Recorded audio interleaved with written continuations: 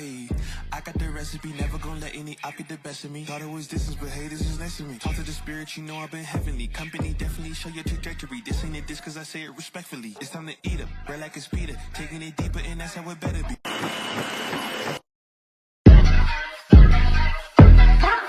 Hey, I got the recipe, never gonna let any op get the best of me. Thought it was distance, but hey, this is next to me. Talk to the spirit, you know I've been heavenly. Company definitely show your trajectory. This ain't a diss cause I say it respectfully. It's time to eat up, bread like a speeder. Taking it deeper and that's how it better be. I never let the comparison get to me. I just remember the promises meant for me. I know the enemy and that he's sent for me. I keep the blood of the lamb as my centerpiece. I cannot trust in no crystals or energy. Look at the chemistry, it do not even mix chemically. Most of the tricks they be gimmicks, they mimic the truth. It's poison and we got the remedy. There is a bomb, apply it. The fire can stand to the tallest of giants, the tyrant and all the suppliers are scheming and lying. They selling this dreams and we buying it. Show me the chicken, I'm frying it. Show me the dough and I'm prying it. Ain't never lacking it, so what I'm packing, he taking it, he magnifying it. They say you ain't bout it. Tell them that you finna make it, but they doubt it. But you rose like a flower. Tell me what it's like to live with superpowers. I don't know, but I'ma get it. I'ma get it. I'ma get it. I'ma get it. I just know that I'ma get it. I'ma get it. I'ma get it. I'ma get it. I'ma get it. Ayy.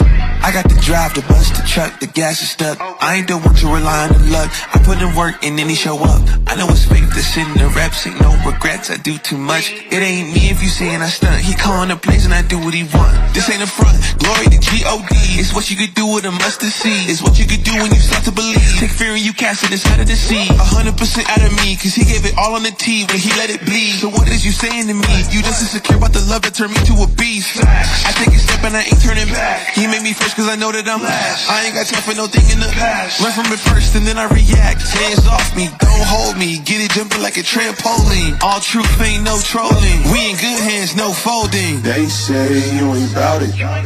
Tell them that you finna make it, but they doubt it. But God did it. But you rose like a flower. Tell me what it's like to live with superpowers. I don't know, but I'ma get it. I'ma get it. I'ma get it. I'ma get it. I just know that I'ma get it. I'ma get it. I'ma get it. I'ma get it.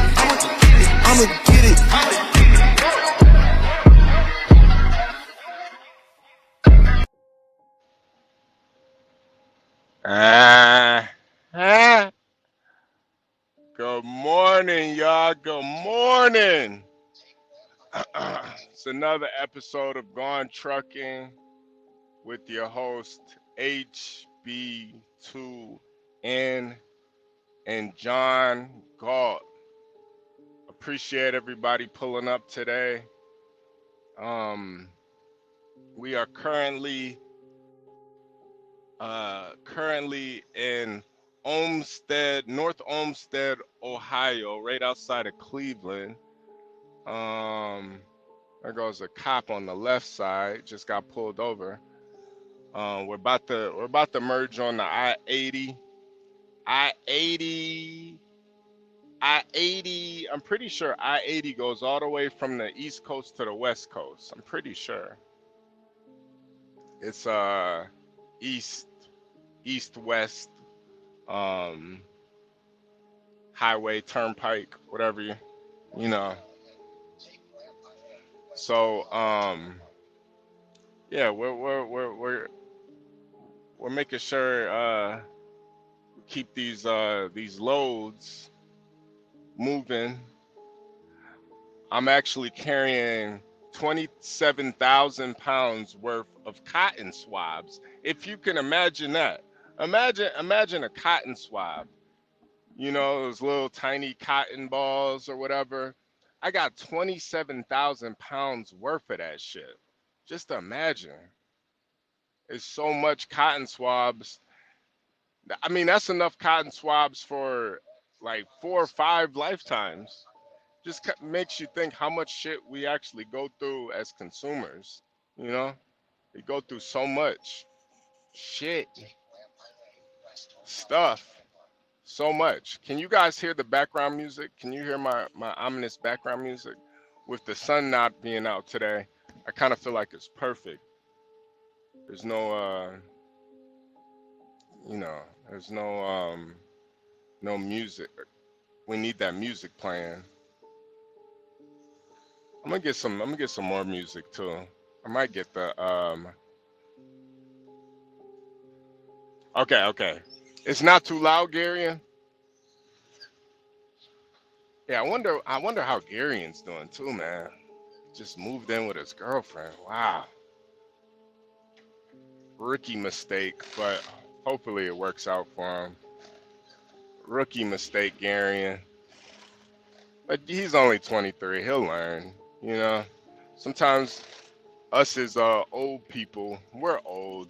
You know, we're old. We're washed up.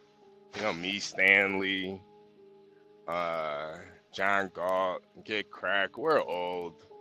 We're old news, you know. But you know, the youth, you really gotta get a youth grace sometimes, cause, you know, they don't, you know, just like in Game of Thrones, you know nothing, Jon Snow. You know, it's kind of how I feel about Garion. You know nothing, Garion Arnold. You know nothing. Mike from Boston, salute, man. Salute, man. Hey, I had a quick question for you. All Yeah, that yeah, cotton you're hauling, how many yeah. slaves do you think it would take to get to pick all that cotton? Oh, God. I mean, if you're talking about back in the day, probably like two or three. Those slaves back in the day could Yeah, work, they man. were pretty jacked up. Yeah, they could Yeah. pick cotton like motherfuckers. You see, you see, see John. John's like 75. He looks fucking. Yeah, yeah. John's like a 75-year-old man, right? Straight Alabama, man. John would have picked all of He that would shit, pick that man. motherfucker like quick. You know, he would get that cut for you quick. You lazy ass slave niggas. Y'all niggas lazy. I don't even need to sleep. I'll pick all this damn cotton. Lazy ass, lazy niggas. Look at him. Look at him. That's that's how he sounds exactly too. Yo, John, Look at this cotton here, man. John could have, man, John would have been working for a couple plantations, man. he would he would been up late night doing like picking a mad cotton. Right. Extra effort and shit. Right. Does this slave sleep? Hey, man. Yeah, people are like, yeah, what's going on with this slave, man? He doesn't sleep. John, yeah, man. John got that real slave blood, man. That nigga did not stop working, man. Yeah, Oh, John. he just doesn't stop, man. They gave him extra food and shit. Like they even let him like bang some of their daughters, I think, probably too. Yeah, not probably. Like, hey. Yeah, you know, that's how he did his thing back then. He would work hard and bang daughters, you know. Hey, my daughter's name is Grace. You wanna bang? Yeah, that's it. And so he's got like, you know, he had like 40, 50 kids out there, you know, some mixed kids. All these biracial babies, man. Biracial, that's how it started. That's how biracial started. John Galt. Yeah, John Galt, man. Salute to John Galt, man.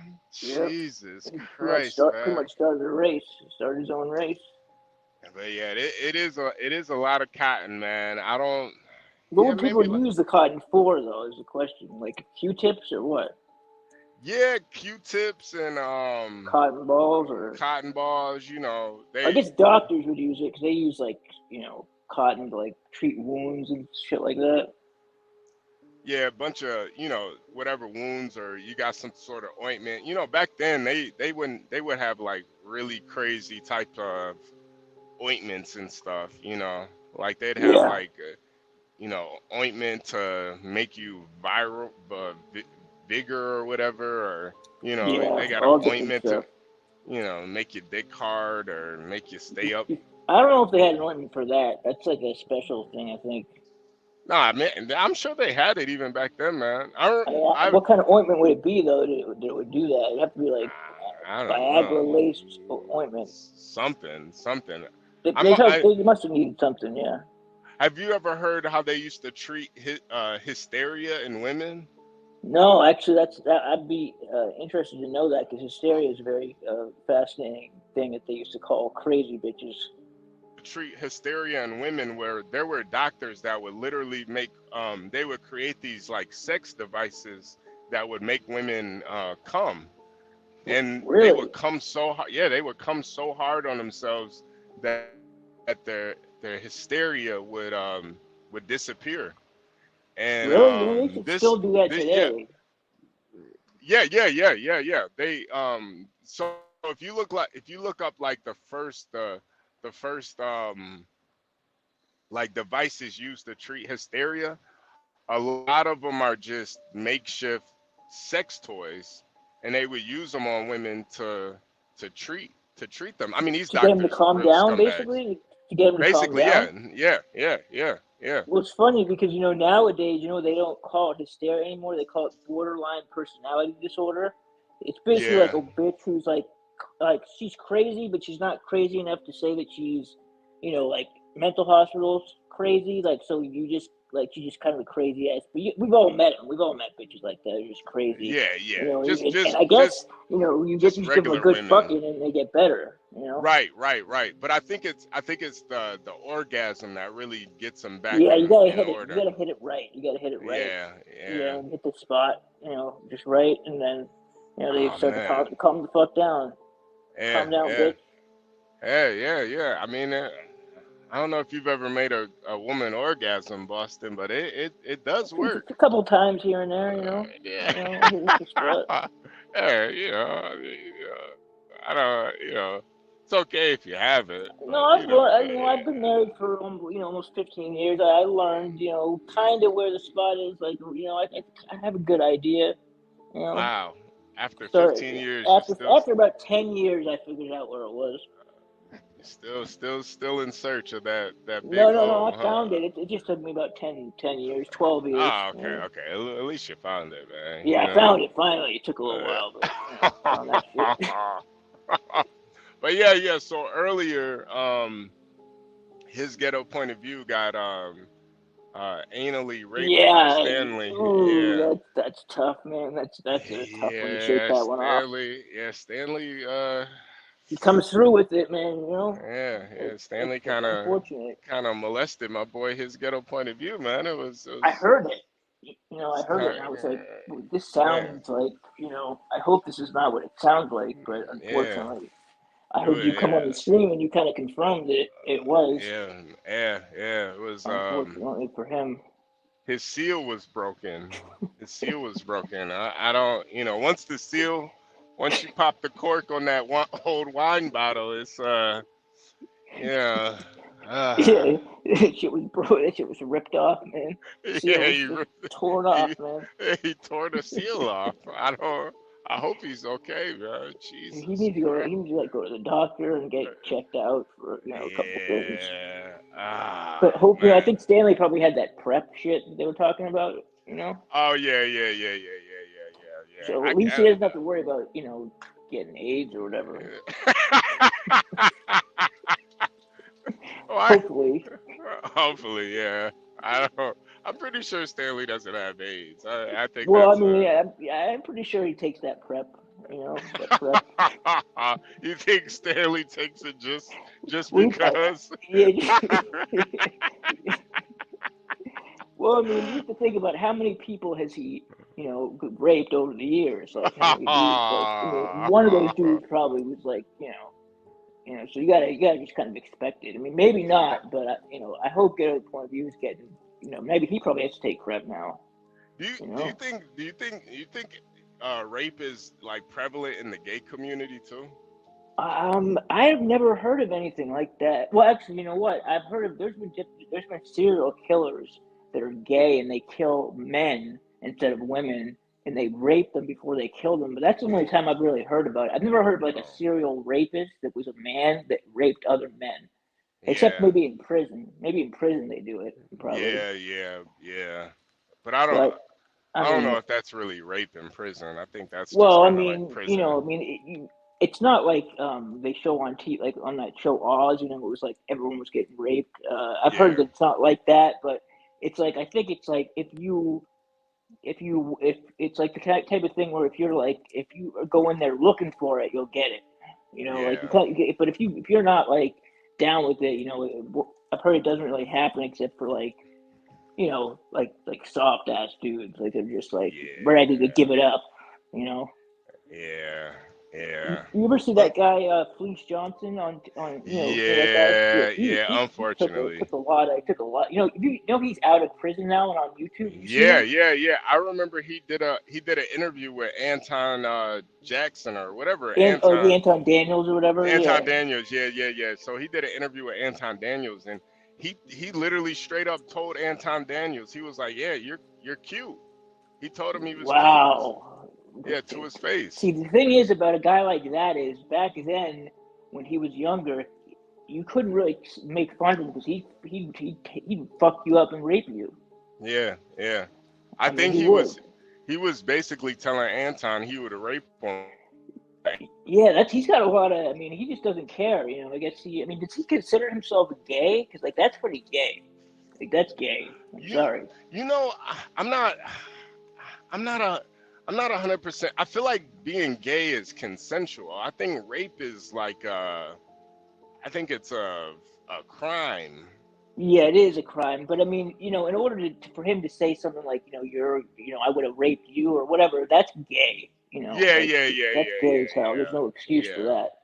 Well, do you think maybe it's more like you're so soft that you would let me rape you?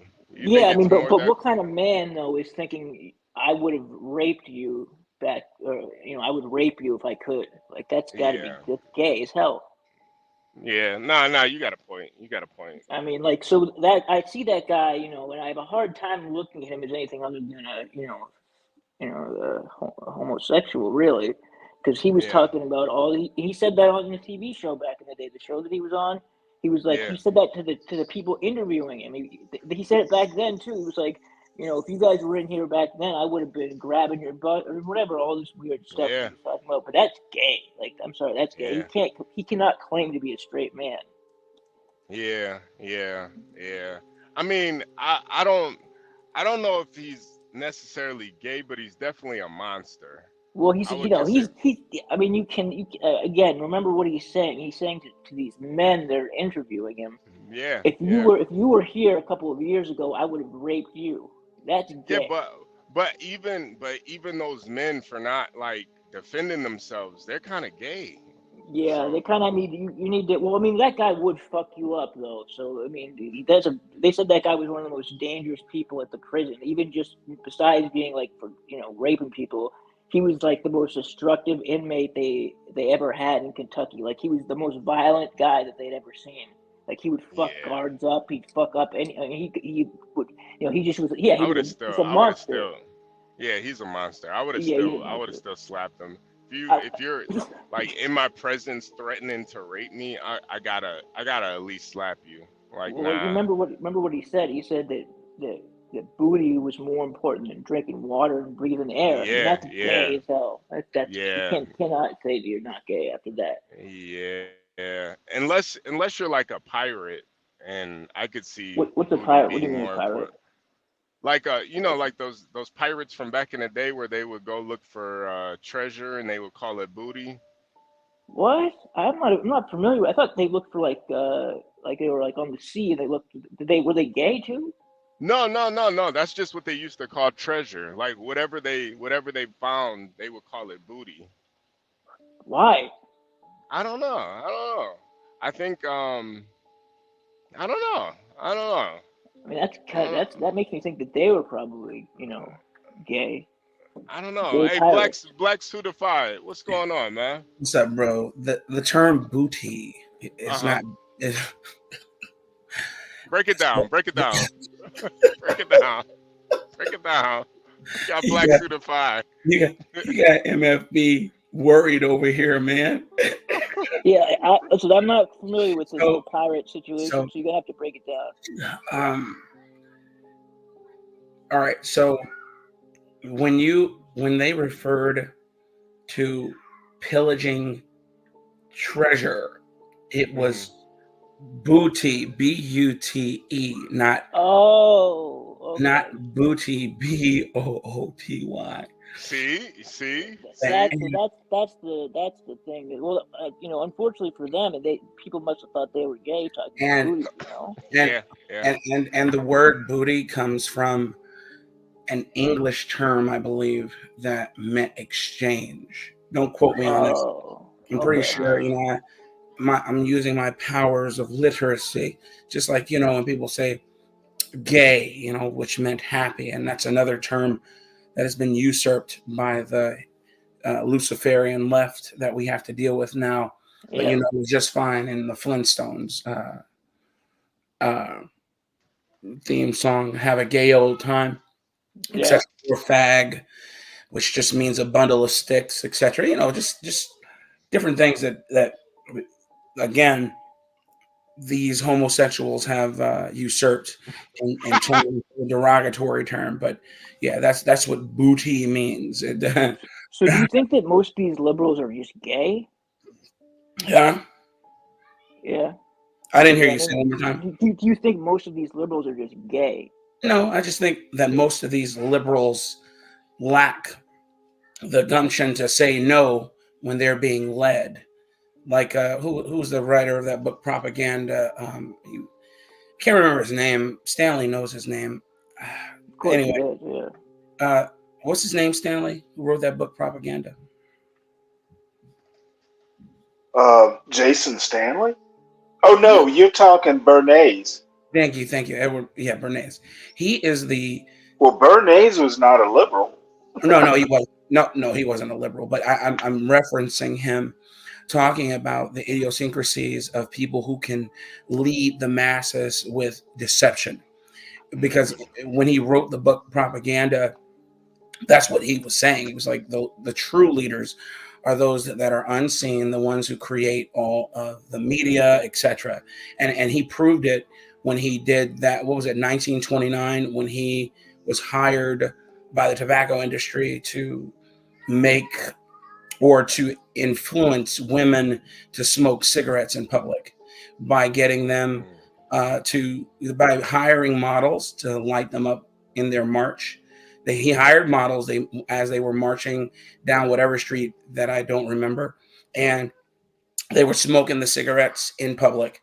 And they wrote an expose on that very situation, and they called them torches of freedom. And that's how women en masse were goaded into smoking cigarettes in public, and just the further erosion of the norms of society. It usually has a monetary backing and a monetary goal. So yeah, but all that to say, the words have been taken over, and that's what I mean by when I said yesterday, or I can't remember when I said it, when I talked about double speak. They'll say something and they don't mean what they say. They make it convoluted deliberately so that you can impugn a meaning and then create the meaning for themselves, for them, etc. But it all leads to their end. So yeah, Well, that's the way it goes. Yeah. well, Stanley, I know you were a naval officer. Did you ever find any booty while you were on your ship? Oh my No. I mean, you're Now out you on got to this. think. Now, when I was in the Navy, it was that long ago. Like the month that I left my ship was the month that the first women came aboard. No. I'm So, talking about booty as in buried treasure, booty. no. You know that's what pirates used to call treasure. Well, yeah, I Whatever they know. I buried. mean, pirates' booty,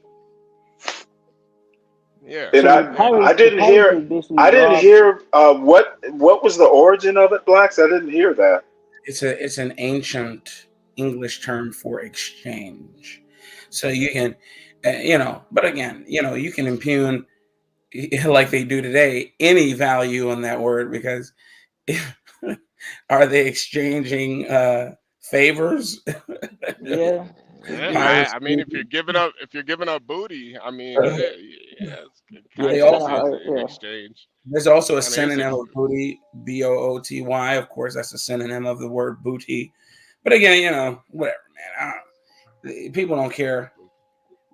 booty. People Booty. Yeah, people will people will degrade anything, man. They'll find a way. yeah. They for Well, sure. I had a buddy of mine who used to call his wife the FBI. What is that? So, I mean, we degrade all kinds of things. Yeah. I wonder why did he It's call her like, the FBI? Yeah, why do you call it oh, FBI? because every time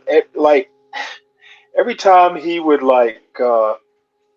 she would call because we were friends. So, if she couldn't get him, sometimes she'd call me. Oh, hey, have you seen John?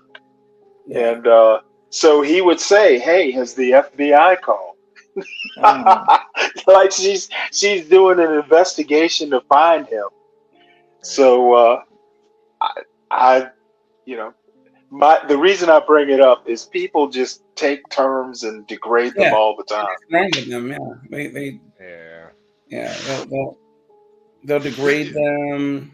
Is They'll is it just me, or are you guys? I don't know if you guys heard John talk about it yesterday, but it's really kind of rattled me at the core. But John was talking about how he had sex with an African woman one time, and she had her clitoris cut off. I did not hear that. I didn't hear Yeah, anything. FG, female genital mutilization, it's a thing. Yeah, that's messed up, man. That's really should be a yeah, Yeah, crime. And no, right. I'm not that familiar. It tends to be like radical Islam that insists yes, on stuff like that. I was just Yeah, about to say that. And Radical they And, do Islam. it. and They do it in it's African basically nations. a They way like to like Sure. ensure, well, number one, women shouldn't get pleasure, yeah, out of right, this. right. And for young females, it's a way to ensure chastity. yeah. Right. I Because wonder. wait, I wonder if Bob, because Bob is one of those guys. He says that he thinks going down on a woman is like disgusting, oh, he and I doesn't do it. wonder. Yeah, Well, I wonder if when I was growing up, a lot of black people thought that. A lot of black males. I'm gonna be honest with you, HB2N. I didn't do that just as I courted women. I wasn't Yeah, about to. that's a thing for kind of like marriage. You Yeah, know. just right, being. right, right, I didn't right. go and court women, and then as they asked me to give them fellatio, did I agree with it? I surely didn't. All Yeah. the way up until my adulthood, I wasn't doing that. Well, I mean, Yeah, no, no, it's no. always better to receive than to give. That's a fact. Yeah, yeah, But again, I just for me, the justification is if it bleeds. Some women are just disgusting. Men too, Yeah. Yeah. but I'm good, man. I was not about to just be putting my mouth down there. And then some of these Yeah. women dealt with men that were of ill repute, and they Yes. were just disgusting in their own right. And did they clean themselves properly? And yeah, I'm good. Hopefully. yeah, You know. yeah. But I mean, I guess if you just cut the clitoris off, you wouldn't even really have to worry about that, Yeah. I huh? mean, so did John describe what the point even was? I mean, like, Yeah, what was his what point? I wonder why she was even doing it. You know what, John? John is a mystery sometimes. Yeah, that's a fact. I I mean, mean, imagine that. I think Imagine that. I think John. I think John. A lot of times, John is just Pontificating. like I was complaining this morning. A lot of times the way he frames stuff is just like, I had to ask him, do we live in the same world? Yeah. It's like I it's honestly like what the until he actually told that story, I honestly thought like the there's a certain name for it, but it's like a mutilation of the clitoris or whatever. Yeah. Yeah. But I thought that was like, how like you have this white technology that just tries to demonize Africa. I Uh-huh. kind of thought it was like that, but when John said he actually slept with a woman that had her clitoris removed, it really kind of crazy. it really That's kind of amazing. dawned on me that these people are really fucking backwards, man. Like that Imagine is the game that it took him to get that African woman to do that. No, I mean, and she knows she doesn't Well, even know. no, this isn't done as a woman. It's forced upon girls.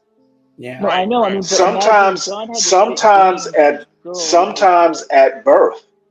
Right. Yeah, he's saying she wasn't sexually attracted to him because she did not have a clitoris, and so he's But saying, still, imagine what sort of gift to gab he had to have had to entice her to have sex with him, is what he's saying. yeah. I mean, Yeah. that's an accomplishment right there.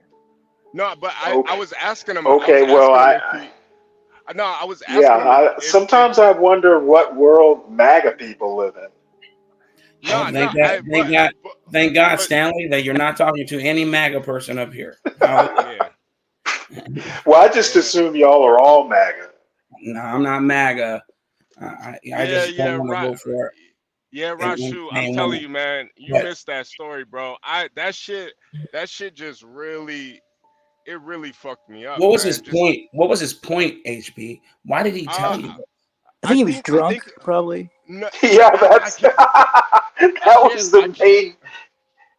I can't remember what we were talking about specifically, but I think we were talking about like Islam and just some of the things in Africa. I can't remember exactly what we were talking about, but John just Hmm. brought it up where he was like, when I was over there, I had sex with a woman that she didn't have a clitoris, and He sounds just like him. That's I crazy. it was. I was wondering what's in it for her. What's Yeah, I've never heard anything like that before. Yeah, I have. he said it kind of threw him off because he wanted the Yeah, hell yeah, it throws you off. Well, What yeah. the you know fuck? what? I didn't think to ask him. Well, you know what? Was it her job? If that's how she's making a living, now we know. What? Now we know what's in it for her. Yeah, she's Yeah, probably a pro.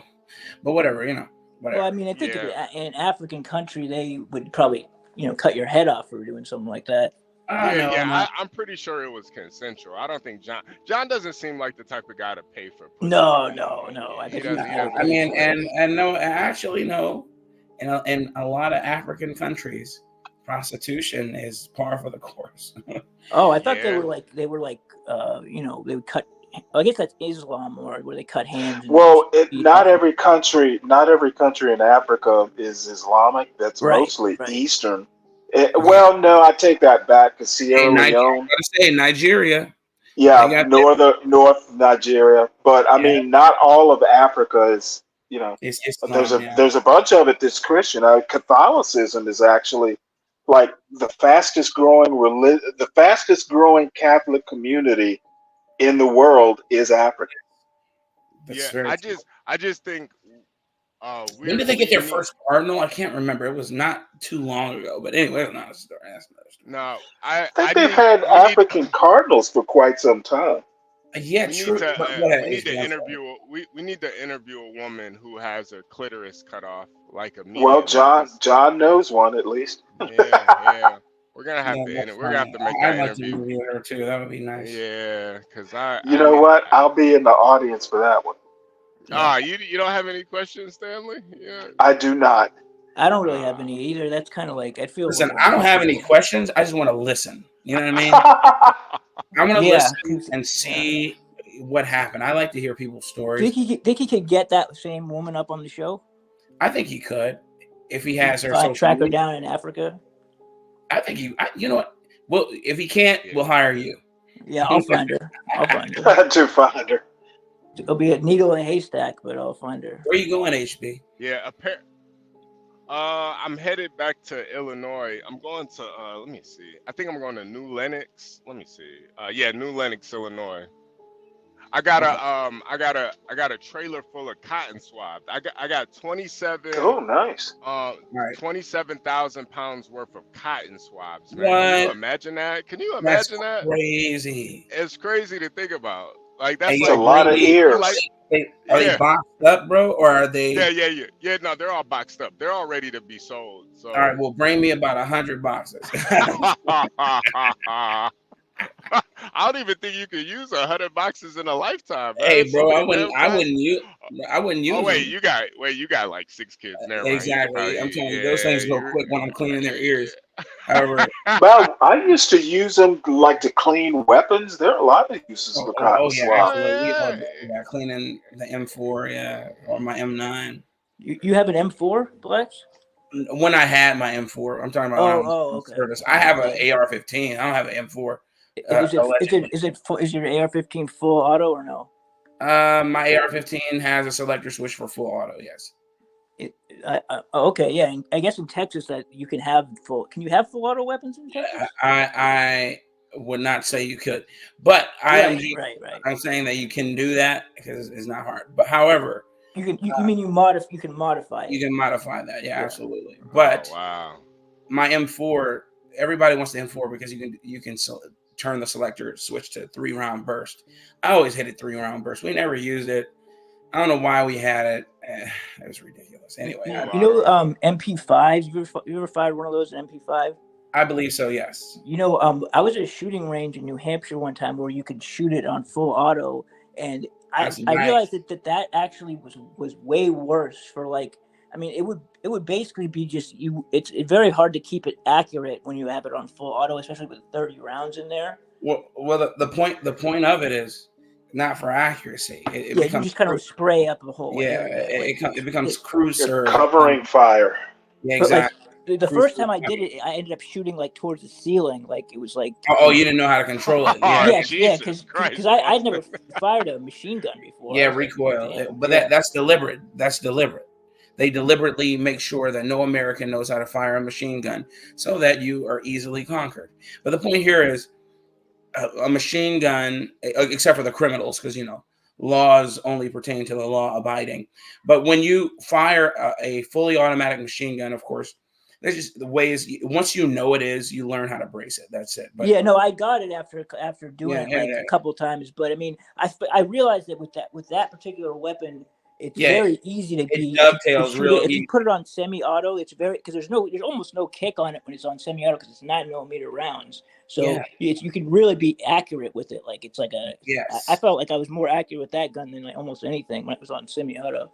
Yeah, MP5s, fully automatic, any fully automatic weapon, it's crew serve at that moment in time. You're just like Stanley said, laying down, covering fire. You want that guy to put his head down because you don't know where these bullets are going. Yeah. Hey, I got a question. I mean, they replaced, like, I was in Army ROTC way Yeah. back in like the late '80s. Do Uh-huh. they still have M60s, or did they replace them? So when I was in Army ROTC and also in the Army ROTC in college, they still had the M16 because, of course, No, M6. What was the machine gun? It was M60, right? yeah, M60. They do still have that M60. Do they But really? yeah, but they don't. It's not readily used. We're more so using the coax, which is that M240 Bravo. Uh-huh. So, but yeah, we've trained on M60s. Huh. Damn. Yeah, those things. Because it still fires a 6.2 round. You know who probably still uses the M60? I guarantee they probably still use that ancient weapon in special forces groups. That wouldn't surprise me. Yeah. They were just so heavy, though. They are. But yeah, M240 Bravos replace that, etc. You can. It's just like the M60. You can it's drum filled or belt fed. Mhm. Hey Blacks, have you ever been to one of those gun shows back in Texas? Oh yeah, man, they're great. They're very robust, and you can get whatever you want, pretty much. Yeah, they have them Yeah. here in Mississippi too. Like they got it's because it's Oh, pretty you're much. in the SIP? I didn't know you were in the SIP. Yeah, I live in Mississippi now, man. Oh, I didn't know you actually lived in Yeah, Mississippi. I live. My wife inherited like 500 acres of land. What the hell? Yeah, it's crazy. It was a crazy thing, but we were just like, hey, we got a whole 500. bunch of. Wait, Yeah, 500 yeah, it was acres? crazy. She had That's a lot a of land. grandfather who her grandfather never told anyone he was like filthy rich, and she Freaking land baron. and like had all this land, and the government wants to, like, buy some of it from us for Of course they ridiculous do. amounts of money, like to do like for like different highways and stuff. So we pretty much like, yeah, we had to move down here pretty much. Like we were like, yeah, this Like, is like kiss crazy. my derriere. You're not buying none of it. But you Yeah. could. Jesus Christ. But like, there's people that want to rent, that will lease the land to do like what do they call it, like solar, those solar panels they're trying to Yeah, do. solar arrays. Yeah. So Yeah. the people are like offering hundreds of thousands of dollars just to put some of those on our land. What are you gonna do? I mean, I don't know. It's just like all these people are coming along, with different offers for things, and it's like, really, we're gonna pay us what? Like, just put these solar panels on there? Hey, look, they give you that number. Tell them to double it, and you'll be good. Yeah. Well, we haven't done anything with it yet, but that's why we're down here. Hey, just give me my 40 acres and a mule, MFB. Yeah. You guys might as well get slaves down there. HB or Blacks. Hey, have you seen the XM250 though? The replacement for the I Saw. saw. Yes. Oh my God, it's beautiful, dude. It's suppressed and everything. It's beautiful. Dude, oh my goodness, yes it is, and I wish I could own Like, the one. future is nice because wait, you got an extra probably like hold on, you got a probably extra 1,000 yards on. Hold on. I got a cash app from Anonymous. I appreciate that cash app. Thank you. Oh, Thank you so much. All right, let me let Imperius back up here. Go ahead, sir. No, Go ahead, sir. no, I was saying like fucking dude, that XM250 is gonna, because the problem we had in Afghanistan is they were using 7.62s and they yeah. were hitting our guys from distance with the Saw. And with the and we couldn't use suppressive fire at that distance. So that's the whole 6.8. And now with the XM250, the 6.8 is going to give you like an extra probably 1,000 yards of like effective range, dude. And plus it's suppressed, dude, and so it's safer for the soldiers with all the debris and all that kind of stuff. So you think about Wait, what Imperius you just were said. in the army. You were in the army, Imperius. no, I just have tons and tons of firearms. I'm big into You're that. absolutely right, man. You got guys shooting 7.62 with sniper rifles and with AK-47s that are fairly accurate, shooting you from further away, and you got 5.62 rounds coming out of an M4, and then you also have 7.62 coming out of a Saw, but the Saw isn't a weapon for accuracy and distance, like he just said. It's just it's ineffective after maybe 300 yards or so. So you're not, why do I have that weapon? And these guys have things that can kill me from thousands of feet away. It's insane. So yeah, that does make sense, man. I'd love to actually fire one of those. That would be awesome to fire, man. Yeah, they're still they're not civilian like available yet. Like you can get a 6.8. Like I'm trying to get one. I really, like I said, that's my next. Although I do want the Lagos Alien, I do want that. Yeah. But and see if he can let me come on the base and fire. Yeah, dude, that would be, because I know you can find a place that has them, but you need your FFL, you know what I mean, CO1 absolutely. You guys see this? You guys see this sunflower field over here on the left? Dude, where are you? That's gorgeous, HB. That looks gorgeous, I know, man. that shit is fucking God bless beautiful. America, dude. Look at that. Jesus I know, right? Christ. Hey, I've never they seen have this many sunflowers before. Bro, they got places like that. They have places like that in Texas as well. Just haphazardly, I'm driving down one of the back roads, and then you just see fields and fields of sunflowers just like that. Yeah, that is gorgeous. Well, HB's got a lot of great experience, because he realizes there's more to America than the cities and stuff like that. It's so big and so vast, and there's so much beauty and stuff. Like, it's so much outside of LA, New York, Miami, Chicago. Yeah, it's way more beauty out in the middle of nowhere than it is in the cities, and a lot of people, they'll never really get to experience that, man. Like, it's so beautiful, man. Like, even seeing just the stars late at night, you can't enjoy the stars if you live in a big city. No, not at all. Oh, dude, yeah. When I go in the backyard sometimes and I just look up, dude, you can see all the color and all, the purple, the red, the green. It's just the color in the sky, with the if you have any of the, what's it called, like the clouds, or the what are those called? The Constellations. Yeah, well, not just the constellations, but the like Oh yeah. the gas. Oh, like I'm, the I'm not a Milky Way. well, not like the galaxy, but those gaseous nebulas. There you go, nebulae. I was just about Okay, to say nebula. sorry, Yeah. yeah, I'm sorry, it's early, but yeah, the like if you're in an area where because people forget the Earth is rotating so fast, and every night it looks different, man. You know what I mean? Like if you go out and just look, and there's different, it's so vast and beautiful, man. It makes you reevaluate what's important. Are you in Southern California, Nah. Imperius? No, no, I'm in Florida, dude. I grew up in Southern Yeah, California. no, I was gonna say because you said I heard you say you were from Newport, right? Yeah, you can't see shit from there. Yeah, I lived in Huntington Beach for like 8 years. Yeah, Huntington's awesome actually, but you can't see shit, dude. In Southern Yeah, yeah, California, you got to go. Yeah, you can't see. it looks just like a neat. Like you're every night you look up in the LA, it looks like you have freaking spotlights up there all night. Right, right, yeah, Yeah, you could actually see the constellations when you're out yeah. in the middle of Down here nowhere. you can too, man. Mississippi, you can. I mean, it's shit is wide open. You know, you can just Oh see yeah, Yeah. Mississippi's probably wide great open. just like that too. You're not far from me. Man,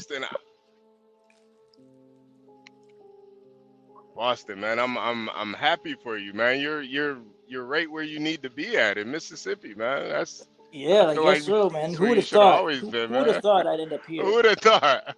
Who would have thought But the thing is just a little bit racist of money, you can live like guy a from king there. Boston? No, no, no. Imperius is right because I'll tell you He's something. absolutely right. When we moved down here, I was able to buy a house with no mortgage. If this house were in New York or Massachusetts or California, it would be worth $2 or $3 million easily. But I was able to buy it here for a portion of that and with no mortgage. Like it's Yeah, crazy. And just everything is so cheap. They don't have the same taxes. Gas is so much cheaper. I mean, it just yeah. everything is so much easier down here. Like Yeah. There's it's The just no people are reason nicer unless you're too. like a young kid, unless you're a young kid looking for all the attention and trying to like get into stuff and club and there's no reason to be in cities anymore. It's like you can do it. That's a fact. Like if Nah. you're like an older guy like us in their 30s, 40s and stuff, dude, you want to live peace. I want to be able to have a nice house. Shit, I want to Absolutely. not work that much. I want to be working from home. I want to relax and wake up. Like today, I'm not working. You know what I Yeah. mean? Like I want to be able to wake up and relax, go to the gym right now, and just and live in like, dude, it smells beautiful this morning. The ocean air is gorgeous this morning, and it's just, you know what I mean? It that kind of stuff. I agree with you yeah. wholeheartedly. I agree with you wholeheartedly, and that's why I'm in Texas. I couldn't, and Oh I yeah, live, Texas is gorgeous, man. and So I, beautiful. and now I got to move even further out because city life is encroaching upon where I purchased, and I don't like it. I just want to get away. And at first, my wife was like, "Oh, let's live closer to everything," and I said, "Okay, we can live within 30 minutes." But then now she understands the value when I say I don't want anybody on the right of me, left of me, behind me, in front of me. I Yeah. want to have a buffer between me and the road, all that. Because if I have a reliable vehicle, which I will always have, because I'm going to maintain my vehicles, I'm going to be able to get where I need to go, especially in this day and age. So I don't want to be around everyone with noise pollution and all their problems and police. Fuck all that, man. Stay away Just from me. traffic, man. Like HP will tell you, he's probably relaxed right now driving. It's a good day. There's no traffic. He's not stressing. But when it's bumper to Yeah. bumper, it makes you in a bad mood.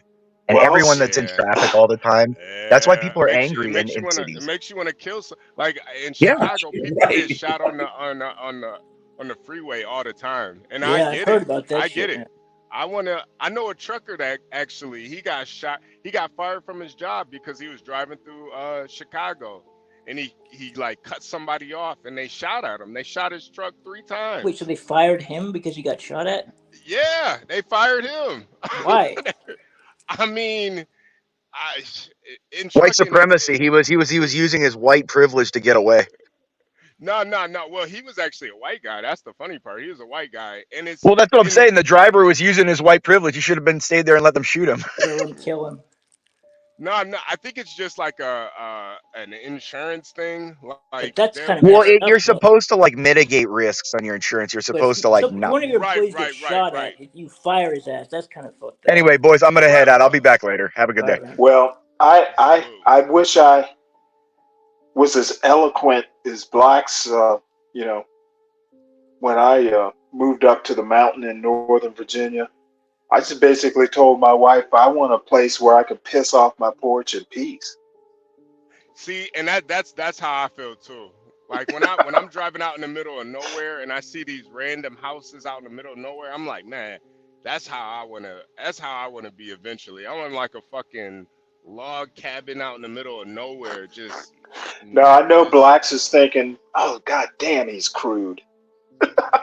no, but seriously, just imagine like you could just go out in the back and take a piss. You know, I mean, you could jerk off in the back if you want to. I mean, who's Well, gonna no, stop you? but there's a certain freedom. I mean, like if you're out splitting wood and you're a ways from the house, you know what? I want to be able to find a tree and just go right there instead of going all the way back to the house to use a proper bathroom. Sure, Yeah, So, yeah, I got 500 yeah, acres, man. I can go all over the place. yeah. Boston, what are you gonna do with all that land? I don't know, man. We just I don't know. We do something with it. well, was it farmed or wooded or I what? mean, it's both. It's like it's a whole, it's basically like half of a city almost. Like there's a city down here. I'm not gonna say where, but it's a city, and like half of it is ours. Well, I Jesus know Christ. my father has a piece of land. It's like ancestral. It's been in the family, well, since I was a kid anyway.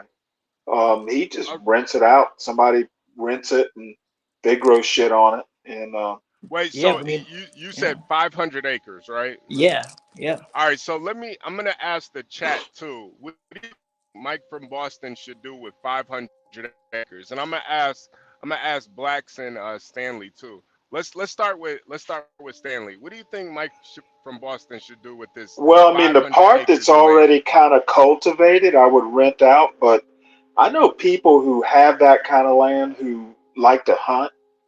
And, Mm. basically, I have a friend of mine who has like a large tract of land. He formed a hunt club. Like Yeah, I mean, we're people gonna come keep. out like over We're the not gonna sell summer and it like right away. We're gonna keep it for a while until the value will actually increase over time. well, see, I'm kind of a land hog. I like if I had my perfect life, I would literally plop a house in the middle of that 500 acres and just fucking do nothing. I would hunt, I would fish. You know,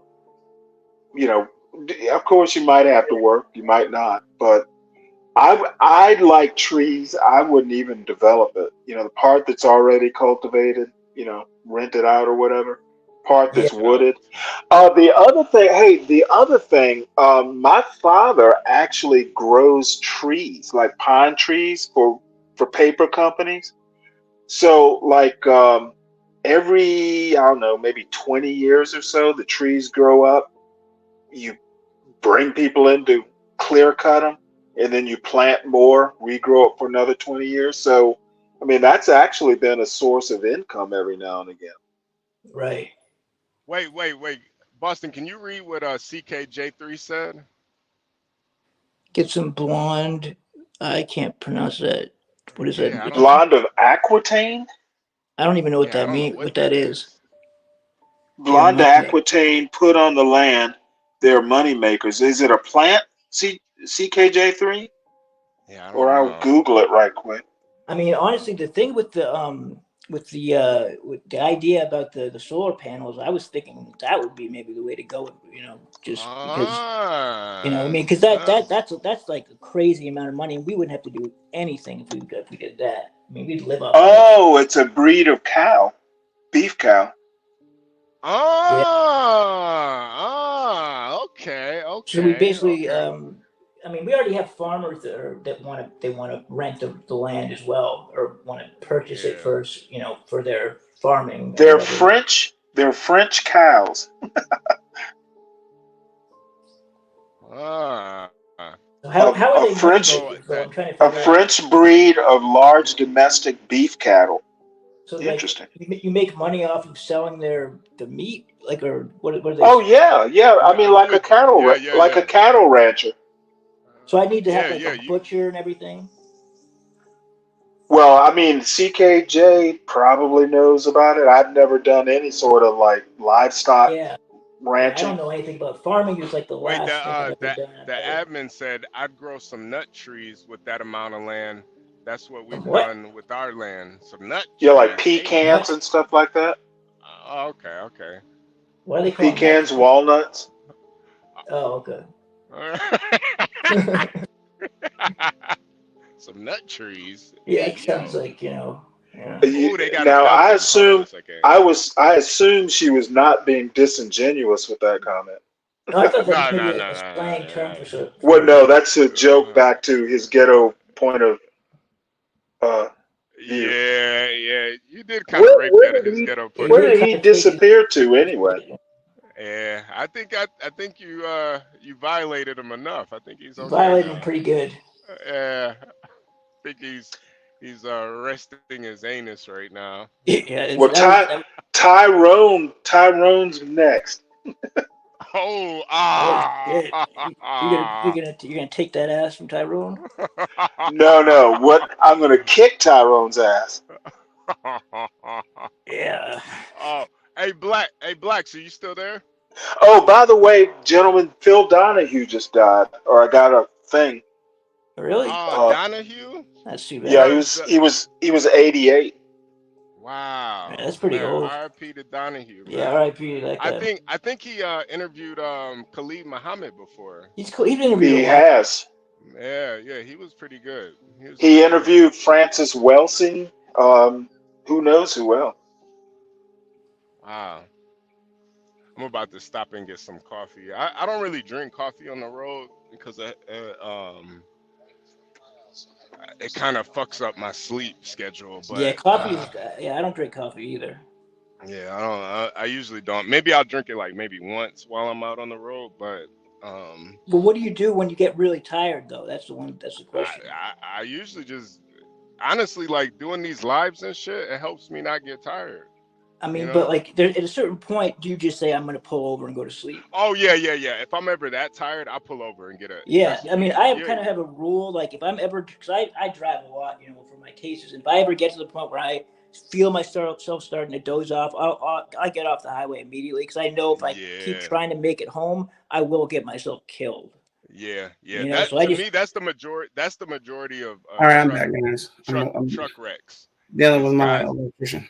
yeah, because people try to fight it, but you can't Yeah, fight it. If you try to fight it, it gets worse. It Sometimes you does, just need to get yeah, man. off the freeway for a few minutes. Like, that's all you got to do. Yeah, yeah. close your eyes No, for. no, Yeah, go no. ahead. Blacks. We were so Boston inherited what you said 500 Yeah, acres of 500 land. acres. Yeah.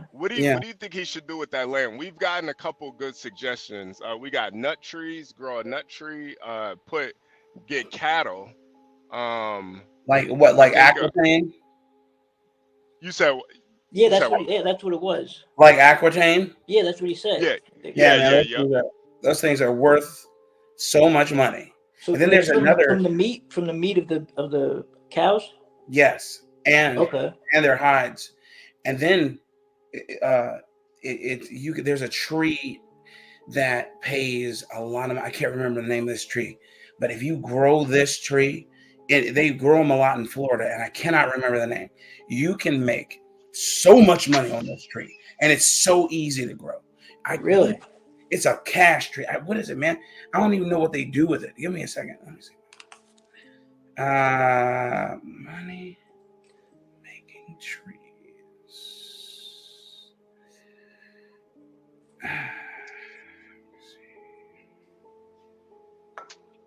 I can't remember, man. I was watching something, and these guys were growing them in Florida, and they didn't produce any fruit, nuts, or anything like that. So what do they use them for? I don't even remember, brother. I'm telling you, but it was an easy business. Let me look it up. But it was Yeah, very easy to do. If you I feel own, like yeah, cows would be kind of a hard no, it's startup. not.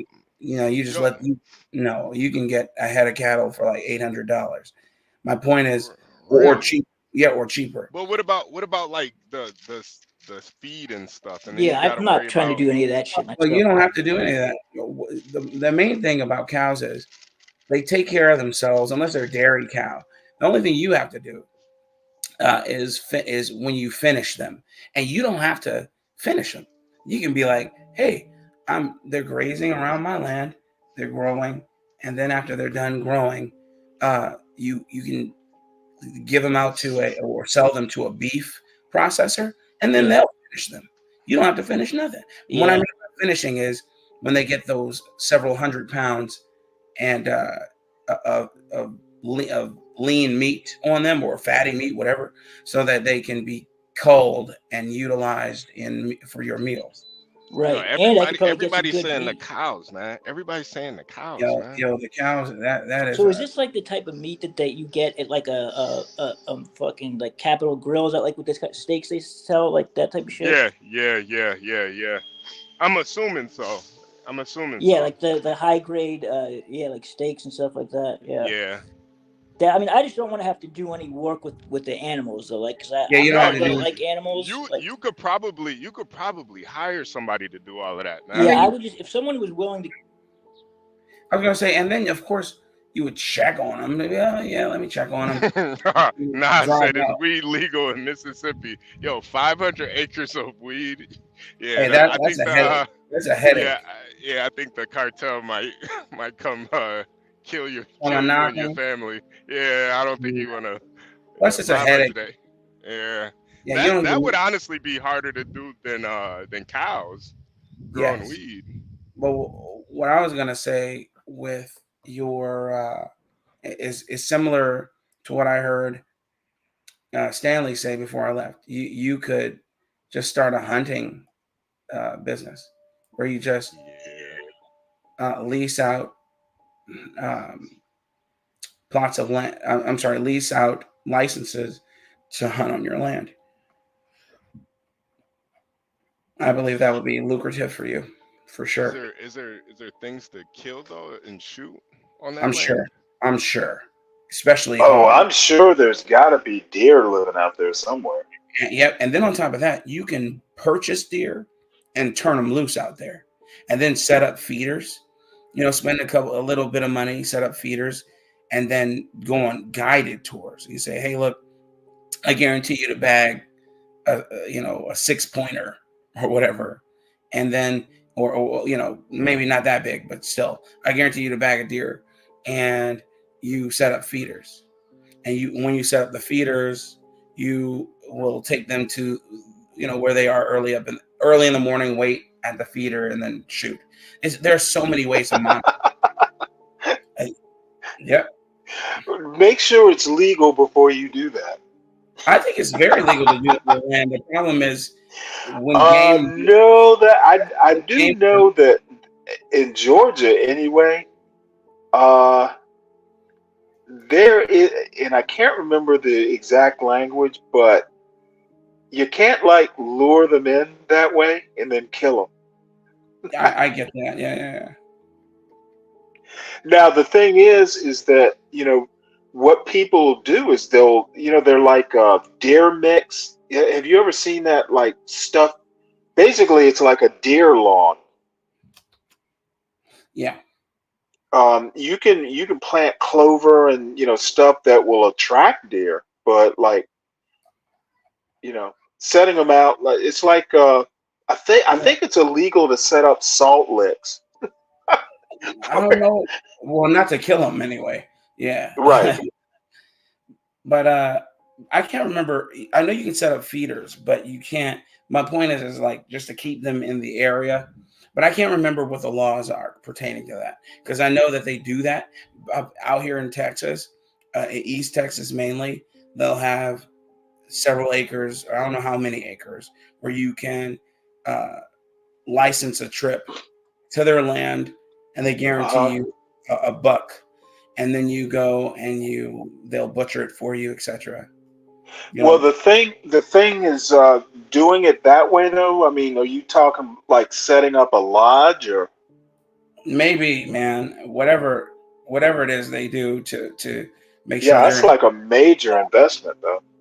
Yeah, that is. It is a very substantial investment, but it's lucrative, man. It is so lucrative if you can get people to buy into that and even get investors to help you, where you pay them off over a certain amount of time. But absolutely, it's great, man. The beautiful thing is they're not making any more land. He has 500 acres of it, and he can pretty much the sky's the limit as to what he can do with that land.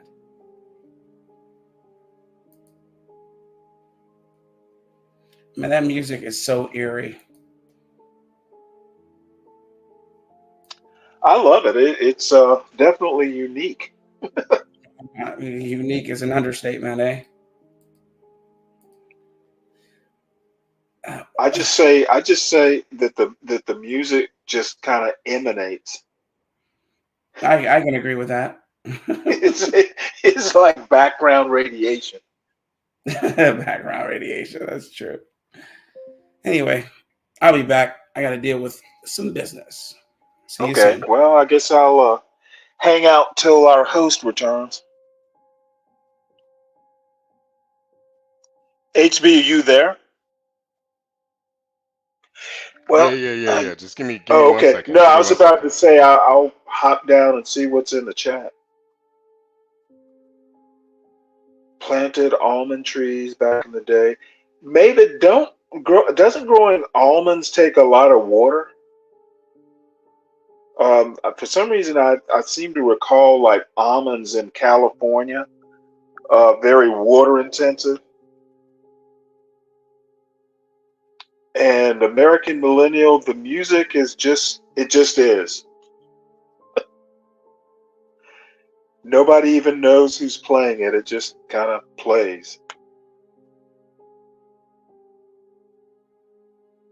Well, I mean, I've heard a lot of water,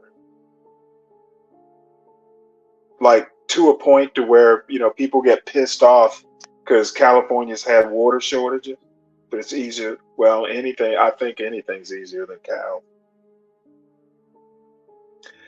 I used to have pets, but the last one died 3 or 4 years ago, and I'm not going to say no to pets, but it's just me, and I don't know that I really, want to go through a whole dog dying thing again. And Yeah, yeah, you get real attached to them, and yeah.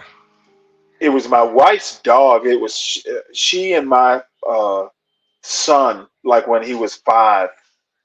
Um, I'd been resisting a dog for years, and they finally cornered me into it. And yeah, when she died, it was pretty sad. Yeah, nah, it sucks, man. Yeah, it sucks. One of the worst feelings is losing a dog. Let me see. Let And I me mean, she really was, oh, like when I moved down here, um, my father-in-law, because I was actually pretty sick the reason I moved here is I had some health issues that my sister lives by, and she could help me out with my son.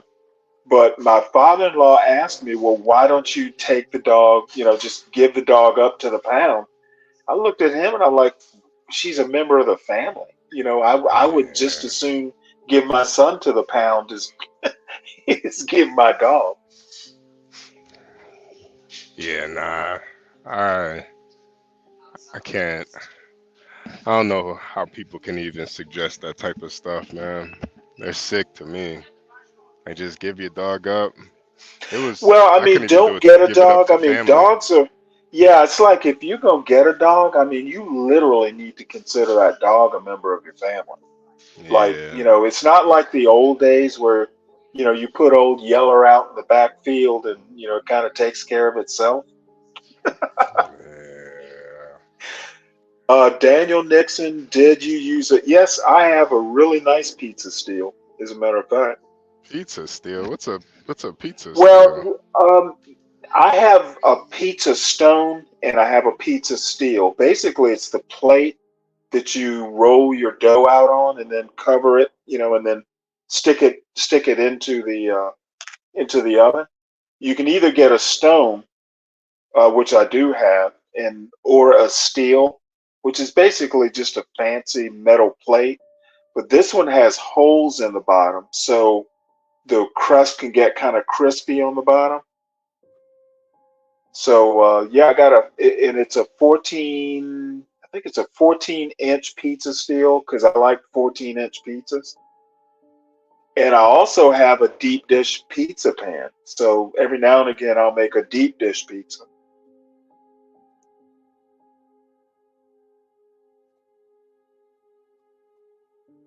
And believe it or not, I don't like pizza that much, except for the pizzas I make. I don't generally like buying pizza.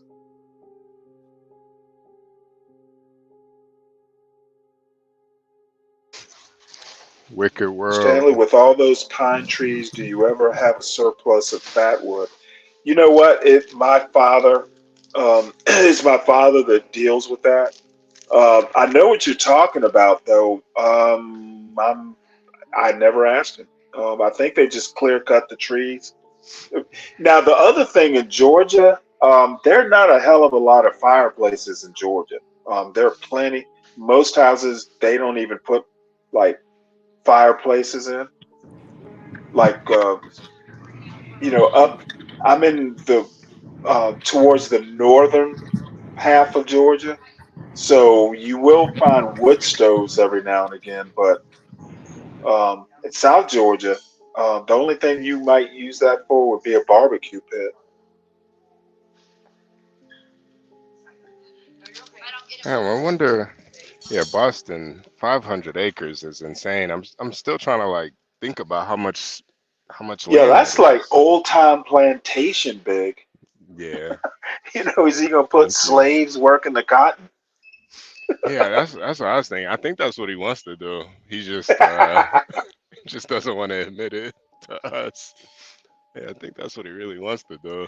But No, he's from Boston, so I don't know.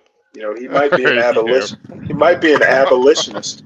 Yeah, Boston didn't have sleeves, I thought, right? No, they didn't. They didn't. Yo, But HB, I think he still might. do you think that Stanley's drunk already this early? Yo, who? Who's drunk? Do you think No, Stanley drink he's asking if I'm drunk already. this early? Oh no, no, no, no, no, no, not yet, not yet. Give No, it a Monday. couple hours though. Look, you'll know when I'm drunk because hey, I'll call you an Yeah, asshole. yeah, I'm just jealous, yeah. Stanley. I wish I could, live your life. Well, when you get old, you don't drink as much. It takes a lot less to get you drunk. Nice. There you go. No, you know Jason, I'm what? trying to get to that level too, man. I actually have been too lazy to go out and get beer. Mm. So is that what you drink, Stan? You don't drink liquor, wine, you drink beer? Every now and again. See, I don't live near a liquor store, and it's just too much trouble to go all the way to get bourbon. Mm. Like Yeah. Kentucky type bourbon is what I generally like, but Yeah. beer's good enough. And They don't So have I, Uber Eats so you where like you're at, Corona? Stanley? They don't have you know Uber what? Eats? I've never tried to get beer with Uber Eats. They have it. I've just never. Yeah, Oh wow. yeah. You could get it. What beer do you drink, Stanley? Corona? No, I used to years ago because my wife liked it, but I'm not that. But I'm not a big Budweiser? fan. Other than Dos Equis, I don't really like Mexican beers Oh that wow. much. So you're drinking Budweiser? Bud Light. Oh, there you go. Not bad. I mean, why not? Fuck it, right? Well, it's cheap. It's cheap, and Yeah. Hey, Dylan. What was the dude's name who Kid Rock like protested?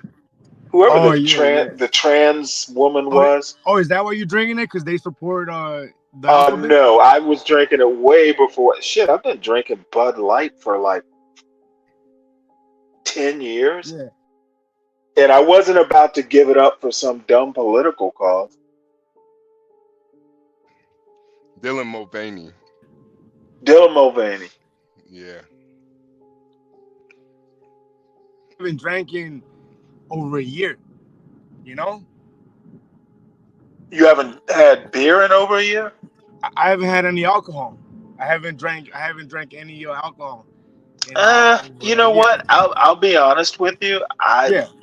I probably shouldn't be, but Yeah. Yeah. but I don't know. But why not? I'll If you're in the mood, why not? Who gives a fuck? As long as it's yeah, not but kicking you your know ass. what? I haven't been, I've been like doing housework, all this shit that I should have been doing for a while, and trying to keep Hey, myself occupied. Hey, Wicked World, can you read this message on the screen real quick? Yeah, it says HB. Can you verify Wicked World since he's up? They're the correct way to pronounce Dos Equis. Oh, Oh, Dos Dos Equis. you know what? I never even took Spanish in high school, so forgive my Yeah, yeah. pronunciation. I mean, it is what it is. You know. I bet our admin rolls her R's. Yeah, yeah. Look, people mispronounce my name all the time. They call me Wicked World. It's really El Wicked World. You know. El Wicked World. And Wicked Come Wicked World on. though. I want to hear her say cerveza, or however you say it. Yeah, there you go. Or, Hey, or does Wicked World. I bet she does it with like a Castilian accent. Cerveza. Yeah. Wicked Yo, World. HB, quick question, bro. I knew a trucker, right? He told Mhm. me that he used to drive drunk. You know, I guess he had a drinking problem. Do you know many truckers that do that? I don't know any personally, but yeah, Yeah. they're out here. They're out here. That when he told me that, I thought that was crazy because he had Yeah. like what is it, 18 wheeler? I'm like, Mhm. holy fuck! Yeah, yeah, Think about how yeah. dangerous You'd be that is. surprised.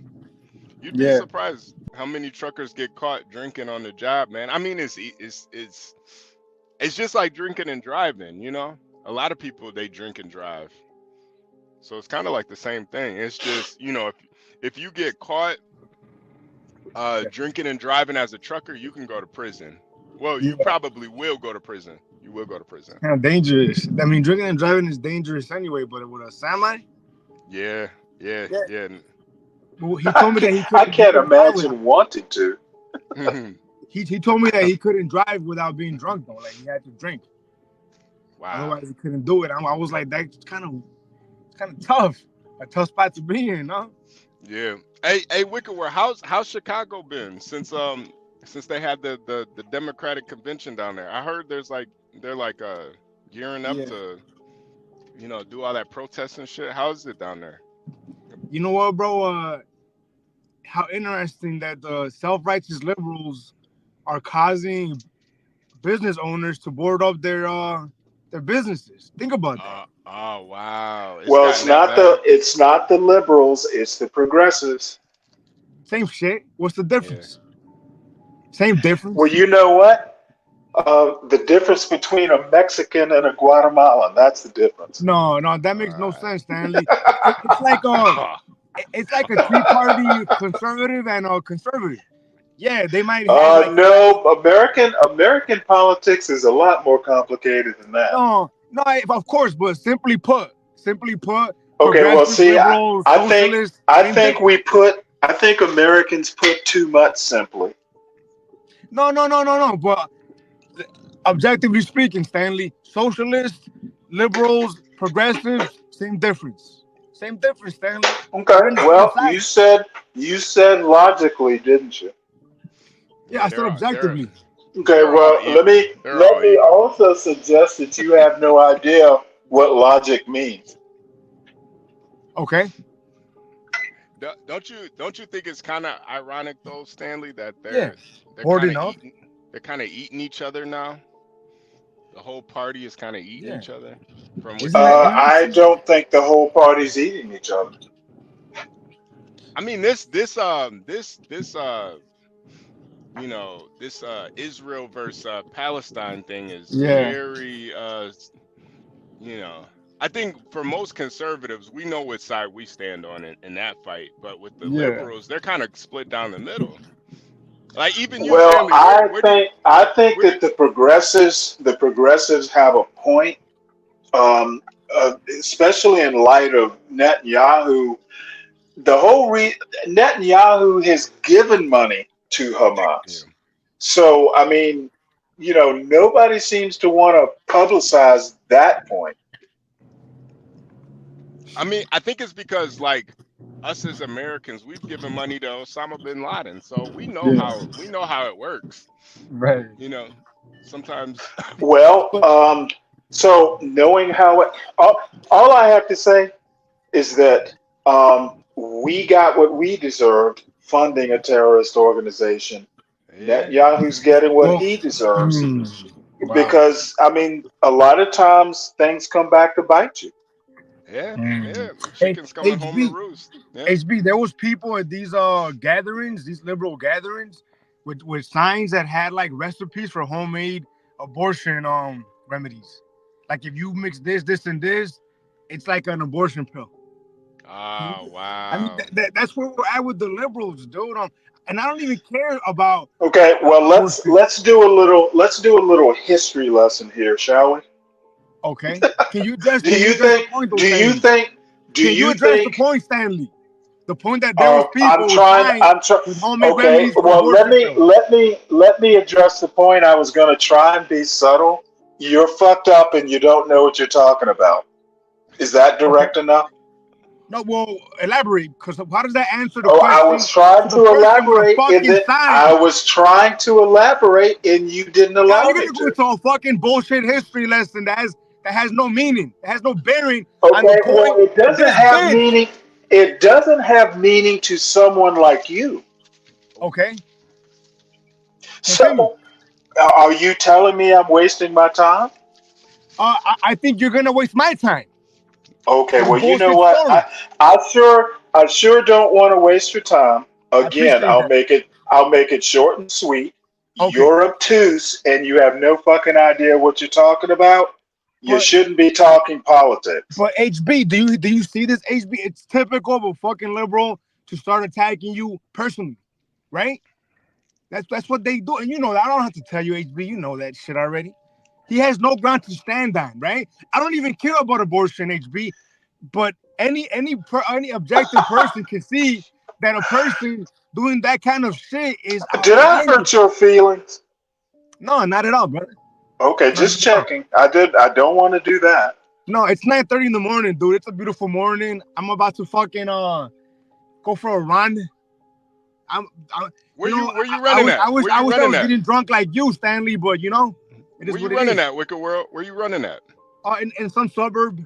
There's a He's suburb Okay. he's nearby that running has a nice he's running view. down to he's running down to beat up some protesters. Oh, John. Hey, Wicked World. Oh, don't leave, Wicked World. Come back, Wicked World. Ah, damn. He might have lost some connection. Wicked World, come back. John. Okay, yeah, he's back. He's back. He's Well, I back. think he lost connection a while ago. Yeah.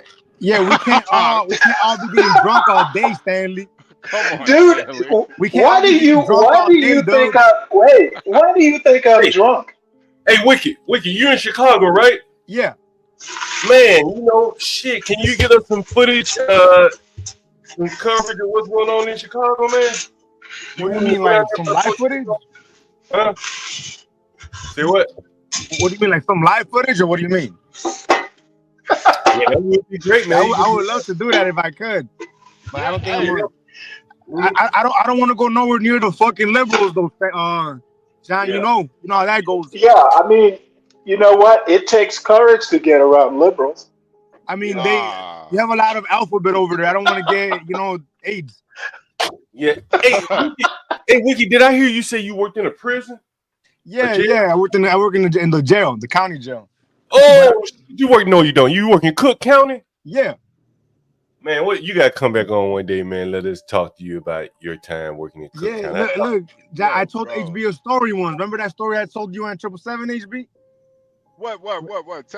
Tell me again. Long story short, I walked in on an inmate raping another inmate, raping. Yeah. Yeah, Hey. it was something. Put it like that.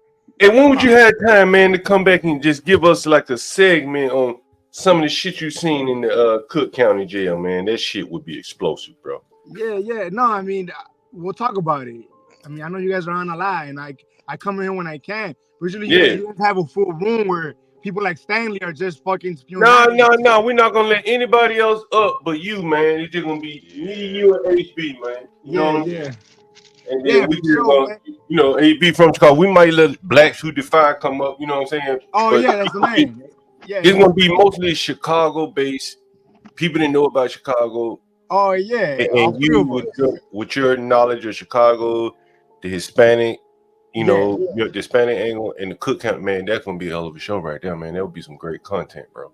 I can always just snipe from the chat. Yeah, and then Yeah. after we discuss it, then we bring everybody else Well, up. We'll be taking comments from the audience chat. well, Question. well. Put it like this, John. Put it like this, man. The shit I would tell you, Stanley would be offended, because Stanley thinks apparently this is a world where we can all just love each other, and if we love these clowns enough, they'll stop victimizing us. Well, There's maybe not. Stanley Well, will finally wait. see Somebody's victimizing you? Right. Maybe The Stanley will finally. Stanley doesn't know about Do it, you John. mean so liberals are victimizing you? These guys? Hey, I don't know that they're liberal, but they would be liberal. If they were political, they'd be liberal. Yeah, definitely. Don't pay any attention to Stanley. Now, are they victimizing you in or outside of the prison? Hey, don't pay any attention to Stanley, man. Yo, John, what do you think about this, John? At the DNC rally, there's people with signs with homemade remedies for make an abortion pill. Yeah, hey, I'm for it, man. I believe that you should do your own abortion. If you want it free, do your own abortion. I was gonna give him a history lesson. Like, liberals didn't invent potions to solve eugenics and yada racism. Right, I got you. Hey, I'm for them, man. We should give them clothes hangers. They want to get a free abortion. we should give them a clothes hanger. So how do you figure, John? And you know what? I think I agree with John. How do you figure, John? Why do you? I mean, if you don't mind me asking, I'd like to pick your thought on that, your brain on that. Man, you know what I think, honestly, bro, is that that their strategies, their philosophies are going to get more and more extreme. You know what I'm saying? Like, you got the gays taking PrEP all day, die PrEP at night, and engaging in reckless behavior. Like, it's terminal, bro. There is no, this shit is, it can't end well. You encouraging people bad behavior is never going to end well, right? Yeah. And so I think, but their behavior will get more extreme. You know what I'm saying? For sure. They're going to have to dig deeper and deeper to keep on explaining away this kind of shit, Right. And what kind of shit? Having the transgender men in front of little girls, the LGBT raised in San Francisco. Worse. Does that happen? Does that happen a lot? Understand that. I'm not against it. Happens enough, Stan. But it happens enough. The behavior. I'm sorry. What is enough? The behavior is getting so extreme, Stanley. Okay, I think y'all are just. It's a moral panic over nothing. No. No one's here panicking. I'm just saying that. Well, it sure sounds like it to me. Well, if you introduce LGBT, because it's egregious, right? It's egregious. You know what? It's egregious. How often? Okay. You know what? I bet no one on this panel knows. It's egregious. Period. Does anyone here know a trans man or a trans woman? I don't. Yeah, I've known a couple. Yeah, I've known. Yeah. Who else besides John, who seems to know everybody? No, but I knew one from college. I knew one. That's right. He wasn't actually a trans in college though. That's the crazy part. He transitioned after we graduated. Okay, so we all know somebody. Planes rarely crash, but when they do, it's really bad, right? So it's the same. Okay, so therefore we ought to ban flying, right? Oh, Stanley, I don't know why you're defending transgenderism and things like that. I'm not defending it. I'm just saying it's a dumb idea. I'm saying it's a dumb idea to panic over nothing. That's what I'm saying. Over nothing. It's not panic. Right. Is anyone here panicking? I think it's panicking. Okay. I think y'all are about to cancel all flights because a plane crashed. All right. No, I'm not panicking. All we're saying, listen, here's the thing. The problem isn't about trans, okay? The problem is trans don't mix with kids, right? It was be a trans. Why exactly? Right, man. Fuck them kids. Why exactly don't trans mix with kids? Oh, come on. Oh my God. Help me out here. Come on. Because they tell stories in a library. No, they're. Do you want iron workers or trash men reading to your kids or teachers? I don't want iron workers in it. There's Yeah, sexual they're You know only trans what? people. I think as long as kids are being read to, I don't really care who does it. Oh, come on. What it What is just an what assault about like because they're not some trying to pedophile? It's get. an assault. Wait, See, look, hold on. it's an assault from the left. How Yes. do these kids get to the library? Their It's parents bring them. it's Hold abuse, on. Stanley. In Simply put, it's schools, in schools, abuse. Stanley, it's so egregious. So here's an example. Why didn't I they don't get think it's egregious. I think Why it's didn't they? almost non-existent. Why didn't they get, like, say, iron workers to read to kids or You astronauts? know Listen, what? it had to be trans. It had to be drag I queens. It would had to be drag not. queens. I would not be against that. Well, why didn't your party do it? How many iron workers are volunteering to read to kids? Do you understand my point? That they didn't No, I just don't. go and get some other group to read to kids. They went to the furthest extreme of insanity and brought them I in. think the Okay? trans people probably volunteered. I await the iron workers, bricklayers, and scientists and engineers who But do you volunteer to come understand and read that to our kids. it was on purpose? It's an assault on. It was on purpose. Absolutely. Again, it wasn't just some group. It's the furthest flung group of people that they want to foist upon the children. And you're saying it was Right. deliberate. They went out and looked for the most Well, like extreme group they could find. why? Why didn't they go and get Al Qaeda to read to the kids? Well, they would. They probably would. They probably would. That's even more extreme. Hey, here's what's funny. Let me give you the I'm not, coverage at the DNC, right? So we're going to see. Well, I'm ready to see Chicago just torched because it will be. Okay, These lunatics, right? all I have to say By the is liberals, I right? think y'all Oh, are gonna absolutely. be They're You're going to not a burn it. liberal. They're going to burn it. I thought you were a y'all are liberal, gonna be man. so disappointed. Wicked, Oh, you're very confused about my affiliation and or yeah. party / views. Oh, okay. No. Oftentimes I hear you make comments and I'm like, you don't understand my comments if I. So hey, I think I I'm do. not I a think I do. conservative. But hey, HB and Wiki, can I ask you guys a question? Since you both have some familiarity with Chicago. yeah. Last week I heard that there were. Now I'm reading something American Man wrote. Oh, okay. So last week I read that there were 20 shootings in Chicago and one person killed. 4. I think it was 4. Okay, the week before I think it was 30 something people shot. Mm-hmm. And what I'm telling you, Wiki, what I'm explaining to you, and maybe the words I'm using are incorrect. The Democrats, they are more concerned with getting their function off. Yeah. And I think that Brandon Johnson is probably more concerned with getting that Democratic function off. Let me put it this way, And John. any murders that happen in Chicago, as long as they don't happen at that DNC, he cool. It was a good night. Let me put it this way to you, John. The Chicago Fire Department, right, at this moment in time is limited in the ambulances they have that have life-saving measures, right? And they don't have them, so they're downgraded a level.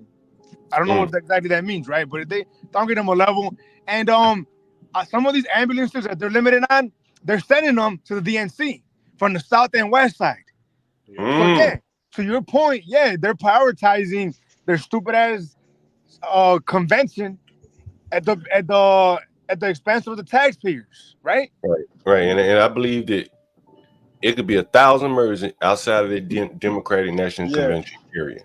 But as long as the convention go off without a hitch, all is well. They won't even mention the murders. Hell, they didn't mention the murders that were last week, the week before. And that is why I keep saying that behavior is going to get more and more extreme. That they're going to have to overlook glaring things in their face. You know, right?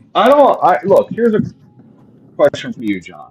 Why are the Democrats building a fortress?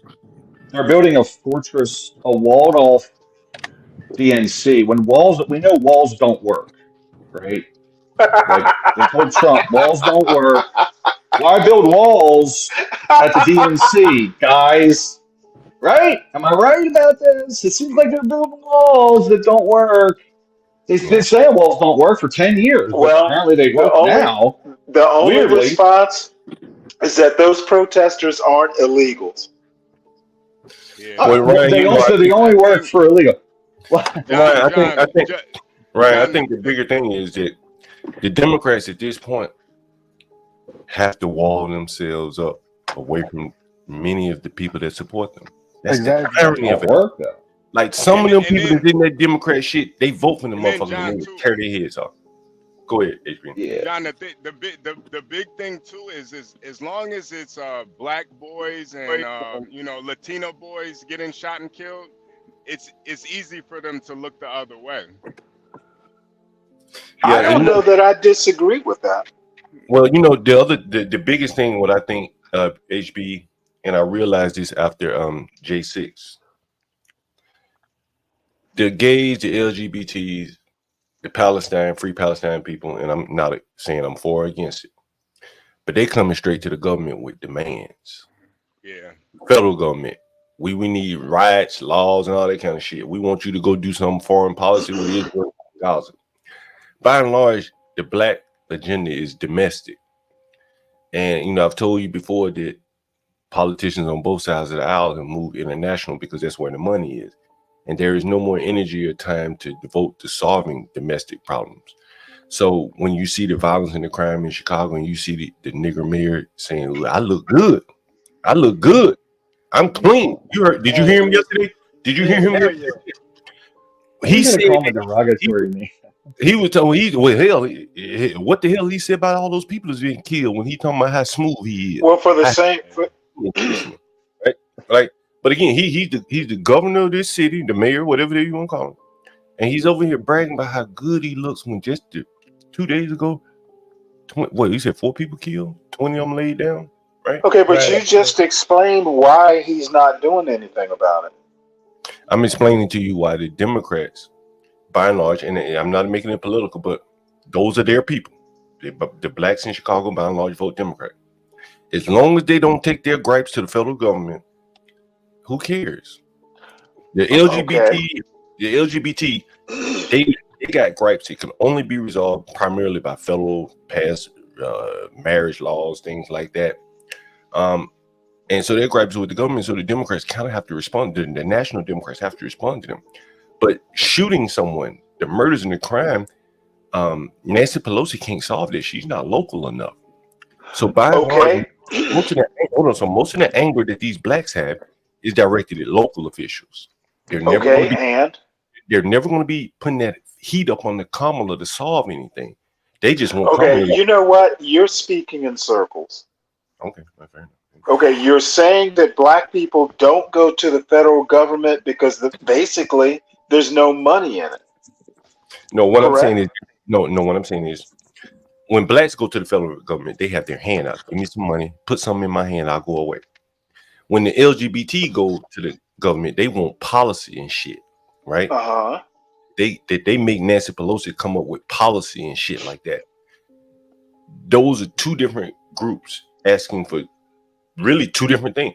You do realize that law enforcement is a local issue? And what I'm saying, hold on, Sam, let me back up. The federal government, right? It can't solve the Negro problems. It can't. The crime and shit in the inner city, it can't solve. Okay, crime is not up to the federal government to solve. Crime is a local issue. I understand, but the federal government. So what are we talking? Why would they go to the federal government if it's not the federal government's job to solve Chicago crime? Well, when they do go to the federal government, like you see in New Orleans and Chicago, the only thing they can ask the federal government to do is put the handcuff on the police. So they put consent decrees on the police in Baltimore, Chicago, New Orleans, DC. Most of these cities. Okay, now you've changed your story. So most of these cities are operating on the consent decrees where the blacks more or less ask the government stop the police from doing their job. That's really all the blacks have to ask now. They can't ask for any community development, things like that. Whereas the gays, so you're saying the black community does not want the police to stop the crime? I think that the blacks would like to have crime stopped, but I think that it's going to require the calculus of how many do we spare of ourselves to solve the crime. Like you got to cut some count, you got to cut some bone, you got to cut the counts out. That means cutting part of yourself. And I think I'm lost now. Right. I think that's the part that many Okay, Democrats, what's the cancer exactly? the black crime, which the black Mm-hmm. for the blacks to solve the black crime, they got to basically excise some of themselves, and I Yep. think that Okay, so what you're saying is the black community does not want to sacrifice to solve crime, and therefore they don't want to solve crime. I and the get it Demo- now. and the Democrats to say, look, we can't solve this shit. What do you want us to do? Oh, okay, police bothering you. Okay, Okay, well, what can they do on a federal level? They can't. It's a what local issue. they could do is maybe not put um, consent decrees on these cities and states. Like if you look at what happened in Ferguson, right? They put consent decrees on St. Louis. This shit didn't even happen in St. Louis. I think it was St. Louis. They put consent decrees. Or even if it was Ferguson, they put consent decrees on the shit that didn't require a consent decree. And if you look at every other city where they put a consent decree, the city hasn't gotten better in terms of crime; it's gotten worse. I would Mm-hmm. say the liberal movement played a great part in this. That's a lot. That's a lot of stuff to say about nothing. Essentially, what you're saying is the black community does not want crime solved. And I think, You could put out the you could send out the National Guard too if you really wanted to. That's the governor. well, I would think that again, that the governor being a Democrat, it would be bad politically for the Democrats to send out the police, the National Guard. Primarily, you'd have to target blacks. You couldn't send them to the white neighborhoods in Beverly, Hello? all those areas of Wicked, Nope. where Wicked World could best explain. You couldn't send them there.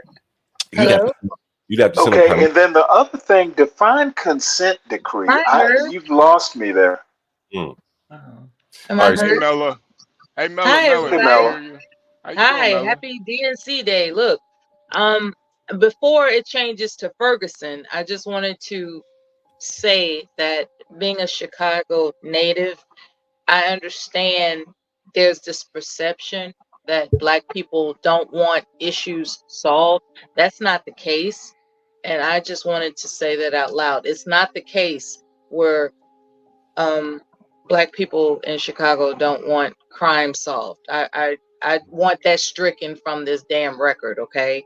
You okay, know, because I said, listen, okay, they want it solved, but the okay, please solution, say that. okay, okay, that makes you feel better, but the solution is untenable to them. If you went in there and said, hey, ma'am, you from Chicago, this is what we're gonna have to do. The average black that lives in Chicago, in my opinion, I could be wrong, is not gonna go. You could be wrong. They're not gonna go for it. Period. I think that the large parts of the blacks say, you know what, to solve this problem requires a solution that we're not willing to go for. So we rather And what stay. would the solution be? See, here's the thing, right? Growing up in Chicago, I know that there's a gang situation, right? There are many different gangs in Chicago that influence who gets, to carry out orders. Let's say it like that, right? And that contributes to the crime. Okay. Nothing goes down without gangs committing crime, period.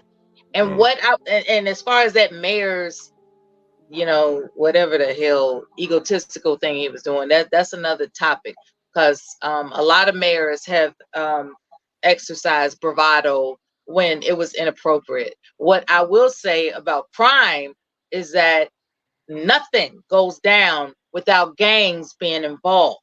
And what you're saying, in my humble opinion, if I can interpret it correctly, is that they're not willing to sacrifice their soldiers to do right. Is that what you're saying? Some of them soldiers, some of them their children, some of them their grandchildren and nieces. Okay. And nephews. Okay. Like, It doesn't take all that, right? It actually doesn't take all that. I can say that when it comes to Chicago, it's not likely that gangs are going to be dismantled. It's not likely, okay? Because it goes back and way back and way back and way back. What I can say with confidence is that there is a way to neutralize different threats in different zip codes. And that's the problem. Certain zip codes have priorities of safety that other zip codes don't, And when it comes to this this whole DNC thing that's going on today, let's keep in mind there are a lot of celebrities that are going to be there, and they demand security. Okay, demand. And so I don't think anything's going to pop off at the DNC. I really don't. What I think is going to pop off is and the that is surrounding areas of the DNC. Miller, and that is People exactly are what going I to think. use this as an opportunity to exploit vulnerabilities of others. It's an opportunity Miller just can like hear you. any other damn parasite takes advantage of. You know, this is an event where parasites are going to take opportunities. I agree with that. However, as far as the immediate area where the DNC is conducting its broadcast and business, I really don't see that there's going to be any J6 type of situation. I don't think there's any danger that's going to happen at the DNC itself. I think it's going to be, you know, within the city where people are just going to take advantage of an opportunity. Miller, we've given you time to talk. I definitely agree with you 100%. That the Democrats, the establishment Democrats are coming into Chicago, they know how to solve crime. And they're going to put on an event in a part of Chicago where there would be very little to no crime. And so I'm saying they know how to solve it. And they're willing to do what it takes to protect those celebrities that you speak of. Hell yeah. They're going to make sure that Chicago is as safe as Switzerland, at least in the part of Chicago that they're in. Right. But those are hold on, Mel. All right. And if they can pull that off, it don't matter how many people get killed outside of their DNC convention area. It could be 100. And that's a good point. Okay, that's what the fuck is your point? Hey, hold on. It could be 100 niggas get killed, and not one of them DNC niggas will walk outside and say, "Hey, man." John, it is not the DNC's job to solve Chicago crime. What he's saying is so what the hell are you talking about? What he's saying is that the security is going to be pulled from the CPD, Chicago Police Department, from other areas that ought to be monitored. So there's going to be a lack of presence of authorities in other neighborhoods. Like they're pulling people, like they're conducting overtime as we speak. Okay, there are going to be people being pulled from other neighborhoods that are traditionally known to have random violence. They're going to pull those officers from those areas and focus on DNC, and so there's likely it's not a foreign concept that when you well, I'm trying to fit that is stating the obvious. Okay. Now I'm wondering what's the point of stating the obvious? Brandon Johnson meaning are we going to blame the DNC for lack of presence and more crime generated by the lack of presence? Are we going to blame the DNC for that? Yeah, that's what's going to happen. Well, that's what's going to happen. I just want to make sure that John is saying it is the DNC's fault that crime may spike during this convention. That's not what I said. Okay, well, that's why I'm asking the question, because I seem to be getting that impression. The violence. He's saying the violence is a reflection of the community and the choices that the black community has made. I'm saying that's bullshit. What's all this black stuff? Everybody's gonna look. What's all this black stuff? Ma'am. I'll tell you why. Just as John said. John is wrong. So you're going to be wrong too? Okay, if I'm wrong, I'm just going to say this before I got to go. I'm just hopping on real quick. Look, in the end, it's going to be the group or the community that is willing to assert the most physical control. Blacks are not willing to assert the physical control of the communities, and the Latinos are going to come in and they're going to take people out of their house and light them on fire in the street. Okay, and you guys when you say physical control, exactly what does that mean? Because she brought up gangs. She said, "Oh, you're not going to stop the gangs." And well, you know who's going to stop the gangs? You use the term physical control. What do gangs do? Physical control? How do gangs assert themselves? I have no fucking idea, and probably Violence, you Stanley. don't, and Violence. you don't Violence. either. Yes, Stanley, I do. Violence. Okay, A gang so doesn't exist how without the do we, backing of how do violence. we, okay, now I'm wondering You have to impose higher where levels the of violence fuck on a are wider. gangs coming up? You say the black community doesn't want to assert physical control. Now you Yes. start talking gangs. My question is, what physical control is the black community not willing to assert? They're not. Black people aren't coming out of their house and shooting gangbangers on the corner right in the head. Okay, so you expect black people to come out of their houses Yes, and because that's what white fucking people did. shoot? You That's know what white people what? did. You sound as idiotic as John. No, that's what white people did, Stanley, and that's what Asians did. You know what? You know what? Okay, so I think white people like you might do it and get away with it. Stanley, it's not about getting away with it. It comes down to the power of violence is what asserts any kind Okay, of control. as I said, Imperious, you sound like a blithering idiot. Stanley, if you can convince anybody that If violence you're isn't the, expecting people to come out of their homes with guns blazing, then you're don't blithering idiot. complain when you're a slave. That's all I'm What saying. the You don't hell? have to do it. You Look, don't have to oh do it. my God. You don't Look, have man. to do it. Come on, You don't man. have to do it. But when you aren't know willing what? to and others You know are, what? don't complain that You they're in eat- control. you eat- See, John, they don't understand control, This John. guy has Imperious, antebellum Imperious. fantasies. You eat I have hyperbole a for breakfast, You're don't you? overreacting with your antebellum fantasies, okay? This isn't antebellum fantasies. This is what goes on every day in Southern California. No one talked about slavery, and you're bringing it up, Massa No, what you're Imperious. talking about is you're I tired have of an not idea. having your community the way you want it. No, You're never going to have it the way you want it. You're never going to. What you're proposing is everybody gun up So the and only way come the out. country worked was when the white man had a whip in hand. Is that what you're asserting? No, he's just trying to create No, Turnpike. he brought up Okay? slavery. No, you with a guys are bad stupid. You don't. comment. No, this is what I'm saying. You guys don't understand the basic fundamentals of You what know what? establishes a You know community. what? I suggest You're complaining. You're complaining about things. Who the fuck's complaining? You're saying.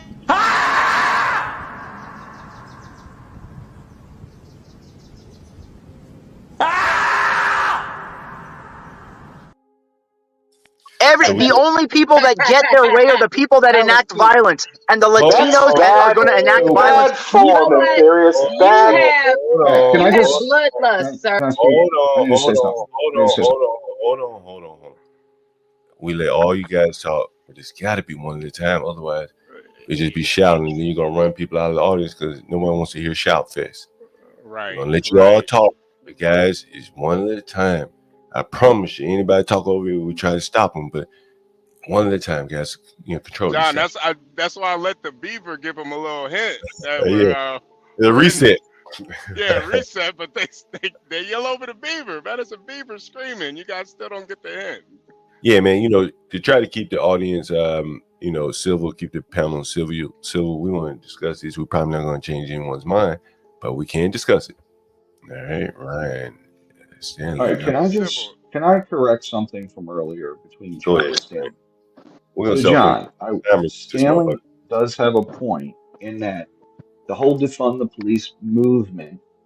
If you can prove to me that they did a poll. Hold on, Imperious, just wait a second. Decider of what goes on, I'll be willing to listen. Okay. They did a poll soon after the defund the police movement and asked the black community in various areas, do you want to defund the police? And they said no. It was predominantly the white liberals that were for the defund the police movement. So they asked a lot of people said, no, we want more cops to patrol our areas, right? That was a white liberal thing by and large, right? Because they don't live anywhere near the crime. They're in gated communities, right? So that was a lot of that was white libs. It was not a lot of the black community wanted more cops to help to get rid of the gangs and stuff, right? So they just don't want to be. Can I respond to that, Ryan? Can I respond to that, Ryan? Yes, sir. So you remember right there in your hometown, Freddie Gray, right? I do remember. Those people, it was very ambiguous about how he died, but definitely the police did not kill him, right? I think everyone with reason can say police. It was no, Ryan. What they want is they want a black infrastructure. I'm going to bring it right back. But I think what happened after Freddie Gray is kind of symptomatic of what happens everywhere. Is that some shit like this happen, and then the blacks and the politicians overreact to it and put they hamstring the police like they did in Baltimore. And you saw in Baltimore after Freddie Gray, the arrests, the stops, police interaction went down to zero. Now they didn't defund the police. The police were still there. They just weren't doing anything. Yeah. Right? They just weren't doing anything. They're just answering calls. They don't police. They don't look at what's going on. They just answer the there's a blah blah, and they go right. So yeah, they see you the Ferguson effect was well studied. That was called the Ferguson. Well, and John, it's worse than that. John, it's worse than that. You're establishing a criminal enterprise within the government itself. That's the goal. Just like in Dalton, this is what I'm saying. What they want is they want a black infrastructure where certain blacks can get tons of money out of it and use other blacks. Baltimore is. It's all. No, it's not. Yes, exactly. That's my point. Yes, it was that's before. What they want. They don't want police. They don't want police. What they want is other blacks in the uniform that will let other blacks that they like get away with what they want, and then the community will say, "Okay, well, whatever. This is how it is now." There's plenty of good people in Baltimore. Yeah, there's plenty of good people, but they don't have any effect because they're sitting there and shutting up and defend their not children from the animals that are dealing drugs. You must be willing to lose everything to gain something, and the black community, like you just saw. Right. That was a killing in Baltimore recently, where a boy was in school. His mama called him in school, and he left school and went and killed somebody. His mama called and said, "Come kill somebody for me," basically. Yes, and that's terrible and disgusting, and there are cases. But by and large, there's a lot of blocks of good people that are being terrorized, and and look, I have a different theory, John. The media has turned this into an unbelievable thing, right? They did. I read another poll, right? Do you know that? So there's like 20 unarmed black dudes shot a year by cops and like 30 some white. But either way, there's like, if you listen to MSNBC viewers, there's like 1 million people think they're being hunted by the cops every day. And if you look at the statistics, that's not the case, right? So a lot of people hate the cops for no real reason. There's no reason to. Like, if you look at the actual math, it's, if the cop pulls up, you pull over, irrespective, you're going to be okay, right? But the media has turned this into something that's just terrible. It's terrible. I mean, let me ask you guys a question. Around the country, they've lowered the threshold for a felony for stealing in areas like LA, Chicago, New York, DC. The felony is anywhere from $800 to $1,000 per person. So if you go in the store, you steal $500, you bring your cash register, you're calculating, and you make sure you don't hit the felony threshold, and you and your buddies can go shopping every day of the week. And as long as you stay on that threshold, all you get is a misdemeanor. What kind of people would pass laws like that? What were they trying to tell us? When they said, we're going to lower the threshold for you to go steal other people's shit. Who were they passing these laws for? Ask yourself that question. Hey, John, can I go when you're done, John, please? He wants the question answered, you guys. Anyone want to chime in? Yeah, and People that understand that only the people that are willing to commit everything will get what they want. And if you're not willing to push back to lose everything, they are. Liberals are ready to burn this world down, and if they have the choice, they'll nuke the world rather than letting a conservative live. Do you have the will to push back equal to that? Or you lose? So my question, anybody want to answer? Hold on. Let me go around. American Man go first. I don't think American Man go first. Stanley next. Hold on, Stanley. Hold on. We're gonna let you answer. Good morning, guys. Let me say this. The type of people you see, first of all, right, and I know this is gonna offend the young lady, but we have to be honest. Black people are dumb. They don't understand what's going on. They vote the same. They vote. I'll give you a chance to respond. Ma'am, I don't tell you how to answer a question. Please show me the same respect. Thank you. That's why women shouldn't speak. Now, she's a veteran, man. Come on. She's still a woman now. But I do thank her for her service. Thank you. Here's the thing: black people are Sounds dumb. like you should The be type playing of some music. people, the type of people. Ooh, don't tempt me with a good time. Come Um, on, American man, bring it. but she said it. What do you want me to do? The type of people that want those type of laws are the type of people that want to fill up your prisons. All this stuff that these liberals are doing and letting these dumb monkeys get away with is to set them up to be prison bound for the rest of their life. How many misdemeanors are you going to get before you end up going to jail for 20 years? They think they're getting away, they are not. Eventually, you have to pay the piper. And that is what's happening. While these monkeys think they're getting away with something, down the line, they will do hardcore prison time. But because black people don't think, they can't see the future of the nonsense that they're doing. So the type of people, John, that allows that are the type of people that think in 20 years down the line, which is the extinction of black people. Black people don't know it. And black people are voting for this, and they are voting for all the illegals in their cities. All right, let me get And Sam. Imperious, Go ahead, Black. I'm gonna Let finish me up. let me go after let me go after and Sam. Let Imperious me go after and Sam. Imperious is correct. If black people are not going to enact violence on all these illegals, they are going to be ran over. It's just that simple. Exactly. It's the ultimate basic understanding of the world. You must stand and use violence if you're not going. Look, I'm a Catholic. I don't support it, but we have even Catholics have just war theory. Can I go now? Okay. Yeah. Stanley. I All wanna right, I hold wanna on, go after Stanley. Stanley. HBD Yeah, go and ahead, Mello, we're Stanley. gonna let you. Go Mello ahead, will let you Stanley. finish up. Top. And John, Mm. reiterate the question too, just so everybody's on the same page. Why do you think these cities lowered the limits or raised the limits on what it takes to get a felony, and who do you think benefits? And why did they do that? It's Keyboard. casting a wider net. When you have a criminal minded individual that sees an opportunity, they're compelled to take it, right? And like, say for instance, it's not $500, it's $20. Well, the average criminal is like, hey, it ain't worth risking my freedom to get $20 worth of merchandise. But as it increases, right, as the acceptability absence of a felony charge increases, a criminal minded individual is going to be like, you know what, that might be worth my time, and they will enact. Hold on, please, sir, please. I appreciate you, I really do. I just want to get this out real quick. What my assessment is a net is being cast wide in order to populate prisons. That's my point.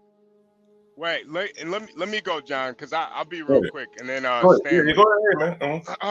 Now you asked what type of person would make a law so you can actually steal more things before you catch a felony. I think Correct. The simple answer is a person that ain't never ran no business before. You think she that stupid? You think all of them are that stupid? It's not just about the misdemeanor charge. What they can do is add more charges. Do you see what I'm saying? Once you get caught up in a misdemeanor in that incident, you can be charged with additional crimes that lead to a felony, and next thing you know, you're in a prison, which is on the stock market. Okay, and so it's a net being cast wider to capture people.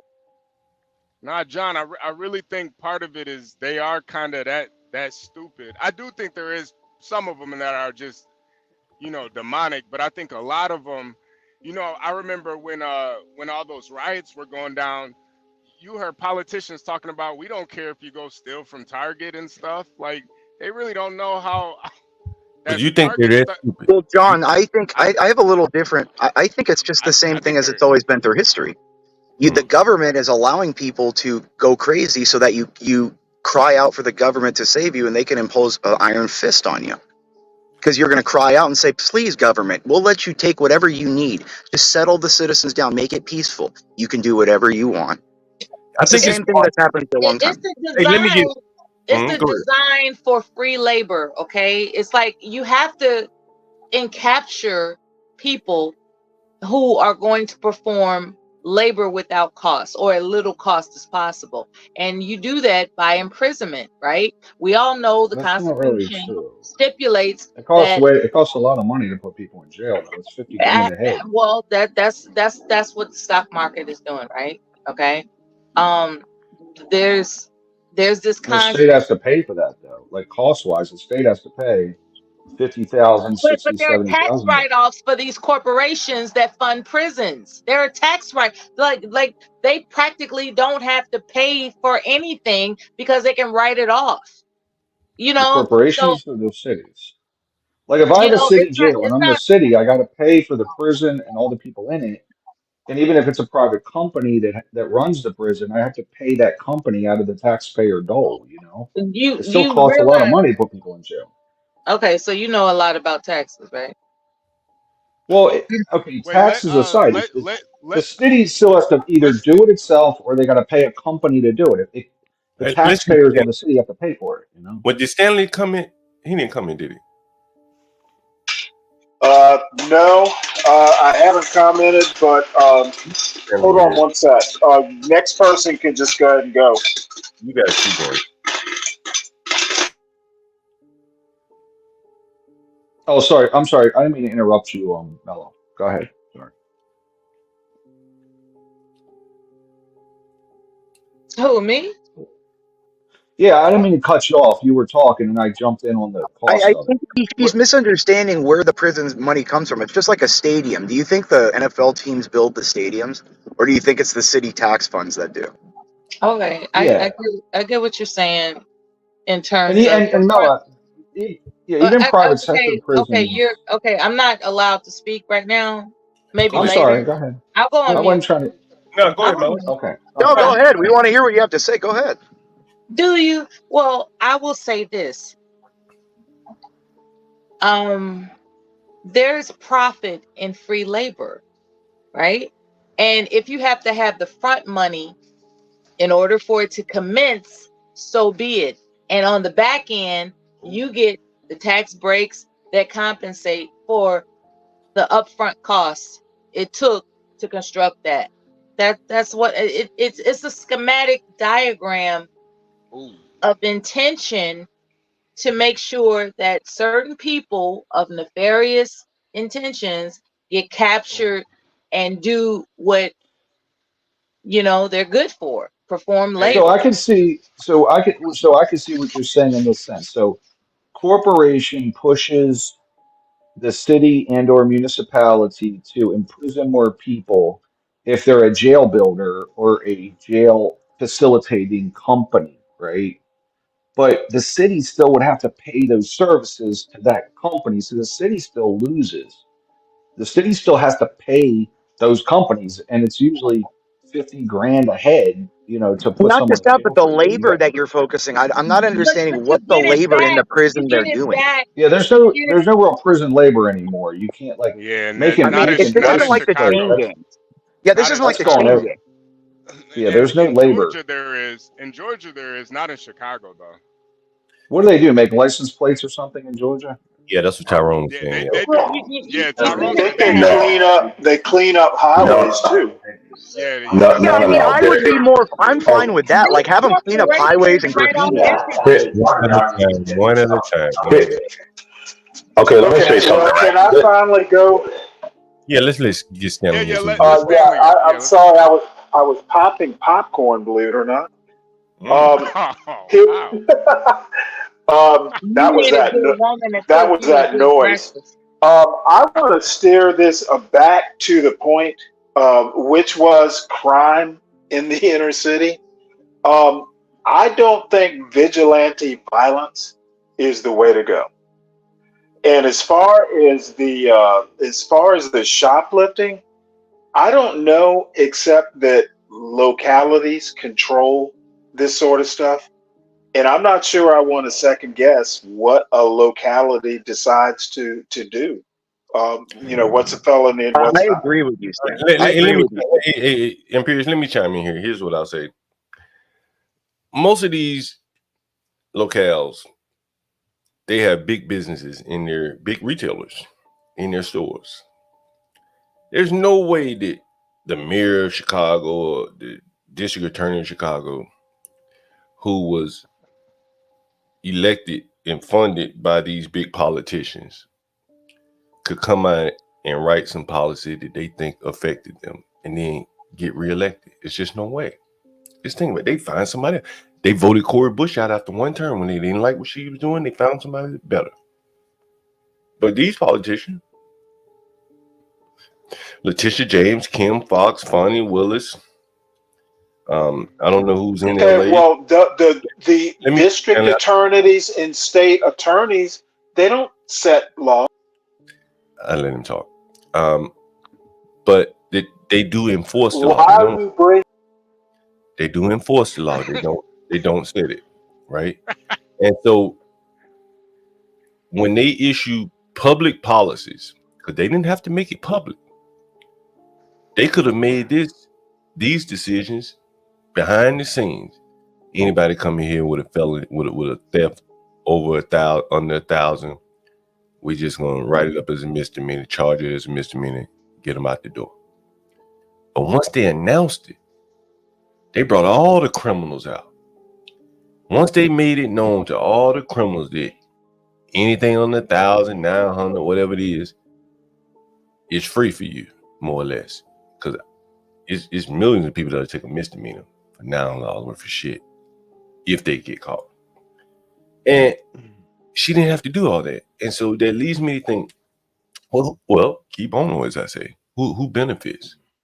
Who could sustain people just looting the store and still survive? And it's a very complicated question. Well, but I'm going to see if I can make it very. I'm going to see if I can make it very simplistic. Can I say one thing, John? It's not as complicated as you guys are making it. It's actually right in front of your face. John, it's this. It's this simple question, John. It's a simple question. Hold on, Imperious. Strictly from a businessman perspective, right? And I look at it from the landlord perspective. Why are these cities able to tighten up the rental laws to where really the only person that can evict someone are big corporations, big landlords in your cities? The big landlords, the one you see their names up on the building, they're the ones that can evict your ass. Go down to the courthouse. Go down to the courthouse one day and see who's down there. See the composition of lawyers and see who they work for.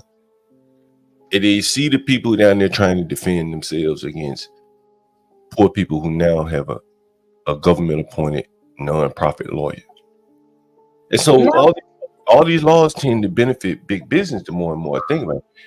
If I'm a big business, I'm Home Depot, I can eat you stealing. If you can come in my store and steal $700-800 worth, I can eat that. But mom and pop, if the rules are going to apply for all of us, you can't eat me stealing $700 out of a small mom and pop. Wow. Well, John, what you're saying, John, is the government has abdicated responsibility to keep your communities safe and is promoting the people to destroy you. What are you going to do in response? Well, in a sense, in that, like, it's, as they used to say when I was growing up, big bank takes little bank. And the big bank, the big companies are saying, create an environment where the little man can't even. It's worse than that, John. This is the survival of people, John. This isn't a fucking company shit. This is entire communities that are going to be eliminated, John. Instead of being a landlord, I would transfer my focus to security companies, like establishing a security company, because that's apparently what's being. But you can't even touch them if you're security. Can't even touch them. No, I mean, when you have a security company and somebody leases your services, that's a little bit more secure than what landlords have to go through, because apparently there's somebody with that's under the umbrella of the Americans with Disabilities Act, and they're withholding rent intentionally under the guise that you've neglected to maintain this unit according to what I need as a disabled person. And so the landlord is stuck. You know, it's like, how am I supposed to pay my bills as a Wait, landlord? Mella, did you get what John was saying though? You get what he's Yeah, saying? yeah. That He wants to basically, know. He wants to know why the misdemeanor charge of shoplifting has been elevated to $1,000. He wants to know why that's happening. But do you get that he's saying that it really benefits the big corporations? Yeah, The small, he's saying that when they do that, let's say they withhold rent. Do you think a big business, a conglomerate that owns 10,000 units, cares if one or two people withhold rent, or do you think it's a guy who owns 8, 10 units like John does? Right. Who's it going to affect more? Right. To 8 to 10 units person. Right. And that's what I'm saying. So if you go steal $1,000 from Home Depot, that's a rounding error. That ain't even, they might not even notice it. yeah, they calculate that into the they are already calculating the losses. Man, I mean, shit, you can go in, like, people buy shit from Home Depot and take it right back after they use it. They don't give a shit. Yep. But oh yeah, big companies, like you'll go send and buy big orders. See, Home Depot does like big corporate orders too. And let's say they'll order like 10,000 power saws. And they'll return 1,000 the next day if they don't need it, but they overestimated in the contract or a bid got rejected for a certain amount. You have to have a big deposit in order to make that happen. You can't just sometimes those are net 30s. Sometimes those are net 30s. The companies pay at the end of the month. Yeah, these are big companies. They're not paying on delivery of a damn chainsaw. They may, you know, they have the ability. It's on account. It's usually on a force account. That's a 30-day net pay. But I'm saying, you know, these big it's commercial. Like someone like Walmart, right? Like, you can't really go in Walmart and steal too much anyway. They have pretty effective security. You know, and there's so much volume, you know, they've cut employees, so they can probably have a higher threshold for theft because their employee costs are probably so much lower with all that self-checkout. They probably, but a lot of their inventory is consigned to them also. I'm thoroughly confused. Can you tell me exactly how lowering the basically changing felonies into misdemeanors affects small businesses again? Okay, let me explain it. You really don't know that, Stanley? Let me explain it without. I think it's a bullshit theory. All right, let me explain it without anyone interrupting me. So Stanley, every business, you know, has theft. Every business. Right. It's called shrinkage. Shrinkage, right? Okay. And every business kind of depends on the government being that strong hand is going to deter most honest people from stealing. You know, the threshold used to be about $500. So you walk in a Gucci store and you steal a purse or something, and it costs $700, you're already hit with a felony in the old days. That's a strong deterrent for most people. I don't agree. Okay, well, don't agree.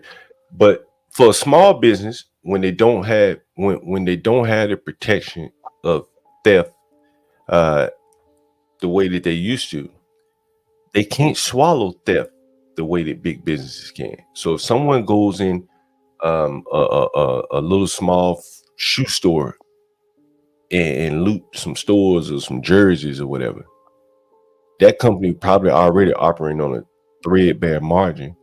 It's devastating. Okay. Whereas if you go and knock out the windows at Home Depot and steal a few chainsaws and loot the damn store, I mean, they'll be up running the next day, and it'll be more or less an accounting exercise. With that small, that shit hurts, man. You know what I'm saying? And I've told you stories. Motherfucker stole 30 boxes of towels, right? And it ain't even about replacing the shit. It's about, hold on, Sam.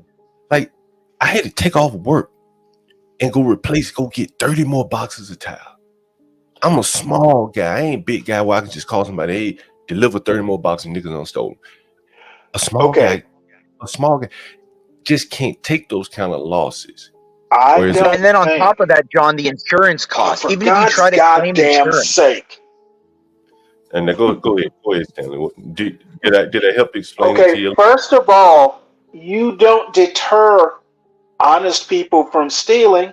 Honest people don't steal.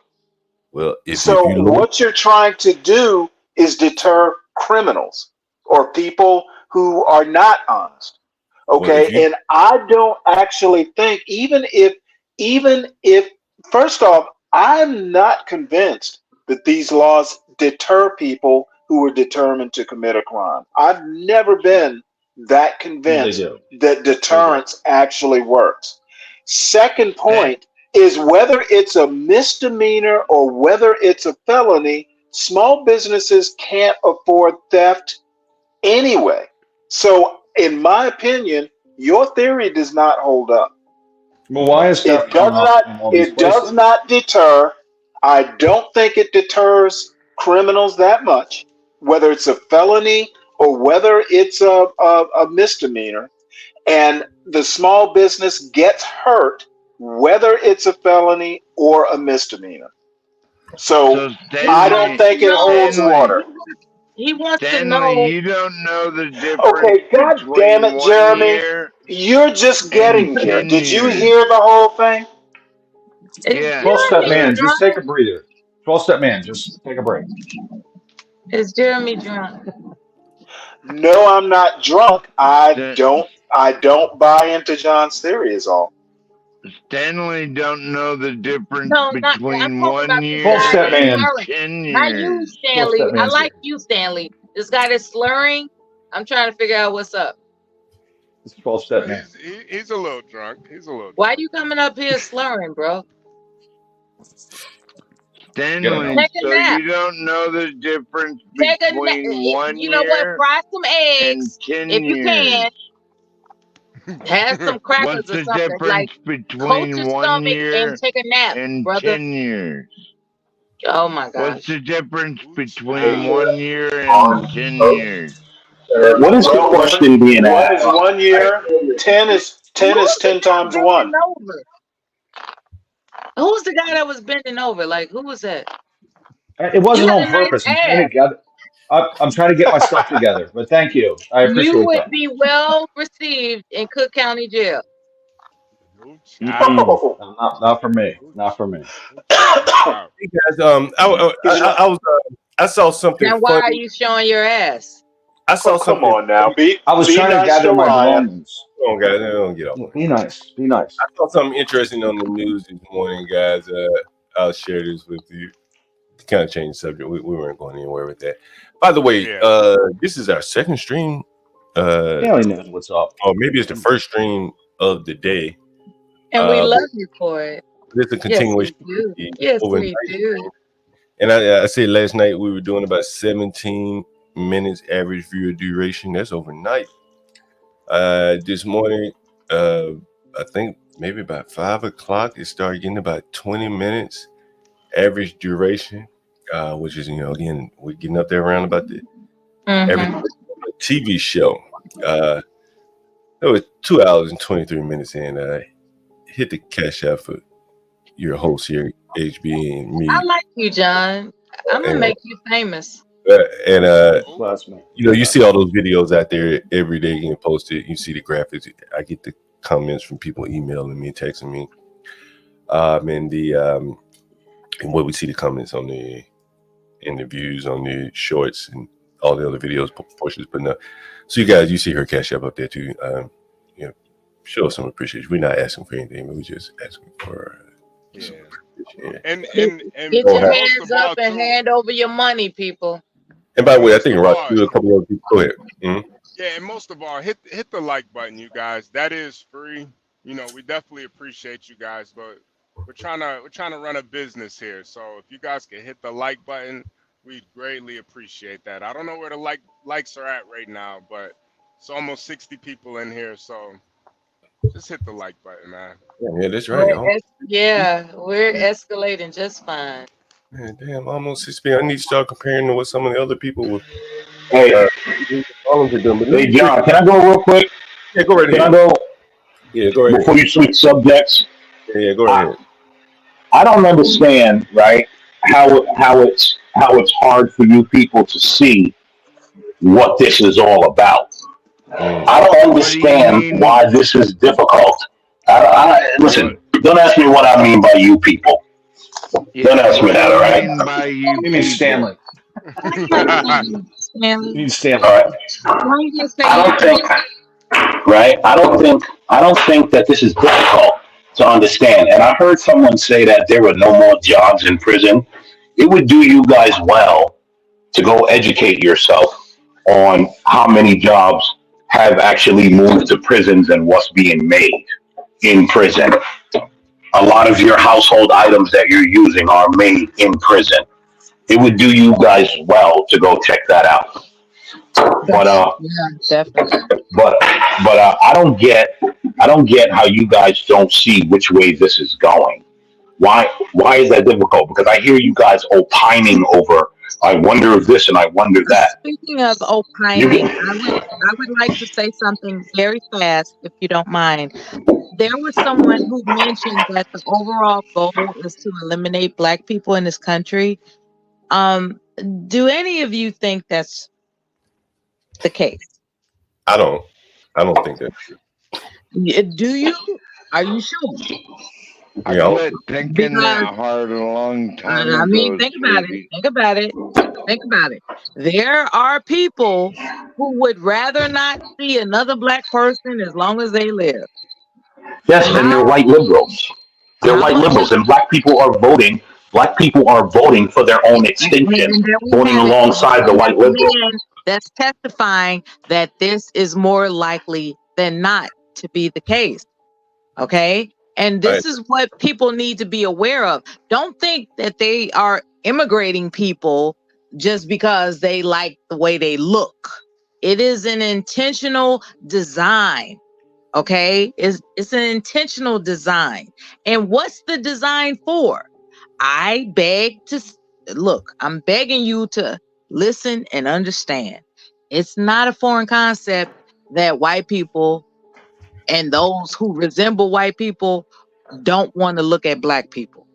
Just keep that in mind. That's all I'm saying. White liberals. So.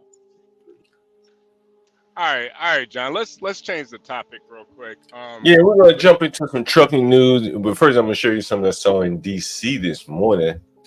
I woke up and cut the news on. I said, "Damn, that's crazy." Gay man said this is really crazy. Gay man said he was assaulted by Shake Shack employees after kissing his boyfriend at a DC location. Christian Dingolingus, 28, was with his partner when he says employees told the couple not to kiss inside. And the argument escalated outside, so they left the store. They were not about to go for that kissing, right? Man, this shit is hilarious right here. You guys didn't see this shit. I saw this shit on the news this morning. Tonight, police are investigating this incident caught on video at a Shake Shack in DC's DuPont Circle neighborhood Saturday. 28-year-old Christian Dingus says he believes the violence was fueled by hate. There was a desire to be violent towards me. DC Metro are reviewing video recorded from inside the restaurant.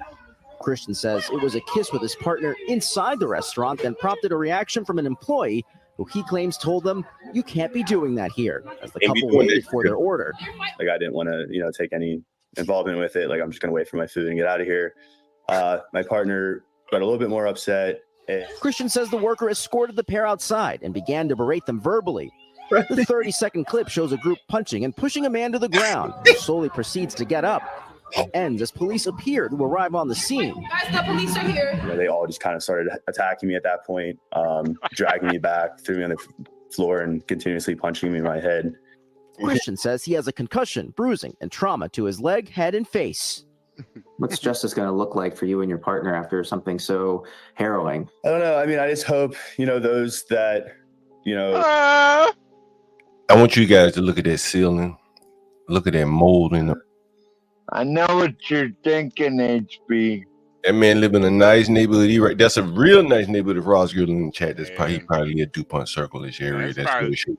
that's like 12-foot ceilings, right? That's like 12 feet. Yeah, it's expensive. They had that wall open. They had that house opened up. You know what I mean?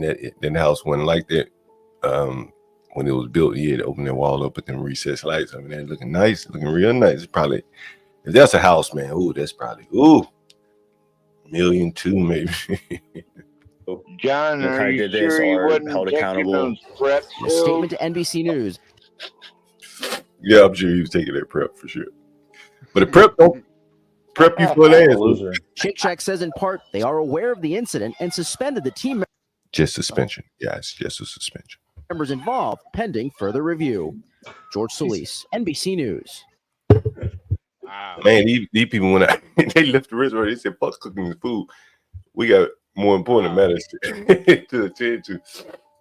And they went out there. I wonder what Stanley thinks about this. Can we start with Stanley first? It's such a about what? Everybody loves Stanley. I mean, what do you think about this situation? You know what? I didn't even watch the video. Oh, come on, Stanley. Come on. Oh, come on. Okay, put Stanley in the middle. Stanley is the monkey in the middle. He said, I didn't even watch it. Okay. All right. No, Stanley, we I thought was. you knew everything, Stanley. Well, I might, but I didn't watch the video, so I'd be guessing. It was a gay couple should that be got in the middle. attacked. A gay couple that got attacked? Yeah, because they were kissing at Shake Shack. I guess they got a Well, you know what? I mean, I'm totally against PDA. Yeah. I'm not even. I'm not even sure straight couples should be. You know, a peck on the cheek is one thing, but you know, if you're going to be French kissing for like 5 minutes, nobody should be doing that. We weren't allowed to conduct PDA, so I feel you on that. Yeah. Yeah, I mean, you know, this is beyond that. This is weak. Like. Oh wait, hold it. It's beyond if I got PDA. Beat up, no. Listen to me. Just hear me out. If I got beat up by children like this guy did, I would never tell anyone. I would hide it from people because it's embarrassing. Right? That's the problem with this generation. It's weak gay people. It's terrible. Beat up by children. I'd never tell anyone if I got beat up by a bunch of little kids in high school. Is that like a guy being raped by a girl? Who was it? American Man? That was American. Was that American Man? Was that American Man who got in his feelings because a girl felt him up? Yeah. Look, he's a victim, Stanley. He's a victim. I don't know about that. Okay, all I'm saying is, if teenagers beat me up, I wouldn't tell people. Certainly the news. See what happened, right? You see what happens? Pay attention. Yeah, I heard him say they were teenagers. I think they were teenagers. They look like young people, didn't they? Yeah, man. To me, they did. And salute to those teenagers for telling them to act like an adult. You shouldn't be kissing, whether you're gay or straight. Don't be kissing people waiting for their food and stuff. That's disgusting. I don't want to see no. You know what? They were doing it just to be provocative. So. Poor kids. In a way, I kind of agree with Ryan. You know what? You get what you get. You know, if you want to be F around, find out, dude. F around, find out. I mean, dudes on the news talking about it. Are you kidding me?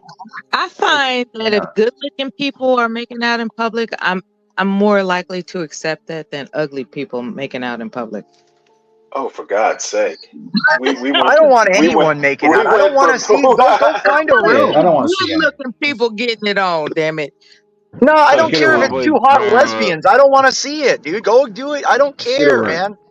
Yeah, get a room. I'd probably puke in public, man. Two hot lesbians? Okay, wait a minute. Just at Shake Shack, you're trying to eat a burger. Well, that's the myth, HB. There's very few actually hot lesbians. Right? That is true. You give them leniency. It's like, well, here's what I'm going to say about this. Happens. Usually only one of them is hot if it's a lesbian couple.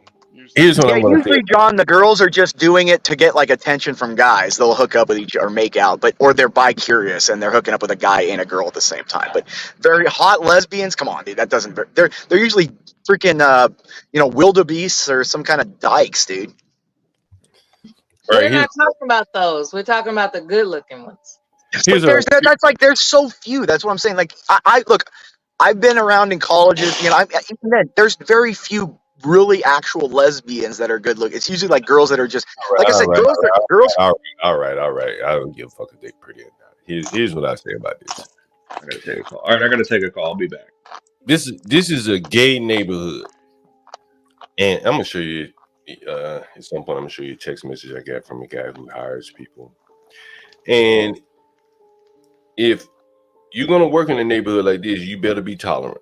Period. Point blank. Yeah. It's just it is what it is.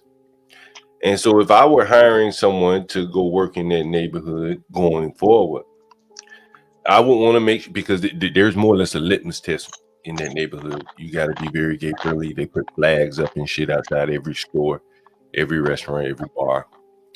So if you're going to hire people to work in a store like that, they must be tolerant, because those are your highest paying customers, your highest employee customers, highest income customers in that neighborhood. That man lives in that neighborhood. And so if I were an employee, I just wouldn't hire any more people that I thought they had these kind of feelings toward gays. Yeah. Maybe I don't like the PDA myself personally, but if I know a lot of these gays come in and do that kind of shit and why they buying their hamburger, well, I need somebody who's gonna go along, because at all the other bars and restaurants up the street, man, that's the game. If I was a cashier serving them, right, people that just decide to make out while I'm waiting for their order, I would say, "Are you done now? Like we got customers behind you." Like, I think it You depends on the place too, right, John? Like, I mean, at a high class place, they will ask you to leave if you do that. They're not gonna, but the employees are not gonna go outside and attack you. Yeah. Right? They're not gonna do John, that. No. I'm just saying, like, even if you go to like LA and you go to a really nice place, or Stanford, and you're making out in a real high, they'll ask you to leave. I understand. But John, let me ask you this, John. Can you, as an employer, could you ask somebody during an interview if they're gay tolerant? Doesn't that go against some type of Well, you kind of know. wow, I mean, that's a good question right there. You can ask HB. You can ask, like, you can ask, are you tolerant of like marginalized communities? That's how you get around that. Okay. I mean, you can say, "Hey, this is a gay neighborhood, you know, LGBT, whatever the wording that they use." But what I'm saying to you is, in that neighborhood, you have we have like a gay mafia here. We have gay police force, right? Crazy enough, we have the LGBT police force within the police force. We have an Asian police force within the police force. In your opinion, do you think there's something inherently wrong with the moral sensibilities of people that do that? Well, that's a show for another day. No doubt. But what I'm saying to you is, in this neighborhood right here, where these guys, you know, beat this guy up, it's a heavily gay neighborhood. If you go up and down the neighborhood, there are gay LGBT flags in front of almost every store. And more or less, you have to put it there, or you'll be identified as one that's not tolerant. And then hence your business will be affected. So everyone has more or less be forced to go along because they have money and they force their agenda. And so if you hire someone like this that is intolerant toward that, they're going to get you in trouble, because that guy can easily sue Shake Shack. He can sue them, right? And so to avoid that, you're going to have to start hiring people that, you know, are tolerant of these, you know, LGBT. Even if they misbehave. But I mean, John, it's kind of, John, though, it's kind of, they're sabotaging themselves. So let me kind of say why. It's, look, you may have these communities where you want to have accepting people, but what happens when, for example, you have new people moving in, and those people don't have the same beliefs as the alphabet people, and then you have those new people who have to be protected by the federal government beating the crap out of the alphabet people who aren't, and then you have the marginalized people fighting amongst themselves. So in the end, John, it's still going to come down to the gays, the LGBT are going to need to, because John, in all those police forces, like you said, the Asians, whatever, those are all the women or the troons or the purple-haired cops. The ones that use force are still the white straight males, the TAC forces, the SWATs. All those are all straight white guys. So the ironic part is everyone's going to come home to daddy and ask the straight white man to protect them. Well, the thing is, back to this place is that more than likely, these employees did not live anywhere near this neighborhood, nowhere near, because if you just know the geography of this area, like all the people that work in stores like that, if they're black, they live over here by me, and that's a long way to get there to that place. And so ultimately, you got to hire people that are more tolerant of that. You find someone in your neighborhood that I don't know if anyone knows. Does anyone have any idea what the minimum wage is in DC? Anyone have any idea? God, it's got to be like 1750, right, John? Something like that. It may be 20 now. I'm not even sure. Let me Yeah, see. it's probably 20. I think in Chicago it's $20. So I can only imagine DC got to be close to that. And so Yeah, HB. when you get up to that kind of, it's DC's non-tip employees are $17.50. Oh, I was right on the money, John. That was just a guess too. Yeah, $17.50. I mean, you can probably get some pretty good employees at $17.50. John, I remember 20 years ago when I got out of college and interning in a firm, just as like a legal assistant, legal researcher and stuff. John, I was making like $15.75, and that was I'll decent. give you one better than that. When I was working at O'Hare Airport in 1988, I made $3.35 minimum wage. Mella, you a aged fine wine, Mella, ain't you? 88. No, I'm sexy for what I do. Look, check this out though. Okay. Here it is. This was before TSA, right? This was before TSA.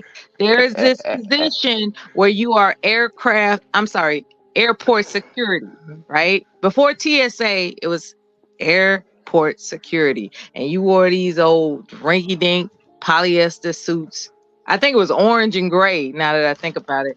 And you just watch people go through, security, and you just stand there being as goofy as you want to be because you're making minimum wage. And at that time, minimum wage as airport security for this rinky-dink company was $3.35 an hour. Ain't that a bitch? Yeah, but you probably remember also. I mean, the cost of living was so much cheaper. You could maybe get by on making like $8.50 an hour. Though, like as an actual living person back at that time. Yeah, you could get large fries for 25 cents. Yeah.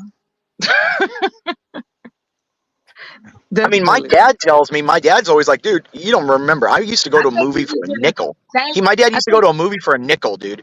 Like, you know what I mean? So you it's get a different world. dinner for less than $7, like a ribeye steak dinner. Because I was taken out on dates, and I, peeping the menu, as I recall, the ribeye surf and turf, all things included, was about $7.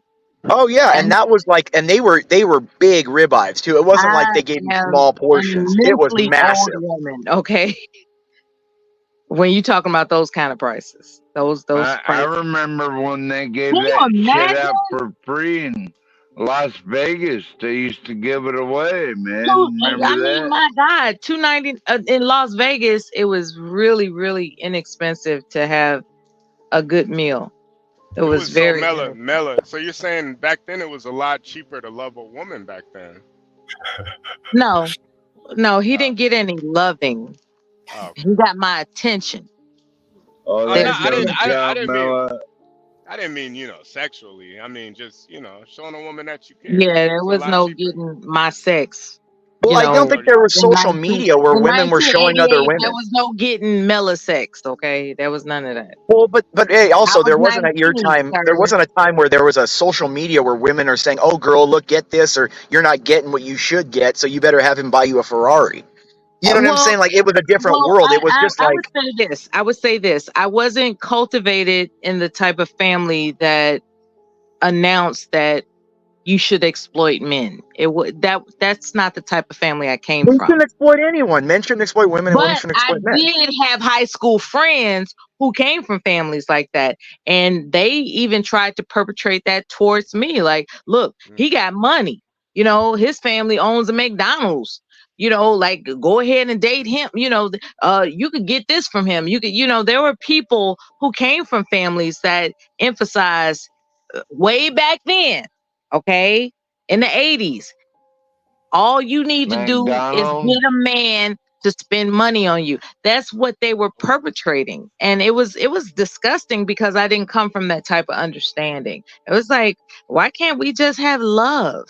You know, because I was raised with, I don't want to say this out loud, but I'm going to right now.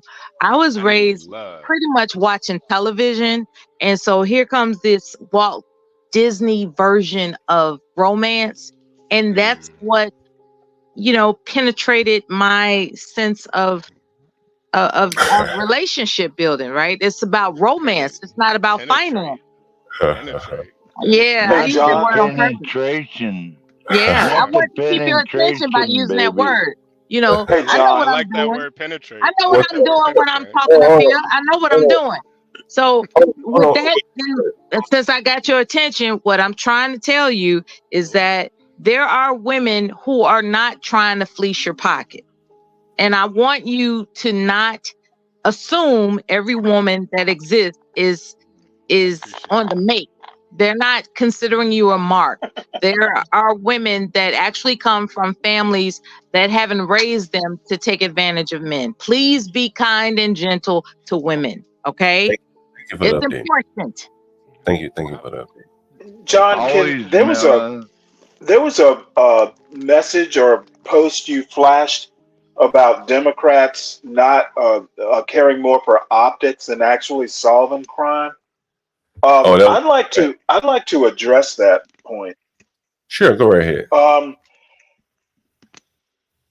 I'm not gonna even bother dealing with it because I mean that could be right. What I'm wondering is if why aren't Republicans winning cities like New York, Chicago? You know, I think I probably know, you know, it's a machine, but Republicans have been mayors of New York City and Los Angeles and that sort of thing. If Republicans and MAGA Republicans specifically have such good policies and the Democrats are doing so terribly, why are Republicans not winning big cities? Well, they are to some. The Dallas mayor just I can answer that. Hold on. Well, hold on. I can answer that for Stanley there. Stanley, the reason why is because all you have to say to black people is racism. Oh, so and you're done blaming thinking. you're blaming blacks for Republic. You know what? You sound as silly Hold on, Stanley. You sound as silly as the black people you're criticizing. Hold on. So Republicans can't win because of racism? You're full of shit. No. That is not what I'm saying, Stanley. That's not what I'm saying. That's what I'm hearing, American. Hold on, Stanley. Hold on, Stanley. I've had enough of your silliness for the day. Stanley, I've listened to you, right? Again, all right. Okay, just like racism, right? Racism hold on. Oh my God, Republicans right? Black people say there's no color in the Republican Party. It's not because the Republican Party doesn't want color. It's because colors don't go to the Republican Party, right? It's the same thing when black people say, "Oh, we want representation in the courts. When we go to court, we're not judged by our peers." As soon as you get a notice to appear for jury duty, you're doing everything you can to get out of it, and then screaming, "There's no black people on the jury." It's not about juries. So what sense does that make? Why aren't Republican mayors winning if they have the key to solving crime? No one. I mean, mix of both. I think it's a mix of both. Actually, I think you're both. Why are Republicans not winning on the crime thing in places like New York? No, Stanley, he's saying bad messaging. No. Bad messaging. I heard what he said, Imperious. I reject it outright.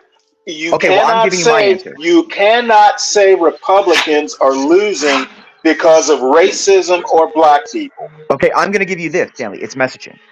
The Democrats are using. I never said because of racism, Stanley. No, hold on, No, hold on, hold on, real quick. you Just never Stanley. say anything. You talk Just real quick, around shit. Just real quick. This is all I'm gonna say. I'm gonna head out. Stanley, he's right where they say they're using divisive politics. But what the Republicans need to do, what you're right about, is they need to have better messaging where it don't matter the color of your skin. Absolutely. The only color that matters is green.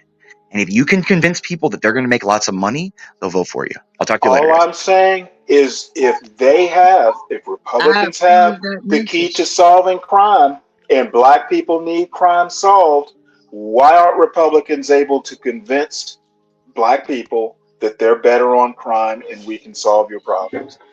That's my question. Stanley, I think you're avoiding a big reality, as most Democrat blacks do. And a big point of this reality is that black people don't want to hear anything Republicans have to say. Like, why are we avoiding that reality? That is the truth, Stanley. It doesn't matter what Republicans try to say to black people. Black people avoid them completely. A Democrat comes to them and says racism, and then they go crazy and they're shut out. Why are we not being honest about that reality, Stanley? Well, I like the Republicans can do. Nobody wants to address the reality. I'm trying. You asked me, Stanley. Now I'm trying to answer you, American man. I like the Republicans. I like the Republicans. I like the Republicans can do attitude about winning over the black vote. That's why they never win. Okay, check this out, right? The Republicans have an unpleasant disposition in the way they present themselves.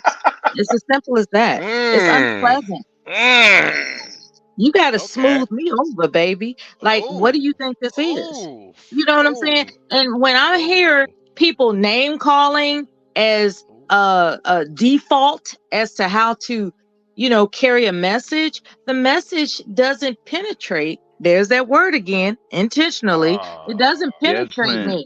It does not. What happens is I'm like, ooh, you're just going to be some old sour jerk that wants power, as opposed to someone that's going to convince me, even if that's not their actual agenda, but at least try to convince me that you're going to be, for what. Let me ask you something, Mella. Let me ask what? You've said penetrate about 3 times now. Hey, are you trying to turn people on? Yeah, is that what you're doing? Stanley's Call over it what there. you, call it what you want. Call it Stanley's. what you want. It's been a while for Stanley. HB's my wingman, looking out for my best interest. Thank you, wingman. Stanley's looking. And so essentially, what Mella said is, I need beautiful lies. Don't give me the reality of everything. I need beautiful lies. That's what they all, and see. Yeah, I agree. I agree. They all lie, right? But everything just can't be right. But I agree, right? But everything can't make me feel good. It's too much emotion involved. It's too much of that. Sometimes it just has to be upfront, and you have to accept it for what it is. And that's what a lot of people don't want to do. They want to be emotional and feel good about everything. Hold on. Saying that Kamala is a lunatic does not attract me to the party. Yeah, I was about to say 50% of voters do think with their feelings, though. So it is kind of. But hold on. Saying that Trump is Hitler attracts you to the Democrat Party? I mean, come on. We could do this all day. Okay, Master Kim, what do you think about all this, Master Kim? Kamala never said grab him by the pussy. It sounds like she wants a pimp to finesse her, meaning Kamala never said grab him by the pussy. Like pimp would. She never said that, right?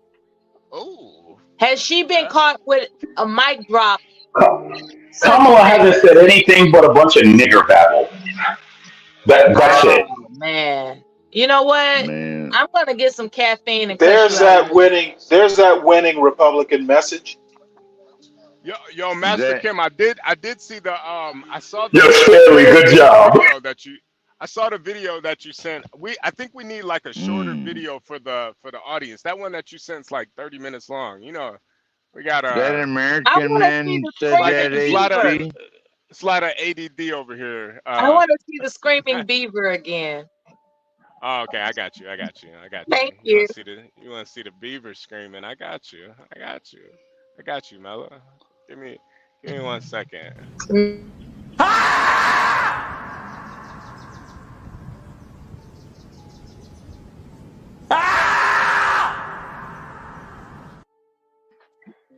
Make my beaver scream. HP.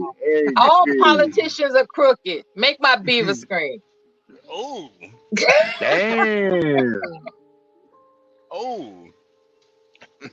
I What? honestly, I agree. I do agree with Mella that the issue with the Conservative Party, and it really hasn't happened until Trump.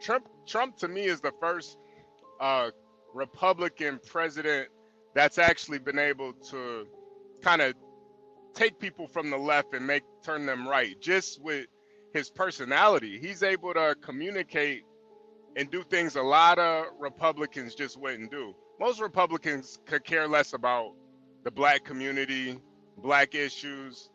I mean, just people. I would tie that motherfucker up with a scarf and beat his ass. Who you talking about? That's how Trump comes off to me. Is that a good thing or a bad thing? The way you said it kind of. Ask him when it's over. Yeah, the way you said it kind of, Turned you on? Well, the nice thing is Trump had his one shot. Oh. We need to find another Republican who can do what Trump did. I think Vivek Trump might be is the the next up. person I that think can be Vivek might be tied next up and beat up. No, Trump's low character. He can be had.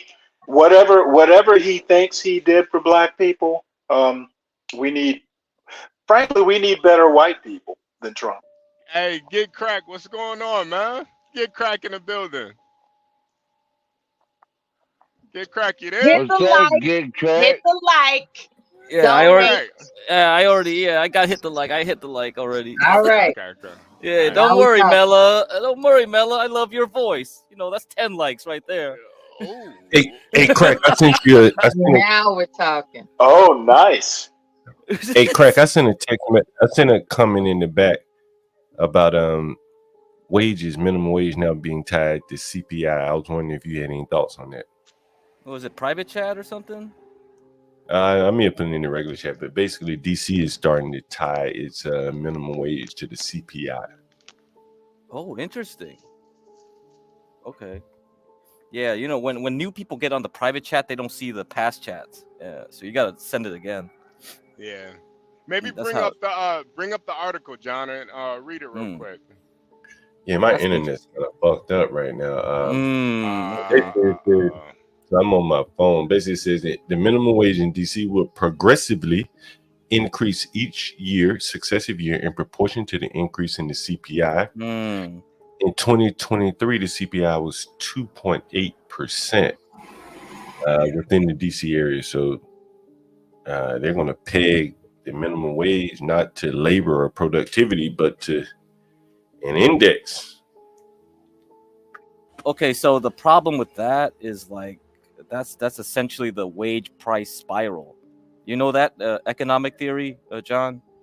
So no, but the word is pretty descriptive. Go ahead. Yeah, so that's what the Fed is always worried about. If inflation rises and wage follows it, then it just goes with each other. It's just a feedback loop. It'll just keep increasing itself. So if you're directly tying it to CPI, then that's it. It's just like, okay, whatever. They'll all rise together.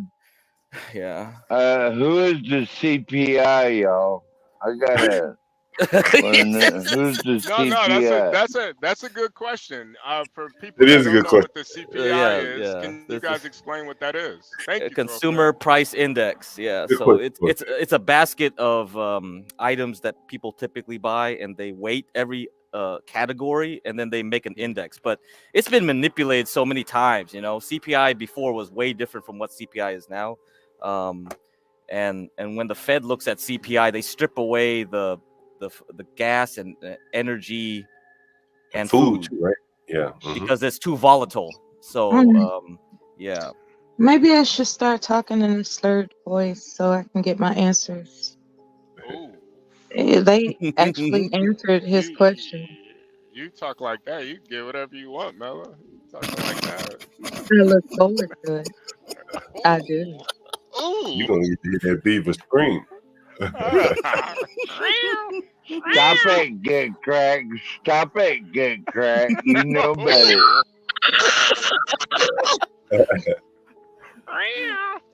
But what question did you have, Mella? What question did you have, Mella? Whether or not there's an agenda to eliminate Black people. Oh man. Oh. No, I mean, okay. Okay. This is what is on my mind. There's talk in my reality that these are the end days and Trump is the Antichrist and all this other kind of, jibber jabber, right? And because they're my elders, I pause as to whether or not to critique them. What I find disturbing is that people of his age would rather see the world end if they can't participate in it. And because of his age, let's keep it real. Because of his age, if I can't have it, nobody can, is a prevalent attitude amongst people in his age range. And I'm wondering, do we really have faith in his sensibility? Do we really have faith in his, like, he's demonstrated time and time again that he could give a damn about whether or not the world blows the fuck up. Kamala, on the other hand, she's announcing that she wants future generations to thrive. That's what's puzzling me. Why are people for Trump when he's demonstrating that he's about the gratification during his lifetime? Kamala is advocating gratifications for generations going forward. And that's the difference. Am I the only one viewing this? What do you think about that, HB? What do you think about that? I think Mella is a beautiful soul. But I think Trump, he has investments in America. So ultimately, he's trying to protect those investments. So I don't think he I wants the bet world he to. is. I don't think he wants the world to blow up, because then who's gonna go to the Trump hotel? Who's gonna go drink those $20 cocktails if the world blows up? So I think with Kamala, on the other hand, she doesn't really have any investments in America necessarily. Yeah, she's an AKA, but that's her real only investment. I mean, she didn't even have any kids. I mean, she didn't even. Yeah, go ahead, Master Kim. I wanted, and mind you, I'm in a meeting right now, but I'm kind of bouncing back and forth. But as far as what Mella said about any sort of conspiracy and maybe wherever she's getting her information, keep in mind there might be a misunderstanding of what the world is thinking of. I think African Americans have put themselves in a corner of grandiose that the whole world is waking up and going to sleep with them I on their wasn't mind. referring to I think the African whole world is just Americans. trying to raise their little family and have success. I wasn't referring to are African Americans. Wait, Mella, hold on 1 second, sweetheart. Let Master Kim go. I think the people are just worried about their little cut. They're not. No one's on their mind beginning of the day or end of the day. They're just trying to grind and get themselves ahead and their family. So, but if African Americans are only 12% of the community, they take up a lot of oxygen. I think the Polish, the Greeks, the new illegal immigrants, we need to leave some oxygen for them to breathe and talk and push their agendas forward as well. Said African Americans are taking up oxygen. Damn. Political media oxygen. How about that? I got what you meant. I got what you There's meant. other cultures, Greeks, other that want they do Yeah. want to be heard. You know, Okay, well, like the let comedies me around us. respond to Master Kim. Well, my comment doesn't respond. It's just I'm just saying something. It's not response. Needing a response. Well, I'm entitled to I'll say that. respond nonetheless. When the Greeks Stanley, you're start, the only one when that's the dealt with Greeks, slavery, right? when We the shouted that Greeks, guy down the other day because he was talking Allow about the Stanley to genocide. retort. I don't want to Stanley hear to his retort. retort. Mela, shut the fuck up, dumb bitch. I don't want to hear Okay, fucking here we are. Stanley's retort. Here we Shut go. the Here fuck we up, go. dumbass. Here we well, go. You damn. can't take a computer.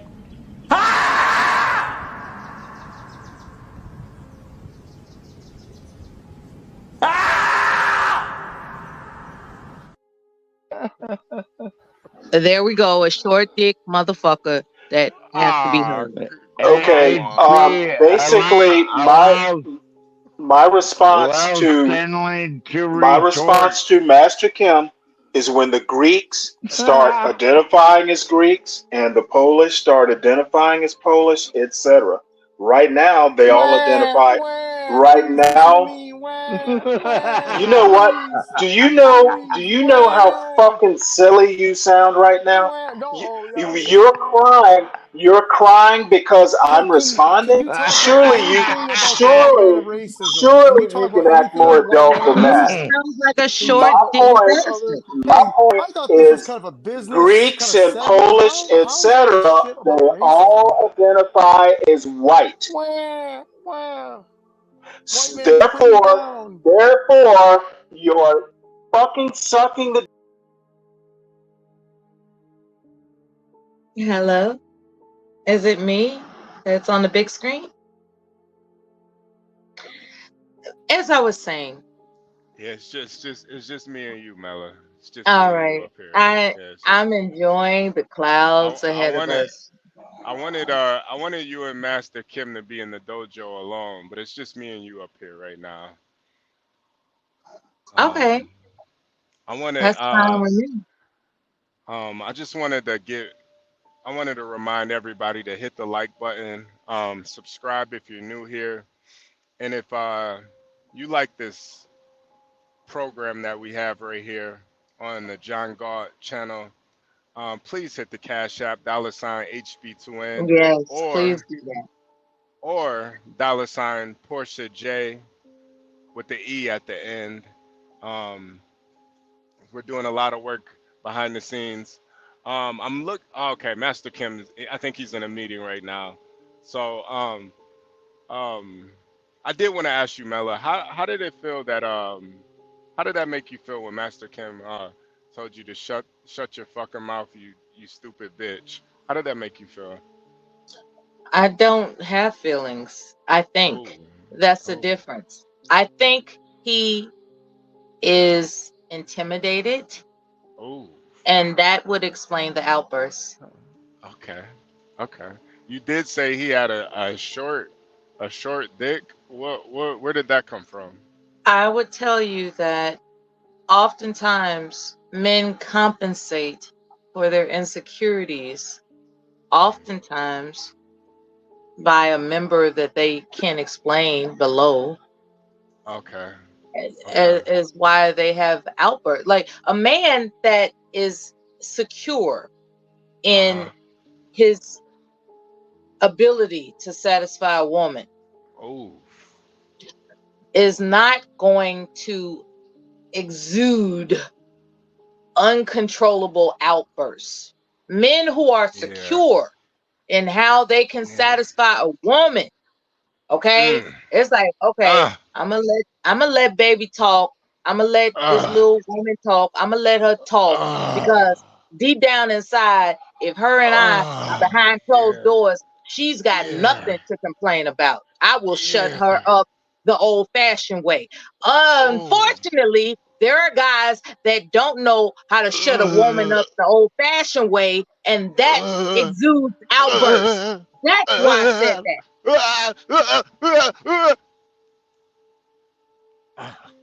I hope you come nicely. I did.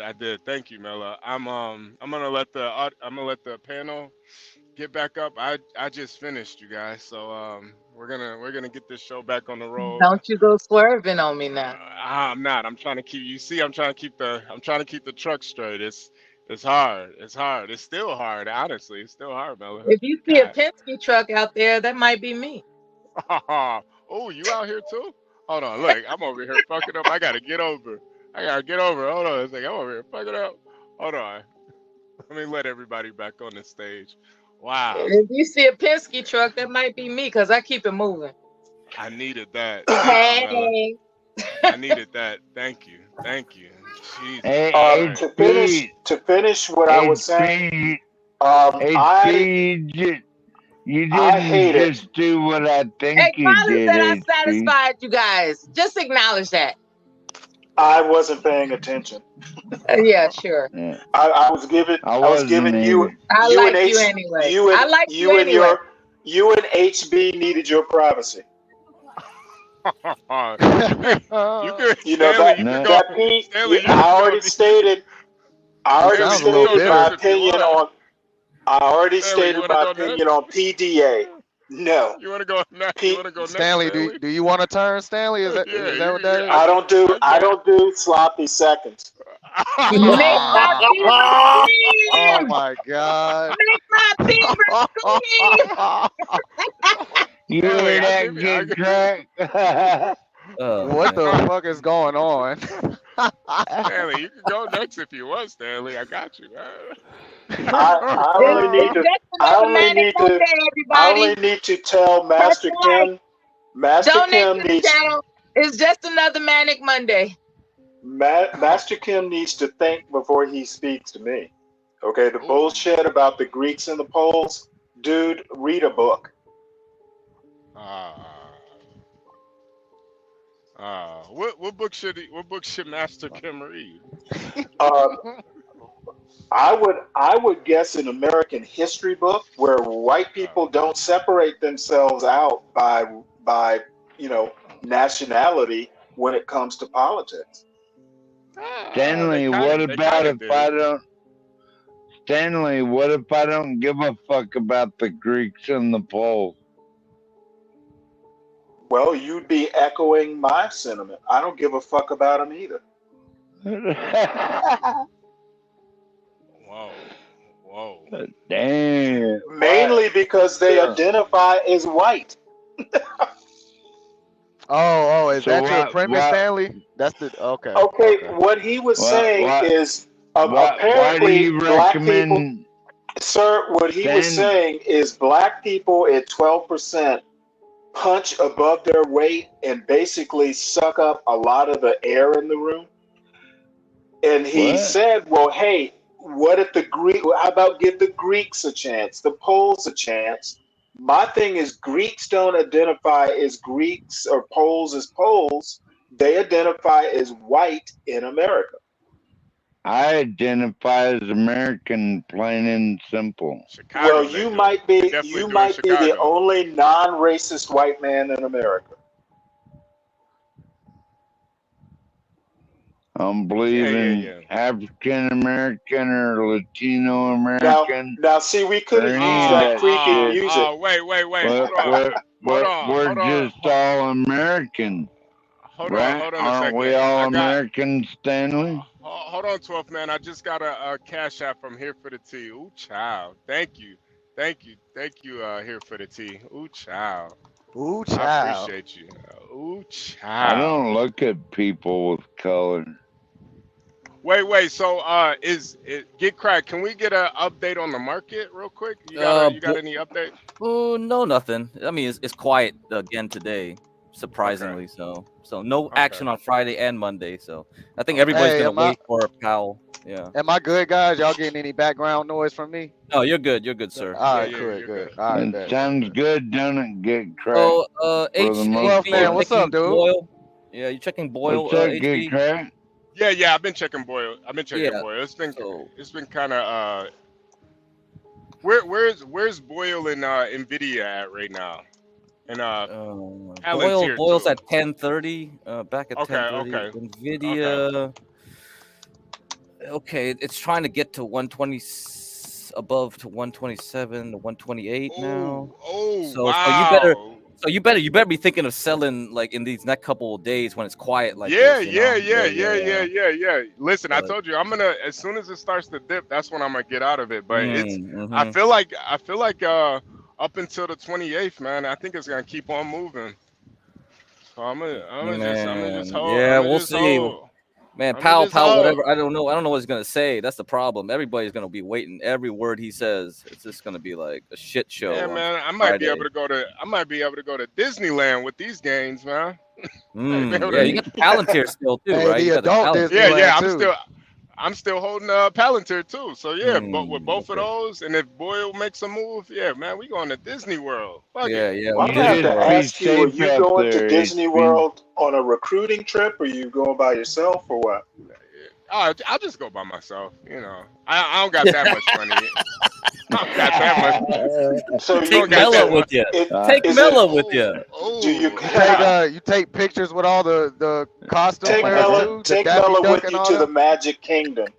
Oh, yeah, that'll be a magic mountain for real. That'll be a magic mountain to climb right there, Mella. Oh, have Mella feeling like she's back in the barracks. Oh, What the fuck? The What Air the Force, Oh fuck? wow! hold on. The Air Force doesn't have barracks. Oh, okay. You know I don't know, Mella. You know I All don't right. know. yeah, it's similar. It's similar to barracks. What's it called? They're similar to barracks though. They're just Hotel nicer. suites, pretty much. Damn near. They're like college campus rooms. They're not like suites. They're nice. Yeah, they're nicer than the rest of the They're not military. barracks. Okay. Okay, The a hotel. the Department of Defense supports the largest budget to the Air Force, and we have nice I have facilities. Well, you're still I gonna have feel like you're back in the military because this is Disney yeah, World. Disney World, man. yeah. They got I nice show you suites. They got nice suites out there. We show have Mella standards. show Mella Hey, a real HB, missile. make sure you get one. Hey, HB, make sure you get one on the 10th floor and get one with a balcony so she can feel like she's in the air again, all over again. Like missile launch. It's gonna be a missile launch in 10, 9, Hey, you know, 8, 7. you remember Titanic? He stood her on the bow of the ship. You can lean her over the rail of the suite. There you go. You're the Air Force version of Are Titanic, you boo. There trying you to go. infer he should bend me over? Oh, Absolutely. Oh man, that's messed up. I oh, want He already did in his face-to-face head. He might as action. well. I want if He I'm already at a did in his resort, head. I want face-to-face action. Just watch Hey, out for all the Disneyland. dildos falling from the sky. So Oh, it's okay. so you like it you like missionary Mella, huh? Oh, missionary Mella. Say what you want. Oh, is that what they call you, missionary Mella? Oh, Say what you want. oh. Or it could be make me come Mella. Make me come Mella. Okay, guys, you're having too much fun. Cut it out. All right. Okay, I'm literally in the middle of nowhere. Cut me a break. Jesus. Look at what I got All to right, look at, man.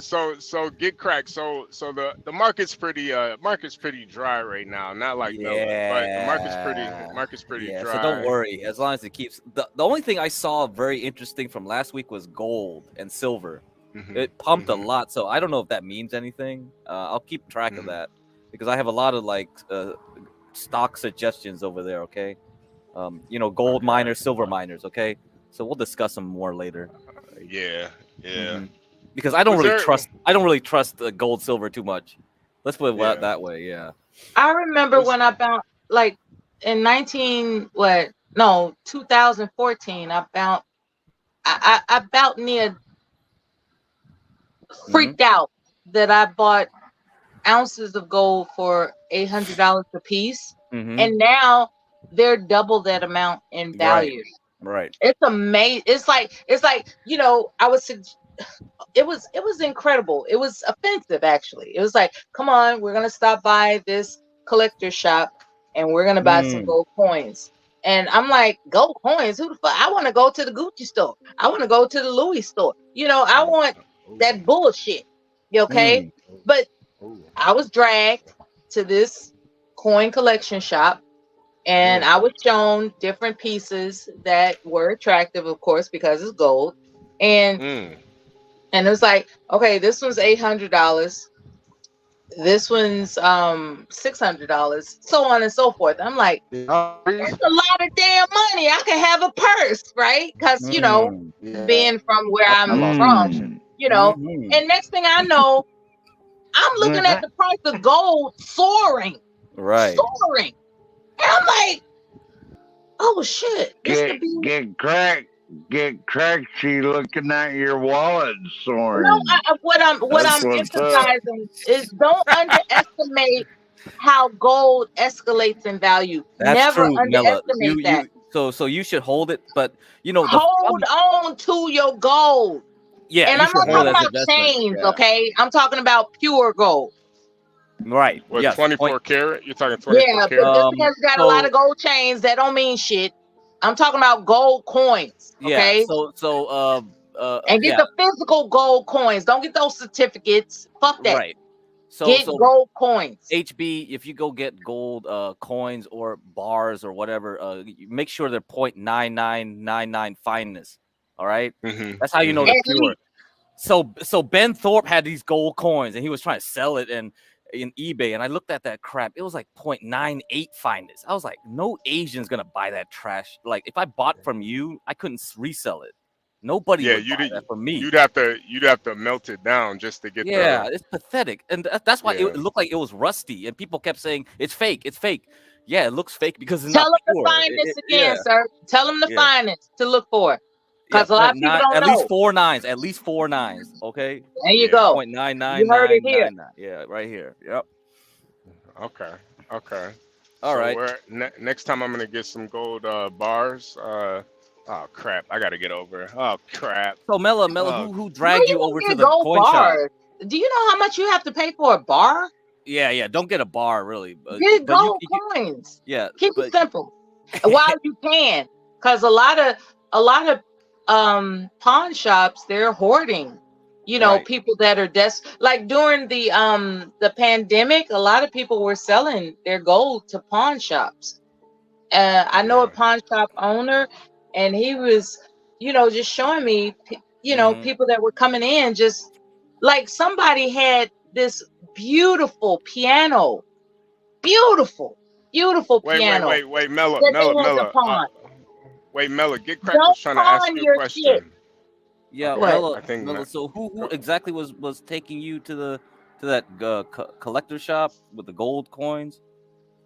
A high school friend. Oh, so you gotta thank that friend. Yeah, otherwise you buy a Gucci purse, it's like nothing now, right? Yeah, it's like I wanted to go to, some boutique and buy bullshit that doesn't, have equity and value, there you go, guys. That was my mentality, because being from Chicago and having gone to a high school where superficiality was the call of the day, I was trying to catch up with my Louis, Gucci, Prada dreams. And what was told to me that only suckers are consumers. You have to focus on investment. And so it was really, that was cool, that was cool. Yeah. It's something I could pass off to my, offspring, American Millennial says a high school simp. It was a simp? Oh, okay. I didn't know they were called simps back in the 80s. No, he's far from a simp, unfortunately. Yeah, back when Mela was in high school, they weren't called simps. Mela was in high school back in the 80s and stuff, man. They were. He was just a good advisor. That's all.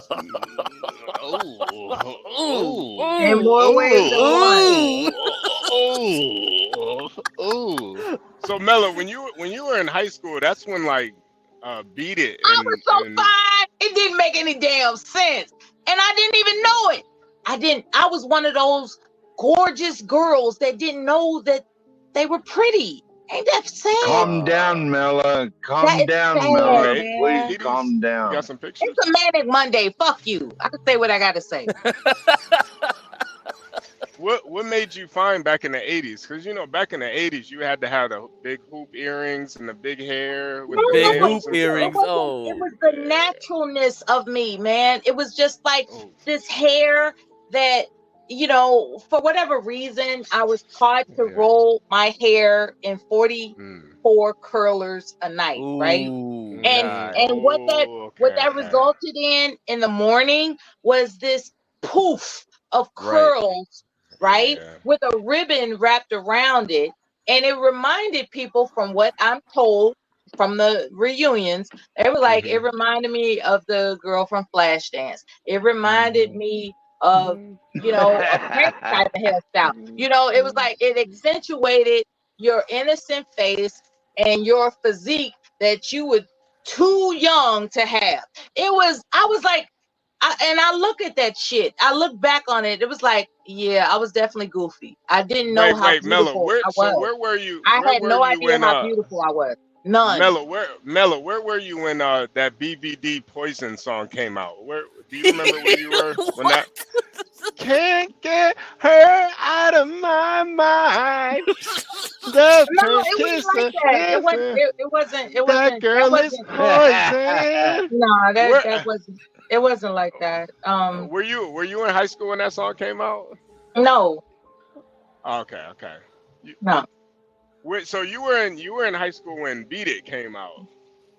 I was in the Michael Jackson era, Oh, okay, Okay. okay, okay, the okay, okay. Thriller So era. Thriller. Oh man, how was it when Thriller came out? How was it at school? Like, did you have it on? That was back when love songs meant something. Yeah, yeah. That was Yeah, before. That was before Mella, did debauchery. you ever do the moonwalk, Mella? I know I did. No, I Ooh, didn't. that's a good question. Did you? I Okay. didn't. I didn't. I didn't. I had the Michael Jackson. Well, I had the Levi jacket, and they sold those buttons with the Michael Jackson figures, the Prince figures, the those were the standards. But Yeah. it was just it was kind of the introduction to MTV. Yeah, That was yeah, kind yeah, of when I grew yeah. up. You MTV. know that was Michael Jackson was the first black artist on MTV. He sure was, and it was a fight to Yeah, get him on, yeah, from it what I was. understand through Yeah, no, documentaries. they said whoever he was signed to, they said they were gonna pull every other artist off of MTV unless they played Michael Jackson's his Bad. I think it was Bad. That was the first Yeah, he album. had a lot of power to get that video on, Yeah, so because they were so adamant about not having black people on MTV yeah. until he exerted some type of influence and power that was it was like So compromising. how did you guys play music back then during the 80s? Like, The, did I, you? what do they call it? The little foamy headsets. Oh, That Walkman. was You the had big Well, deal. we Walkman had back then. With the tape, we Walk. cassette, Yeah, you got the the walk. yeah, boom cassette boxes. recorder. You got the bone Remember my too. Yeah. Adidas? Remember that? Yeah, yeah, yeah, yeah, Yeah, yeah, yeah. I'm Mella, a are Run you talking DMC about era person. Beavis and Oh, Miller was Butthead? man. breakdancing. Miller was AM, breakdancing with AM a and boombox. FM radio. Oh yeah, you guys had AM FM radio too. Yeah, we Well, Did we you did. had did you we have? had vinyl. We had vinyl too. Oh man, you gotta carry your vinyl with you. It's like, Damn, Lisa, so you okay. guys Yeah. had to Lisa, carry Well, I hold won't you had on. to even I carry won't milk even talk crates. about 8-track. Lisa, and Oh, the 8-track Cult was Jam. bomb. 8-track was the best. Lisa, Get and the cracked. Cult Jam. That was the kind of hairstyle that I was rocking back then. Without the shaving Can't on the get sides. her out of my mind. Mind you guys, I'm sick, so my voice is a little Lisa, fucked and up. the Cult Jam. Kiss You know. her, love her, hate her. That girl is Stanley's gonna poison. be carrying his Poison. If I take 8-track. you home, will you still be in love, baby? Oh yeah, I'll still be I'm in love pretty with you, old. baby. JG, HB admin, and I'm up there. I'm up there. But I'm still rocking it, baby. Yes. I'm so unscathed, and it's just really beautiful to talk to you young people. It's beautiful. Yeah. We're Yeah, I mean, young. I'm serious because I can Thank keep up. God. Oh man. HB, You know I'm what? telling you And this. when I say young people, I'm talking about anybody younger than me. I can How keep old are up. Yeah. you, Bella? None of you guess for me. Well, come I'm on, 50. Stanley. She's a I'm lady. 50. She's a lady, I'm Stanley. Come on. 59. Are you much younger than that? You're older than I am. Come on, By a lot or Stanley. by a little?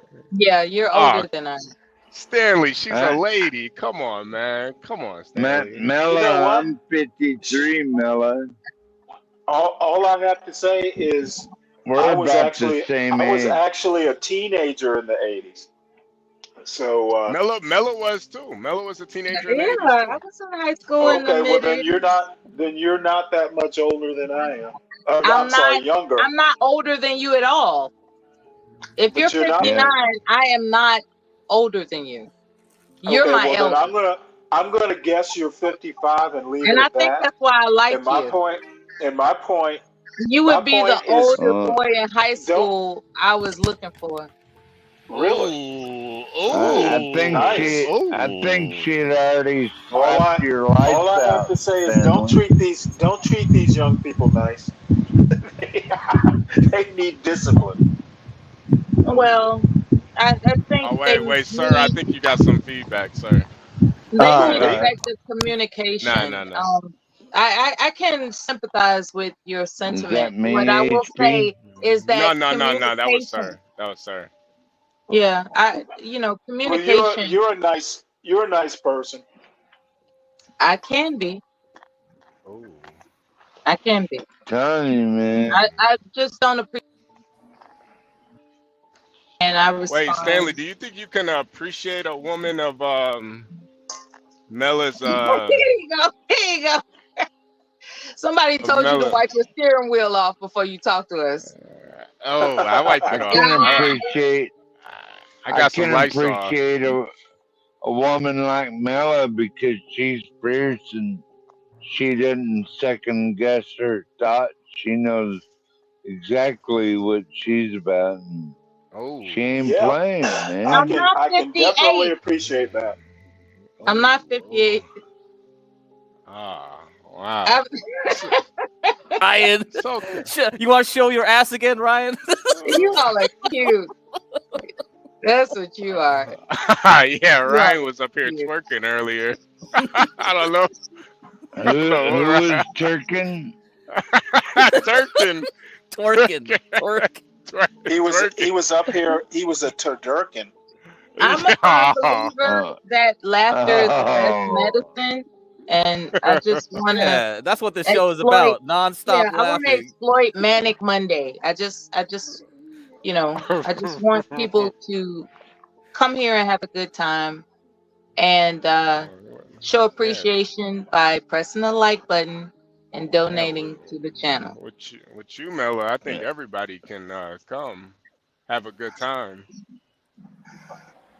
There's only so much I'm willing to contribute, brother.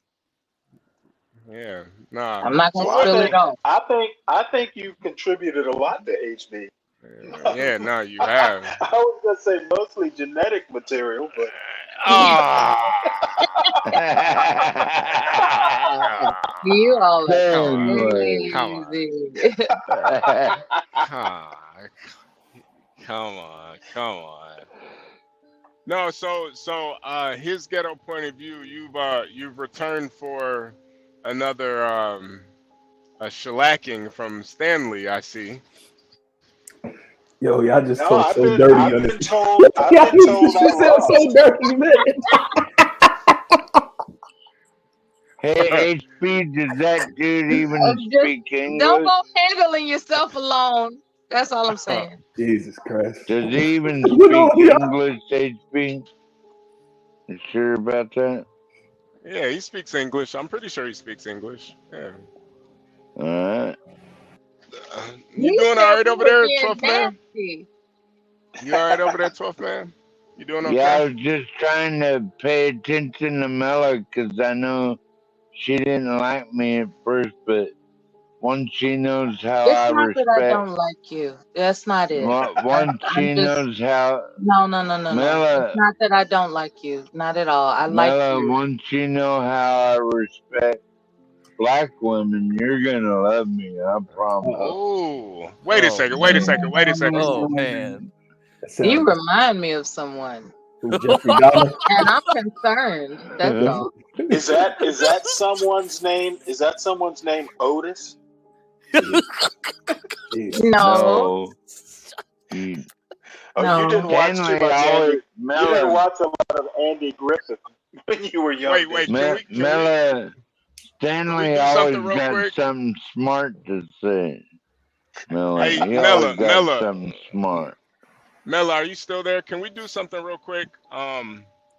Let's do Oh, a Is five it gonna minute. wait a minute? Is it gonna be diabolical? No. We're Because I gonna need to do prepare for that. no. It's not gonna be diabolical. It's gonna be a Okay. 5 minute. It's gonna be a 5 minute super or fast date. What do they call those dates? Speed date. Speed date. Speed date. Yeah, we're yeah, gonna do a speed five dating. minute. We're gonna do a 5 minute speed date with 12th Man and Oh Mela, God. and I'm gonna be the waiter. So I'll try it. you We're guys All down? online. right, It's harmless. Yeah. Okay, We're okay. online. It's harmless. I'll try it. you're hired, HB. Okay. We're currently at a fine dining restaurant. Ma'am, sir, would you guys like a bottle of our finest wine, our Pinot Grigio? No, Okay. Ma'am, would you like a glass? Yes. Okay. I'm pouring the glass, or I'm pouring the wine into your glass. Okay, I'm gonna go walk away, and we'll bring you guys the menu back shortly. You guys can talk among yourselves. This is a speed date, so get to know each other.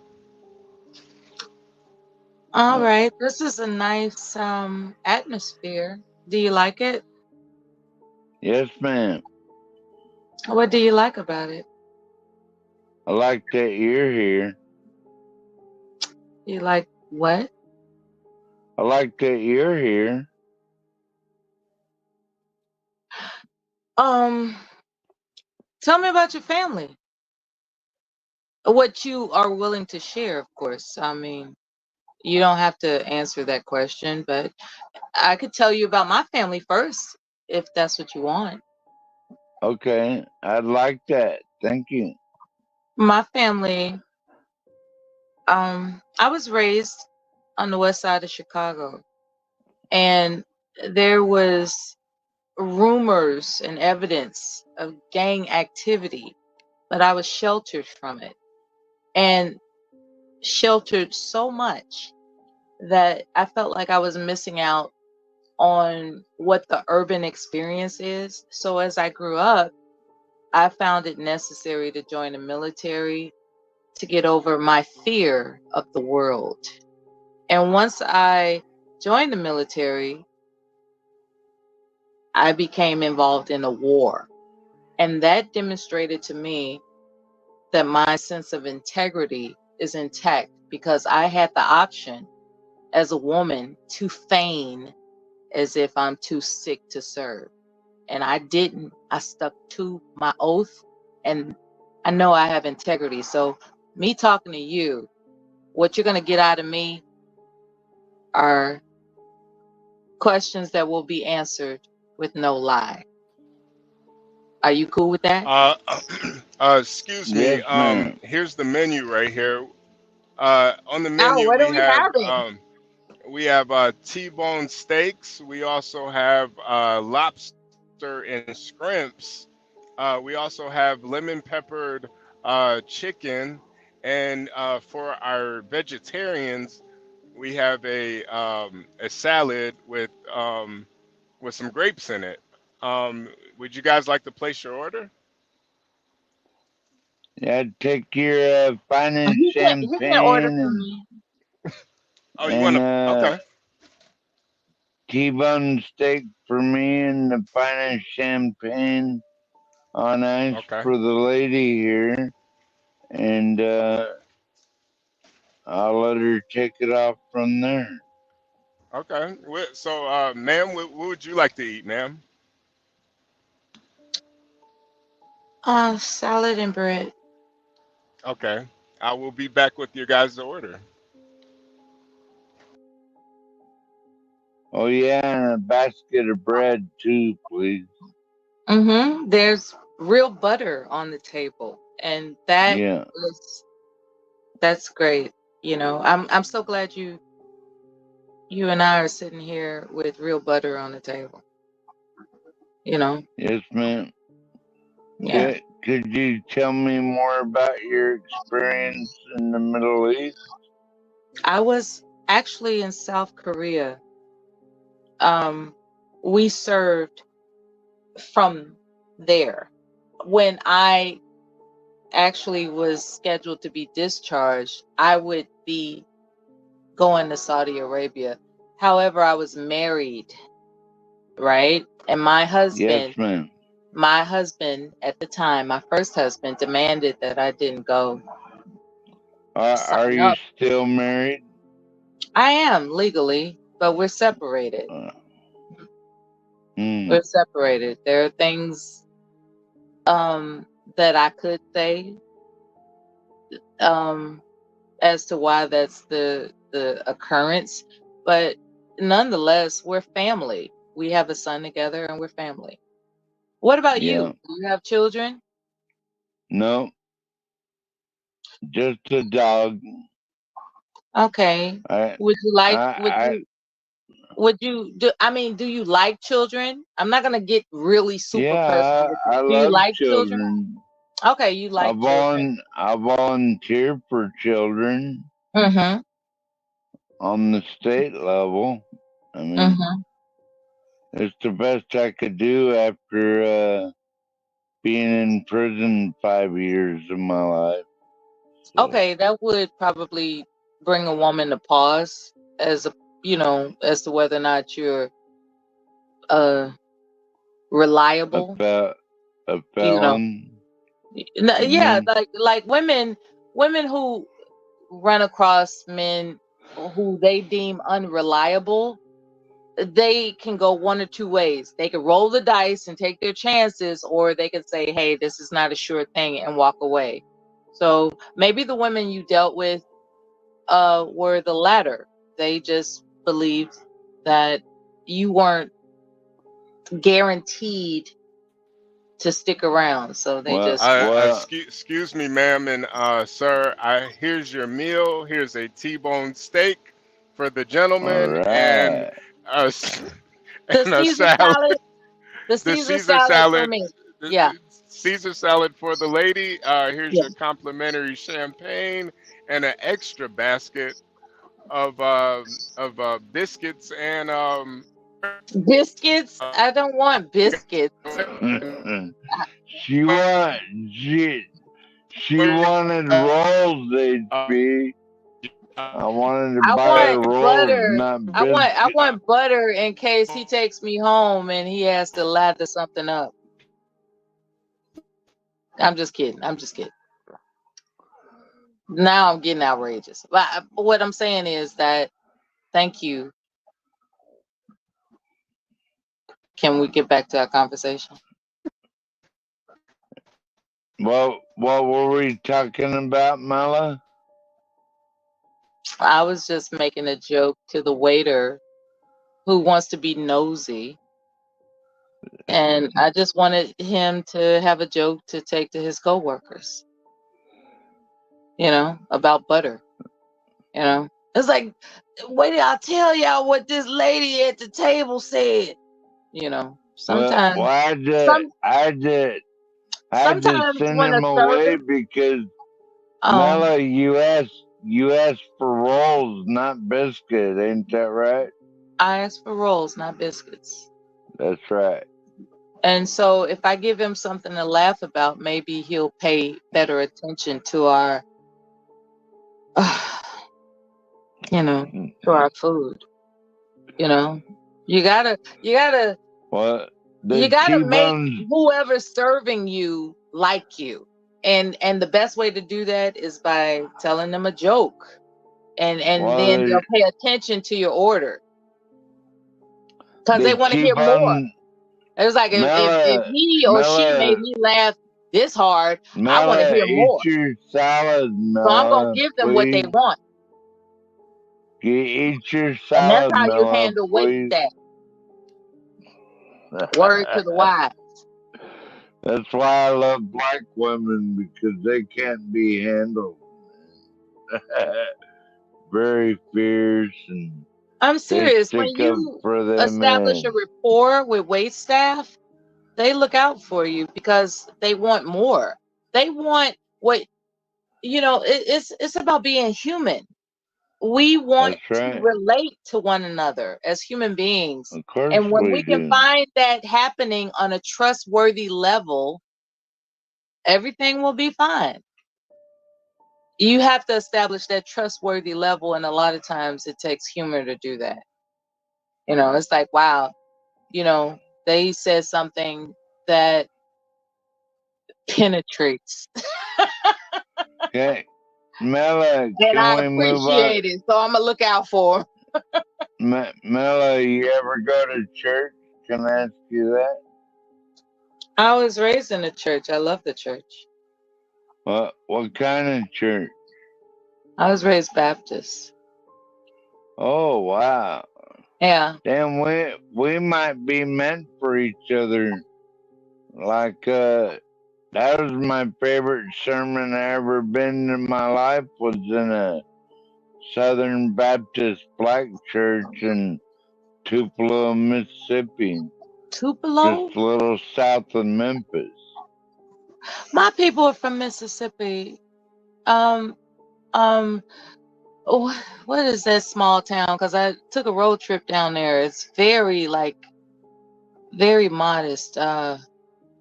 It's what the heck is it?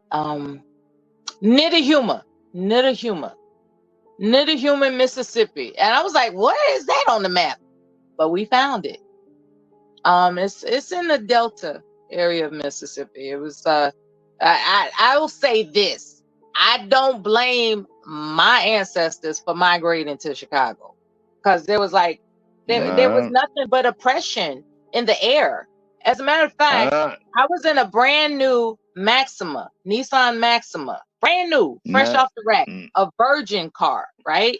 And what became inspiring to do was to travel as far as the gauge would allow through cotton fields.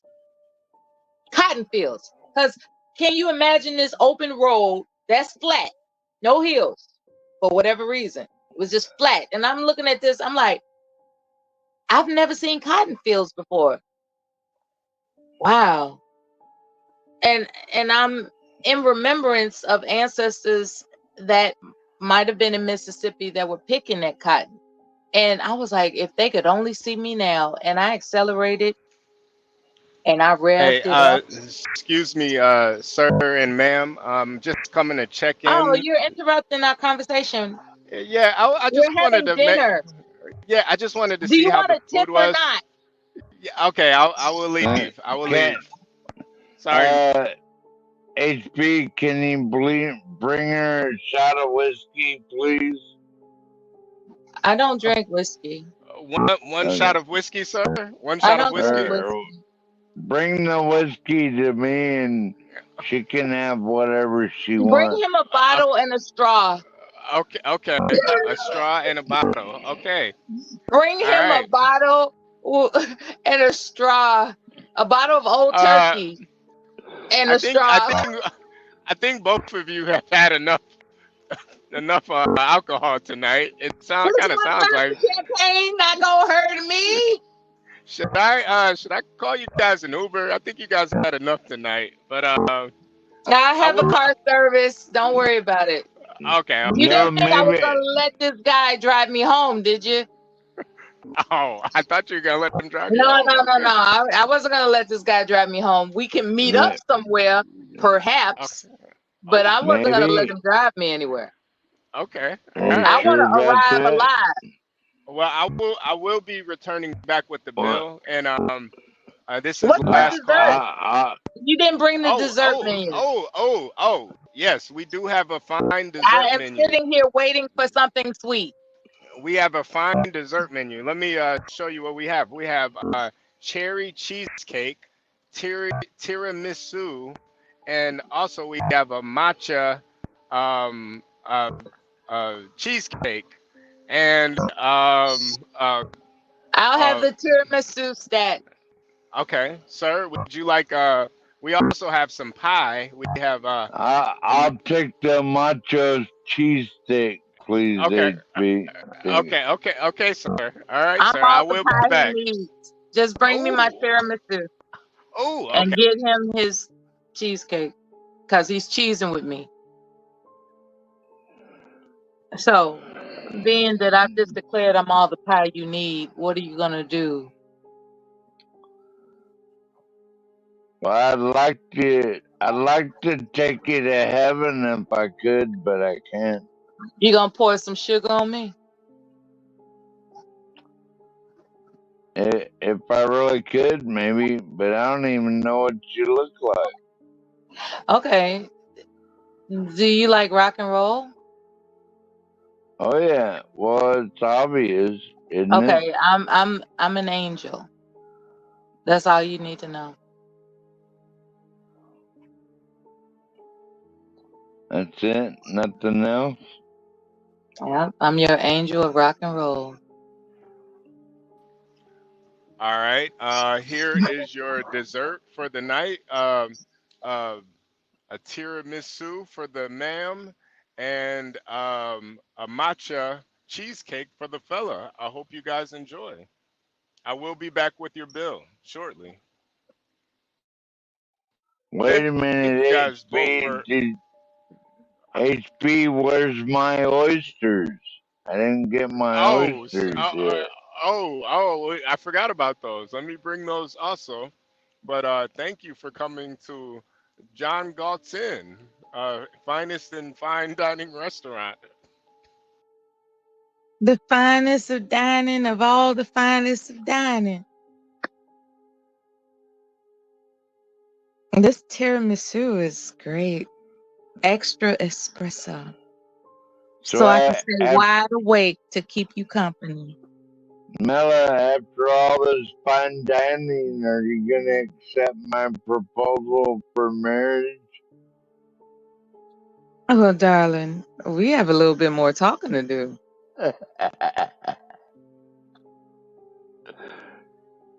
I suppose we do.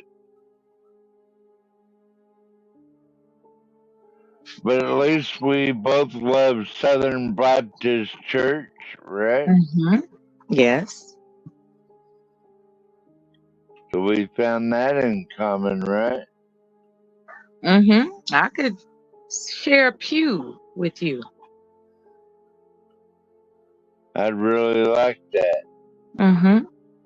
We can clap together with the gospel songs. We could say amen to the sermon, and we can hug when it's time to make a joyful noise to the Lord. And then, you Uh, know what I'm.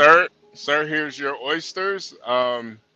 If you need Thank you. anything else, just let me know. How are the desserts? It's Pretty got good. it's reviving me. Oh, I really like the mucho Picasso. all right. Let me get out of here.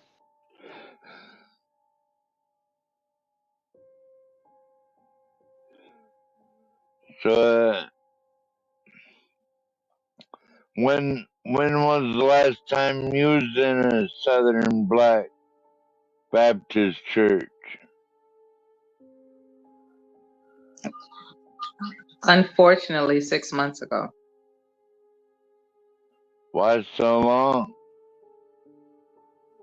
There's been a lot of illnesses in the elders of my family, and when you go to Oh, that church for so many funerals, you know you kind of you kind of want to recuperate from going to a church that has hosted so many funerals of your loved ones.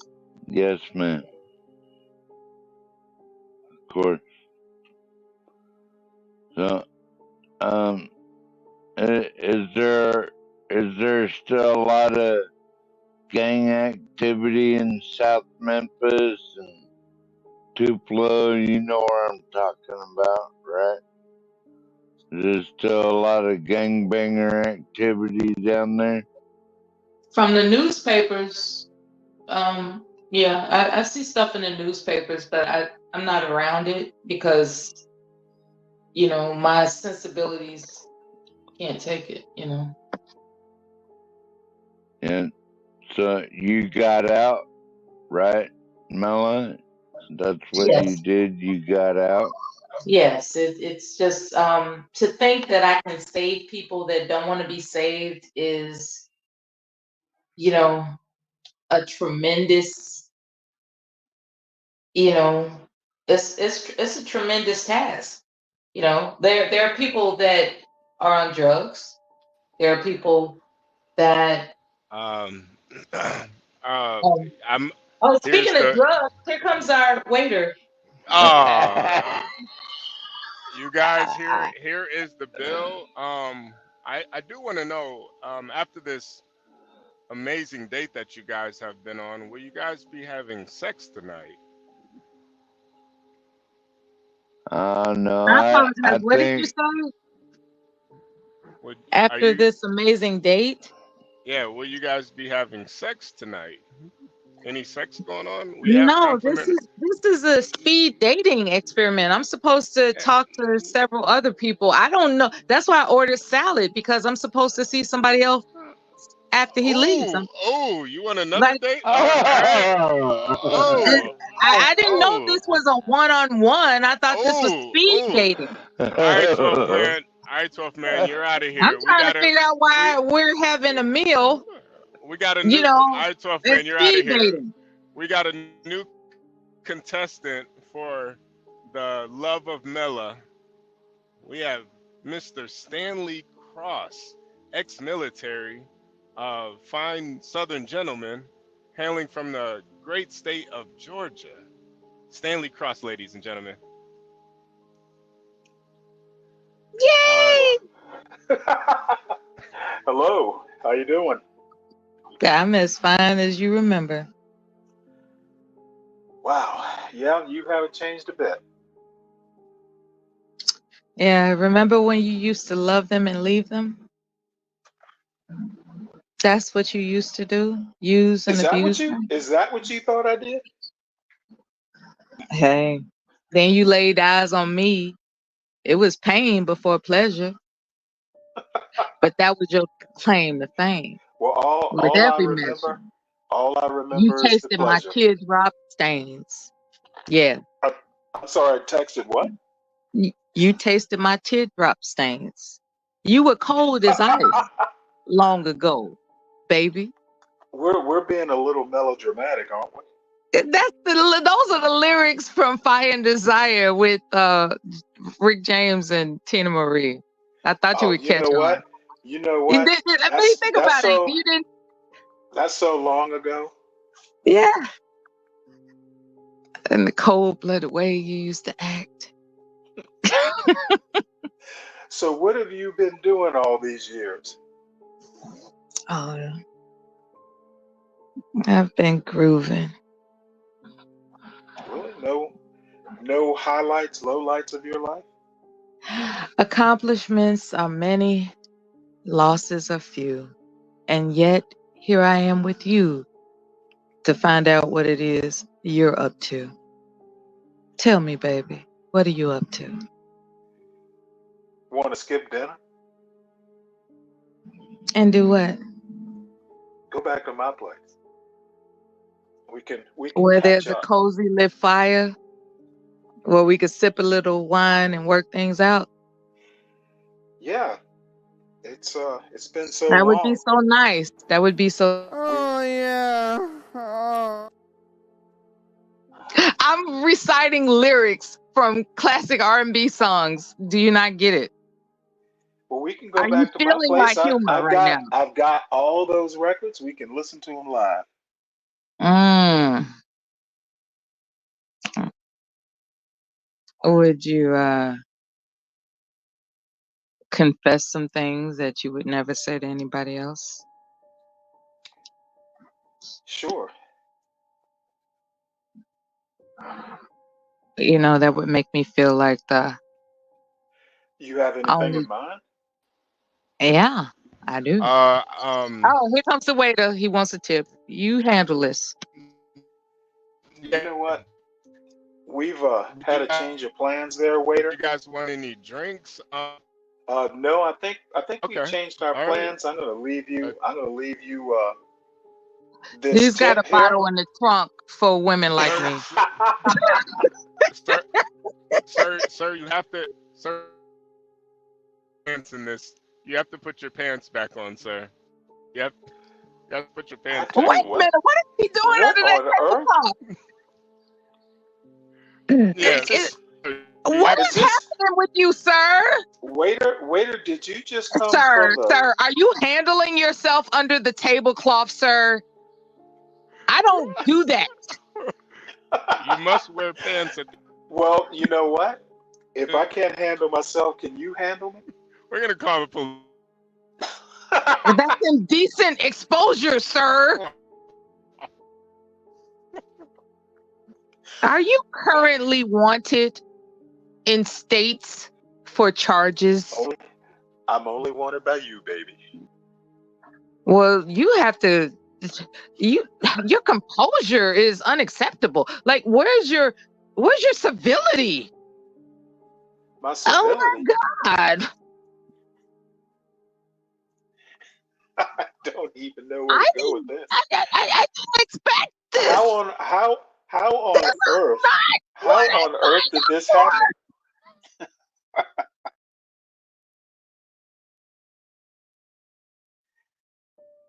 So I take it this means we won't be going back to my place. You move too fast for me. I give you humor, you give me perversion. I can't do it. I give you humor, you give me perversion. I can't do it. Well, you didn't think what I did was funny? If your pants were down underneath the tablecloth, it's not funny. Well, all I have to say is that that means you think you can buy me, and you can't. No, I think that means I can do a little bit more than buy you. What can you do more than that? Come on, it's just me and you. Whisper it in my ear, but put your pants on first. Put your pants on first. I don't want that waiter Put to your pants overhear. on and whisper it in my ear. I'm not gonna tell anybody.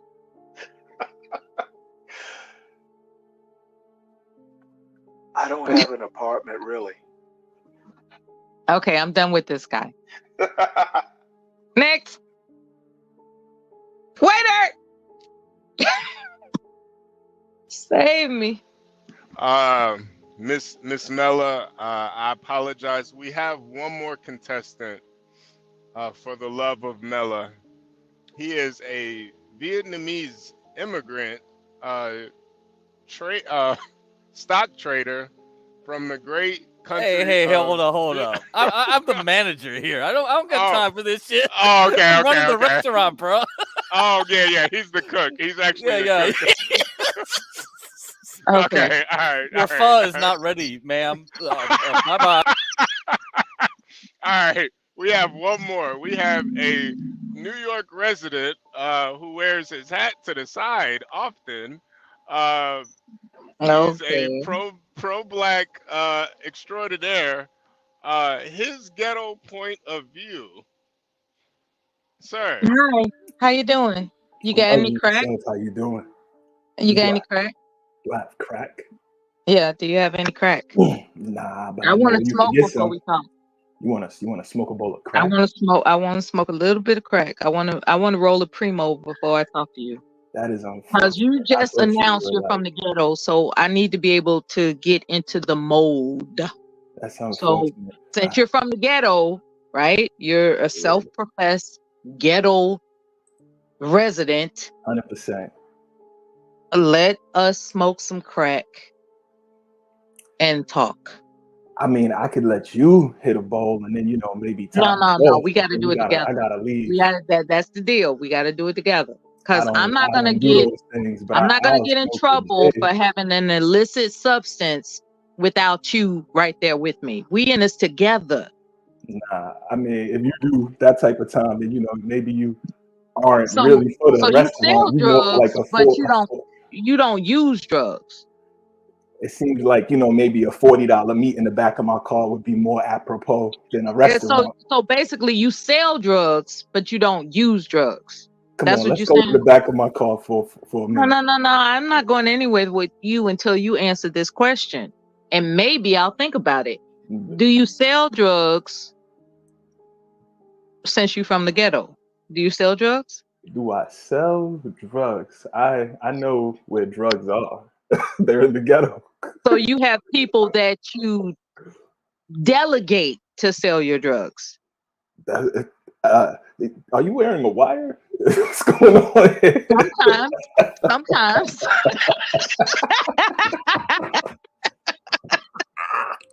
You don't know, Wes. You don't know. I tell you what. Why don't you fill me up and find out? Why don't you fill me up and find out if I'm wearing a wire? That sounds like a plan to me.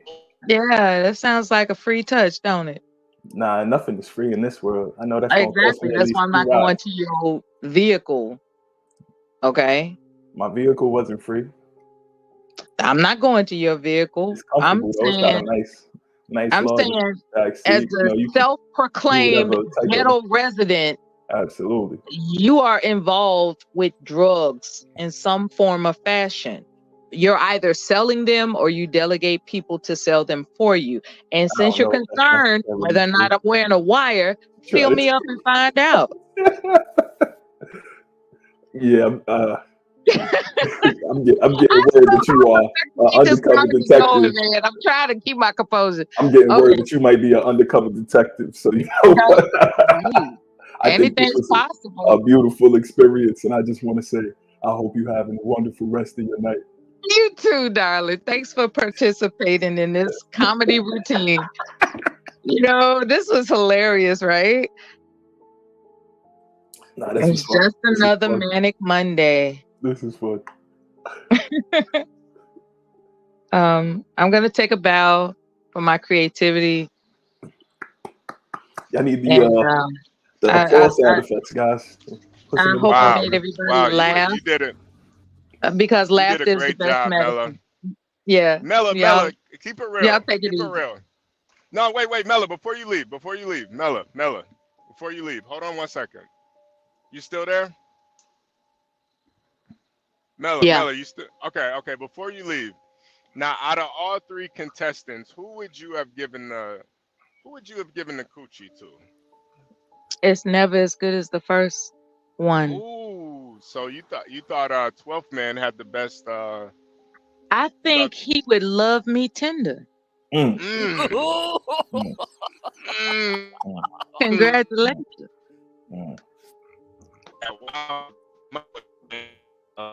HB, you're breaking. Wait. Someone's breaking up. Who's breaking up? It's true. He would love He you. dropped his microphone. He was like, "God damn!" All I'm gonna do is take you for a walk through the hood. You don't want no problems with me. Oh, wow. Yeah, the first one would love me tender. Yep. Everybody else playing games. I'm gonna rough you up. I'm gonna be grabbing you by the throat. And whatever. Stop being rejected. Okay. What you mean? Yeah, Stanley I said I'm rough. I would be grabbing you by the throat and all that stuff. I choose. Stanley did go. Stanley was trying to go with the man who's gonna love you tenderly. Stanley tried to go hard. You tried to go hard, but he went the best. I choose the first one. I didn't go hard. You smoking crack. All you need is $40 and a trip in the back of the car if you smoking crack. That ain't nobody you take to a restaurant. I was trying to turn you off on purpose. I was trying to turn you off on as soon as your profile identified as ghetto, I'm trying to turn you off on purpose. I respect Period. it. I respect it. That's what I'm saying. I can't go tender with a woman who need crack. I give, you know what I mean? That's That's not what I what crackheads know. is for. That's what I know. I'm like, let me figure out. I'm listening to the profile, like, okay, here's this guy that's proud to being from the ghetto. I was like, oh Lord, let me see how I could turn him off real quick. That's a good point. That's a good point. But I true. think 12 Ahmed Man is was proud a of being from the gentleman. ghetto too, because his corner store make $200,000 on a year right there in the ghetto. So Yeah, hey, you know, those who it you is what it is. delegate to sell for you. Yeah, 12 Man was a gentleman the whole time. He even You when talk I about brought church him and all that. He was so I gentle. don't take Even crackheads ordered to you a church. shot of whiskey. Yeah, he got the shot. It was like, Try to oh get man, got chilled champagne, the he try to finest. get you fucked He up. was He so, try to get and he wanted oysters. Yeah, where the He was oysters come from? ready Did you to even go. order oysters? He was that wasn't ready even. to go. Hey, Okay. Craig, He that said, wasn't "What even about on the my menu. oysters, damn it? He just Yeah, ordered that it. wasn't even on the menu. I was I like, the want to fuck? perform my best I'm for this cooking my black ass woman off right back here. there. I'm Where's like, there my ain't no oysters?" oysters here. We're gonna have to do this. We're gonna have to I do was this like, more "Nah, this often. is a man that is really about to pay attention to me." Yeah. He's not playing. 12th Man got away You with the gotta No, love he's ladies, it. serious. man. 12 step man. Yeah, I 12 step man. and say Well, what? I think 12th Man likes older women. 12 step man. Yeah, 12 step man. Well, we can work on that. Yeah, We gonna go okay. to church. We gonna go to church and we gonna go to church. It's gonna be all right. Yeah, nah. As soon as y'all leave the church, come see me on the corner. Take care of you. No. You're not gonna be on the corner where this church is. Oh no, trust me. Mella, All the pastors got the number too. Yeah, here for Mella, the do tea. you We're have gonna a have to. cash Be app, on Mella? speed Do you have dial. a cash app? We know the aldermen, and they have made sure that the block is. The alderman be coming to get his cut every week. No. We've gotten rid of your kind. No. We might have to do this with we might gotta do this with Kimmy too. We might gotta The do church is not polluted with your element hanging we around. might gotta Saints do and this sinners. dating with It's the only we might thing to gotta be in do this that church. dating with Kimmy Cakes. Anytime We'll the see. church need the roof fixed, where they come, they pulling up to the corner. Exactly. He tell them when they need something fixed at the church, they come see me. Okay. Now that let's get out of character real quick. What I want to say sincerely is that this is a brilliant exercise of what you could do to entertain your audience in the future, and I hope you keep it up. I hope you find somebody as gifted and talented as me to help you. Yeah, Mella, you have a cash app, Mella. Do you have one? I don't. You I need like. one. I I think really you need don't. one Like, right I'm now. donating my personality to this channel. That's And I'm do you know we have donating. karaoke, That's my Mella? form of Do you know we have donation. karaoke? We have karaoke coming soon. You coming for that? I could. Excellent. Yeah, Mella, you gotta make sure you pull up more often. I appreciate you guys too. Thanks. You're a sweetheart.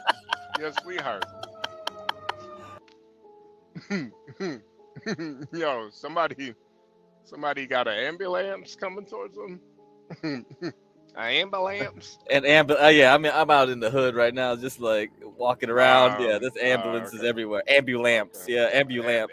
Ambulance. What a feeling. Do. Oh my God, there's another one coming. Get Crack really out on the block right now, yo. Get Crack in the middle of his daily trading. He does hand to hands in the hood. Salute to Get Crack. Yeah, I think it's just the screen name. Yeah, he's really outside with it.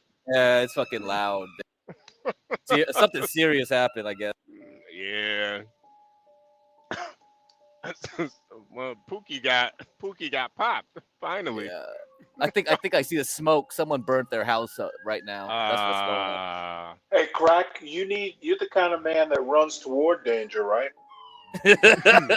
I go towards danger, yeah.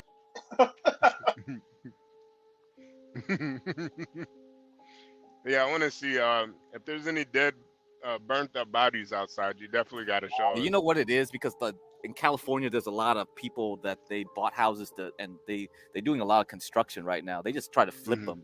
They just tear down all these houses, rebuild them. It's Mhm. crazy. Yeah, what's going on here? Yeah. Yeah, they probably hit something and blew up a gas pipe. I don't know. Someone asked a very good question. How is karaoke going to work when there's a potentiality to be, for the channel, for copyright infringement? Yeah, we can get karaoke versions of songs. we could also do it on Kick. Like make it. Yeah. We could just tell people, okay, we start the stream here, but tell people, hey, go over there. And Yeah, we could do like there are like non-copyright. You know how like they have like the kids bop songs where it's like the song but it's like a different version, and we can always find that too, as long as the songs are known enough, well known enough. All right. Yeah. But no, I think we got to do these. We got to do more of these speed dating shows too, and Wasn't that fun? It was, yeah. Everybody had a good time? Yeah, It was fun. Mello. Ryan wants to join now. Ryan wants to Yeah, speed date. Ryan. I think Ryan Shake your booty again, Ryan. What's up, man? Ryan, I'm what trying you to get think in. of speed dating? What's up? You try to get in on a speed date with Mella? Oh no! I'm not trying to get on speed dating. I was having a problem getting into the show. Oh, all right. Oh, okay. As you know, I like to pull up every once in a while. Yeah. The Okay, speed Ryan. dating was interesting. Yeah, Ryan, tell me what you want to do.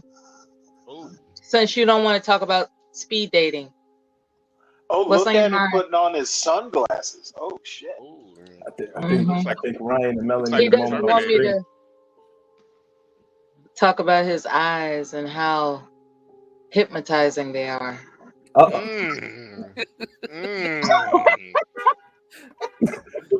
Ryan about to get into an accident. Mella, look what you done did. Yeah. Hold on. Ryan, don't die. Ryan's connection died. Yeah, there we go. Ryan canned up I looking hope like it was a just his connection. T-1000. Yeah. He looked like he got frozen. He froze and it died. Yeah. In days like this, he wishes his Wi-Fi was adequate. Yeah. Yeah. Is that a double entendre there, Mella?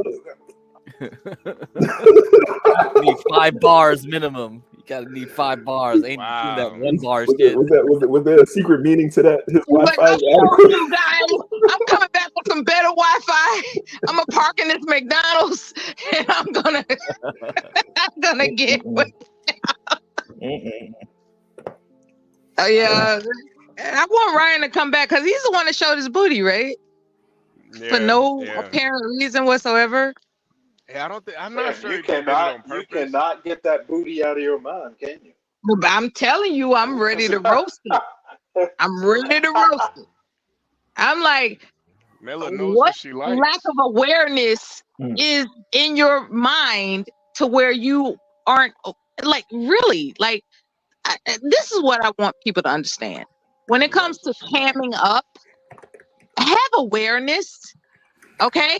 Have awareness. That's all I'm saying.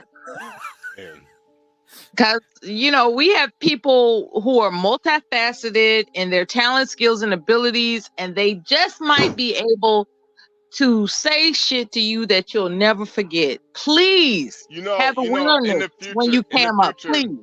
In the future, if we're gonna do this speed dating, I'm gonna need if we have a lady who's willing to do the speed dating, I'm gonna need the audience to make sure we super chat the Oh, you're lady. taking applications. Yeah, the audience. We got never forget. I'm the blueprint. Never forget. No.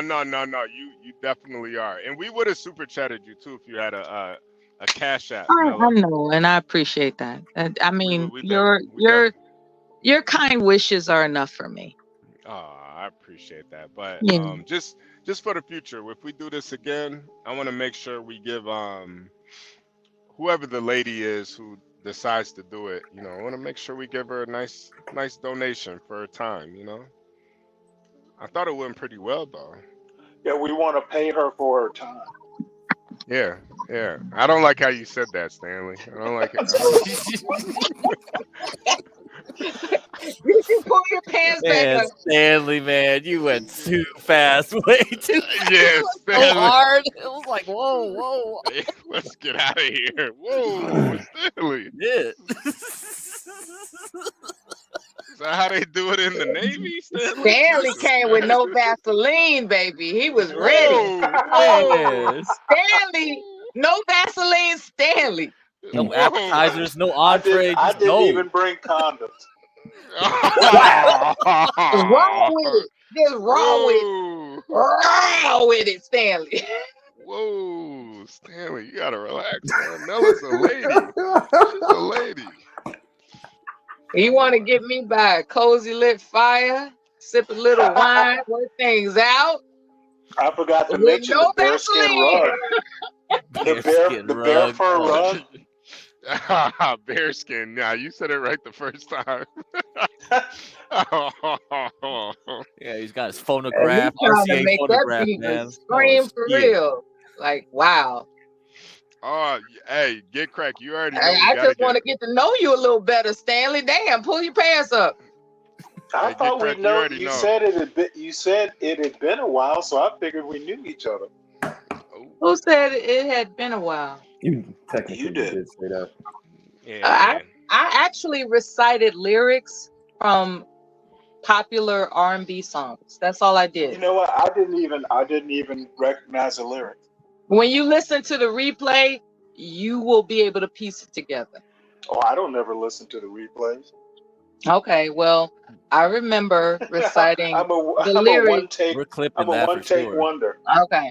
I'm sure people that are in the know are familiar with the lyrics of Fire and Desire. And as I was repeating what I was saying to you, okay, as I was enunciating what I was saying to you, people can verbatim relate that to the Fire and Desire song performed by Tina Unfortunately, Marie. I'm not Everett one of those. James. I'm not one of those people. So, because you're not a romantic, and that's the problem. Oh, the first You know what? contestant is a romantic, right?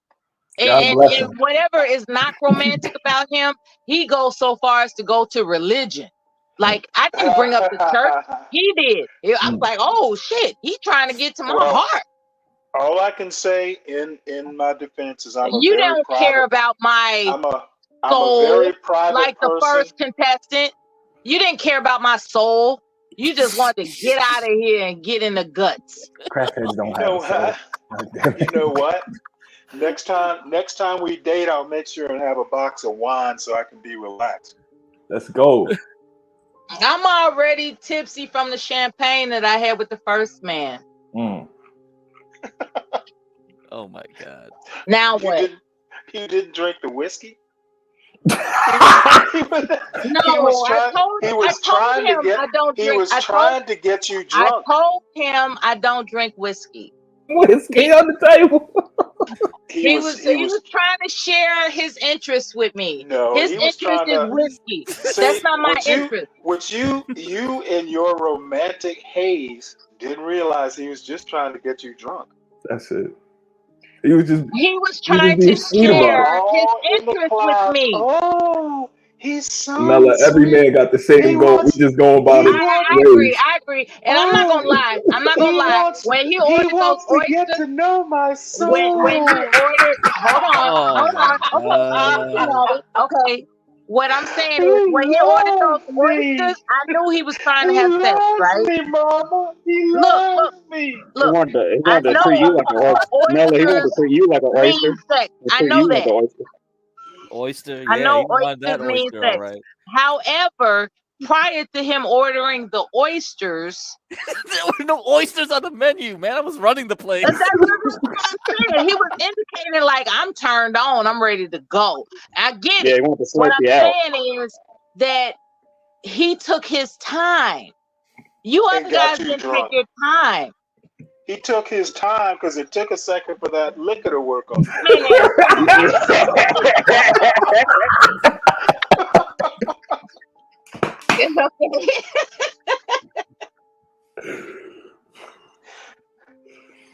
my goodness. This was hilarious, to say the least. I'm gonna And I lie. was trying to say When it did y'all like stop John. doing That improv? liquor. And you know what's beautiful? It was all impromptu. That's the serendipitous moment of capture, right? That's Yep, another People that's big right. word. people who are looking to laugh at something, even though they're in a bad mood, can't help but laugh when something is impromptu and serendipitous. So I'm just glad that I got to exercise my personality with you guys. So as far as sending me cash apps, I just appreciate the sentiment.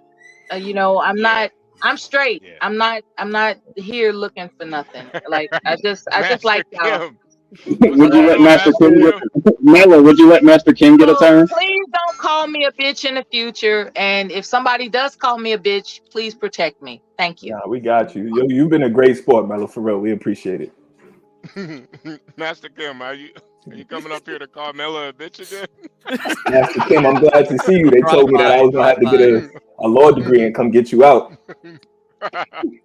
Master Kim, You on mute. You on mute. I'm mute. you're on mute, Master Kim. Oh yeah, no, dog. I'm He's saving that thinking for later. about it. He's thinking about it. Yeah. Hey, Wow. I'm just discussing strictly business. When it comes to that level thinking, I just wanted to chime in, and then Stanley's faggot ass had to get involved. So I got nothing against Ah. Mella. Ah. Damn. Hey, I got a Wait, so bone to Master pick. Kim I got was a Mela bone to pick collateral? with you. Damn. I heard you. Shit. I got a bone to pick with you. I heard you. Oh shit. Master Kim was Mela Now collateral wait. damage? Did he mean a bone to pick with me? Yeah. Okay. Well, pick away. Okay, Uh-oh. I heard what you said, but I don't agree with that. You're gonna have to prove to me something. Yeah. And Yo, I think Master am Kim's got the I best Stanley supposed voice. am I supposed to back? Am I supposed to back down from what I said? Oh. No, I heard what you're saying, but it don't Okay. You know make what, Good. sense. You're Kim? gonna have to The prove to HP, me. acronym. You know what? Wait. If Hold. HP, drop us all Hold on. down. Kim, Hold on. Yeah. Did you I'm about think to that step I down for a said second, that family. I'll thinking check you back in wouldn't a hear? minute.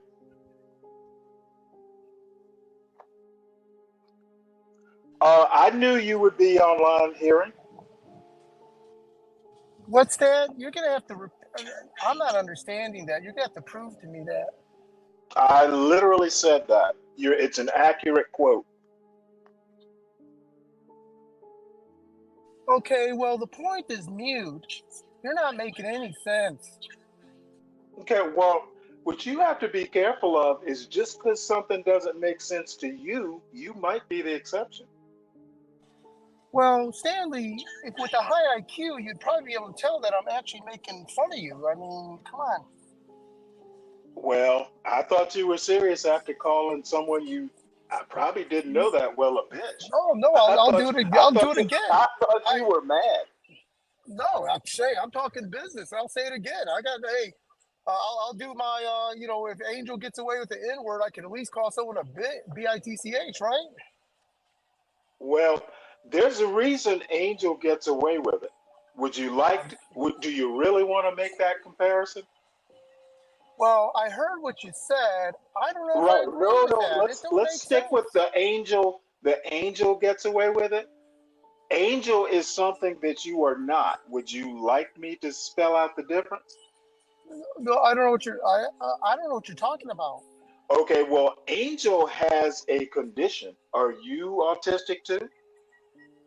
So does that preclude Angel from having proper manners on a public platform? You know what? I think we all know Angel is Angel, and you're no angel. So just because Angel gets away with it, that doesn't mean Master Kim can get away with it. Okay, well, I'm going to interject the B word. That would be my version of Angel, and those that like Well, it will that is chuckle. Those that absolutely don't true. will And go the elsewhere. other caveat, because I assumed you were an adult, sometimes there are consequences for your actions. Is that a threat? Nope. Well, you don't know who you're Hey, messing with. you didn't call me a bitch, so why would I be threatening you? Okay, well, you sound threatening. Well, you know what? I really don't mean to. I really don't mean to scare you.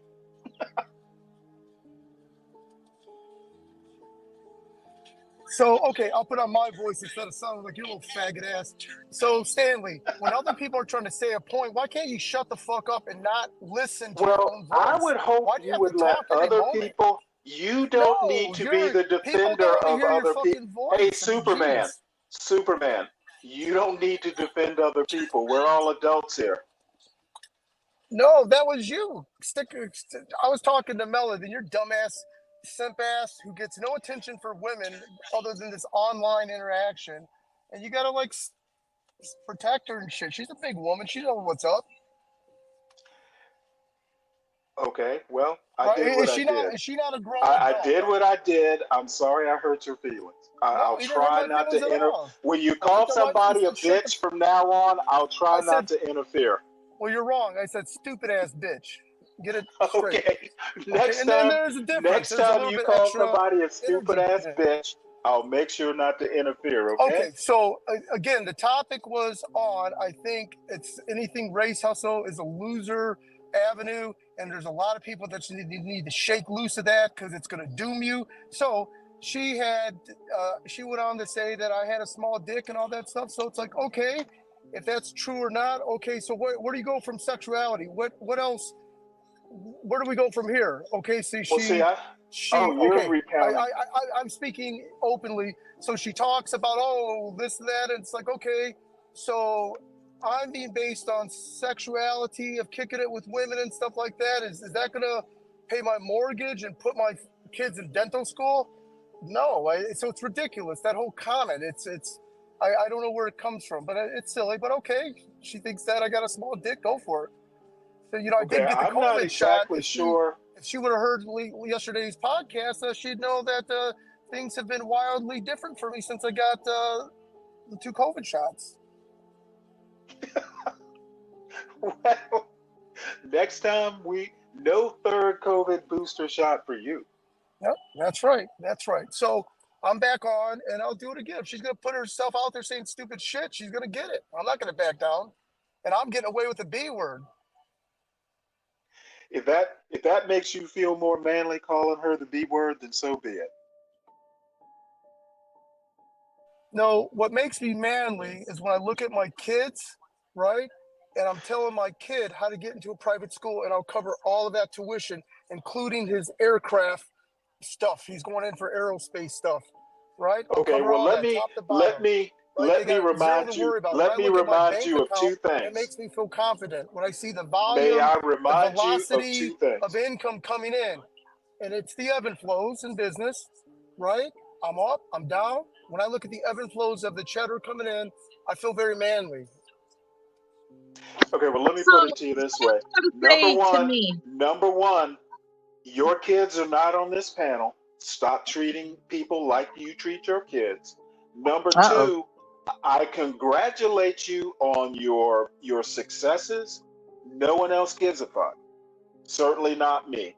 Okay, you're not the only one who has kids in expensive schools. You need to check yourself. I was wondering what he thinks about the DNC. It's going to be broadcast today. The arrogant gentleman. Oh, that's Master Ken. Yeah, the arrogant gentleman. Today is DNC Day. I think it's going to be a successful, great event. I can't wait to watch it. Okay. Wow. How is everybody? Great. Everybody doing okay? Wow. Yeah. Okay. He's upset because I actually predicted what his member is. Oh man. Oh, come on. Okay, Mello. so where do we go from here? Oh, where do we go from here? Well, I'd like to hear Mello. Okay, so like, all you have to offer is sexuality. Kamala? What do we expect Kamala? No. What do we expect Kamala to say at the DNC? Sexuality. Let's talk about that. What do we expect Kamala to say at the DNC? After you kick it? What do you do for the What rest of do your life we after you kick expect it? Kamala to say at the Let's talk about dick size and sex so we can get beyond this conversation. What? What are you going to do for the I rest mean, of the we day can and go the back and rest of forth your with life? insults Right? if you want, How does right? dick size pay the mortgage and Look, put money in that bank man. account? I'd like Look, to know that. man. Look. All I'm asking You're is, a raggedy what old are ass your bitch, and all thoughts you can do is try to to resonate with young people anticipate by about the trying to talk about DNC? sex and dick size, because you know you got nothing to offer with your Why raggedy is that? ass. Why are you Raggedy dwelling on ass, that? old ass. Why are Raggedy you ass, dwelling on that? old ass. All you Why got is are this you nasty ass dwelling sex appeal on that no that? one wants, by the way. Who do you think wants to fuck Do you? you Think not about know that. how to have a Who good wants to time? fuck you? Nobody. Nobody. So you took time to get off the panel and write down some insults and then come back on the panel and try to regurgitate them, right? That's what you did. That's how impacted you are with apparently the reality of your life. Why can't you just change the subject? No, because Why? your dumb ass is talking Why? about dick size, so let's talk No, about this, right? you. I want you to get out of your system You so that are once the you dumb one realize by that not sex, being able dick to size, get booty over it. size, all Just this get shit over it is and talk about artificial. current It events. doesn't Sir, enhance can we anyone's talk about life current beyond events or not? monetary. Do you want to talk Who about gives a current events or not? Something's wrong with you. No. Your dumb Do ass you wants want to to talk discuss? about You dick want to size. You're a chastise sexual Stanley being. You got nothing about else to being offer. distracted You got from nothing current else to events, offer. and here You you old are ass, raggedy distracted ass by me bitch. and not wanting to Shut talk the about fuck up, current you dumb bitch. events. No one gives a Something is fuck wrong about with you. You got you. nothing to offer. Something is You're wrong raggedy. with So you. your I first thing to don't come out of know your how mouth is many black women you come sexuality. across in your life. I'm Sexuality. not the Oh, black I come woman you across from. think.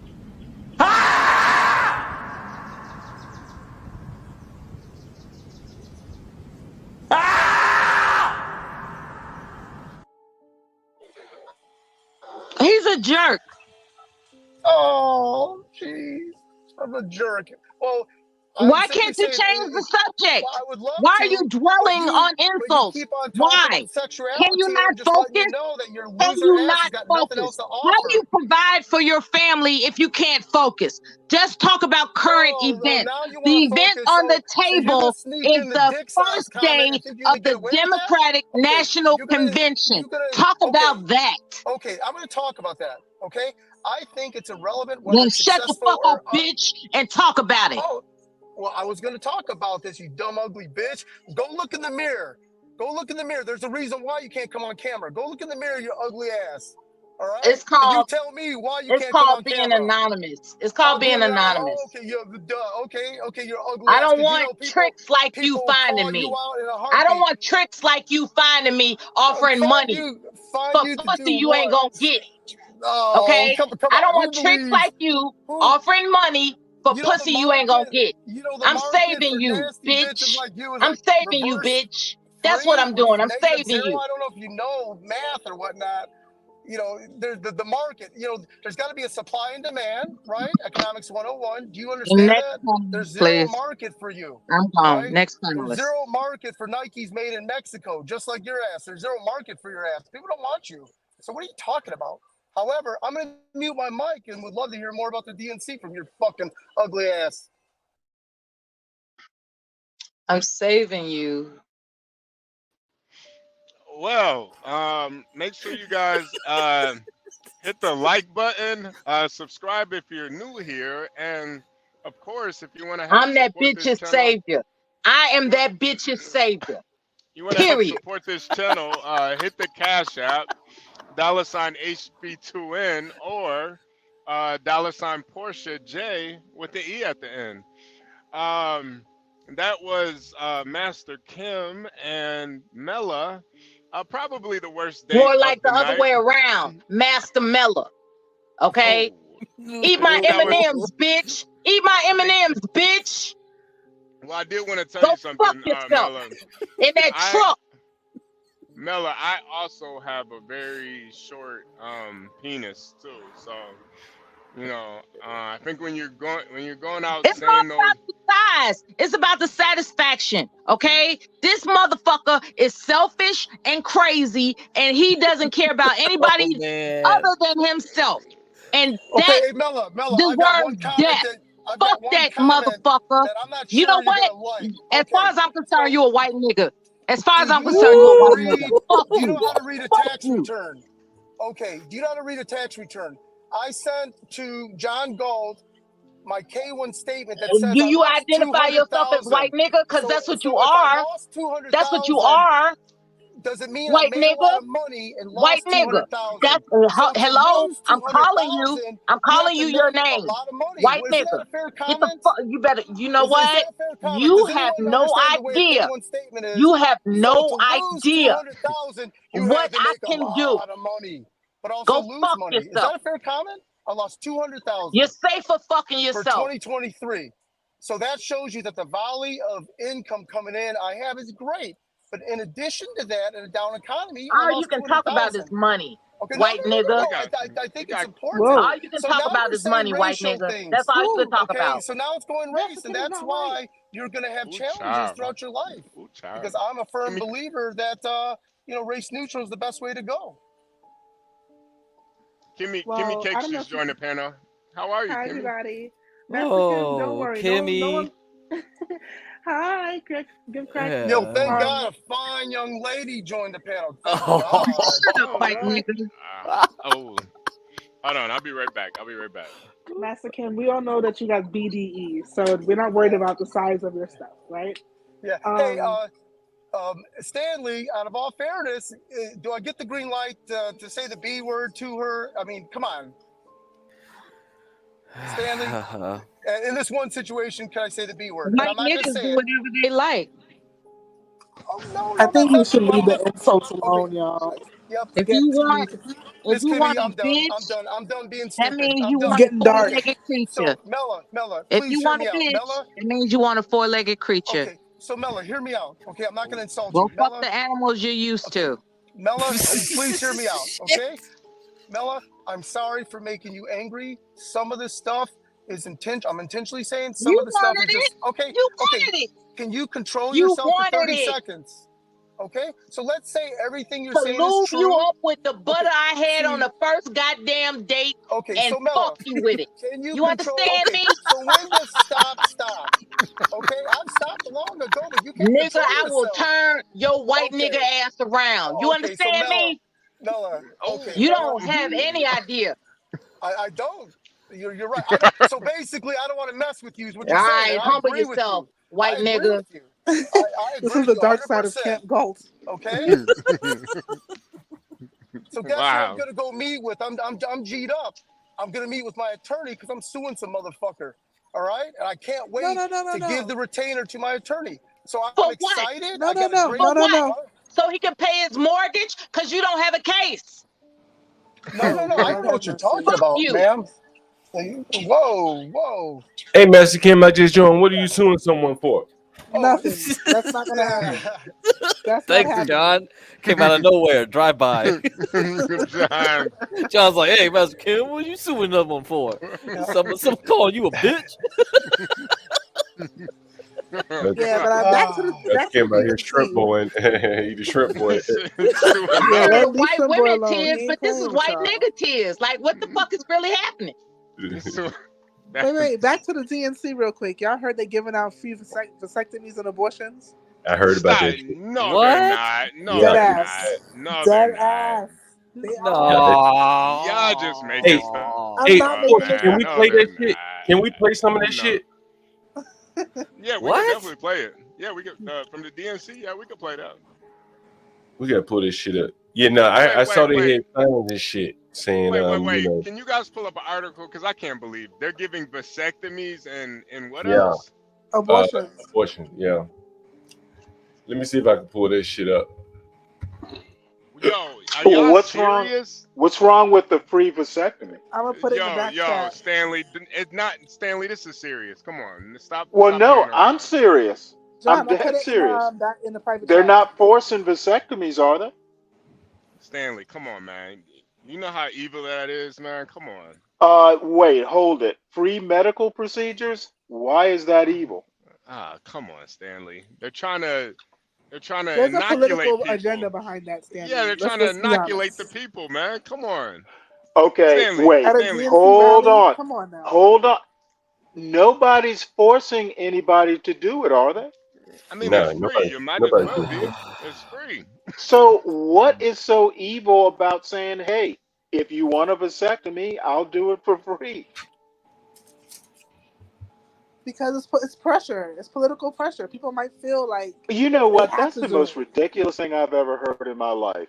It has to be. Because then I'm why sure does you heard DNC? No, more no, Why ridiculous. can't the Kimmy, DNC just do it I'm on a dead day that Kimmy, serious. Chicago? Kimmy, How can someone be politically pressured into a vasectomy? Because they're at a DNC rally. They might feel like, oh, all right, no, this no, is no, So no, working. you Kimmy, think if you go to a DNC It's under rally and they duress. offer free no, Kimmy Case, I vasectomies, think you're wrong here. people are going to line up to do it? Kimmy Case, I think you're wrong here. I think what it is it really shows you where their values are aligned. They could be giving out books, pampers, You know bulletproof what? vests, niggas in the neighborhood, but Yeah. they're you know where they focus on. And I'm not saying it's right or it's wrong. It's just where you decide to focus.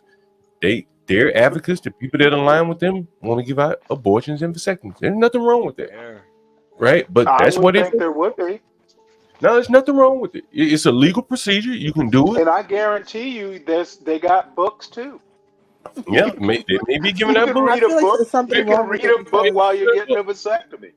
I mean, yeah, they could be. There's, all that's possible. Just But I listen to think it John shows Galt. you where Like their and interests subscribe while you're getting that vasectomy. are. Right. I think it shows you where their perspective. And again, I'm not saying it's right, it's wrong. I'm not expressing an opinion one way or the other. But a large part of the Democrat Party, and you saw it, Stanley, in the interviews that I did on the street.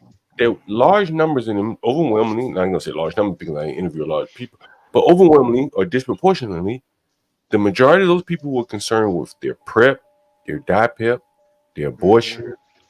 Like that was top of the list, and there's nothing wrong with that. Okay, and Right? what's wrong with that? I didn't see anything wrong with so it. no I'm one just thinks saying. this is No, a part of their political Well, agenda. Like, no one thinks that. you keep saying it shows where their values well, are. it does, but there's nothing wrong with where your values are, right? That's your opinion. If you say, "Hey, I want to have clean streets and clean air," okay, that's your opinion. That's where you want to put your money in. If you say, "Hey, I want to have abortion and free DIPEP and PrEP," okay, fine, that's where you want to put your money in. That's what. If I want 1 million immigrants to come here, okay, that's where you think that your money should be allocated. Well, exactly. Hey, John. What's the opposite? Wait, John. I think the other thing too is it really shows the medical community who they're aligned with politically. Yeah, there's that too. I didn't even think about that, but yeah, there's that. Because these guys, those two PrEP guys, they are more or less aligned with the group that's going to keep giving them their medicine. I would be, wouldn't you? But I wouldn't engage. I don't. Well, yeah, that's true. But I mean, if you needed PrEP and you could get it for free, well, I guess nobody needs. Why not vote Democrat? Nobody needs PrEP, though, right? You see what I'm saying? Nobody. I don't know why things are always so funny, but no one needs PrEP. Because you're hilarious. Oh, okay.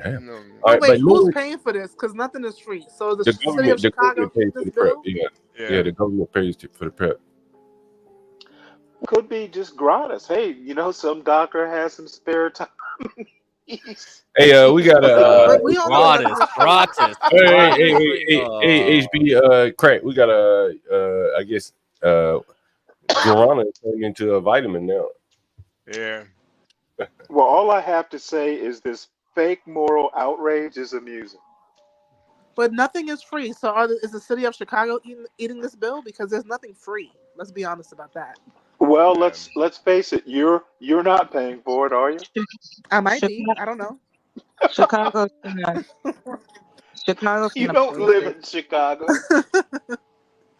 The good thing about them finding that video though, John, is HB might be paying for it. Hey, John, if they do flag it, then it'll be a lot easier for us to find it too. So, yeah, go ahead, just flag it. Hey, HB, can I ask Stanley a question without insulting anyone? Yeah, go ahead. Okay, go ahead. Stanley, and again, I know you're high intellect, right? So you know that by Oh, using the term. Wait, hold on, time out. Who's vitamin E? Because they're threatening to flag the channel. Check the comments. Yeah, Vitamin it's the same person. If they do though, you're doing us a favor by Sorry, showing us Mexican. where it's at. So yeah, go ahead, flag it. Sorry, Master Kim. Oh yeah, so Stanley, you're pretty intelligent, smart, and you look at things at the macro level too.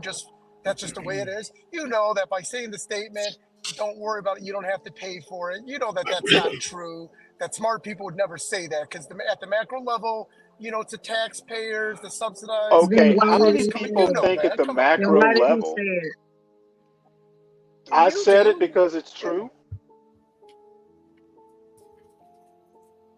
Do you think I just said it off the top of my head for shits and Well, giggles? I'm praying that you He's don't think that way. gaslighting you, Stanley. Okay, bottom line is what I said is true. I said it, and you know what? If you can correct me and show me where I'm wrong, I will admit I'm wrong and appreciate you doing it.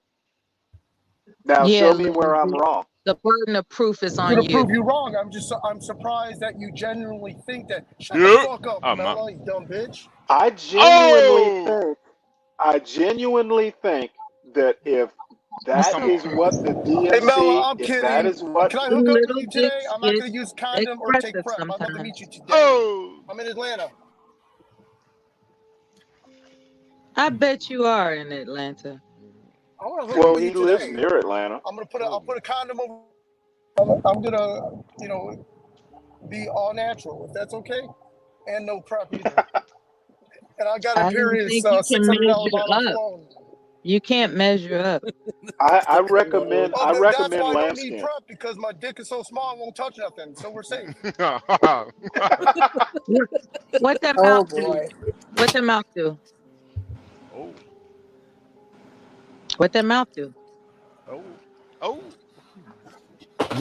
Silence. Yeah, I'm speechless too.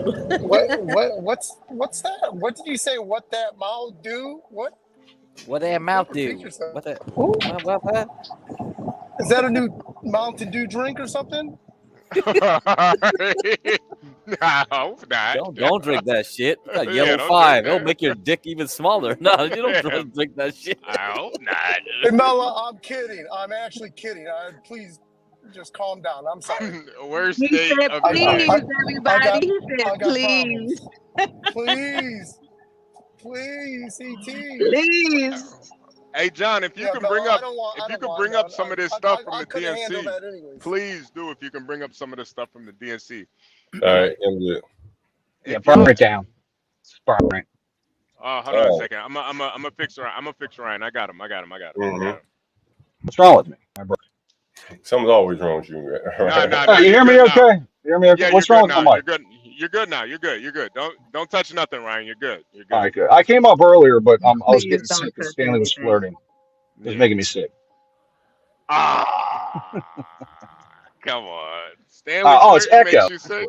Did you Yeah, it get was a just making me did you sick. get a Did you catch the get a music haircut there, lyrics that Ryan? I was reciting to him during the speed dating segment? What's that? Hold up. Oh, what's this? All right, I'm back. Oh, man, there's something in the motherfucker. What? No. Yeah. Take away those. There you. Oh, heck no. And be careful That's a with this live stuff. version. Shit, it got to be a live Oh, version. no. We don't want that. What, the live version? Yeah, we don't want it. Yeah. Yeah, don't Why get is it it? straight. Oh, did they'll get a strike? No. Maybe. I I doubt don't it. know. I doubt it. Don't get it Let's see straight, the. man. I just want to see the protest. There you. That's more fun.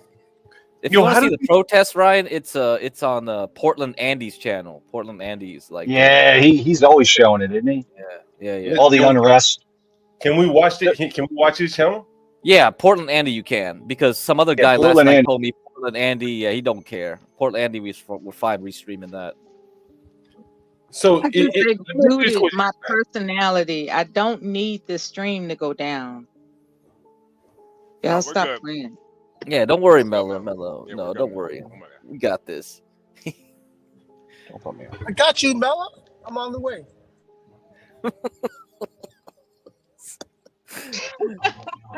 Man, we can't lose your perfect voice, Mello. Oh man. Yeah, Thank you. Dennison hated your voice. Oh my God, that night I was driving through all the truck stops, and every time I had to get back on the Wi-Fi to try to control the panel, and then I left again, and it was Dennison was just hating on you that whole time. I was driving. I was like, what the fuck? It's just something. At the inauguration to send a message that we will not be to keep growing our movement. What's wrong with my fucking camera? Some people think social change is made by delegates in the DNC. Oh my God. It is made by us, and it is made in the streets. From the river to the sea, Palestine. From the river to the sea. Low bit rate. There we go. Yeah, he said it was low bit rate. Yeah. That's awesome. I thought it said low birth rate. Have fun. Hop on public internet. That too. We'll see. That too. It's rough. It's trying its best.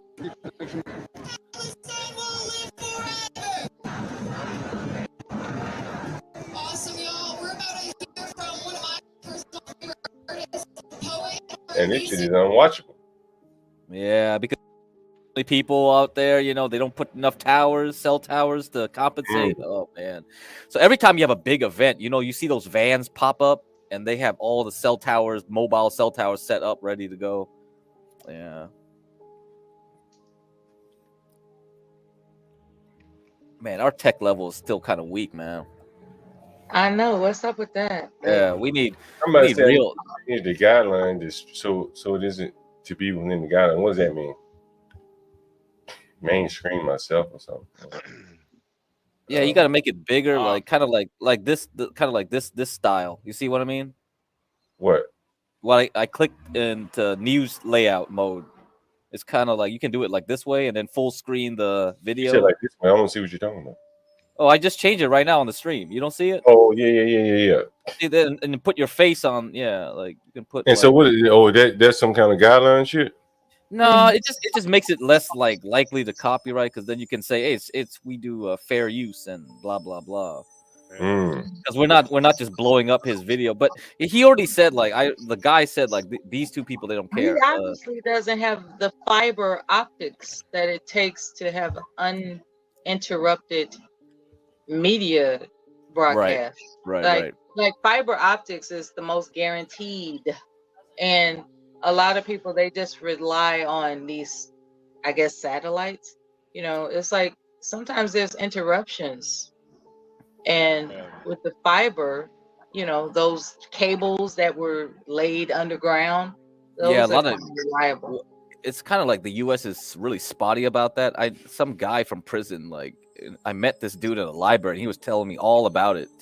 He was like, "Yeah, that's what I do. I lay out all these fiber cables and all this stuff." So yeah. If our admin can bring up a video of the DNC live, that'd be greatly appreciated. I'm not sure if they can work on that or not, though. I saw that video. I think I played that video where Roland Martin was getting checked by Jamal Green out of Chicago. I think Roland Martin has a reliable connection source. I think. Oh, we got Kimmy Cakes back. Okay. What's up, Kim? Yeah, so you can full screen that video, John. Then it'll work. We don't need to see the chat on that thing. Yeah. Okay. Hey, John. Yeah. You mean Jamal Green, the lawyer? No, I don't mean maybe a lawyer. He's like an agitator. What they call him? Agitator. Okay, well, no, he's like activist. He's a constitutional lawyer. I think it's Jamal Green. He's a constitutional lawyer at Columbia. I don't think it's that Jamal. Wait, what are we looking at?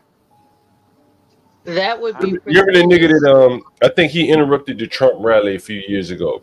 This is him right here. Okay. This nigga ain't nobody lawyer right here. Hell no. Maybe a government lawyer. City. Wait, John, you got to share your screen. I think it's sharing. Hold on. That nigga that ain't no lawyer. Maybe a jailhouse lawyer. Street lawyer, being Trump type nigga.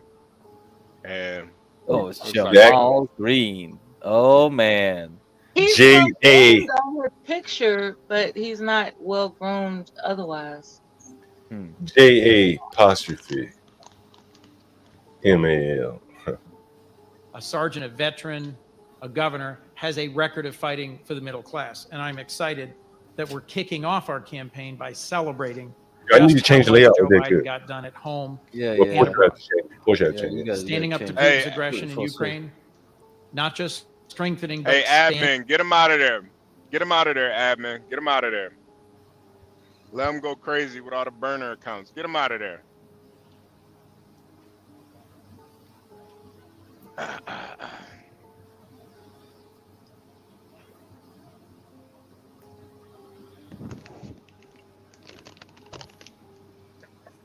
Weirdos, man. Those are weird. At least we're getting 50 viewers now. That's That's our normal peak now. Yeah. But now we're getting 50 to 60 now. That's gonna be good. A bunch of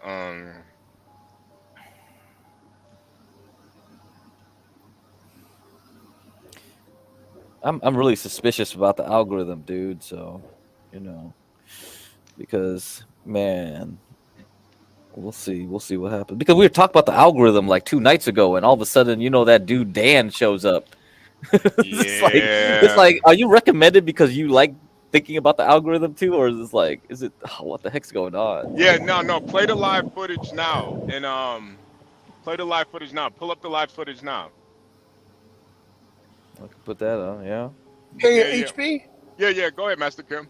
Hey, remind me maybe on a different when people's temperatures are lowered, including myself, to tell you how I paid a guy. No.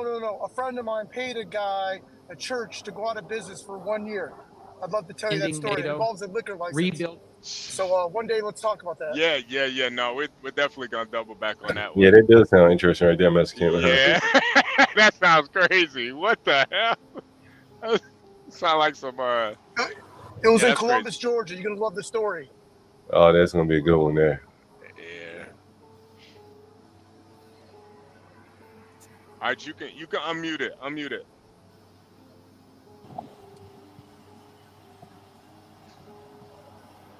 Unmute it, please.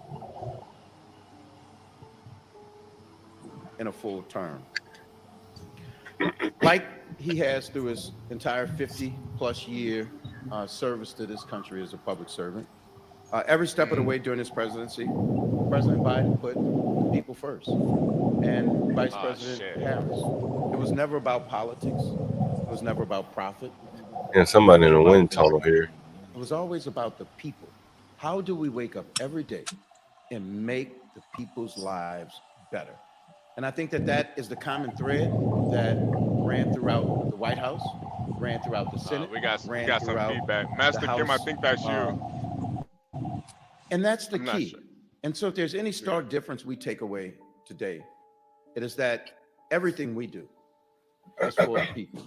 And you will hear that common thread consistently through the night. You also hear the president tonight talk about the successes of the Biden-Harris administration. And I think it's important for him to answer those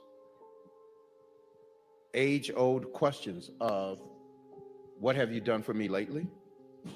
Why bother? Who is this black right here? And so he has to remind people. Stanley, who is this? The successes that who is this, the Stanley? Biden-Harris agenda had. The fact that so many people came out in historic numbers the last election. Stanley! And put them in the office. Who is this? I don't know. For? Oh, okay. And that's what you'll hear tonight. And who is this he'll go down the list. And I think you will see a very proud president. We got Jihad Bill up here. What's up, Jihad? Has always made sure. I've seen it from somewhere. And we're excited about that. I think this guy, I don't know who he is. Last thing I'll say about Jihad's good. the president. Oh, my bad. I was on mute. What's up, y'all? Oh no, I was talking about the black guy. Quotes about. I was talking about the black guy. Talking about this nigga? Yeah. I don't know. I've seen his name. Worry about the next election. Just don't know. Statesmen worry about the next generation. And it was a statesman who came off the sideline 4 years ago to beat the worst president in the history of the United States, a person who posed the biggest threat to the United States, and as a statesman who passed and who will pass the baton on to Vice President Kamala Harris to continue to put this country first. And so here in Chicago, we're united. We're ready to answer the divisive, backwards vision of Donald Trump with a positive, joyful vision for the future. Now, Vice President Harris and Tim Walz stands ready to carry the torch forward as we look toward the future and fight against those who would divide us and drag us into the past. This is about tomorrow. This is about making sure that tomorrow is better than yesterday, and that all the tomorrows to come are better than the yesterdays that we've had.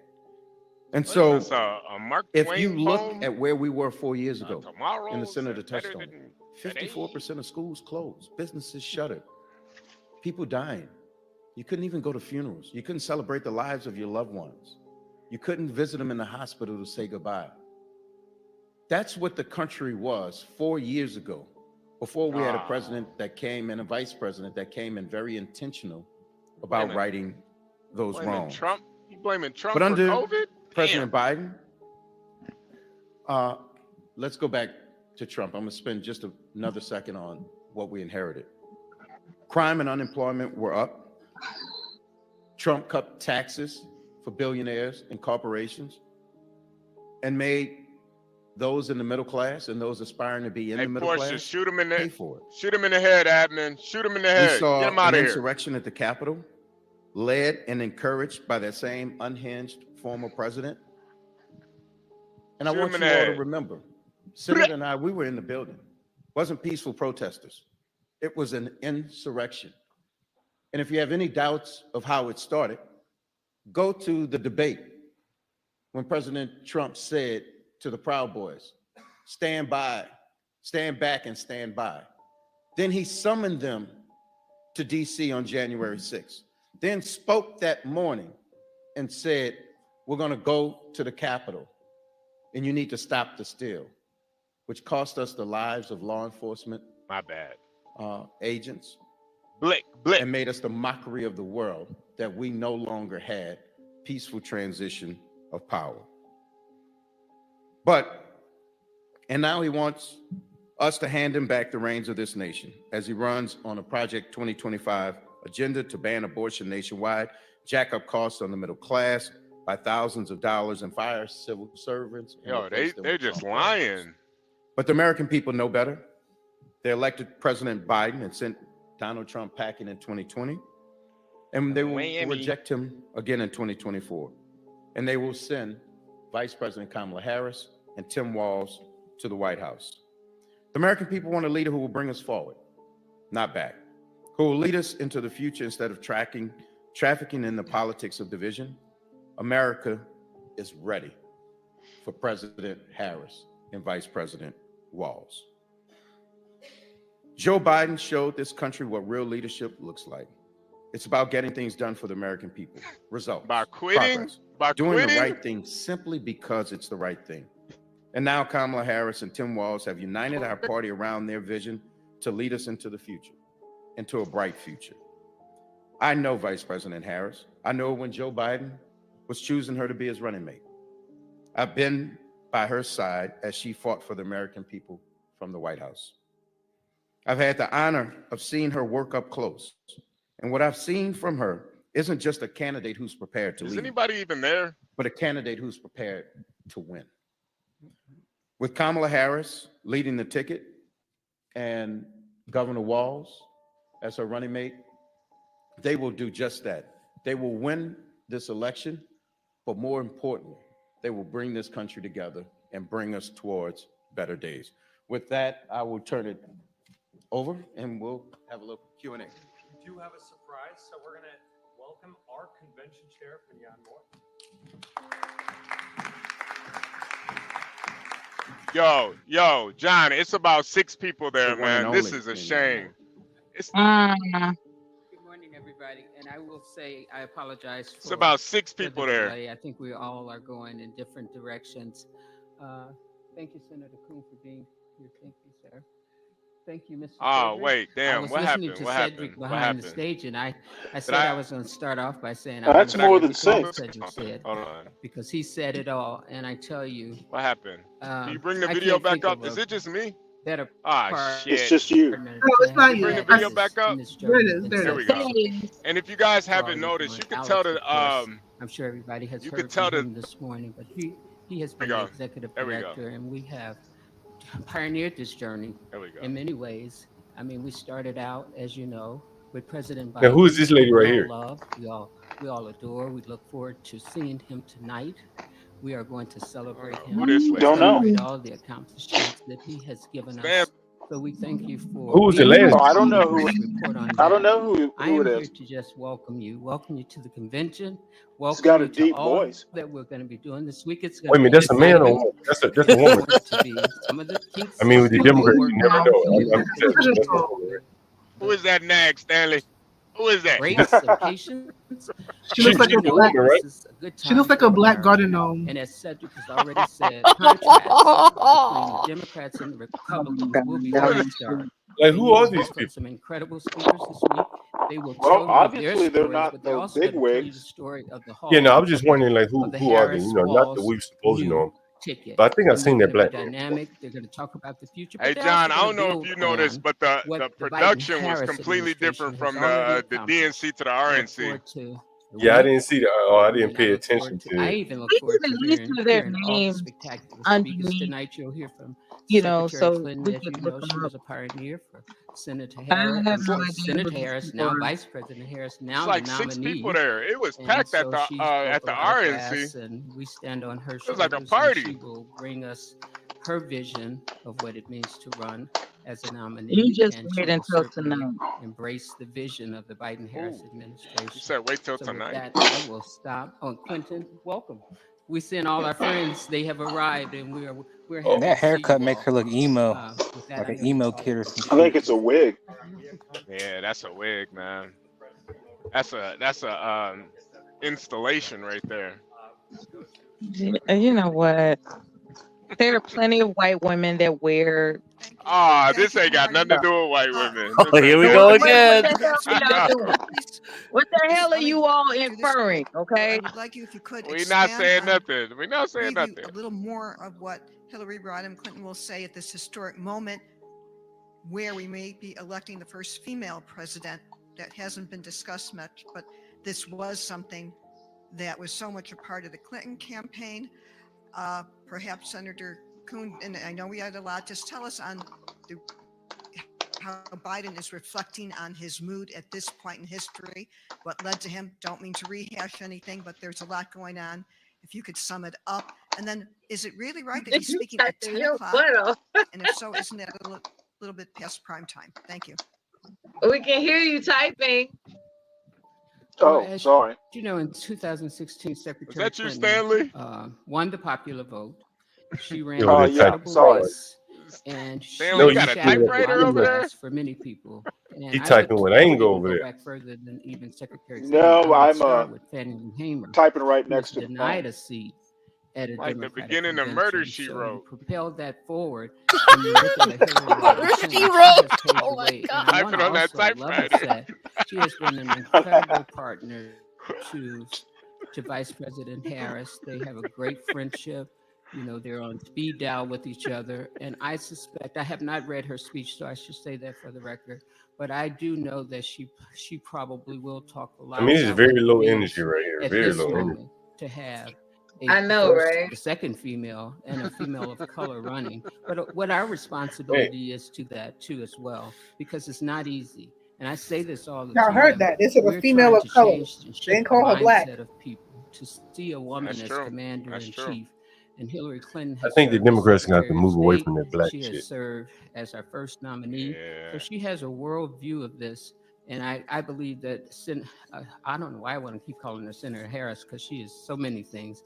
But Vice President Harris also has a world Because you know view she of ain't what gonna that means, win. and I think you will see that coming together this week. Oh, Just say Ambien or briefly, something. the last few times is I had that a chance to be with whining him, to speak I with him, hear?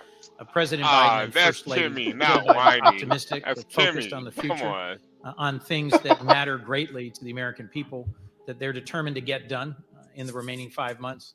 The Cancer Moonshot, there was just a wonderful event at Tulane that Cedric was at with them.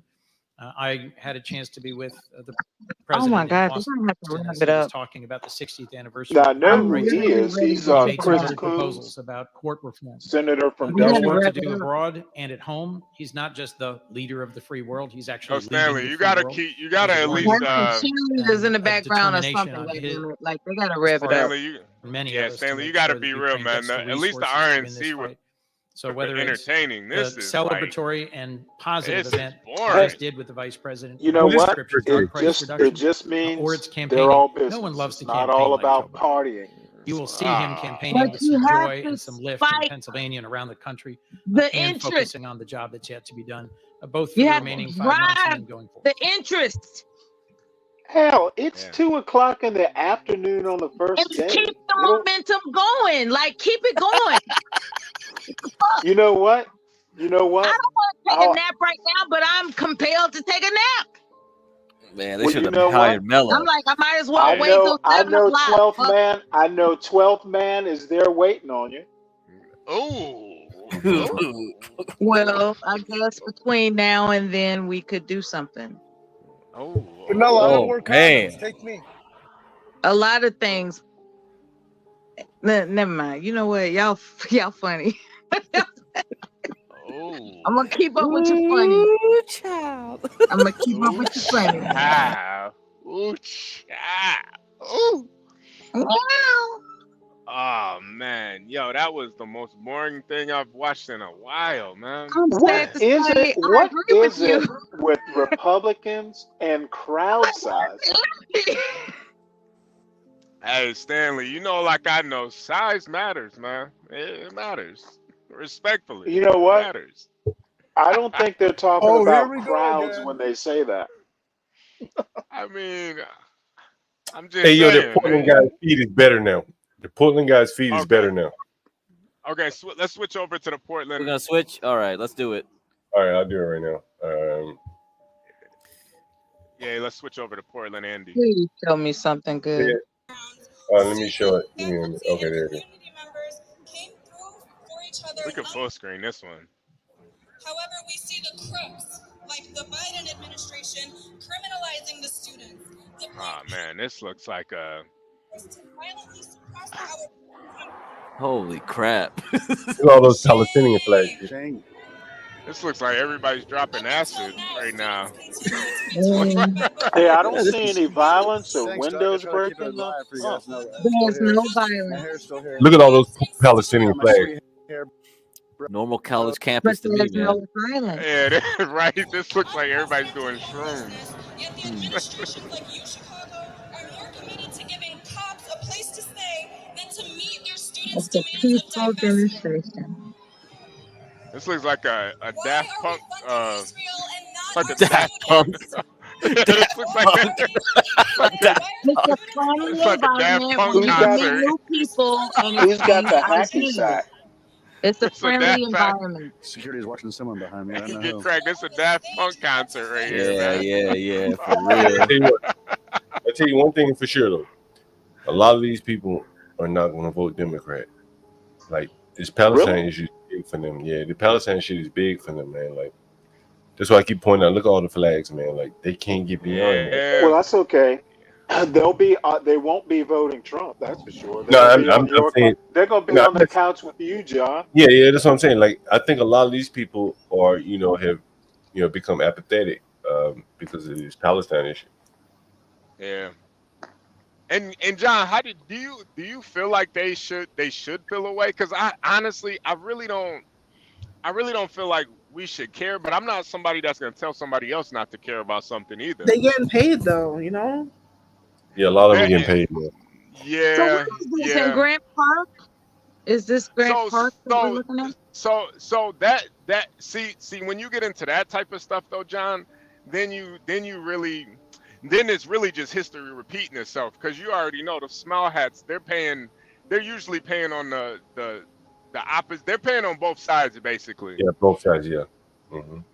They play both sides. They pay both sides and they play both sides. So then it's kind of like, what's even the point of that? But I don't know. I mean, you heard what Trump said recently. He said he's going to deport any Hamas supporter. Going to deport your ass. You can't even support Hamas. So what do protesters do when they have to go to the bathroom? They They probably usually got have porta potty. yeah, they usually I have don't porta see potties any out there. porta parties in this little video They're stream. probably on the perimeter of the. Well, they find a Republican to piss on. Oh, come on, Stanley. Oh, Come on, wow. Stanley. Come on, man.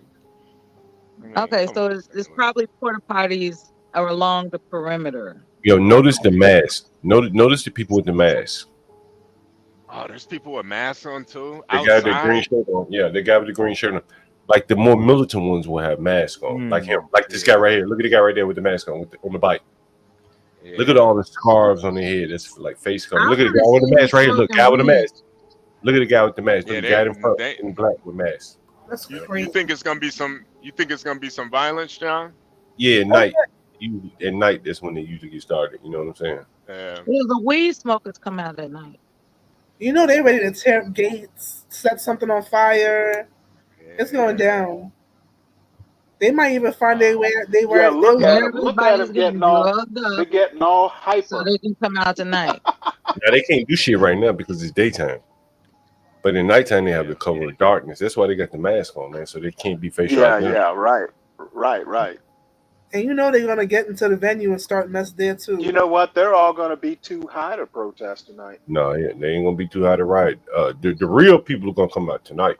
These are just the real, the honest, the peaceful protesters. Yeah. Wait till the Oh. niggas show up. When They it be keep in the spot.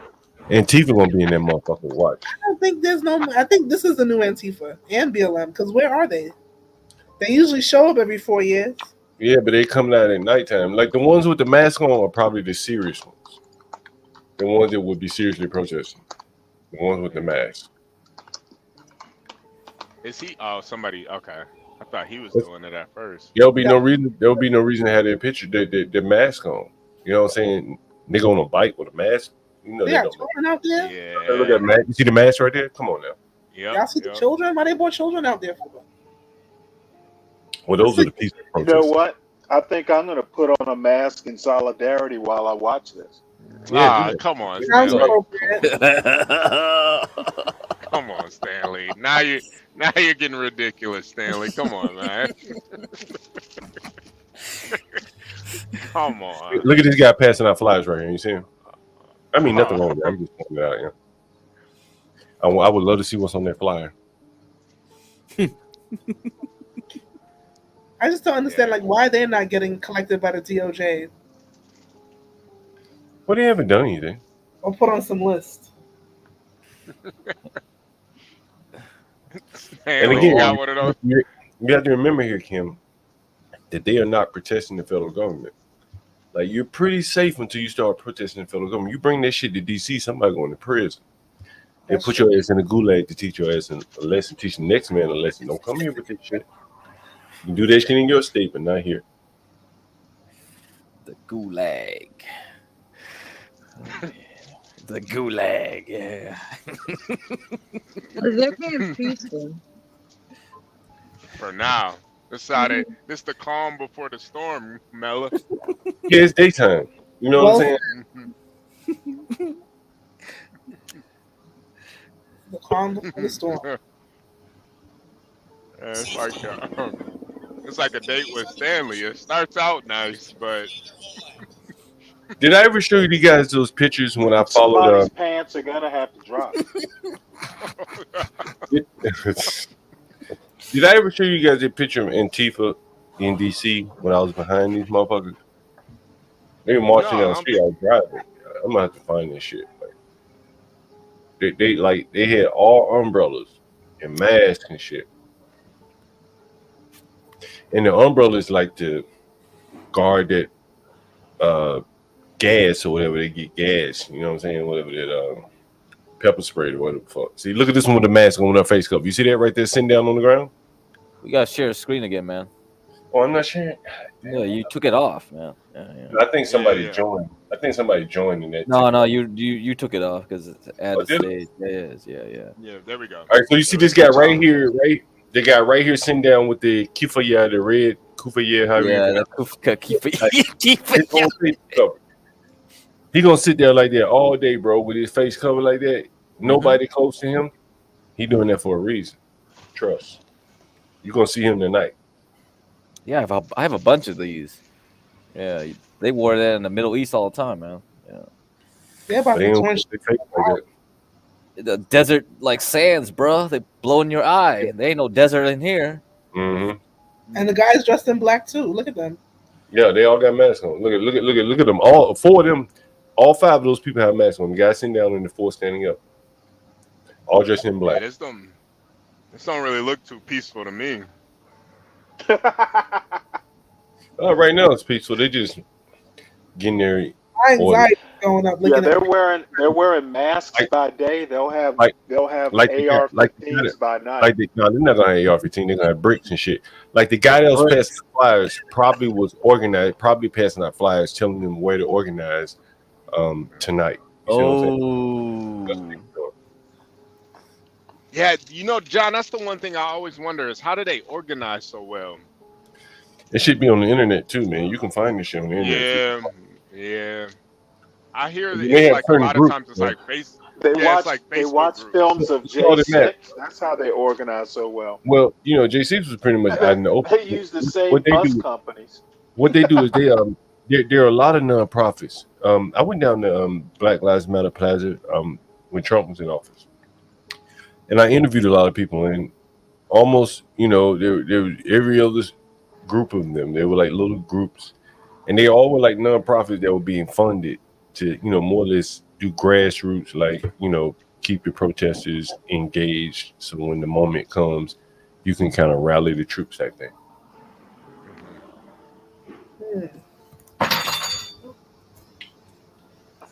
What's that say? Abandon Harris? Nice. Wow. That's not a good sign, is it, Stanley? Oh, you know what? I figure they're all gonna vote for Trump. I don't know about that. All I know is that it's going down tonight. Is RFK there yet? Right. Man. What is this overlay? Y'all sir? are gonna be so sad in the morning when Oh, Chicago's still you standing. hold trucks moving. You see, what I'm saying I told you this last night, Crack. I said it's gonna go 1 or 2. Yeah, you did. You did tell it. Yeah, you told us. What's this overlay say? I have a weird way of knowing shit. U-Haul moving trucks are parked outside of the White House today, hours before Biden's planned. Oh man, he took it away. And I said this to John weeks ago. Planned farewell address to the DNC. Are they finally giving Biden the permanent boot? Yeah, Kimmy Cake said That's it last awesome. night. Wouldn't it be awesome if he did quit tonight? No, because they're trying to install Kamala as president now, so she could just turn over easy instead of having. She's gonna have immunity. Trying to give her put her Thanks, as Supreme Court. November. Wait, wasn't this the plan this whole time though? That's what I've been saying. Yeah. That's Yeah, crazy. I think so. I wonder. So you think Tim Walz is going to be her vice president? That's cool. Listen, these people about to start some shit. I mean, if they did that, they will have planned as well as the Republicans. Stanley, stop. Now, what Yeah, I'm Stanley. hoping is that, like the Republicans took the Supreme Court, we're gonna keep the White House. I don't think y'all understand. Like, we about to have to run for our lives. Man, I just want to go No, back to just Roman you, Kimmy. Empire days, man. Kimmy, everybody else is gonna be fine. You're gonna have to run for your life. That's exactly why I say once these people are ready to wipe people out, you and your kind of gonna be the first, because y'all drank the Kool-Aid. Kamala's jealous of your hair. She might be. Everyone's jealous of Kimmy's hair. That's for damn sure. Kamala's shit. gonna catch you and cut it off. Listen, all she taught me is that if she could be president, I could be president too. I'm actually a lot more You know what? I will vote for you. Oh, I I know will vote Sandy for will. you. I'm voting for Kimmy Mellum That's right. ticket. That's right. I'm voting for that. You need to find a place for me in your campaign. I will do whatever you Oh, demand, yeah. Madam President. Yeah, you're going too forward too fast right now, man. Wow, this is crazy. I had a feeling this would happen. Yeah. That's a Let's fact. see If what the fuck. you guys see something with words, read it out. It was said invest in communists. Is that what Yeah, that sign said? a lot of us can't read. So if you guys could read things out for us, we would greatly appreciate that. Andy, I want to see what that black and white flag is. Oh my god, they have this low bit rate shit. Oh god. Okay, I thought that was just me. I was No. about to go get my eyes checked or Yeah, something. this is like one of those eye tests where like, hey, can you see the patterns? Yeah. You're like, well, yeah. I'm having a stroke right now. Well.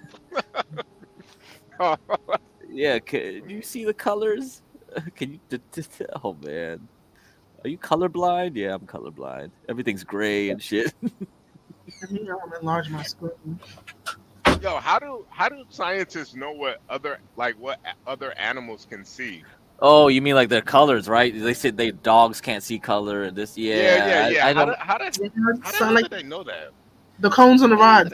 Yeah, they can measure. They can measure the cones and rods and kind of guess, but I think they might do more sophisticated stuff now. But yeah. Oh, okay, that actually makes sense. Yeah. Okay.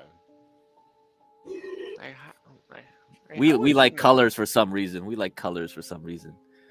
Yeah, but there's animals that see even more colors than we do.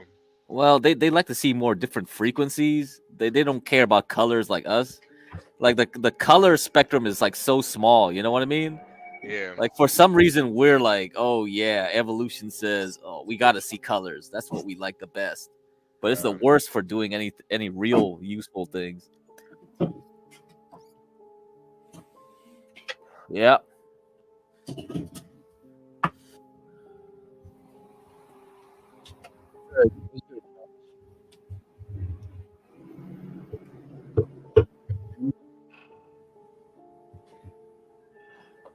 I like this. A helping hand says they put a skull on a projector.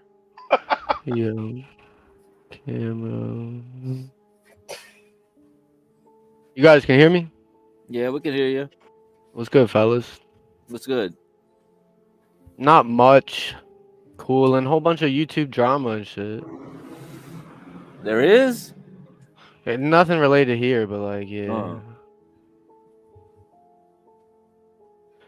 You for me? I'm not up there. I don't want to. Can y'all please help me out by helping him out?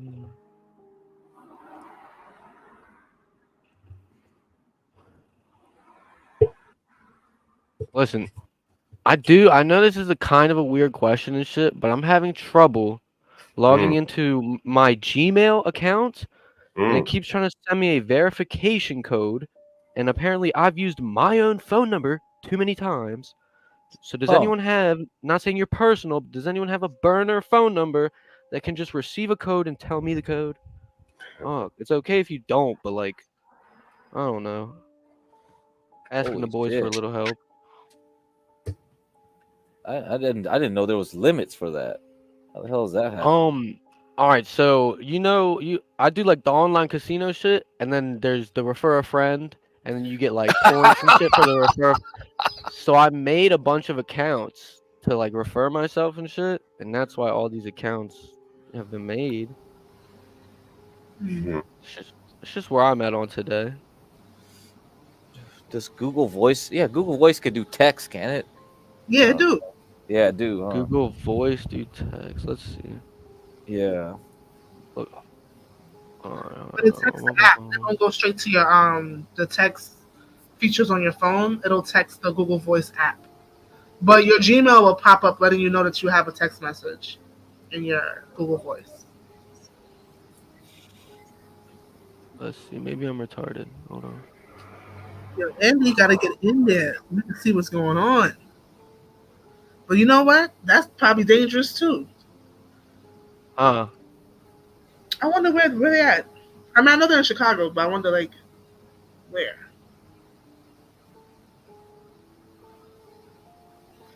And Somewhere. the occupation.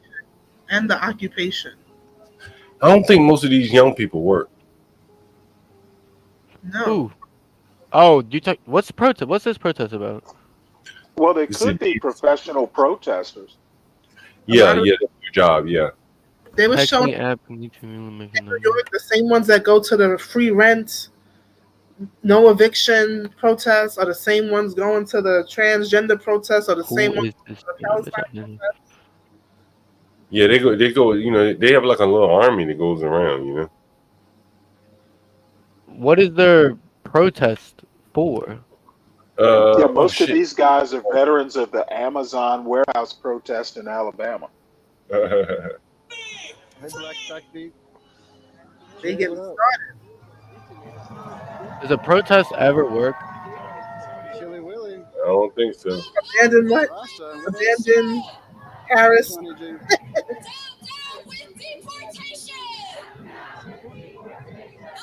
That's right, Andrew. Oh, I know exactly where this is at. Thank you, Black. Yeah, but yeah, I'm a gambler.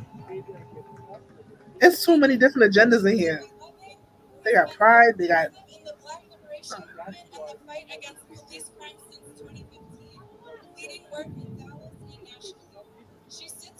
They're still on all this. All I gotta say is, didn't the BLM leaders like take all that money for themselves? The 3 women.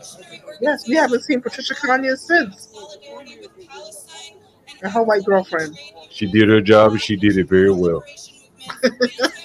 They got lots of money. But how come most of these DEI Negroes are married to white people? And then they talk about all this. I don't understand. What's wrong with a mixed race couple? I don't think there's anything wrong with it. But I think it's something wrong when like Don Lemon's the first to talk about call people white supremacists and do the most racially and then be married to a white man. Well, a lot of people in this space think you can't be pro-black if you don't marry black, which is, you know, very Black Power 1960s. Stanley, Don Lemon sits on TV and cries. What was happening? The what? That's the same guy that tried to interview Elon, right? And he completely failed. Yeah, that's him. Can I Yeah, talk Don about Lemon. the time that a black man married a white woman just to make his black mother angry? Well, that's I've never heard that before. Let me get one of these sweet berets. Like they talk, I don't think there's anything wrong with interracial couples, but they talk the most shit about white people. Is what I'm saying. And then marry white. That's because we know them best. Miss Kimmy Cake, can I ask you a question? Yeah. All right, and listen, it might be a stupid question, but it's something I want to. Can black people be racist? 100%. All right, that's it. Thank you, and that's it. Because I've seen a couple people that just believe that they can't, and that's fucking crazy. You feel better now? You said, "Do I feel better?" I just recognize you as someone with intellect. Like you're an intellectual. You're not just blind. Okay. You wanted somebody to confirm your suspicions. Not at all. Okay. The hostility is. No, you know, you said this might sound like a stupid question. So in your mind, you needed confirmation that it wasn't a stupid question. All right. Yeah, I did actually. Is there anything wrong with it? That's all I'm saying. No, I'm just making it clear. Okay, then. Okay, glad we're clear. Damn. Tell the truth. You were making it clear that he's stupid. Am I stupid? It's a joke. I did not say that. It's a joke. They gotta get rid of these masks. Yeah, but you know it's near UIC because of that church steeple right there on the left-hand side. Right. Oh yeah. That right there is near the UIC campus. They're near Bmore. Should I pull up?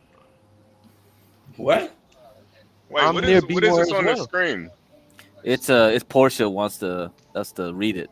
Over the past 3.5 years, we have made great progress as a nation. Today, America has the strongest economy in the world. We've made historic investments in rebuilding our nation and lowering prescription drug costs for seniors and in expanding affordable health care to a record number of Americans. We've provided critically needed care to 1 million veterans exposed to toxic substances, passed the first gun safety law in 30 years, appointed the first African American woman to the Supreme Court, and passed the most significant climate legislation in the history of the world. America has never been better positioned to lead than we are today. I know none of this could have been done without you, the American people. Together, we overcame a once-in-a-century plandemic, and the worst economic crisis since the Great Depression. We've protected and preserved our democracy. And we revitalized and strengthened our alliances around the world.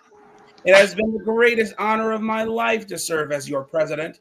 And while it has been my intention to seek re-election, I believe it is in the best interest of my party and the country for me to stand down and to focus solely on fulfilling my duties as president for the remainder of my term. I will speak to the nation later this week in more detail about my decision. For now, let me express my deepest gratitude to all those who have worked so hard to see me reelected. I want to thank Vice President Kamala Harris for being an extraordinary partner in all this work. And let me express my heartfelt appreciation to the American people for the faith and trust you have placed in me. I believe today, what I always have, that there is nothing America can't do. When we do it together, we just have to remember we are the United States of America. Salute. I gotta say, You know, Blacks, Portia, can you scroll up to the top? it's like being the Jets, but after the game. Hey, Portia, you able to scroll up to the top of that article? Yeah, I want to see the top of that article again. Or I'm sorry, his speech. My bad. The second sentence, he said, "Today, America has the strongest economy in the world." So we all know that's an objective lie. However, who's going to check it? Well, but it has to be juxtaposed with reality. Again, who has a stronger economy right now? No need to check it. You took that. What I'm saying is that, like, you know, and I don't know how other people feel, but the people at the bottom, they can't.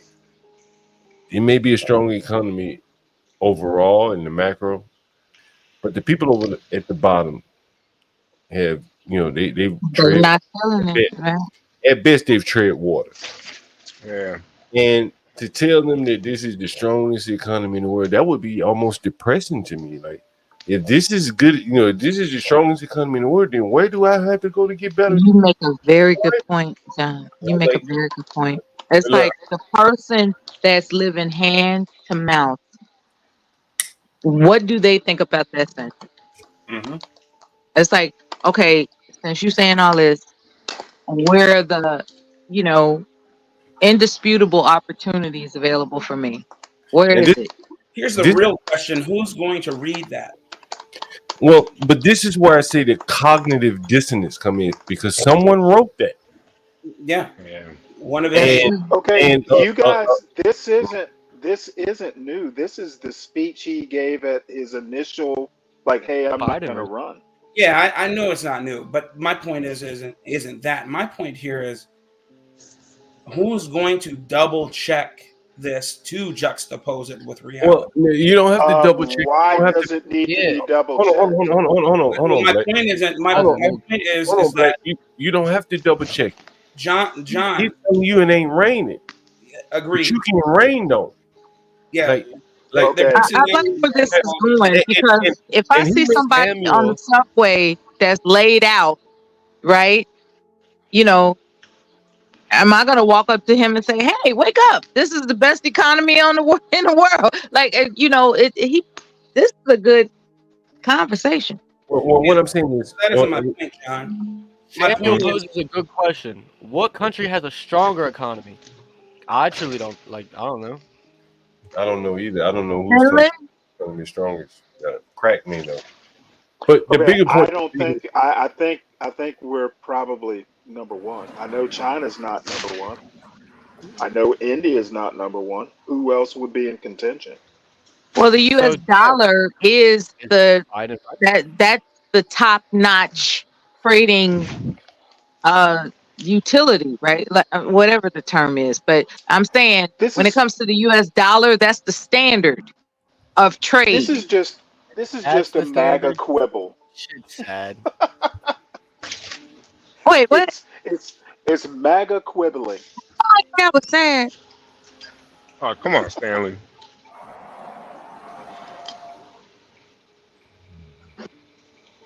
Anyway, this is good. I'm listening. I'm sleepy, but I'm listening. yeah, but what I'm saying is, who's going to question it? Nobody's questioning that. Not anybody who claims to be an ally of his. Nobody's really questioning what he said. Now I'm confused.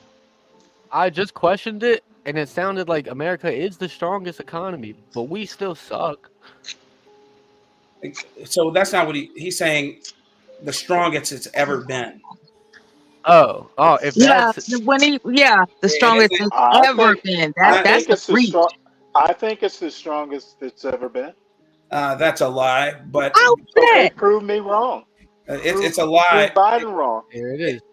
The point here is that there are plenty of Ask times homeless within its people. history that this country has been way stronger than what it is now. Ask homeless Okay, people if I it's the totally strongest disagree with For that. him to make the Homeless I innocuous, people think have been I around I'm think just saying, forever, for though. him like to I make the said, innocuous this is claim that MAGA it is the quibble. strongest that it's Is ever MAGA been quibbling. it's just that what it is, an innocuous claim.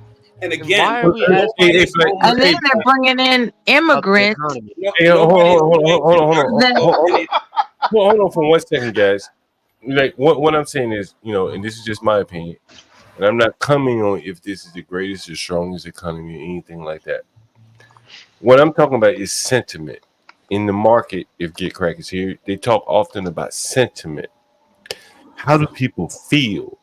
Mm-hmm. And you understand what I'm saying, right, Crack? And Yeah. because that determines how people spend their money. Do they That's decide to buy? right. well, That's you right. saw how they felt, John. Right. When I know that. Right. But what I'm saying is that, I like, can't hear everybody. but what I'm saying is that, like, America may have the greatest economy relatively. I don't know about the other economies. But what is the sentiment? they feel unsure. Yeah, I just That's heard. the sentiment. They I just feel heard. unsure. Okay, and I just heard Kamala Harris the other day. Hold on, let me finish. Kamala Harris was talking about how high bread and food prices have increased. Now she just said that just the other day. But at the same time, you telling the people that the economy is great. Well, how can the economy be great if my bread prices are outpacing my income? Like, and I'm Well, that's the thing about a figurehead, right? A figurehead leader. Their job is to convince you that everything's all right. That's their job. That's what they do. They juggle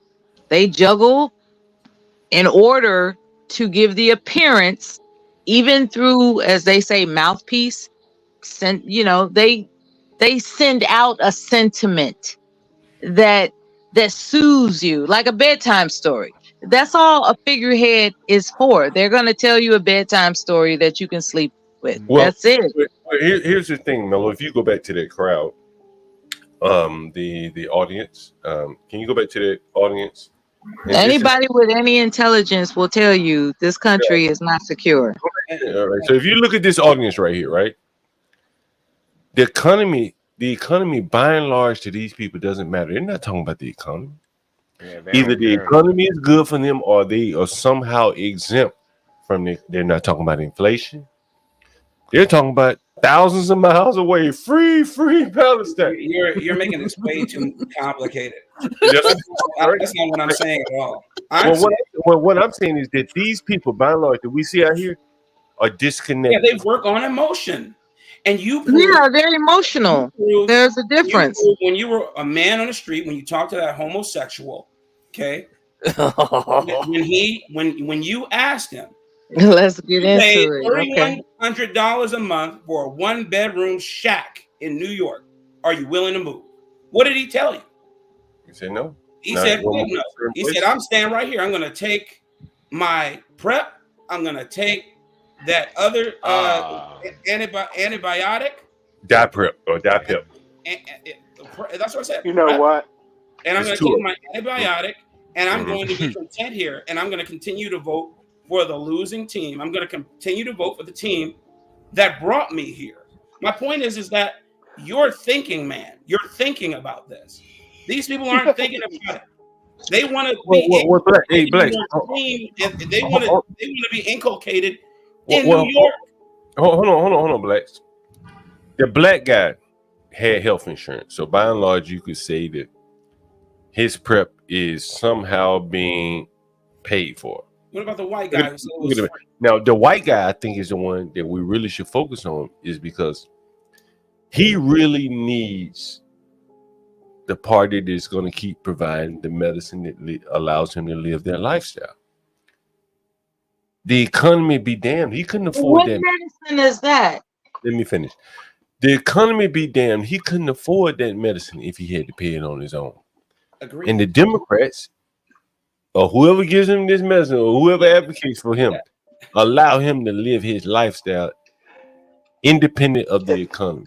That's a hard thing. This has what to do with the best economy ever? Well, it has to do with the people that are out there. As you can see, that they're not protesting about inflation or anything like that. Okay, it sounds like you're asking for equal outcomes. No, what I'm saying is that there are large. No, what I'm saying is there are large parts of the people in these inner cities, and maybe even in America throughout, that have somehow found their way disconnected from the economy. They don't have hunger pains when they don't work. Their lights don't go out. Okay. Right. So what's wrong with that? Let me finish. And so when you have an economy with inflation and things like that, you have legions, almost a platoon or an army of young people who don't care about the things that should matter to them, their future work prospects and things like that. They're worried about Palestine because they already. You know what? Hold on. So what? Hold on, let me finish, and I'm almost there. Because they're being fed and prepped by the government. They're prepped. And you know what? Jokes aside, so what? Are you asking that everyone be connected to the economy? It sounds like you're asking for equality of outcomes. No, what I'm asking for is that there has to be among these young people, able-bodied young people. Our able-bodied young people should be working, but somehow the government. To whom? Well, according to the health society, according to the law of averages, according to a surety. Okay, no. According to John Galt, according to John Galt, they should be working. All right, you're right. That's what I'm hearing. Do we not recall there was a president some time ago that guaranteed a chicken in every pot? You know, this is what I'm reiterating about. Was that most likely it was Roosevelt. But what I'm saying is that I thought it was what I'm saying. Hello, Stanley. Number two, date number 2, Stanley. What I'm saying, is that the figurehead of the country's primary job is to assure the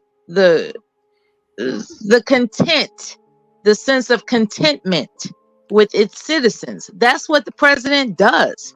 It's like, I assure you, citizens, we are fine. And then they fill in the blanks. That's what that's what the job is. It was Herbert Hoover. Okay. Arguably Vacuum one of the cleaner. worst presidents in Okay, vacuum cleaner Hoover. Okay, great. But that was his Well, no, Hoover. That slogan, right? Hoover. That was his Okay, thing. He was like a chicken in the every pot. president. That was You the know, and that president who insulted said me. it. Do you know when That he said it? insulted me. It was During like, it's he like, how said it. are you gonna He said guarantee it. a chicken in everybody's He pot? said it Like, how you during gonna the do that? depression. He said So it during the when depression. Biden says that we have the greatest economy there ever was, he's doing his job. He's reassuring people everything's gonna be all right. That's his job as a Okay, figurehead. and And the reality is that's not true. okay, Mella. based on what? What are you basing this Mella. on? Mella, Mella's do you have a opinion, or can you refer Okay. me to a document that confirms this? Mella, do you Any have a vacuum cleaner? You have a vacuum cleaner, Mella? I've heard of that brand She doesn't. as She well as the doesn't use it. president. I've heard of Sears that Roebuck. brand as well as the president. Don't Sears get Roebuck. don't She get has a kinky with Roomba. me. This is not the time to be kinky, okay? No. I was just asking what And kind of this is vacuum not the cleaner time do to you be have? kinky. I'm just saying that What kind of vacuum cleaner there do you was a have? president that guaranteed a chicken in every pot. And I was And like, that was how Herbert bogus Hoover of you to say that? How bogus? in You can't 1928. guarantee that. Mella, what kind of vacuum cleaner do you have? The latest and the greatest. No, She has a seriously. Dyson. The latest and the Yeah, she got greatest. Dyson, right? She has a Dyson with that big ball. The latest and the greatest. Yeah, the big ass Guess ball. the Yeah, brand. The latest and the greatest. Guess the brand. Dyson. A broom. A broom. A broom. Oh, Somebody said a broom. Using a damn broom. How sweet. This ain't the Air Force. She ain't had to use a broom since the Air Force. That ain't you. Oh man, he talking about those old fashioned brooms too, probably. Look at all those white shirts. He's trying to paint me as a witch, and that's not fair. That's not fair. Mella ain't seen a broom since the Air No, Force. I Y'all better literally stop. meant like a broom to sweep off the rug like my grandmother used to do. But these are not your grandmother's times. These are modern You know what? times. You know what? You're quoting Herbert Hoover from 1928. And I'm emphasizing You know that what? the falsehoods of And you can't beliefs do that. still exist. The falsehoods of projecting that everything's okay still exists. That's my point. But you're bringing up like Okay, sweeping I think utensils and in my stuff. Do you have a opinion, dirt devil? everything is You got a dirt okay, devil? just not for everybody. You got a dirt devil? No, she has a shark. Oh my god, y'all are crazy. They have the Roombas now, so Oh, you that's got an a option. Roomba. You got a That's an Roomba. Okay. option. It does it for me. I don't have to worry She about has putting one my of those hands on anything. old-fashioned Kenmore canister Gotta, vacuums. Hey, look, gotta. don't rag on those. And don't forget the album cover is a dustpan now. Well, John Galt says Piece of Sanitaire mail, makes the best vac by whatever far. they used. I doubt. I don't. Well, you know what? I'll have to agree with him. He's so crazy. Fucking dreadlocks out of toilets. So yeah. Yeah, John got to clean up after niggas. He might be right. Jealous might be right. Yeah. Out of blunt Wait, ashes. am I seeing the police on the screen? Yeah, those are the white yeah. shirts. Usually a Okay. lieutenant or a sergeant. Yeah. They wear a lot of heavy equipment, man. Wait, they're taking pictures of themselves. Yeah. Selfies. Doing nothing. Doing The absolutely Chicago Police Department is taking selfies at the DNC. Before and after. Wow. Before and after. Yeah, that's probably the press Before and police department right there. The guy with the camera. Oh, that's funny. That was funny. Before and after, that was funny. Yeah. John said he went through a lot of vacs before settling on a sanitaire. Yeah, fucking John with his like off-brand shit. Come on. Hey, sanitary. Is it Hey, a wet? I just Is need it a some wet clarity vac? on something. So, Stanley, what you're saying is you should never feel hunger pains if you don't work. Is that what you're saying? No, what I'm saying That's what John is was it saying. sounds That's what I like heard. I left John the is wanting. gym because I heard it. I was so irritated.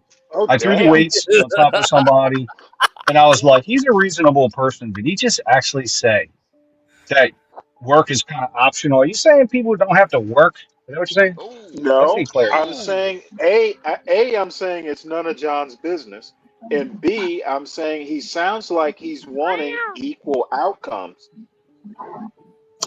No, he wants equal inputs. People that Stanley, work should eat, right? He Like, Stanley, wants you and and equal if I you have what? don't work, there developed, should be a reason. A reason, Stanley, right? you and I have No, developed I a think little bit of a I think rapport. Can you he's tell me talking what is about the he's purpose of talking bringing about people's immigrants into this feelings. country? Can People you don't please tell me that? feel. Wait, Hold Miller, on, sir. Miller, Illegal or no? He we doesn't. Illegal gotta or stay no? He, on one. We gotta stay on one topic at a time, Miller. Bless John your heart. says. John Bless your says heart, that Miller. people feel that the economy is bad. So I don't see a thinking man. That's not a thinking man's argument, in my opinion. Back it up by stats. And frankly, inflation is a problem. Food prices are a problem. Not Yes. everybody's feeling it evenly, but that's capitalism. Not everybody feels the same pressures equally. Hey, Blacks, is So that Halstead right there? either you're Are they for on Halstead? capitalism or you're not. And Can't see it. John, it varies day to So day, it seems. I think Was so. that Hal? I don't think that's what he was saying. What he was saying is they Oh never have no, to feel hunger pains, might which be is a Taylor motivator to Street. do some work. Okay, I well, think you that's heard Taylor something Street. different. Oh, that's Union Park. Okay, maybe Oh, I okay, did that. okay. I left the gym for no No, reason. you could be right. I could be wrong. But a lot of times, John's not perfectly clear. Well, I'll tell you this, Stanley. Like the I know Fed these loser really cares. protesters don't have jobs. They're probably just a bunch of college students that have nothing to do, but like it's fashionable to Dude, You know protest. what? that My pump, son, They probably my that never met pump a son said, constant. Palestinian. Good We point. got a Good that pump point. these constant, bro. lazy ass college kids. I agree with that shit. Wait. I want to hear. Get crack real quick. Yeah, so Get so crack's so usually pretty the reason why apolitical. John Go ahead. says that is because like the Fed cares, because inflation is caused also by expectation. So if people feel Of that the course. inflation is going to be large, they will cut spending back, or if they feel inflation is going to be weak, or if they feel the Yeah. economy is good, they'll do more spending, and same vice versa. So that's why they care about these surveys. So the one they care about is the University of Michigan Consumer Sentiment that comes Yeah, out consider like, time. That's right. yeah, that's right. So that's what he was talking about. Okay, I have a Mhm. response for that. All right. Nobody ever said capitalism is an exercise in logic. Well, I think Correct. the first issue, Okay. Stanley, is that they're saying Kamala's saying she did a great job, right? And Biden did, even though real wages, in other words, wages to inflation, are down comparative to 2019. It's They're down. pronounced Okay. Kamala. No, Okay, call Kamala, that whatever it bitch is. Kamala. Ah, Call that I'm gonna bitch. call her Cammy. Cammy, I okay? thought it was Oh Camel man. Mrs. Toe. Harris, whatever it is. Whatever it happens to be, real wages are down relative to before. And that's why people are upset. Like Well, wages to relative to inflation. inflation. Yes, it's called real wages. I thought it was. Is the economic I thought term. it Okay. was It's real Camel wages. Toe. Yeah. Okay. So it's wages, wage increases minus inflation increases is real wages, right?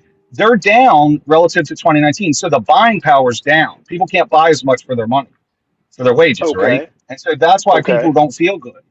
They don't feel good about the economy Well, no, I'm because not saying it's people going aren't backwards. justified. I'm saying that, Okay, you know okay, what? okay. By some measures, we have the best economy ever. By others, we don't. Mainly Yeah, by I mean, liberals, it's a great economy, but yeah, mainly by yeah, not economists though. if you compare it to I Mexico, have heard yeah, we're doing great. economists. I have literally heard economists agree with Kamala Harris, and I don't have names, but I'm sure I can find some. Oh, come on, Stanley. Economists Come on. don't Hey, there's all my guy. agree. Kamala the Ugandan nightmare. Economists are not lockstep on this. How many of you knew his last name was Harris, by the way? Oh, no, it was not. Nah. What? What are you saying? All right, I don't. Is it Kamala or I heard Kamala, Kamala, and Kamila. Hey, look. It was What good. is it? I Kamala. think she It rhymes pronounced with it Look, Mamala. Kamala. Kamala Kamala, good okay. enough on the Breakfast Okay. Club is good enough now. Kamala. No way his last name is Harris too. So his literal name is Kamala Harris. No, That's why Isn't they it? call her. can't be. That's why they call her It, Kamala it the rhymes Uganda with night. mamala. It That's why rhymes they with call her mamala. Kamala the Oh, did you Uganda. hear her call Kamala. Mama? That was the cringiest moment in history. That was so cringy. You need to be our Yeah, she not mama. even Oh my she God, that not was even a real embarrassing. mama. She That's not even a embarrassing. mama. I ain't about to call her mamala. She ain't even got no kids. I'm just telling you how to pronounce it. It's Kamala. Nah, we're not gonna do that. Kamala. I Okay. like Kamala better. Kamala. I bet you do like it. It Kamala. shouldn't matter because she not winning. Get over Look, here, I know Joe Kamala. Biden got in trouble for it initially. Joe Okay. Biden got lit up. He got lit up multiple times for saying it wrong. Get over here, And Say Joey Kamala. her Beagle. name. So, I think that's it, Stanley. People feel bad because it's a worse economy relative to inflation. Like wages, you can't buy as much as you could in 2019 with the same dollar. So I think that's why they're saying it, because the data says that wages are buying less now relative to inflation, right? So Right. real wages are down, right? So I think that's why they're saying it, because it's actual facts, mathematical facts. Can I chime in right here Okay. for a minute? And Can I, that can I, makes the can, economy still better. let And me Go ahead, chime The in John. for a minute. market's good, but for Let working John. people, it's not as good. Wait, Let me wait. Let chime in John for a have the minute. floor And real quick. Go ahead, and John. that's Hold, you Let me nailed let it. hold me on, Stanley. Equal let me Stanley, hold chime on. in. Hold outcomes. Are on. you expecting equal Stanley, outcomes? Stanley, Stanley, Stanley, Stanley. Stanley, Hold Stanley. on, Let Stanley. me Hold chime on. in for a Hold on. minute. All You right, know, go ahead, John. Bring it in. when we Bring were it in.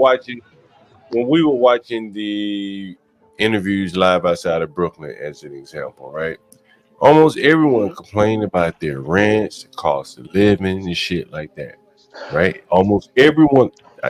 If you interrupt me, Stanley, I'm gonna put you back. You don't have to do it because I promise you I'll let you talk. You don't have to interrupt me. I'll let you talk. Oh, I'm just breathing. Okay. And so, Can I breathe? I'll yeah, mute if that disturbs you. no, breathing is fine.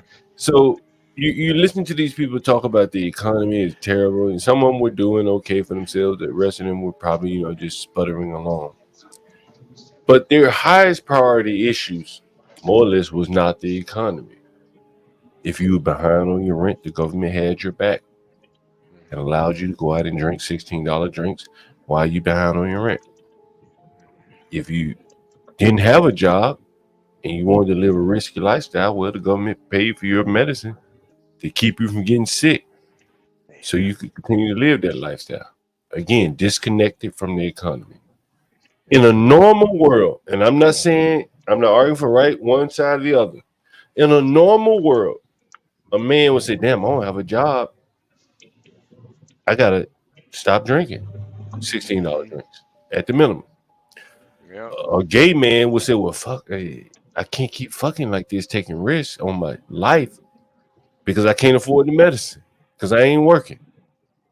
But the government has now stepped in and said, keep on living how you're living, and we got your back. You can live as risky and reckless as you want to and careless with your money as you want. Drink up Yep. Facts. while you behind on your rent. Because the government going to keep you from facing the music. And that is the Mm-hmm. upside down world that I speak of, that you got so Moral many hazard people, all over the place. that are disconnected from how the world works now. They can drink at a From 5-star reality. bar where I go. She shouldn't even been nowhere where I would even think of going. John, Right? She shouldn't be. John, she wasn't even cute enough to be there. Let's keep it real. Right. She shouldn't even be nowhere where I think about going. Right? Honestly, we Seriously. shouldn't be in the same places. But she out there with me, Okay. drinking as long as the only way she can do that is because the landlord can't come in there and throw her shit out. Again, the Yep. government Okay. protect.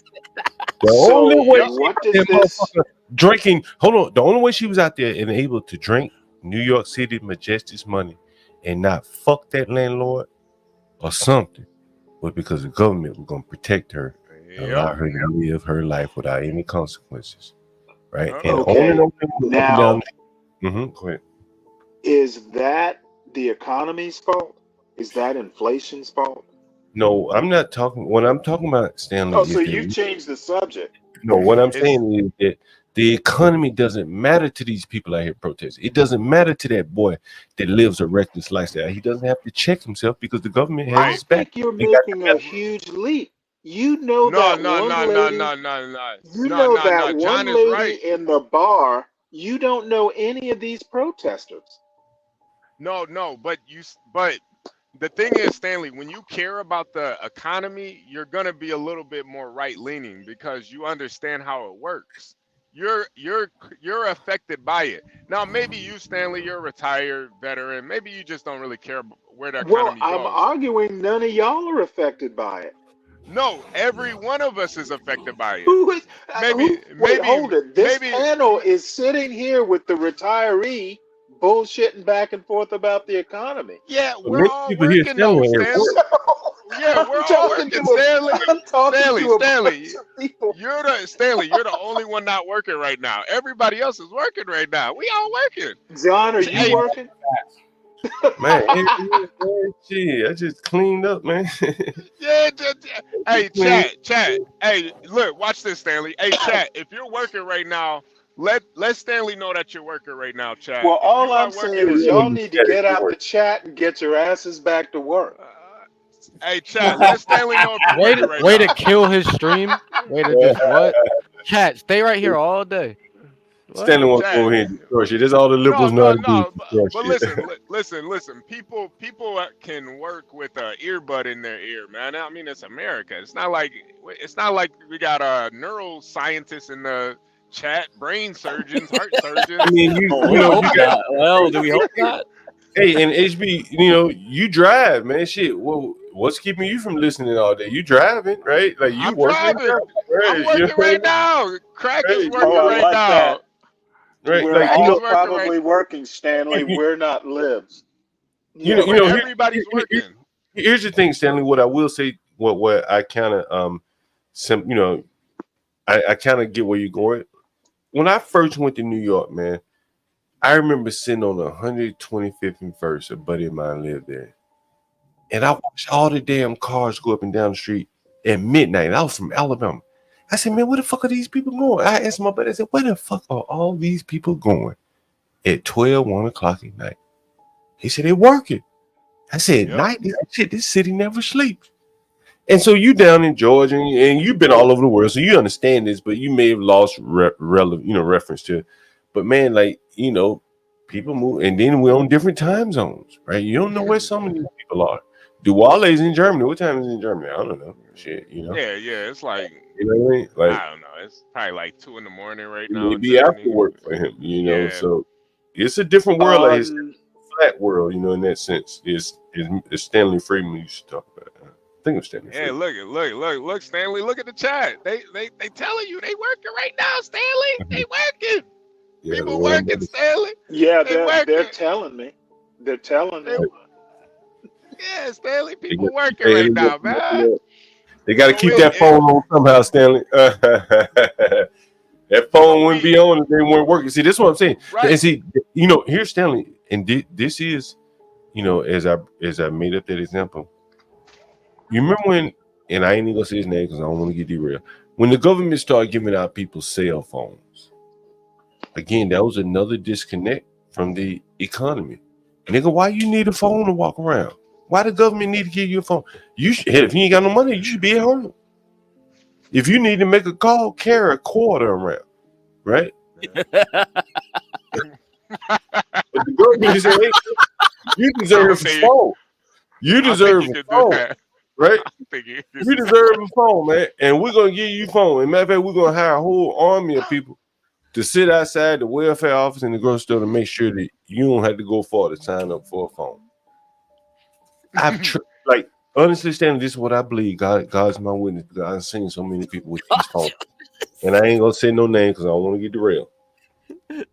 But them niggas end up with 2 or 3 phones. Because the phone they get from the government ain't worth shit. So they just be like, maybe they get that phone to their bitch or something. Hey, this is the number I give to my bitch. Hey John, my homeless. Hey John, my homeless buddy, he got 2 phones, man. I'm like, God damn, man, he homeless. Nigga got I'm 2 telling you phones. real world shit, man. See, I ain't even want to say the name Richard because I ain't want to get derailed. You understand?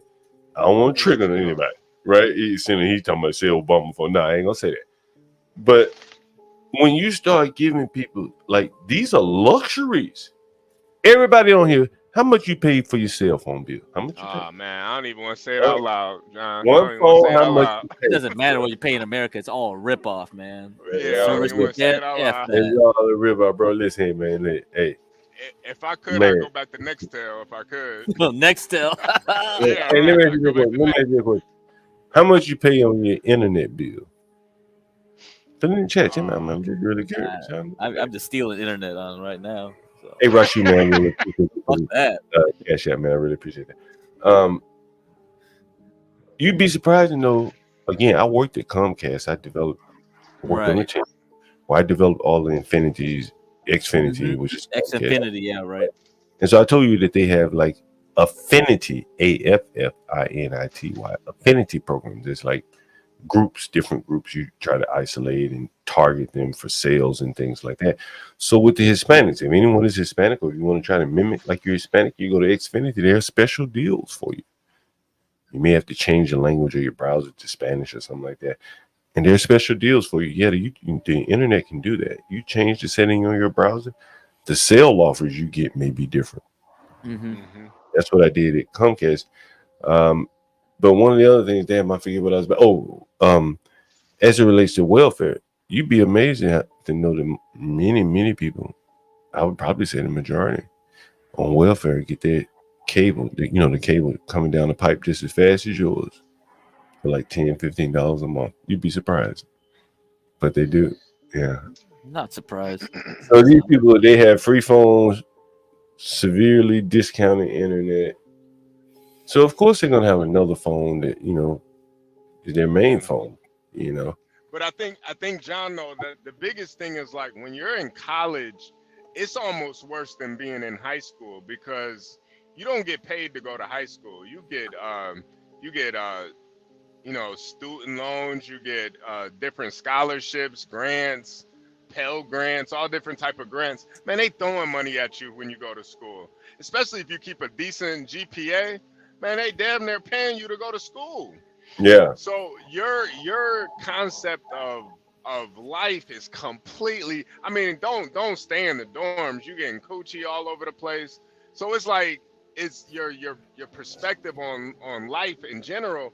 It really doesn't matter if that sexy girl that you trying to get at is a feminist and she going to this rally, you're gonna be right there with her. I don't care. I'm trying to get some coochie. But you don't really understand until you're done with school, until you go out into the real world. You don't really get how economics really play. Oh, you got pay rent, you got a job, you got to do all of this stuff, and then you got paid back student loans. But then you got a cell phone, you still got to go out, still got to get some coaching. The shit don't be adding up. You don't get. Hey, stop this. Don't talk like that. No. I'm saying like once life really hits you, you don't really understand how real it is. You don't even consider the economy until you're really out of school. And I think a lot of these kids, very true. They just don't get it. They just really don't understand how real life is. Well, that's why a lot of things, these surveys, that the universities do and the Fed gets from the universities, these surveys, they're not really relevant anymore. So that's why I showed you that data. It's like, what's the consumer sentiment? Yeah. It's probably some you're just telephoning some old boomer with her landline or his landline, and it's like when you have people that don't have any connection to the economy, they won't have any good answers to give you. So the way they spend, the way they interact with money is way different than the economists can understand how it works. So that's why everything is messed up now. Nobody knows if the stock market is going up or down because the way they're spending doesn't align with what the boomers are saying the economy is. That's why we have such bifurcated, trifurcated, quadricated, I don't know, economies where people are going in different directions, and it's hard to predict what the economy is going to do now. Craig. Craig. I stepped away to get a beer, man, and a thought came to my mind. All right. Hey, that beer still flowing in it, John. Oh man, still flowing. Hey, I had to do like Jim Brown, man. Start drinking Miller Lite. You know what I mean? So I'll never run out. That Kona, I think when I first started coming out, I was drinking Kona, right? $12, $13 a 6-pack. Now I cut that shit in half, man. Inflation, you know what I mean? But I was thinking about You can't subsidize that, man. drinking this Miller You Lite. can't get a Pell Grant for your beer. We need to get John a Pell Grant. Yeah. Yeah, bro. There's a grant out there for your beer, man. Oh man, that's hilarious. Speaking of that, man, we just passed the 6-hour mark on our first stream of the day. We'll probably end up doing You're another 19 one. minutes late. I know, man. We did shit, man. Sometimes when you do so many hours, you know. And again, let me see what the hours of content is. But again, you know, the message, you know, show some appreciation for HB and John Galt, your co-host, and our wonderful editor, Portia. Yeah. Giving you guys Portia content to keep you going through the day, you know. Yeah, she does a lot behind the scenes, and That she does. That she does. Yeah. Portia's like the glue that keeps everything connected. So, you know, none of this. Is it time, HB? Is it time? Is it time? Yeah. We're No. gonna take a 60-second music break. Oh no. We're gonna take a quick 60-second music break. This Pell is Grant's gone. Put It On Me by Angel featuring John Galt. Can't argue with the numbers. The numbers are the numbers. Drake knows the business. It's all about the singles. It's loud as fuck. Damn, what happened? Now you got me like in my Ja Rule kind of mode, John Galt. Like just talk about like rap music. One of my favorite songs of Ja Rule was Put It On Me. I die if you ain't with me. So baby girl, put it on me. What would I do without you? I only think about you. I was tired and lonely. So baby girl, put it on me, on me. 10 more seconds and Ja Rule get a stream for this. Keep going. Who would I be without my baby? The dial on my break, man. I don't wanna go crazy. So every thug needs a lady, lady. I think Ja Rule just got paid for that way. Hey yo, I swear. If I get a copy of this, I'm making it my ringtone. Oh my God. Dude, you know what I want to do? You know what, HB? I didn't used to think John made that damn song, but John makes that song what I'm it is. telling you, John is the funniest part of Yo, the song. It's not even. He is. He said, yeah, Angel's going on the road here. Drake knows the business. Me and Angel going on the road here. You should, man. I'm telling you. Man, I got 2 topics I want to broach at some point, you guys. Anyone in the chat with veneers? Anyone with veneers? Ooh, hell nah. Oh, God damn. You know, veneers is like one of those things where if you get it done anywhere other than America, your teeth are gonna be really fucked up. You know, John, I never told you this, but when I first went to school, I actually went to school for pre-dental, but I realized really early on. Yeah. I learned really early on that I couldn't really stomach the smell, the blood. No, it was the blood. It was the blood. I couldn't stomach it. Like I would literally get nauseous. I was too weak for that shit early on. No, I wouldn't be able to stomach the smell. But I learned a lot about the teeth while I was in the program, because it was like kind of like a fast track program. I actually graduated high school like early. Like I was, yeah. I was savant. I was kind of smart. I don't know what happened, but you know, started getting coochie and shit. I was just about to say, started getting the cuchara. Started getting some coochie, yeah. Started getting the cuchara. That derails many a smart guy, I'll tell you. Hey, I got a buddy of mine. There was a company that I bought some calls on a while back. They make the Invisalign. Really? Years ago, I had either listen or read. You remember Ben Stein, Bueller. Yeah, Yeah, yeah. I think that was Ben Stein, right? I think Right, that's right. Ben That's Stein was right. a wealthy man, right? You know, I don't know if you guys, I don't know how he got his wealth. He may have been a doctor. I'm not sure. Yeah. But he talked about how to get wealthy, blah blah blah, and one of the things he talked about was be a lawyer, be in an industry that's protected by the government or regulated by the government, like lawyers, That's a fact. or vanity industries like a dentist. That's even Or better. motherfuckers want to take that Ozempic waste shit like that, right? So I have a buddy of mine, you know, a guy I grew up with. He said he started out selling Invisalign. That's the company. I can't remember the name of the company, but that's the product, Invisalign. Okay. I bought some calls on them years ago. Then he later ended up selling the actual product. And now he sells veneers. And I wish Master Kim was here because I want to say it's a Korean company that dominates a lot of this shit in the dental industry. I'm pretty sure it is because he worked for a Korean company. So anyway, I was talking to him one day and I was reading about the shit, and like there are a lot of veneer scams out here. Have you ever heard this shit? Yeah. No. Yes, I have.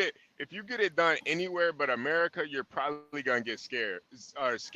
No, South if you do Korea, it here you can in get it- America, and you deal with, go ahead. Yeah, no. There is a lot of scams here too, though. But it's really simple to do because so you have the veneers, you pretty much shave down somebody's teeth, and you could do that with, you know, A some Dremel. yeah, you could do that with some really. Oh my God! Yeah, you can. You could. Yeah, and all you really need is like a composite bonding to Right. to bond it to the veneers pretty much, and you're good to go. But a lot of people don't realize, like, if you don't get it done by an actual doctor, though, your actual teeth are gonna pretty much rot to nothing. That's a fact. Yeah, because there's gonna be holes there. There's gonna be voids. They're not gonna do a permanent bond. The bond is not good, and then Yeah. Well, here for the tea brings up a point that I want to do a stream about. In America, they are scamming here too. They are. Yes, they are. And they have this thing called veneer tests. I'm not sure if anyone's ever heard of it, but you know, it's And that's what I was trying to say. They do, and these people are despicable. They're abominable. It'll be some lady, some dude who says they can do it on the cheap. Yeah. Take you to their back alley dental chair or whatever, and then put the shit in your mouth. There's this one lady who was doing that, man. She went from state to state. This black lady was doing that. She got hemmed up in the first state because she wasn't licensed. She moved to another state and was doing it, and people's shit was rotten, and the things that she was bonding into their mouth were falling out. It's insane, boy. She's I think a licensed dentist, and she wasn't. I think you see what Roscoe put up on the screen. Even if you get it done by a real dentist, once your teeth are shaved down, it's done. Yeah, that is correct. That's very true. The last thing I would want to do is have someone shave down my teeth. What if I want to get these damn things taken off? Your teeth are permanent, and now you're going to permanently damage them. Unless you need like a bridge or something like that. And even with a bridge, there is a danger of you getting a cavity under that bridge, and you need a root canal. Right.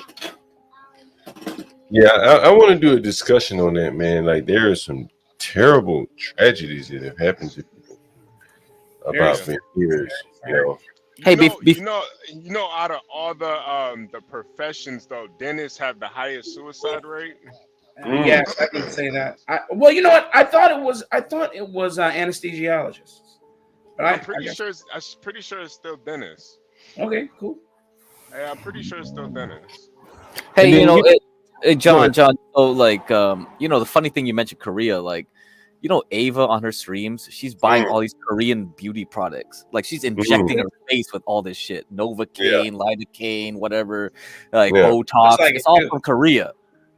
I was going to say when I lived in Korea, they are per capita the most makeup using country in the world, and and you wouldn't believe who uses more makeup than anybody.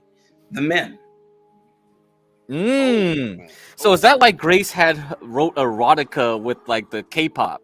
So she was into K-pop and she wrote an erotica with all the boys doing each other. Yeah, that makes sense. That makes sense. Yeah, like It's there's so a weird, man. I'm like, what the? yeah. You look up. I think the name of the group is Big Bang, or Big Bang.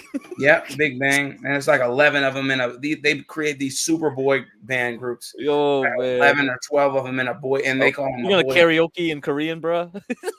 Bro, it is. It's karaoke's big out there, but yeah, it's insane, man. That is crazy. Yeah, no, John, I'm.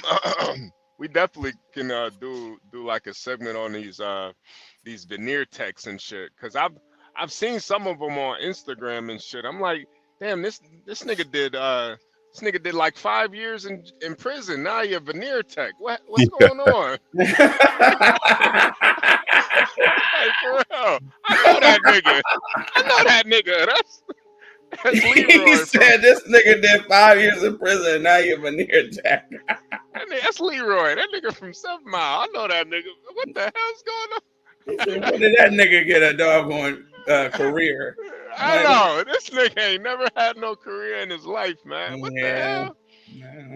Yeah, it's brutal, man, because once your teeth are gone, a lot of people don't know, like, teeth are something that if you take care of your teeth, you could be 105 years old with all your teeth in your mouth. It's not something that goes just because of age. It's all about how you take care of them. As long as you brush and floss every day, 98% of the issues that go wrong with your teeth can be prevented. You know what else is interesting about this HB about teeth? If you take some people they get a cavity and their root canal is expensive. Yeah. So they say, well, fuck it, just pull the tooth, right? I mean, pain, doctor, on the abscess. But if you get a tooth pulled, right, like that messes up the structure of your mouth. You ever seen people when they don't have any teeth and it seems like they lips and their gums? Yeah, it does. Yeah. Right. It'll change your whole face. It'll change the whole structure of your face if you get a tooth pulled. Your gums will start to rot. I think what it's called is like a contact inhibition, kind of like with your skin. Is that if your teeth are there, it provides I guess the root and all that kind of shit is there. But when you remove it, it's like it just started to collapse or whatever. There's a demo turn to it. But. Hey, John, like I think Japan's working on tech where they can regrow your teeth. They'll inject some stem cells and it'll regrow back or some shit. That'll be cool. If they can do that, I'm like, oh yeah, I can just. Hey, look, if they could do it, I do it. Shit. Yeah, I'll be like, oh, this teeth is kind of lame. I'll take off this teeth and regrow it. Like, yeah, with the big ass teeth, baby. Yeah. And the other one I wanted to do, the other topic. Tell me what you think about it. Who said teeth? Who said teeth? I said teethuses. No, I say teeth. Teeth. I pull that tooth out. Pull that teeth out.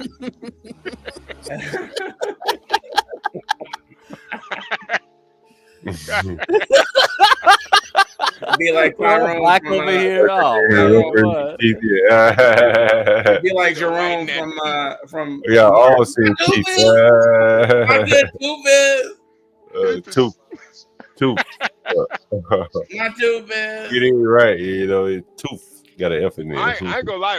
Those veneers though, because I meet a lot of people with those veneers, man, and I don't even think they look that good though. They do. Like, it looks too. It's fake. I don't like. Yeah, it looks like you could just like. Oh man, they're just chiclets. Come on, you guys teeth, are crazy. Man. You guys are Like crazy. honestly, like Ava's teeth, like her mouth. Yeah, she's got a gap in her teeth. Yeah, you got. That's cute. That gives. Yeah, it's cute. Right. It gives them character. Yeah, Right. yeah. She's still cute, man. Yeah, Like, Ava's far from an ugly woman. She's not an ugly woman. Right. She's a little weird, but yeah. Yeah, I mean, what girl at 23 isn't weird though? That's a fact. That's a fact. That's a fact. A little weird, but it's like at least Yeah, her but teeth are she's clean. beyond weird, bro. Yeah, but those perfectly molded, sculpted teeth. Maybe it just you're looks right. good. We It all just like. look- Yeah. It looks gross to me, man. Yeah, that's It's gross. gonna be a clip of Everything's us saying aligned, teeth. or how about people super whitening teeth? Like There's for gonna be a instance, clip of I We're so growing up, obsessed with that here. Yeah. I've always had white teeth. I've never not had white teeth, and I don't do anything for them. Just brush them. And they'll be like, "Man, how do you get your teeth so white? Did you get them whitened?" I'm like, "No, I've never used whitening strips, none of that." And then when you see people who actually bleach their teeth or use that deep purple stuff to kind of make, I don't know, it somehow it bends the light to make your teeth look a lot whiter. It looks so weird. You're like, "Man, your teeth are bleached white, dude." I'm like, that can't be healthy. My God. Yeah, some people they over bleach it. But Trope said HBUs to the lot lizard teeth. You know what's crazy? I never met a lot lizard with teeth. Actually, they usually they usually I'm in and out in 5 minutes, man. They get straight through it, no teeth. They get straight to teeth. business. Yeah, no teeth. Just gum, just straight No gums. teeth. No Hey, teeth. HB, Nvidia is like going to hit like 129. All right, so tomorrow, watch what it does carefully. Yeah. If you got to bail. Yeah. I'm holding. I've been watching, man. I've been watching. NVIDIA is just a holding strategy for me anyway. I don't sell it. I just buy more of it. Yeah, it's because HB got it like a high price, kind of like, what is it, 90? Did you get it? Well, is he dollar cost averaging? Yeah, it's better just to get No, I got down at like I think it was like at 98 to 102. Yeah. Down there because if you didn't get it early enough, HB, it's better to sell, get your profit out, so you can buy better later. Right. That's all I'm waiting for. I'm just waiting for to see what's gonna happen, and then I'm gonna get my But no, I'm already up. I'm telling you, I might go to Disney your Palantir play was way better, right? What price you got Palantir? No, I got the Palantir. No, I got the Palantir at like 21. Or my God, you got the best price. Holy shit. Yeah. Oh, and that was literally like that was maybe like a week after we did that. Yeah, exactly. Dude. It was exactly That's that a time. lucky draw, boy. Yeah. Palantir at 21. Yeah, he's got a 50% gain easy, man. Yeah, he does. It dipped so crazy. I was just like, yo, the way the reason I didn't want to say it that day, because I was like, earnings is after hours, and I was like, what if I told people to buy it in the morning, and then it just like was a bad earnings, really bad, and just crashed right through support the next day. It's like nobody could do anything. Yeah, that was too risky. So I was like, I ain't gonna tell people to do it. The way you and John were talking about it, though, y'all, man. Yeah, but I bought it at $8, man. So that's why it's like, nah, I can't tell people to buy it at 20 before earnings, and like, oh man, I don't know. Yeah, but it made sense for a trade, though. It did. Right. Yeah. Right. And that's kind of how I was looking at it too. It was just like I didn't really understand it at first, but the way y'all were describing it, y'all were like, man, this is the technology Batman uses. I was like, all right, fuck it. Yep, that's right. For long term. Yeah, we were like Bane. We're talking about Bane and like, Bane, the Bat. Righteous Muffin was Bane. Like Imperius was the Joker. Imperius was the Joker. He said it right there. He was like, "Oh, you need a better class of criminal." Like a week later, I was like, "See, I told you he was a fucking Joker." Hey, Craig, let me ask you a question, and it's kind of related to the topic for you guys that are, dealing with markets that fluctuate, things like that. Yeah. What I want to ask you about, Craig, is we're going into an election year. Is there any defensive posturing that you're taking? Master Kim probably is a guy that maybe he may be pedal to the metal, always pushing forward. But we've seen COVID, how it like disrupted business, and for people that invest in stock, it probably made a shitload of money investing during that time. Crack, knowing you, if you were investing during that time. So I just want to know, like, what your approach is going into the election, the uncertainty and things like that. And I would love to hear businessmen, people out here that are either making moves or thinking about making moves, and how that's affecting your decision making. We got a couple of businessmen up here and people that think about getting in business. What do you think about that as a topic?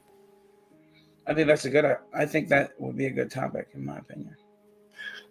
For someone like Crack, he probably takes a predatorial stance. He's probably looking for the stocks to drop so he can buy them, right? That's probably how you approach COVID. Is that right, Craig? Am I wrong? From a trader standpoint. Craig, we dropped off. I heard that's how you're supposed to do it. When the stocks drop, that's when you buy.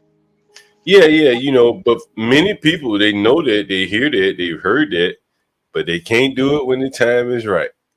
That's the timing, because the emotion gets the best of them. With someone like Craig, he's probably like steel hand. Someone like Blacks or HB, you may become more defensive. Start hoarding cash. Did Taylor Swift actually support Donald Trump? Nah, I doubt it. Did she? I doubt it. I seriously doubt it. I'm just reading an article. Taylor Swift breaks down. She's so connected to the NFL right now. I can't see her. And her boyfriend is Mr. Pfizer, by the way. I just can't see her supporting Donald Trump. But it's possible. Anything is possible. Oh, okay. She didn't know the way they worded that damn article. All right, yeah, but yes, that's I agree with what you're saying, John. Yeah, I'm just curious to know what kind of strategies you're taking going into an election year. Certainty of what could happen, if you even think something could happen. Well, I personally, I'm not taking any, chances. I go and I hedge my money where I know it's not likely to lose a lot of its value. I've been looking at the purchasing of bonds directly from Treasury Direct, at the behest of you guys, what you were saying. I was looking at that, and that's a real option. ETFs, indexes, and then, of course, all of my dividend kings that I currently have. I just maintain what I have. And then again, like you heard me say, I'm consistently purchasing NVIDIA. I get a few dollars, I throw it in NVIDIA for now, and until I have a better strategy. But yeah, there are greater strategies out there. Of course, we hear Crack talk about them all the time. But this is where I'm at. I wish I would have gotten into that Palantir play, though. Lord, Yeah. Okay, John, I'm back. Internet, my thing all died. But what's up? You said about elections. Yeah, so considering last year's election, COVID probably provided a hell of an investment opportunity for you, knowing you. It did. Because every time you have the 4-year cycle, usually just before the 4 years, the election day, the stocks will start dropping because there's uncertainty about who wins. And it doesn't matter who wins, but after they decide who wins, everything just flies up, The 2021 was unique because the vaccine came out the news right after the election result. So, Pfizer and them, they already had the vaccine, but they held the news until somebody won. And then when they released the news, everybody was happy. Oh, COVID's going to be over, this and that, whatever. Craig, can I ask you a question? How did 2020? How did you play COVID?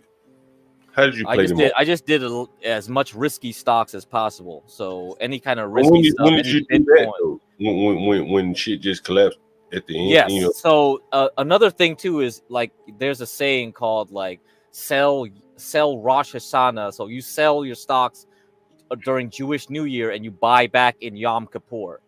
Okay. That's an old saying. Never heard that. So a lot of stocks is, but you didn't hear? Oh, come on, man! God, I never heard that one. That's good one. Go to Crown Heights. They probably say it every day. Oh yeah, man! I'm gonna sell Yom Kippur, but you gotta know some Yiddish. Probably you didn't understand what they were saying. So I got my Yiddish textbook with me somewhere in my garage. But Yom Kippur, maybe Yom Kippur doesn't work anymore. Yeah. You're a real man. So what stock were you buying? What really crashed and came back after COVID?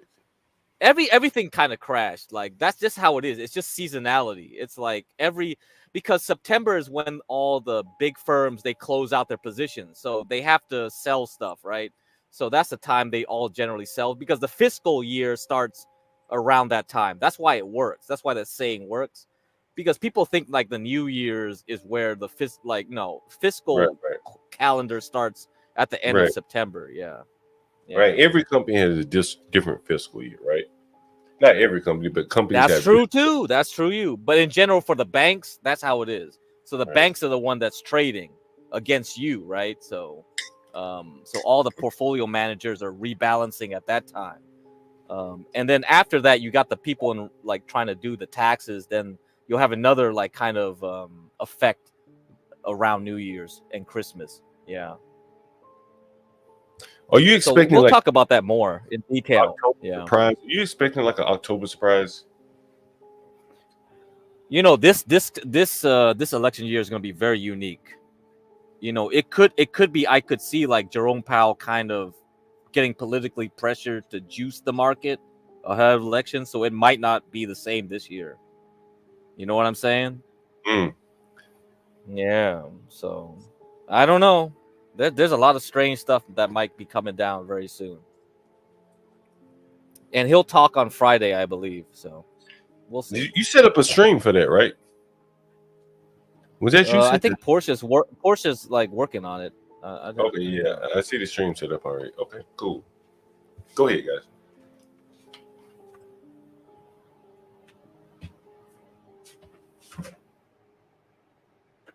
Yeah, Blacks is gone. I don't know where he went. HB is gone. Don't know where he went. Stanley, Mela, any questions? Okay, I'm glad you asked, right? Hello? Yeah. I'm glad you asked. I was wondering, for people who aren't familiar with investing, what's your advice for starting at no cost? Yeah, so Lindy yesterday was on. Yeah, and maybe, oh man, we should start something else where we discuss because I want to discuss things in a very practical way, a very investment way first. Just give me a .com. Yeah, so do you have a brokerage account, Mela? Any kind of brokerage account? I actually do, but I'm not really involved in it. What do you let someone else take control of what you do, It or was you let the started bank for or somebody? me, and it's just there. Oh man, okay. So I don't want to fool with that. Okay, what I want to do is do Yeah. something separate and have it under a particular loved one's name, right? That's what I want to do. I want to start an account for them. Okay. And so I want a particular sum of money that's required for them to start some type of account and let them do something knowledgeable to grow it. Yeah. So how old is that Hey, loved one? I have a question related to Mela's question. Okay, go ahead. A regular old bank account about a month ago, my son, I took him down to the bank to open his own student account. Can you trade in a regular bank account, or do you have to start? Yeah, not usually, and I wouldn't do it through the banks. I would open like a Fidelity account with him to start with. Okay. A Fidelity account. Okay. Yeah, because they have really good deals. Yeah. Banks have. Does Truist have an investment side? Yeah, they might. I'm sure they do, but Truist is not going to have the flow of a Fidelity. Yeah. The pricing is not. Fidelity. Especially when you travel. So the good thing about Fidelity, I just want the everyday person to be aware that you can access trades without having an exorbitant amount of money. Like you can just act, and that's what I'm saying. What .com can you reference that they should look out for? Yeah. So usually the young people, they use Robinhood. Robinhood is okay, Robinhood, because if you can get a Okay, good thank account you. with them, because they give you 5% money market. Like, so a lot of times, you know, people are too lazy to buy the money. Let's say your cash is not in the stock, you have to buy a money market to get the 5%. Like when your cash is doing nothing, 5% over the year, not every month or something like that. That's too, yeah, that's, you know what I mean. But it's better than a savings account, right? So even if you're not trading stocks, like let's say like, oh, stock market is going crazy, I'm out of it. Hey, that's cool because you're getting that 5% APY. Okay. So Robinhood does a good job of that. That's why a lot of the young people do that. And I agree that, yeah, but Fidelity's another one, because they do no fees for ATM usage because they don't actually have a branch, you know? So you can go anywhere, any ATM in America, no problem. And you can go anywhere in the world, no fees. And I think the transaction fees, foreign exchange fees are so low in Fidelity that you're basically don't need to like, that's when I traveled, because a Chinese dude told me to get a Fidelity cash account because it was like I could go travel and I didn't have to worry about like, oh, I'm gonna get charged 5% for getting currency out from an ATM. Right, Currency. right. Yeah, so that was Yeah. so good there. So you should look into them, Fidelity and Robinhood, but also like people use Charles Schwab and Vanguard. So you should definitely have multiple options anyway, even if you're not going to use them actively. You know what I mean? Because you never know. One day you're like, oh, maybe this account is useful for something I need to do here. And you actually already opened it, because just opening an account is so painful now because they're like, It is. because now they don't trust anybody. They're like, because my mom tried to like she's already has a Bank of America. And when Bank of America got Merrill Lynch, they started asking her all kinds of questions. What was your former job? What were you doing here and that? I was like, what the fuck? Like, you think she's a scammer or something? Why are you asking all these in-depth questions? Whenever I opened my account Let back in me the day, see I your didn't need tax to answer all this. returns. Yeah. Yeah, it was insanity. I was like, oh, you think everyone's like doing identity fraud is basically what I got out of it. Yeah. Pretty much, yeah. Because you heard the It's got, hacking, right? I think they got everybody's social security numbers in the whole America. Like, I don't know what's going yeah. on. Yeah, so this is gonna But be that's bad. beautiful, man. Your references are beautiful. Yeah, Thank you so much. so try to open as many accounts as you can.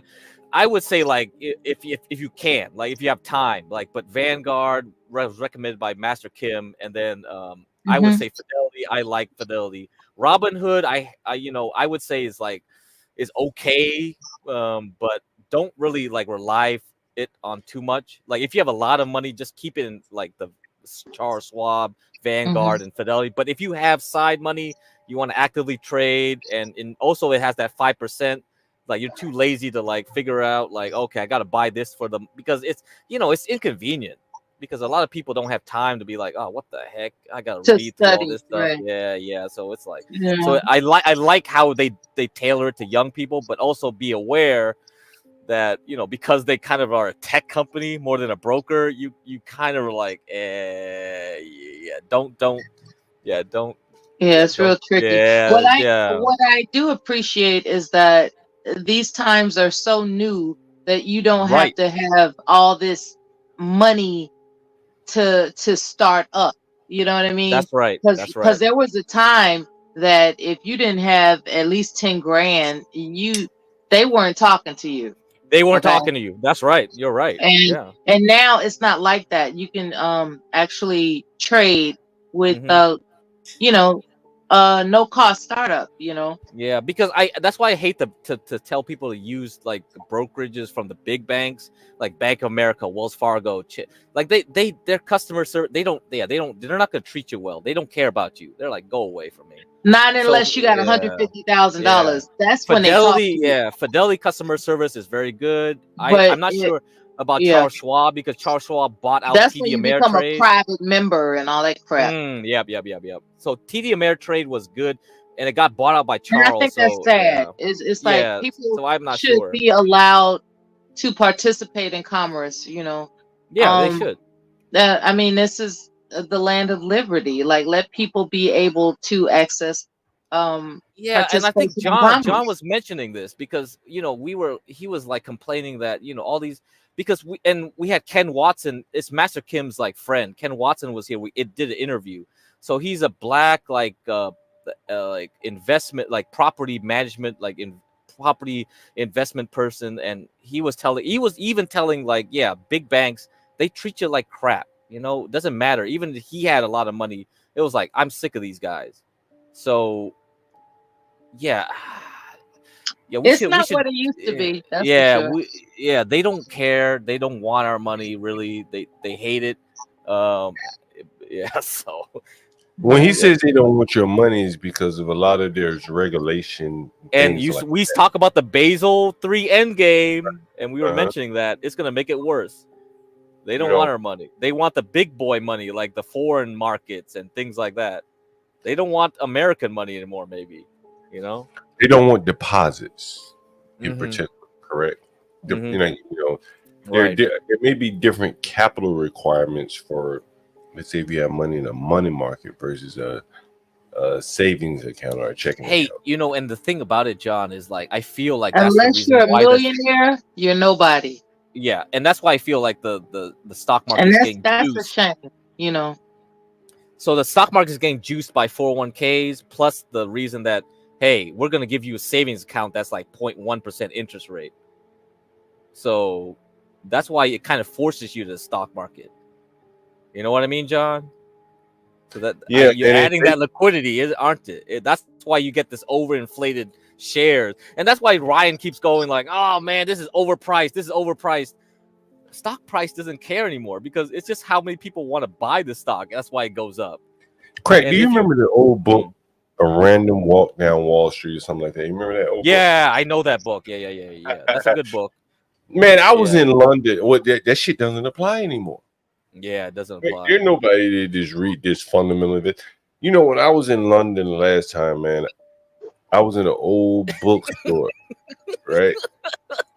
Well, I don't know what's Are you in Harry Potter's like little bookstore going like, what the fuck is this? Like, what is this? and I bought the book Wealth of Nations. You ever heard of you? I know you. Oh yeah. That's a good book Oh, too. hardbound covered book. I have one. I have a hard copy of that. Right, Ryan right. probably does too, because he keeps talking about it. Yeah, read Adam Smith, Wealth of Nations. That's all you need to read. I'm like, oh my god, people don't have time to read Wealth of Nations. But that shit doesn't apply anymore. It doesn't apply anymore. Yeah, I know. Prices would have moved 10,000 points, right? Yeah, it's like you Damn, I can missed read out. that. It's cool to read it, but it's like it doesn't help you make money anymore. The paradigm is shifted. Would you say that's fair? Yeah, it's fair. It has. And I think that many people that are on this chat, on the panel even, many people may not recognize how the paradigm shift. Like, you know, as I said, like there's no such fundamental investment is dead money. Would you say this? Would you say this fair? Craig? Yeah. Because it's gamed out, and then the same Right. thing true is with algorithms. You get quants, right? It's gamed out too because it's like there's too many people like fighting in that.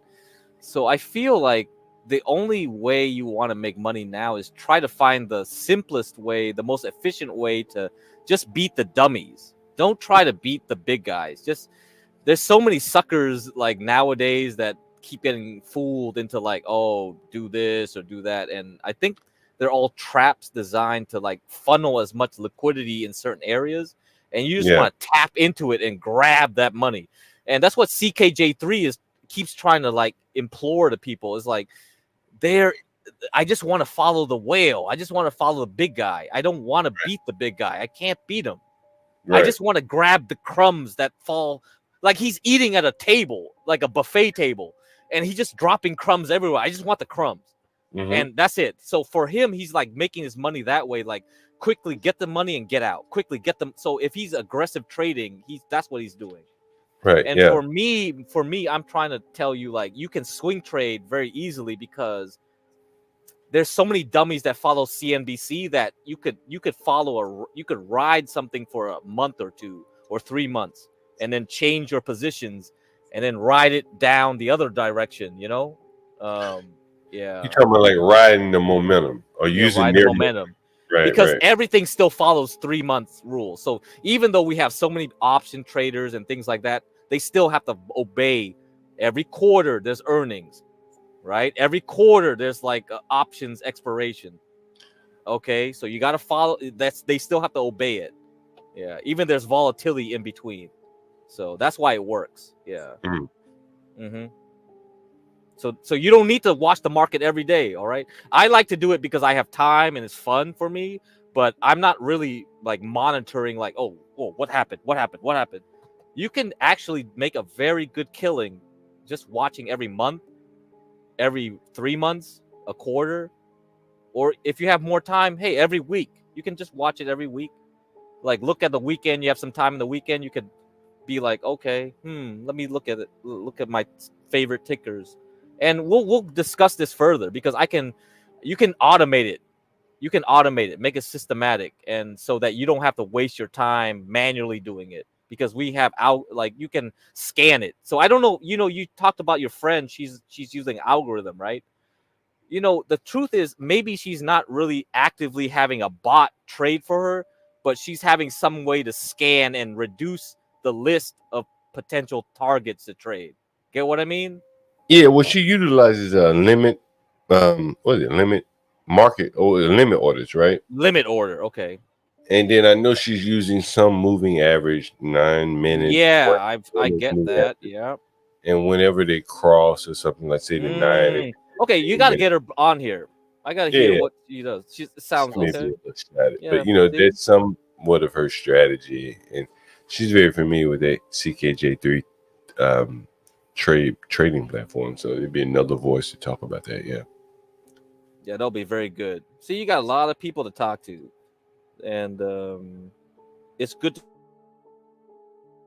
hear diverse opinions about this stuff. Yeah, I think so. Because everyone's different. HB just said, HB, you train out of NVDA or what? You getting out there or what? That's a good price to close at. Yeah, I closed out my parents' position last Thursday. That was it for me. I was done. I was like, they already got 10% for the month. Like it's like, I ain't gonna risk it. No. It closed at 129.99. There's no coincidence in where these numbers go to. So,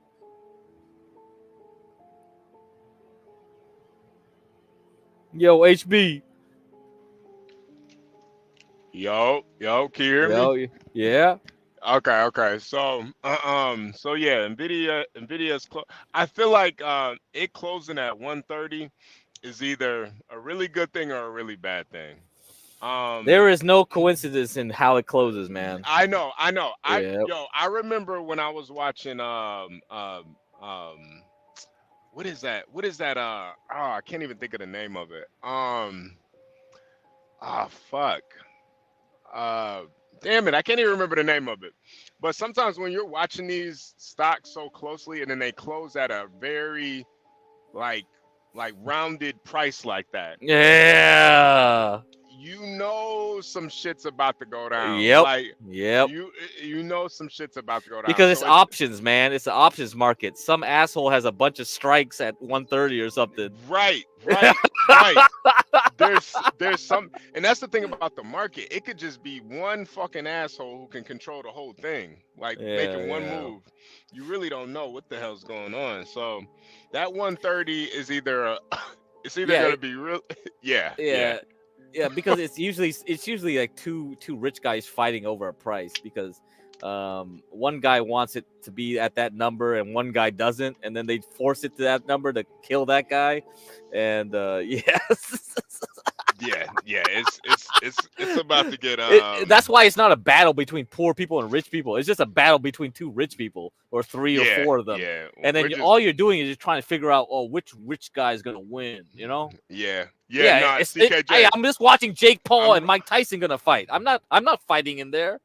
I just want to bet on who's like gonna win. That's what I'm doing, right? That's how you think of it.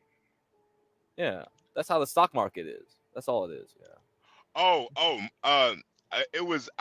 remember watching MicroStrategy the day it went up to 199.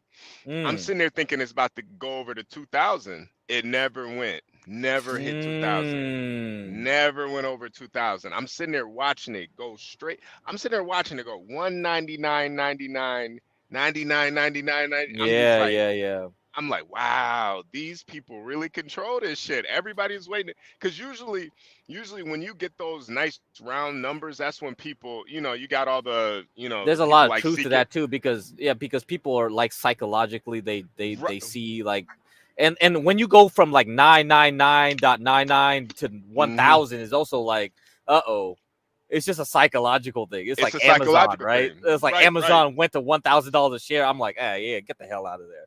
Yeah, because somebody's gonna try to pull it down now. It's like, or they're gonna start, buying more. They want to feed it more yeah, into it's it. all game, man. It's It's like it's so all it's all a stupid. big game. Yeah, So it's all big game. you gotta watch it. But the Like good dude, thing look is, at this SMCI, right? It got over 1,000, right? You look at it. It tried hard to like stay over it, and all of a sudden it just collapses. It just goes like sideways, and then it's just like, see. Yeah, You see? But I Yeah. think the thing with NVIDIA though is it is like kind of following, like it's gotten through that it's gotten through all the little like testing points that it was at before. So where it's at, it's kind of following where it should be at. I'm more curious about like the software AI stock. So RX is funded by NVIDIA and Sound right here. So I'm curious what it does here.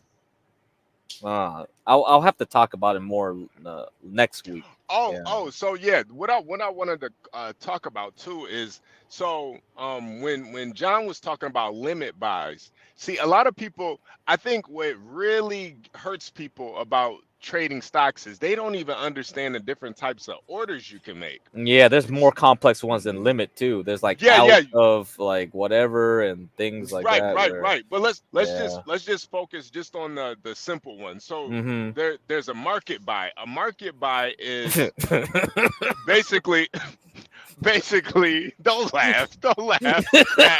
Market buy. So a market buy is basically you're gonna buy a stock wherever it's at when you strike that button to hit buy. Right. Wherever Exactly. They'll give you the crappy price. Right. Yeah, they're gonna give you the crappiest price. Now, a limit buy is you're setting a specific price that you want to buy it at. Now, the limit price might not go in if an order doesn't fill. Sometimes I've asked for a limit price and they've given me, it depends on the buy and the sell. So sometimes if they can't make that order, it'll either pass you up or you'll get it like a better buy or better option. It just depends. A lot of people, when I tell them to do limit buy, you got to do multiple limit buys. Like you do one like at a penny above where you are, the actual penny below where you are, and the actual price you want it to be. Because like what happens is they'll fill out all the rich guys' orders first, and then they run out of shares. And then when they get to you, it's like, oh, we don't have shares. We're not going to fill your order. And then the price spikes right back up. And you're like, you son of a bitch. I gave you that price. Why didn't you fill my order? Because all their rich buddies got that price first. They got the price first. Yeah, so that's how it goes. A limit buy is basically you want to be more specific. So you can all these different buys, you can do sales of the same thing. You could do a market buy, you could do a market sell, you could do a limit buy, you could do a limit sell. And then there's what other kind of buys are there? There's a lot more, but I don't think we want to go into them. This is like too complex. And hey, Craig, what do you explain? Limit orders? I think I heard you guys say limit orders. Yeah.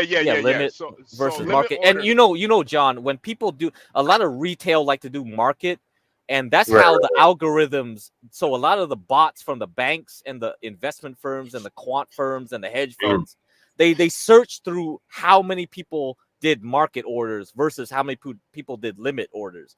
That's how you differentiate between institutions and dumb retail. So they can detect through, they can go like, oh, there's a lot of people buying at this price that were market orders. Then they go, dumb money right here. The dummies are here. And then the algorithm starts hunting, like starts dropping the price below there to force them to sell. And then they come back in and buy at a lower price. You know, it's like, come on, you guys are. I mean, it's like, this is ridiculous. Yeah, what Crack is talking about is yesterday we talked about the bid ask. Yes. And there's a Yes. spread between the bid ask. It could be a dime, it could be a penny, it could be 50 cents.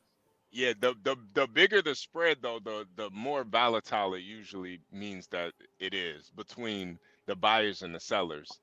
And So usually there's probably less liquidity, right? And right, there's right, right.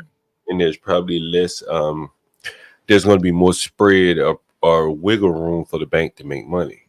Yeah, That's yeah. the other thing.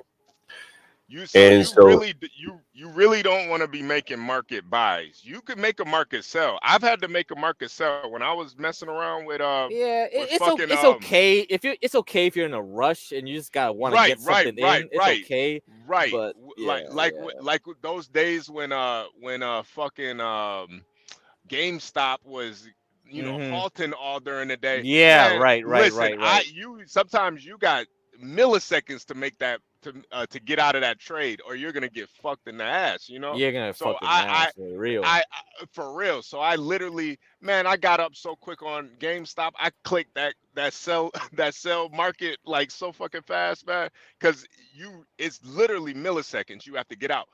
You don't even have time to put in your limit sell order because Right. it's moving too Right. fast.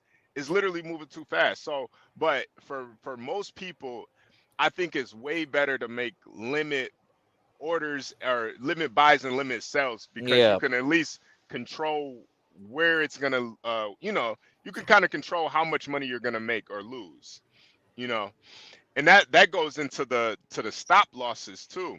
Now the Right. stop losses, this is a kind of a strategy where you kind of learn it in that book that we always suggest, Trading where in a zone.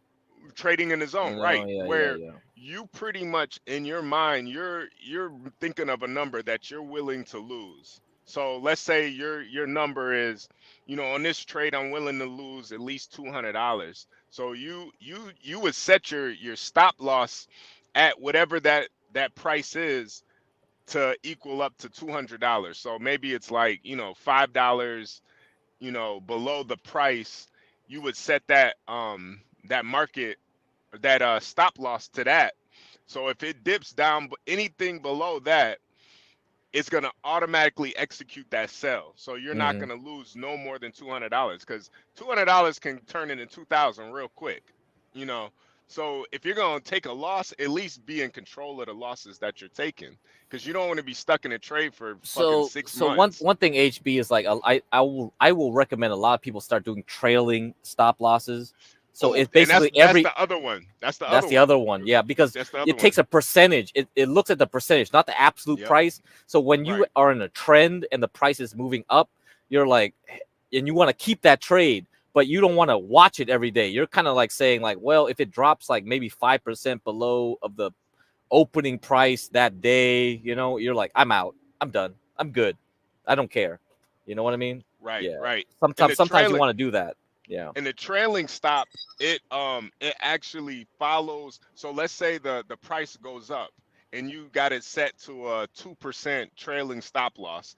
It's gonna actually follow the uptrend, and then now your stop loss is set to 2% of the uptrend. So let's say you buy at 150, it goes up to 155. I don't know what the percentages of that is, but let's say you set it at 1%.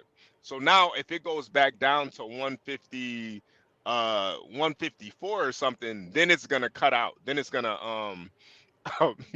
then it's gonna then you'll sell right at that 154. So you'll actually still make money without really worrying about paying attention. This is for people that, if you can't sit and watch the you can't sit and watch the stock, but you're in an upward trend. And they always say the trend is your friend. So Yep. if you see a stock in an upward trend, but you can't sit and watch it all day, set a trailing stop loss on it, and Yeah, you can do so it a by lot, yeah, percentage. You could do it yeah, by a percentage lot of the and stuff you're money talking wise. about. Right now, you're talking a lot about tactics. Right, So right. we have to, when we start talking to people about this, I want to generalize it into strategy, and then later move on to tactics. We got to do a little Sun Tzu first. Once we understand about cycles and graphs and charts, and then later on, I'll say, like, okay, now, are you a swing trader? Are you a day trader? Are you an investor? and I'll try to like say, okay, you're an investor, this is your tactic. You're a swing trader, this is your tactic. You're a day trader, this is your tactic, right? Well, day trading, I'll probably say like you go to talk to CKJ3 and Dennison, you know, that kind of thing. But yeah, Craig, that's how it's gonna be. Someone wants to know what chart app are you using? Yeah, this is just TradingView. I like this the best. Yeah. And stock. I also use stock charts. Stock charts has a scanner that I use. You know, that's why I like using it, because you can scan for patterns that like you can screen through multiple stocks and be like, okay, this is what I look for an uptrend. Now this one I'm looking at right here is 777 was the one that liked Affirm, and I have watched this stock, and I look at it. It says since December 2023. Look at it. It has a downtrend. Every time it goes up, it makes a lower high. Every time it goes up, it makes a lower high. Now earnings is coming up. Now if 777 recommended this stock, I wonder if, like, you know, you bought it around here, or maybe it'll crash next week before earnings. You know, I might go for it because it's around NVIDIA too, the same day as NVIDIA, so it might be interesting play. This is the buy now, pay later company. Okay. Yeah. Talked about buy those now, pay later. Even if you go with the idea of the trend is your friend, that's still a very it's still kind of a nasty looking trend that it's on right now. So I wouldn't even. Which is good because it's building energy. This is kind of like it's building some flag down here. It's kind of like, because by the time it hits like these levels, because this used to be like old support. You see that? Yeah. Okay, I see what you're saying. Hey, Craig, what are those lows? Can you tell me what those lows are? Those lows. Where are those lows? These ones down here? Yeah. Or these ones? The So lows. well, you know, this kind of like. What time period is that? This one is like on a day. I can do a week, so it makes it look easier for you. You see that? So when you look at the way the stock drops from here, you see this is the first big green bar after all these red. Most of them are red, right? And then you see this change. And what in the Wyckoff world, they call that a change of behavior. You're like, man, it dropped all the way from here down here. And then this is the first major green weekly bar. And even though it tried to go up, it still went down. But it's a significant level, because when you see this green bar, you're going to think like this candle, whatever price these people bought at, it's going to set some kind of like trend for down the line, because you would say like, yeah, so it's support. And look at it. So this green bar down here, it dropped below that level, but it bounced back up. It's kind of like you have a balloon and you're pushing it down into the water, right? It's just gonna bounce back up. Now this whole area here where it was underneath that line, I think it's like a lot of rich people were like thinking like, okay, this price is a great price to buy.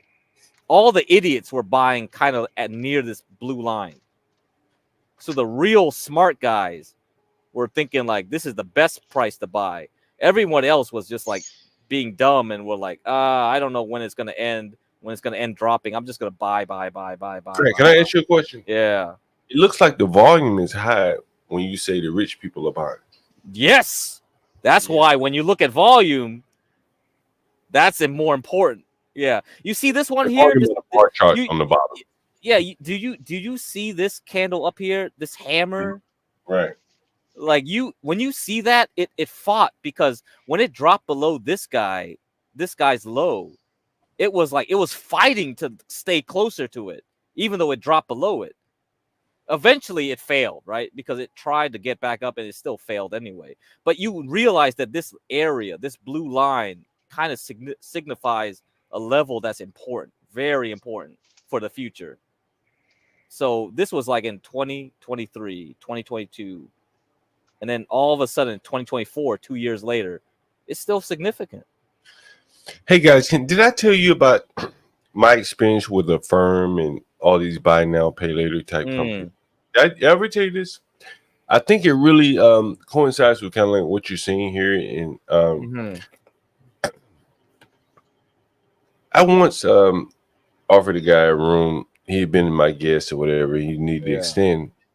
And he said, nah, man, I'd rather book on Airbnb. I said, that's interesting because it's going to cost you more.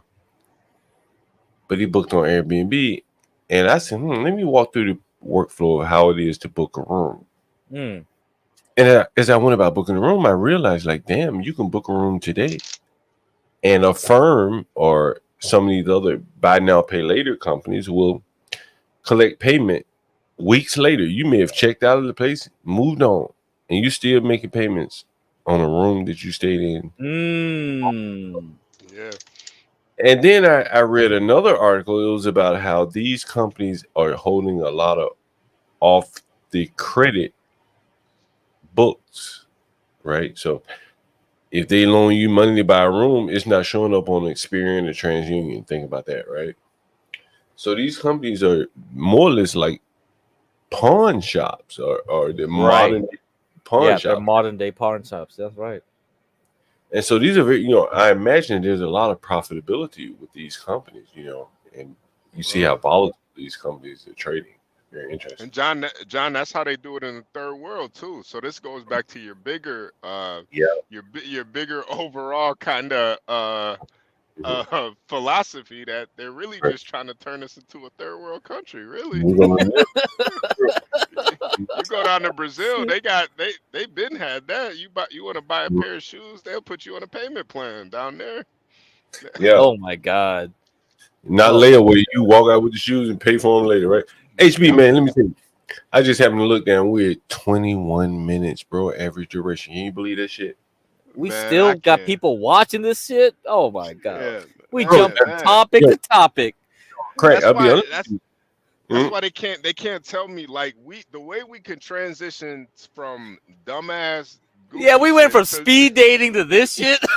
Yeah, no, but I think the people we have such high IQ listeners. They need that. They need the the stock, the political talk. They need the dumb shit. They need all of it all in one show. They need to they need to be stimulated in many different types of ways. I mean, they come out of a meeting there at work, they want to hear dumb shit, right? You know what I mean? They're winding down their day, they may want to hear something serious, right? Midday, they may want to hear crack talking about stocks, right? Right. Right? Seven still is the perfect example. This is a very, very successful businessman. He says we need it all. We need all of it, man.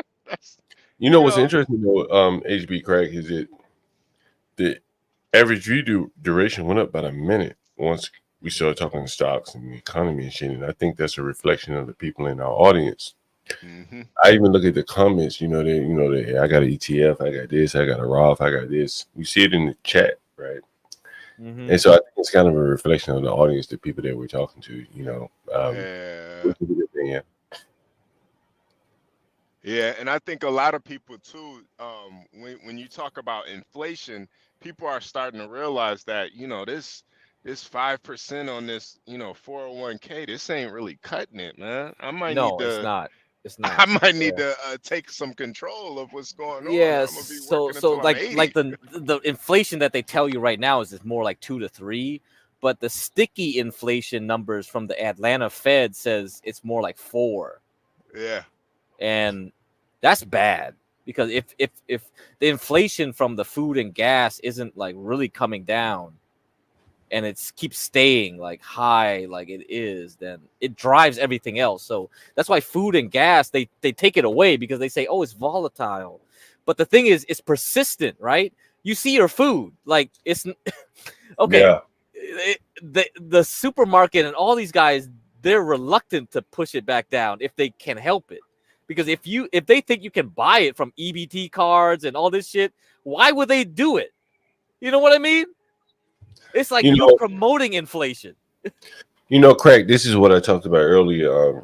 And I thought about it so much. I said, man, let me put this in the chat because I want it. And I even put your username in the comment.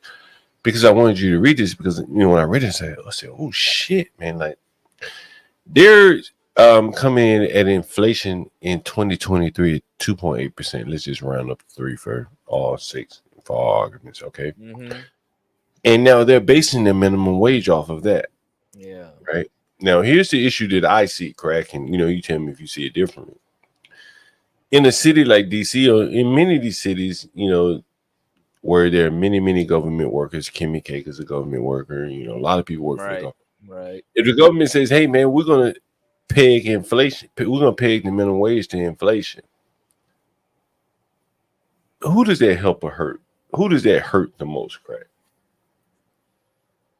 Yeah, low income people. That's it. And low income businesses, small businesses. Yeah, because a lot of them, they want to go to their fast foods, and it'd be like, oh shit, what the fuck? You can't get anymore unless you make everybody a bot and then you fire everybody, right? Which is what McDonald's did, dude. Target, Burger King, they can automate their way out of minimum wage. Would you say that's fair? Yeah. Would you say that's fair? Yeah. They can automate their way out of that minimum wage. Yeah, but definitely. Yeah. I told you guys the story when I worked at Cracker Barrel. It was the last job I worked, I think. Cracker Barrel was the last one? Oh man. And I love Cracker Barrel though, John. I ain't gonna lie. Cracker Barrel. Oh man, I go there for meetings of the can't eat this shit. I bring my own lunch, You didn't like Cracker Barrel? No, when I was a little young man, I got a refined palate now. Oh, Grace loves Cracker Barrel. Hey, they East Coast living good, PHB, man. Like they don't allow that shit up north, man. Like, she looked like it, man. She looked like she loved Cracker Barrel. Yeah, she eat them biscuits. That's so good. Momo so it was like Bojangles had the best biscuits. I love biscuits. So if Bojangles finally starts up in LA in a year or two, then yeah, I'm going down there. I'm gonna try it out. Yo, man, what's that Raisin Cane? Like I saw one of them shits in I don't know. I haven't tried Raisin Canes. Anybody like Raisin Cane? I heard good shit about it. Is that shit good or not? I haven't tried it either. I don't like the name Raisin Canes. I don't like the name, man. Cain and Abel. I don't know. Yeah, it sounds like something's gonna happen. Like the resurrection. Well, it's a Southern saying, like people fussing. She was raising Cain. Yeah, Raisin Sand. Yeah. I get it. Yeah. Speaking of Cain and Abel, damn, I know we're way off topic. I'm so sorry. God damn, bro. That's the beauty of the show, man. Let's get biblical, child. Come on. Raising Cane's is a copycat of Guthrie's. Oh man, I love Guthrie's. Oh my god, Guthrie's. What the heck is Guthrie's? Chicken fingers with that ranch sauce. Man, not ranch. I don't know none of this shit. Thousand Island sauce. That shit. Fucking West Coast, man. I'm missing out on everything. Down south eating that shit, bro. Because that shit ain't up north nowhere. Where you get that shit at? Yeah. Momo, let me put this. Raising Cane's is like a copycat, man. I remember when I was in college, man, down in Tuskegee, man. Shit, we stole a bucket of raw chicken from Guthrie's. Statute of limitations, though. I ain't gotta worry about it. Yeah, man, you motherfucker, nigga from San Diego, broke in the cooler. We hauled that. Did you cook all of it or just some of it? Yeah, but we didn't get the special seasoning sauce, so it didn't hit the same way. Yeah, y'all just got naked. We just got some chicken tenders. Just some naked chickens. Yeah. Actually, damn. What is seasoning at? Regular ass old chicken. Oh, it don't hit the same without that seasoning. That motherfucking 1,000 hours. Anyway, but Guthrie's is like the same as Raising Cane. Okay. Guthrie's some good shit. I like it. Guthrie's. But Craig, back to this minimum wage shit. Like, earlier we talked about it. Stanley's here now, and I just my theory was like, there's no way that a DA elected with, more or less with the good graces of big business would pass a rule saying I'm going to raise this stealing amount to 500 to 1,000. The big businesses will say, you know what? Bitch, don't do that. We're going to fund somebody else's election to get your ass up out of here. Okay, but the DA doesn't do that. The legislature does. No, it's the DA. Like the DA can say, you know what? I'm going to nolly prosecute a gun crime. Okay, Right? so you're okay, but that's not legislation. I mean, if you're talking prosecutorial discretion. Right. That's what I'm talking about. So what I'm saying is that, like, you know, man, I could talk personal with you if you don't mind. When I first went to jail, several times, how about that? Man, it was hard as a motherfucker on guns. I mean, I said, God damn. Like, I wasn't even shooting at nobody. You gonna put me in jail? I ain't shooting nobody. Today, the same crime, man. You walk out of jail the same day. Yep. Not even my ankle monitor. I was on ankle monitor, man. Big ass box on my leg like a motherfucker. Like a motherfucker. John, you Like can have a a switch on radio it. stuff on my leg, right? You can have a switch on it. They'll let you out, man. That's insane. I had this fine ass girl, man. Y'all wearing pants every day. Trying my best to get her pants. I finally pulled out my pants. She saw that motherfucking. They said, man, what the fuck you ain't tell me you was on this shit? Now these niggas walking out of jail. No motherfucking ankle ball to none. Okay, Right, but man? I'm not sure what I mean, are you saying that they changed the Leniency. law? Or The laws I ain't mean, changed. did the law change or did the No, the law didn't prosecutor change. stop? The prosecutor they had that no bail shit, right? Yeah, you've heard of no bail. And you know, here's one of the things, you know, it's saying I want to have back and forth, but this is not an argument. I hear you excelling already. One of the things and I have a good friend, man. I would love to bring him up here, but the motherfucker won't come up. And he may be listening, but I'm gonna be honest, because fuck it, I tell him the same thing. And I've talked about him before, but he's kind of cooked to his wife. I'm gonna look and see if I can find it. And his wife is she bring that money. She bring that bread. Right? And I'm gonna look up. Now he make good money because he was my man.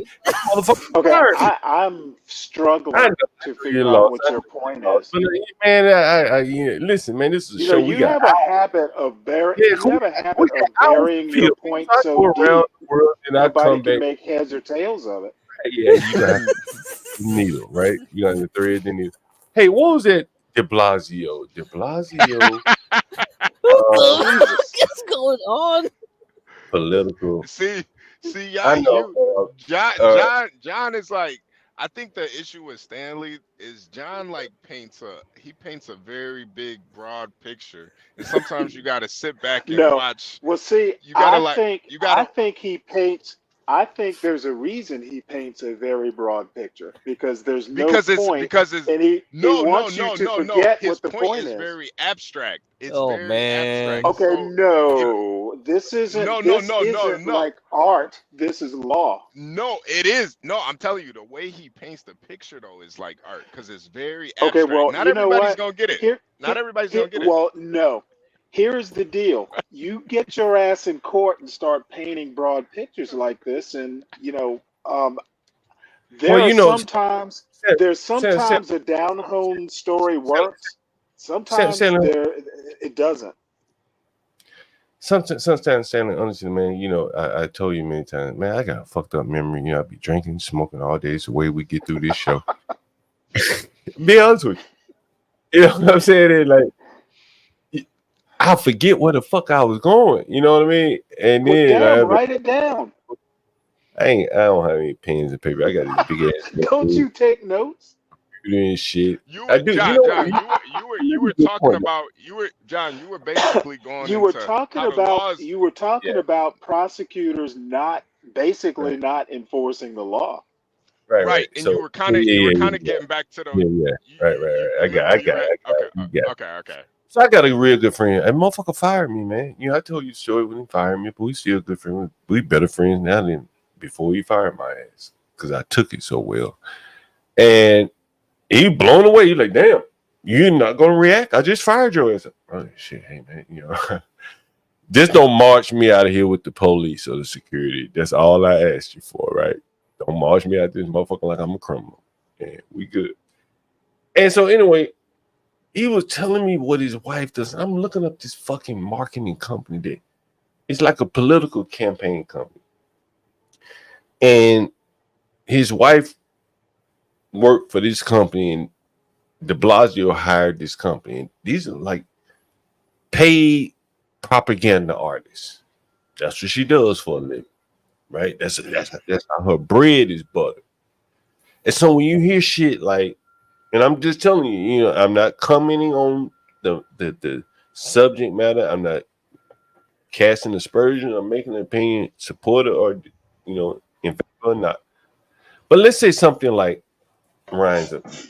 Let's say something like, let's say if I say something to you like no bail. Well, you really don't know what the fuck I'm talking about. You may say, well, that's good. No bail for these motherfuckers. Or you may say, well, if you understand where they're going, you may say, well, no bail is bad. Because you just gonna let everybody out with no bail? Everybody willy-nilly? And what I'm saying to you is that they structure, and this is like this is from his mouth, secondhand from her mouth, is that they structure arguments in a fashion that puts you in a corner if you deny or you try to counter. I'll give you another example. If I say Black Lives Matter, right? And I know was people just want thinking that. that, John. I was just thinking that. Now, how do you counter that? Right? Well, if you say all lives matter, well, you're not a racist. Or, you know, that was the interpret. Well, we're talking about Black lives here. Do Black lives matter now? I've shown you that picture of that woman at that restaurant I used to go to. And all them liberal white people were making her say Black lives matter. She didn't want to say it, but she eventually said it because they had surrounded her. But you think of like, and you really have to think deeply, like, what is the opposite of Black lives matter? Is all lives matter. And what they're making you say is Black lives matter. The same thing with no bail. It's a little confusing. You know, like, is it no bail for the criminals or no bail for the criminals? Which one is it? And a lot of people don't have time to figure out which one they're talking about. And you end up, you know, approaching the subject ignorant or being forced to take one side of the argument. And this is what she's like a propaganda. I'm going to look up the article, the company before we get out of here, before I get out of here. And this is what she does. And like, it's propaganda. This is how she makes her living, you know, and it's very difficult for people to understand, but these people are like very tactical, very skilled at what they do. She makes probably $500,000. And it's called like messaging. What do they call that shit? You're a publicist or whatever. You know, kind of like that DEI nigga. And public relations. Yeah, kind of like that. Yeah, public relations. Yeah, that's Bernays. PR. Yeah, it's Bernays, man. Bernays, the nephew of Sigmund Freud. Yeah, maybe we got to talk about that today. Let me see. I'm gonna go ahead, guys. I'm going to see if I can find that article though. That company. Yeah, propaganda is very. That's what they call public relations. The propaganda sounds bad. You got to make a euphemism. Yeah. Public relations sounds friendly, right? Like human resources.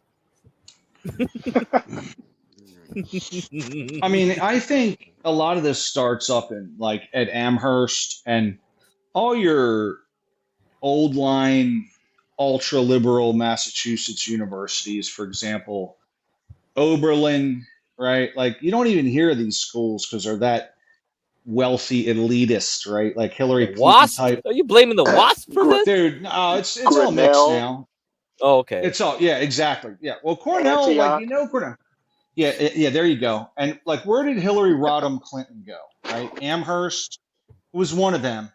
It's like $80,000 a year, but they come out with words like intersectionality. Like I don't know what that is. Like they Oh, I just can tell you. they come up. Well, what it is, which I learned what it was, but it's like an basically it's when you hear intersectionality, it means no white straight men. Basically. It No, means no white actually, it doesn't. straighties. As a matter I of think it fact, does, white Sally. and straight is an intersection. I think it's everyone See? against white straight men, conservative men. You see how confusing Yeah, it is, okay. though, Well, Stanley? let's See hear how it. What No, is it, confusing- it's Stanley? not very confusing at all if you take the time to like listen. But if everything is based on white straight men, then Okay, it it's kind of. not based on white straight men. But Yeah, that's how you measure intersectionality. You base it on white. No, that's Like not how you like, measure intersectionality. can I give you guys another example of what I mean? Right? It's very similar, though. Do you remember doing Trayvon No, Martin it's trial? not. Do you remember doing the Trayvon Martin trial? Hold on, There's- George vividly. Zimmerman. Right. There are three Yes. words. There are three words that became paramount in the Trayvon Martin trial. It Stand. could have been my son. Well, that was that too, but it was stand. Can anyone finish what I'm about to Your grounds. Your grounds. Stand your ground. Stanley Cross. Stand your ground. That's kind of like stand your ground. I do that all the time. Yeah, right there. Now, if I would have asked damn. you guys, Wait, John. I just got an email from my company. They said, you want me? I'll read it to you real quick. It says accident in Colorado on Thursday, August 15th. My company was involved in a tragic accident in Wheat Ridge, Colorado. Our driving teammate was not seriously injured. We are deeply saddened by the loss of life, and we are working with local law enforcement in our search for answers to what led to the accident. We are proud of our safety record and our commitment to public safety. Will not waver. Out of respect for those involved in the work of the police, we will refrain from further comment at this point, other than to say our thoughts and prayers go out to the families of all those that are affected. So basically, that just means one of our trucks killed somebody. Yeah, Wow. right. So yeah, Wow. Jesus Christ. My bad, John. I literally just got that. Sammy Giroux got to put a comment in there. Oh man, these some quick-witted people here. They're very quick-witted. Yeah, that shit before you can hear. That shit before you finish reading. Oh yeah, he did. Yeah, Damn. Even quick-witted people I give it. Hey man, you need to get on a comedy show. What is it? Yeah, right. Oh man, but my bad. You were on the three words for the stand your ground, man. You know what I'm saying? Like most people don't even realize that George Zimmerman never had a stand your ground hearing.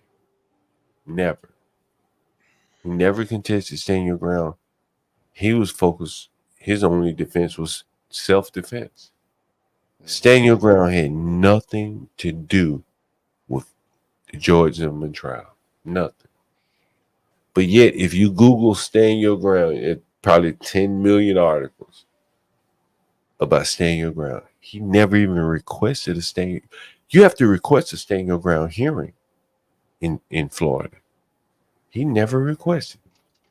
But why did the media focus so much on stand your ground when it had nothing to do with this case?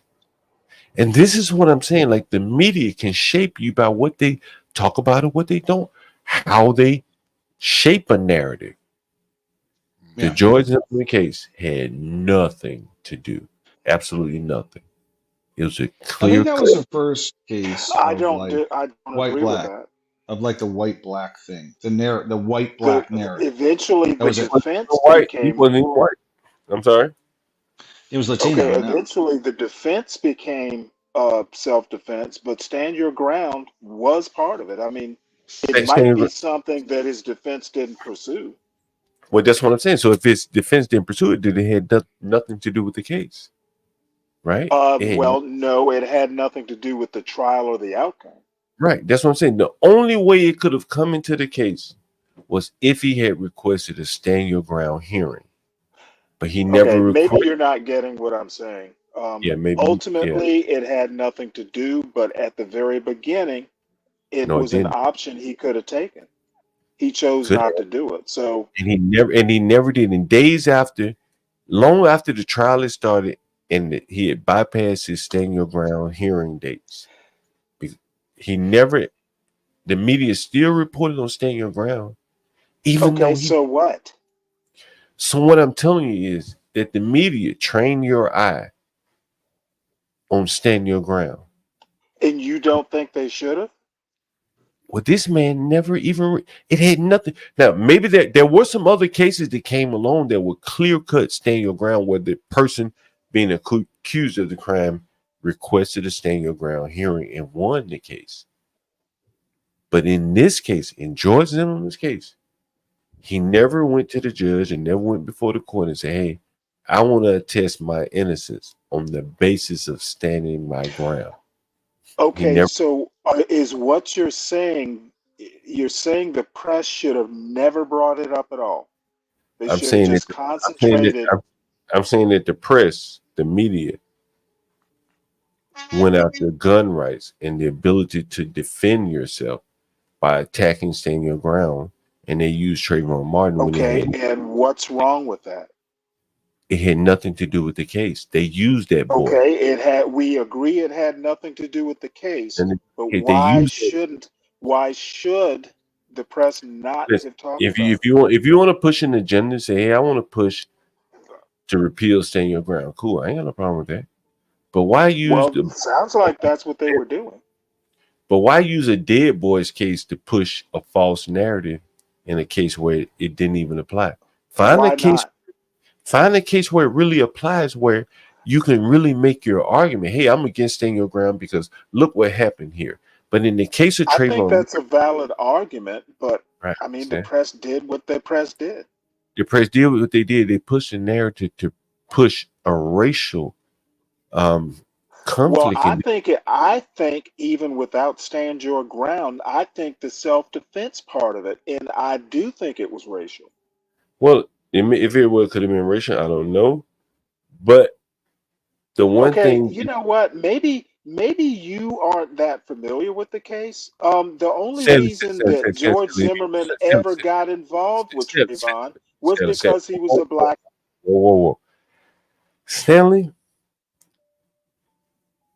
I wasn't working during that period.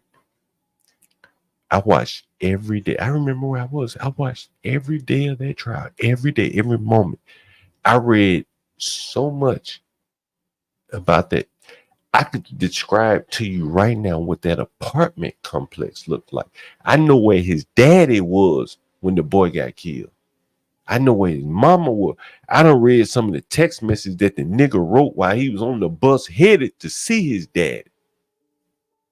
I know everything I can know about that case. It had nothing to do with stand your ground. And you got all these people out here talking about stand your ground today because the media spoon fed them a lie. That is the reality of the matter. The man never ever requested a stand your ground hearing. Period.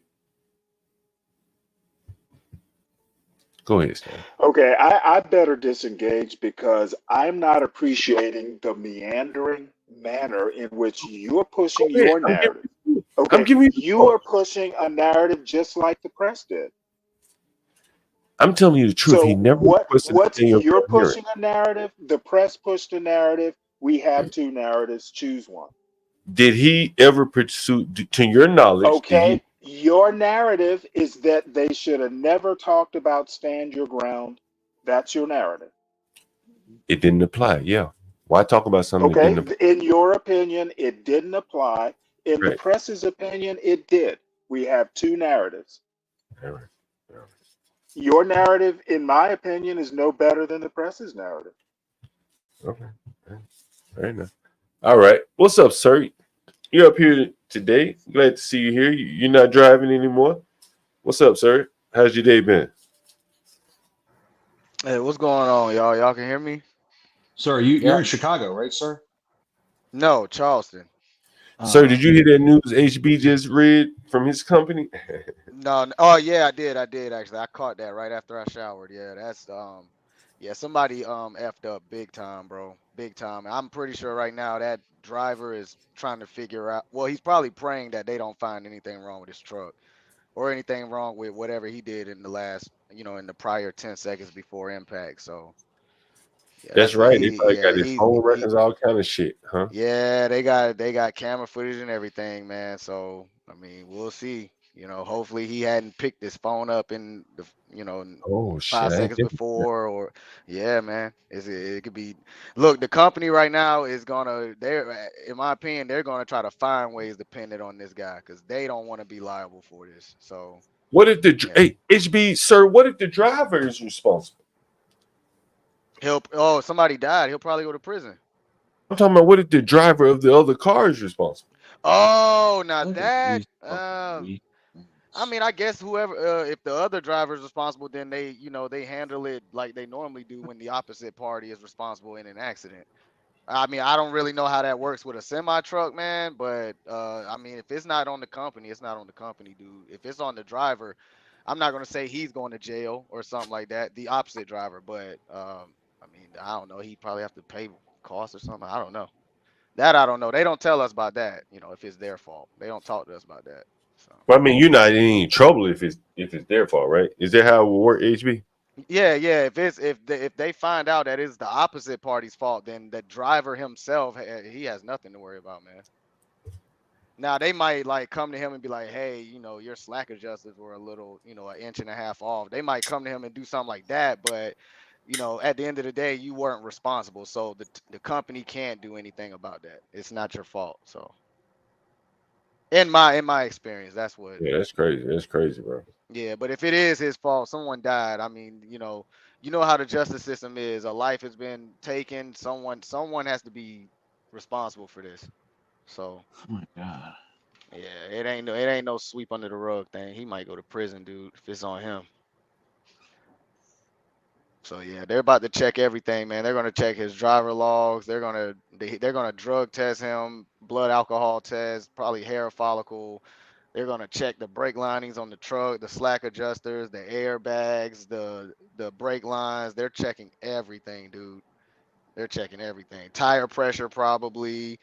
They got to look at how fast he was going compared to what he was pulling, and they'll probably come up with, "Oh, you should have been going this fast instead of it." Like they're gonna try to pin it on him. That's what I'm gonna say. They're gonna try to find a way to pin this on him. I mean, when you're a company driver on the road, dude, you're a number, dude. They don't give a shit about you, bro. I have a quick Uh, question for you, sir. Go ahead. yeah. When and HB2, if he's still here, when oh, he's not. Um, when you in the morning, like before you take off to do a job, do you have a checklist? Kind of like, when pilots take off, they've got like a checklist of, just some things they check before they get in the cockpit. Do truckers have something like that? Yeah, yeah. Ours isn't nearly as long or extensive as a pilot's, I'm sure, but yeah, it's called a Hmm. pre-trip. You're supposed to check. Okay. Yeah, you're supposed to check all the way. I mean, I would say from the headlights all the way to the tail lights. So, I Okay. mean, you gotta pretty much check everything. I mean, a lot of guys don't do it, but I mean, you're supposed to every day, and you're supposed to do it Hmm. Yeah, after you drive too. Hmm. When you're done yeah, driving, Gotcha. supposed to yeah, do it then too. So You yeah, know, the yeah. that's interesting why. thing is, That's why. hey, I Go would go say ahead. like someone who does investing and trading, like a very disciplined person, they also have a checklist. Like it has to meet certain criteria. You know what I mean? So, Yeah, that's so yeah, driving. that's interesting. You know? Yeah, like there now doing like a pre-check or a post-check. You don't check necessarily everything, but there's certain things you check. It's kind of Mm-hmm. mandatory, like your lights, your brakes, like that type of shit. Making sure everything's connected. You make sure that's all. You make sure there's nothing leaking. There's certain things like you don't take off. Hold on, So guys, I'm do glad to hear it. not listen to HB. You are to check everything, okay? You're no, supposed to no, check. no, no. You're You're supposed to supposed check the to. This is what you're lining. supposed to You're do. supposed to check the goddamn lining of the door and make sure that ain't coming out. Like Oh you my gotta I'm God, check you glad gotta to. check that I'd too. hire everything, bro. Sir. I'd Woo! hire That is Sir, a not pre-trip. HB. But let's be honest, we Sir don't need sounds to like go he there. knows what he's doing.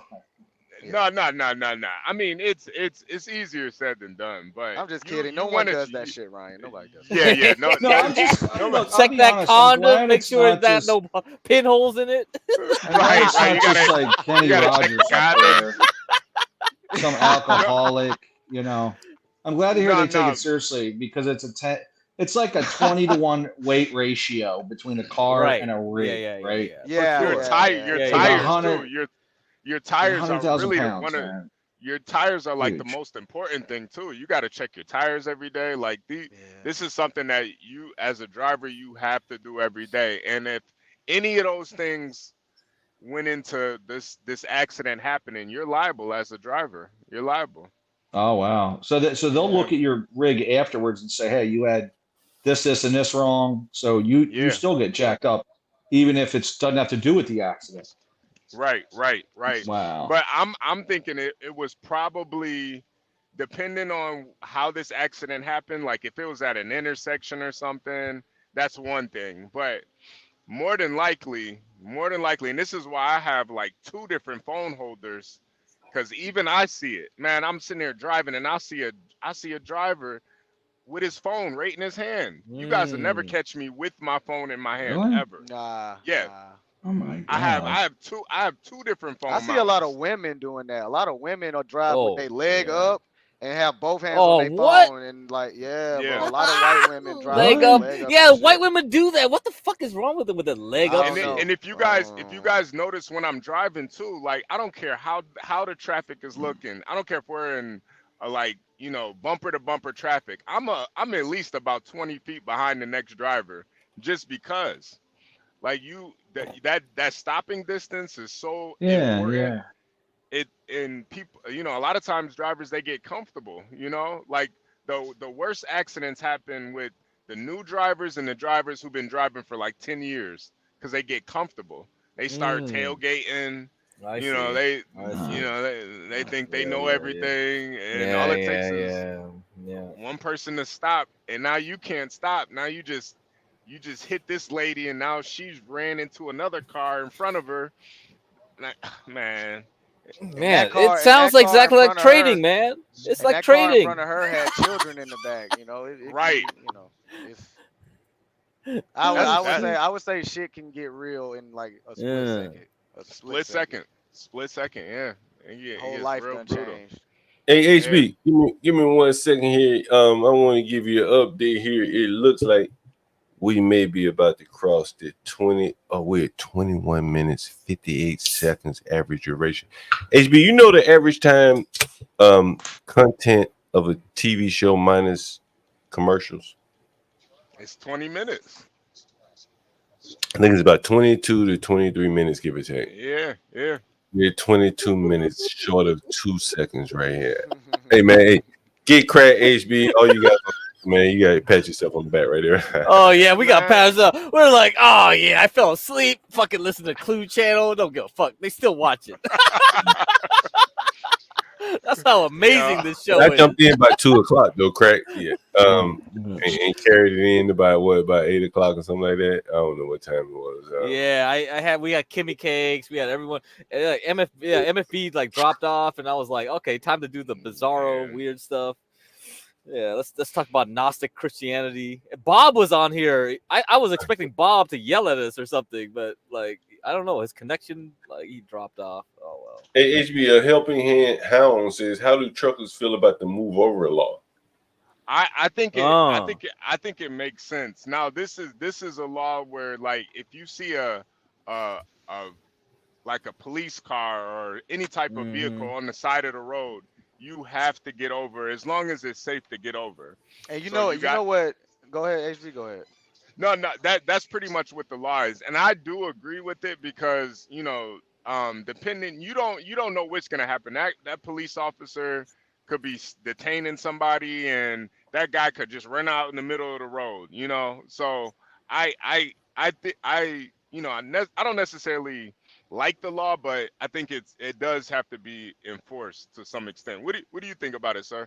Yeah, I'm not gonna say I like it or dislike it. To me, it's just a traffic law that I do, and honestly, it makes sense to me as well because, like HB said, there be guys like working on the side of the road as well, man. And I've been Hmm. stuck on the side of the road, and down there, messing with something in my truck, and all you feel is the force of vehicles going by at that speed, and The you pressure. just can't even work, man, because you keep doing this right here. So yeah, I Yeah. agree, man. I think if there's a now, my thing is what pisses me off is most drivers don't know about this law. So when a truck does do that, they think we just cut them off.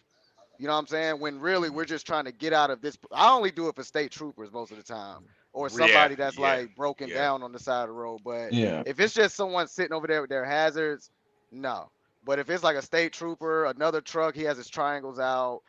Someone that's like gotta sit there, yeah, I'll move over and stuff. But other Yeah. drivers that I feel like they don't know that, and they think you just cut them off or you're just doing stupid shit in a truck when really like this is a like truckers are supposed to do this, man. Like you know. Yeah. So that's Yeah. how I feel about it. A lot of people really don't know the laws of the road Yeah, like they don't truckers pass their do. damn DMV most of the time. They just get Yeah. 70%. They pass it. Yo, you Yeah, know Yeah. there's what a I lot of think also, idiots. HB? Idiots everywhere. I didn't notice how bad Americans are at driving until I got into a semi, bro. Yeah. I Nah. think that's when you see the difference and you're like, oh shit, did I used to do that around trucks? Because they Yeah. literally drive around us like our vehicle can stop like theirs. Yeah, Like right, they Dude, right. they They that's do drive that. I They they do see just that. that Yep, yep, yep. all the time. they'll All the jump in Yo, time. front of you they'll and then hit the brakes to try to Motorcycles. and then make it hit to the an brakes. exit. Hit Yeah, the bro. And it's brakes. like, Yeah. bro, Yeah. Yeah. Yeah. if It's I hit like, my bro, brakes, I'm not stopping, bro. Like I I'm can't gonna keep. stop. I literally cannot stop. And that's what they don't get too. And they don't get how much they can speed up too. Like Yeah. if you're on an on ramp and I'm in the right lane, like bro, you could speed up. I mean, you could go. You don't have to match my speed on an on ramp. Like speed. They just match your speed. Yeah, We they thought- half the time Fucking they match my what speed. physics? They're They can't. None of these motherfuckers learn physics. Oh man. right, right. A lot of times people are just like super intimidated by trucks, so they kind of like Oh my it's like they don't know god. what to do. Like if you're on an on ramp and you see a truck in that right lane, just speed up past that truck. Your car could go so much faster than a truck can go. So just I I can't would wait say until we got whenever the space trucking, man. for everyone yeah, Space no, trucking. listening, I would say whenever you are around a semi, just get the hell on and get the hell out the way. That's what I would say. yeah, If Yeah, you're right. listening to Right, this, right, get the right. hell on, get the hell out the way. And Don't don't ride cut next them to off. us on the fucking highway. You ride next uh, to us blocking traffic. Don't jump in front of us and then try to jump on an exit. Like, bro, get the fuck away from us, bro. All yeah, right? yeah. Get as far away as There. possible, Get the fuck cause away. Yeah, that's cause good Well, nine most advice. times truck out of drivers Yeah, that's remain composed, right? Like they do a good job at not getting mad at all these idiots cutting them off. They do. I Yeah, see it. yeah. most of them Yeah. though, I most of them see it, do. Nobody, man. I Brian, see the dumbest people. nobody wants to fuck up in a semi, bro. You know what I'm saying? Yeah. Like nobody wants to get in a wreck and fuck their life up, fuck someone else's life up. That's why I said just get the Yeah, fuck out of the way. That's the best way that we both can live. Stay the fuck Yeah. away from us. We can't stay yeah, away from y'all. We're not fast enough. Y'all can stay the fuck away from us though. Like stay out yeah. of our Well, way. I Get just out the see people way. Bro, I motorcycles be will whip in and out and then they'll jump right in front of a truck and then in front of a car and in front of a truck and I'm Ryan, like, it, I've pulled into I had to drop off I think it was I think this was like some jet skis or something. I don't know. But yeah, I had to pull into like this this whatever the word is, maritime, whatever the word is, means Mm-hmm. sea or whatever. And Yeah. I'm getting unloaded and shit and then when I was leaving, this place is one way in, one way out, so I had to back all the way in. And when I'm leaving, there's a lady in a SUV coming in, right? She sits there. I'm sitting there. I'm pointing like, yo, I'm going that way. And then she's like, well, I'm going that way. I said, Ryan, I pulled both my tabs. I got out the truck. I said, "Ma'am, do you really fucking think it's better that my big ass backs the fuck up out of your way?" Yeah, I no. said, "Ma'am, Yeah. get this fucking SUV out the way, or I'm gonna push it out the fucking way."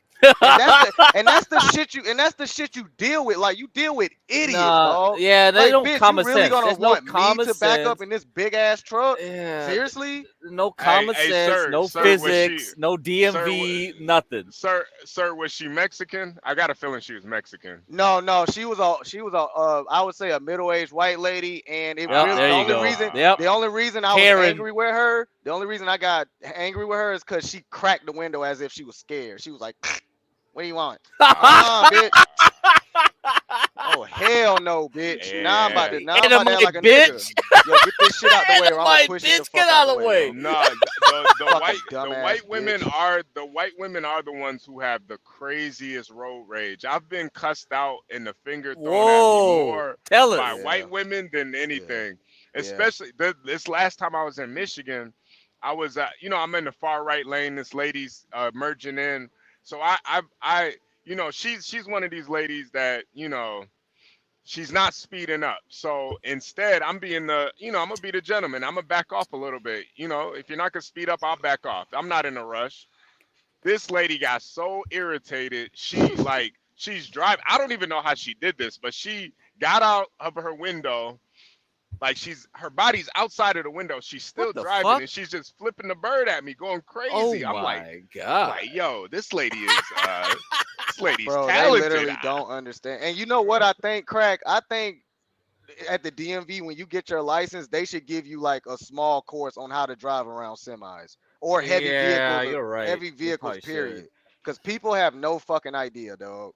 No, They just do the stupidest yeah, shit I around there. realized right away that most people, they have no common sense. They got no nothing, and it's just like Nothing. once you don't have that, you can't even do like normal shit. Like, all right, teach them physics, teach them like some DMV basic rules. Nah, Fuck no. their Hey, mind I is would so say polluted. I would say most people are NPCs, man. Yeah, Most people just exist. They don't have any kind of brain power, any kind of intuition, any kind of motivation. Bro, a lot of people just exist, bro. Like, there's people that are stagnant. They'll go to a job that they hate, but they don't have the motivation to That's move how it up, so is. they'll just Yeah, stay there. Bro. And then too, most people they're texting and driving. I know you see it all the time, sir. All the time. Most of these drivers, they're sitting on their phones, texting, watching porn. Texting. I told you, like, day I've trading. seen day trading. Yeah. I've seen people driving with their knee, like just shooting a text. With their knee, You see steering it like that.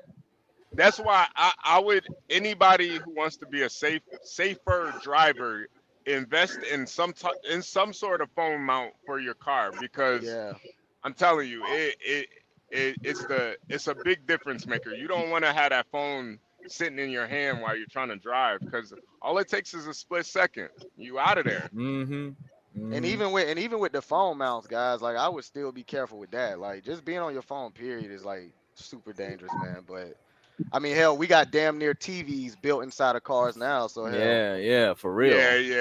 It's. I think there's it's kind of just built into our society. That motherfucker probably in a Zoom call in a trial, probably in a divorce court, yelling and screaming at the phone or something.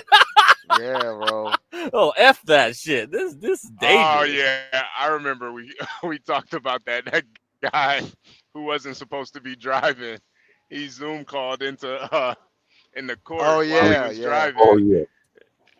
The judge, he called his judge, and he wasn't supposed to be driving. He was like, "My bad, I had to park real quick, man. What's going on, Your Honor?" The funny thing about that case, it was a clerical error. He was actually in the right. The clerk was fucked up. Yeah. Damn. Yeah, something went wrong. I don't know. Really? I mean, that's why don't trust government. I told you about like the county recorder and all that stuff. Like, double check everything they do.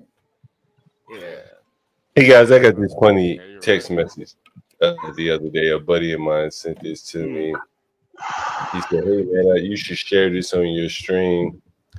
I'm not sure if you can see it.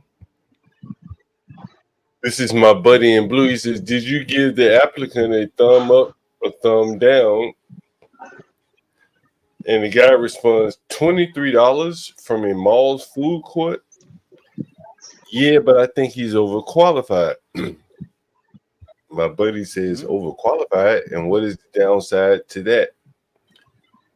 And the guy who's responsible, I don't want you to think I wrote it, so you can read it yourself. Highly educated, well-read, polished, 34-year-old white guy in a team of young 20-year-old minorities with poor work ethic. And I John, think you sure you didn't send that text? That wasn't Nah, an innocent. nah, because again, like you probably would have heard something from me, probably a little bit more Vulgar.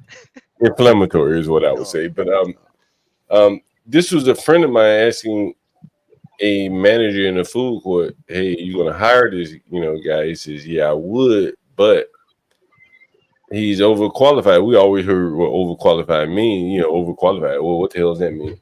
And then he's saying, in this instance, overqualified means that he would make my other workers, look bad, and to maintain the bulk of my workers, I can't hire someone that would just outshine them, right? So it's a very interesting dilemma. It's a very interesting dilemma when you manage people. Like it's almost counterintuitive. Master Kim, since I see you up here on the panel, is one of the reasons I brought this up. What do you think about this? Yeah, very interesting. Makes sense. It's almost like some extra insight that is above the normal level of thinking. Because I would try to hire someone that was more qualified. However, they're going to bounce and leave you as soon as some of their other opportunities open up as well. So they're not going to stay for long, unfortunately, if they're too overqualified. That is the other thing, that the person is going to leave you because he's overqualified. But the other part is, you're going to have friction between this overqualified worker showing how inept the underqualified workers are.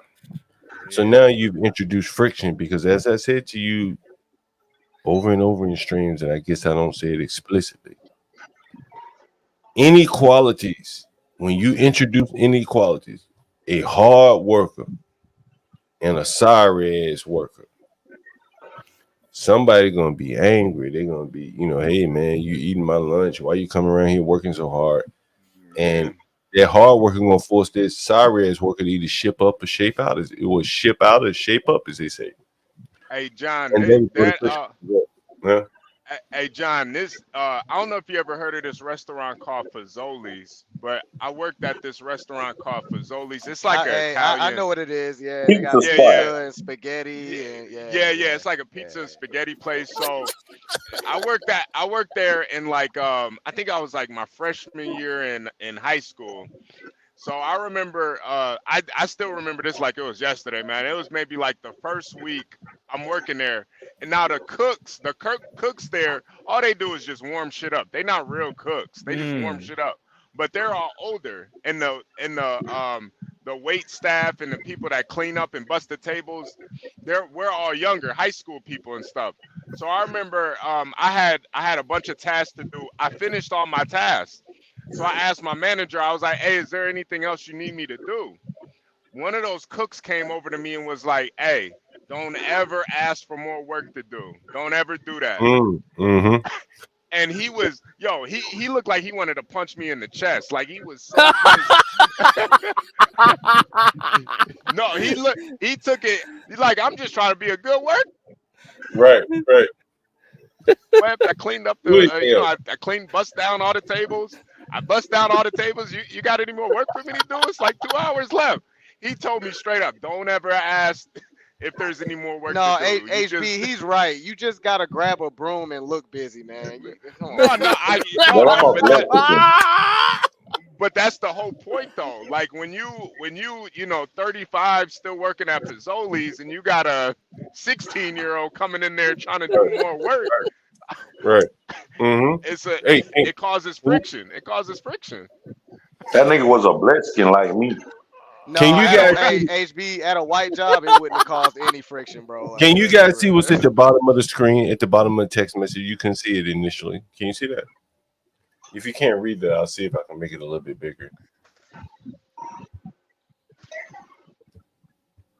You got to read it. You got to read it, John. You guys can't see that. That should be big enough right now. I want you guys to be highly educated. Mm-hmm. He said he'll make others look so fucking bad. I'll do the cursing for you get crazy. You gentlemen, my man. And I know what I'm saying is not politically correct. And that, my friend, the liberal paradox, dilemma.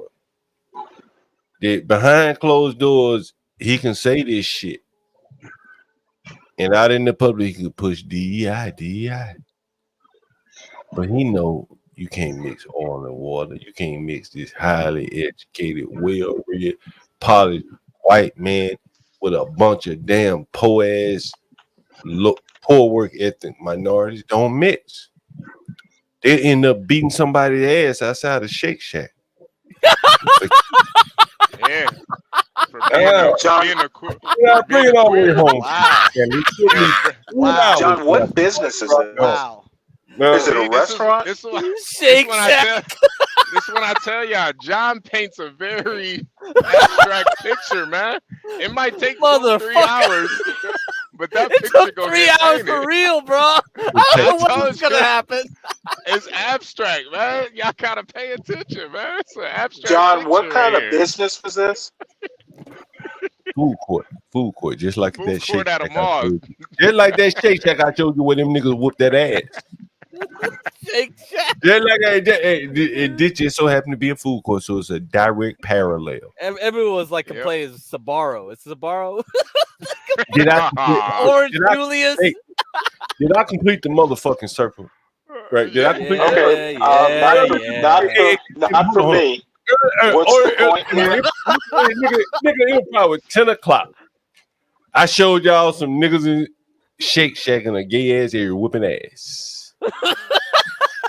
And by the time these motherfuckers got off work, I done closed the loop. Right? Oh man.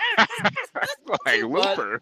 Okay, well apparently this is a loop that I'm not getting.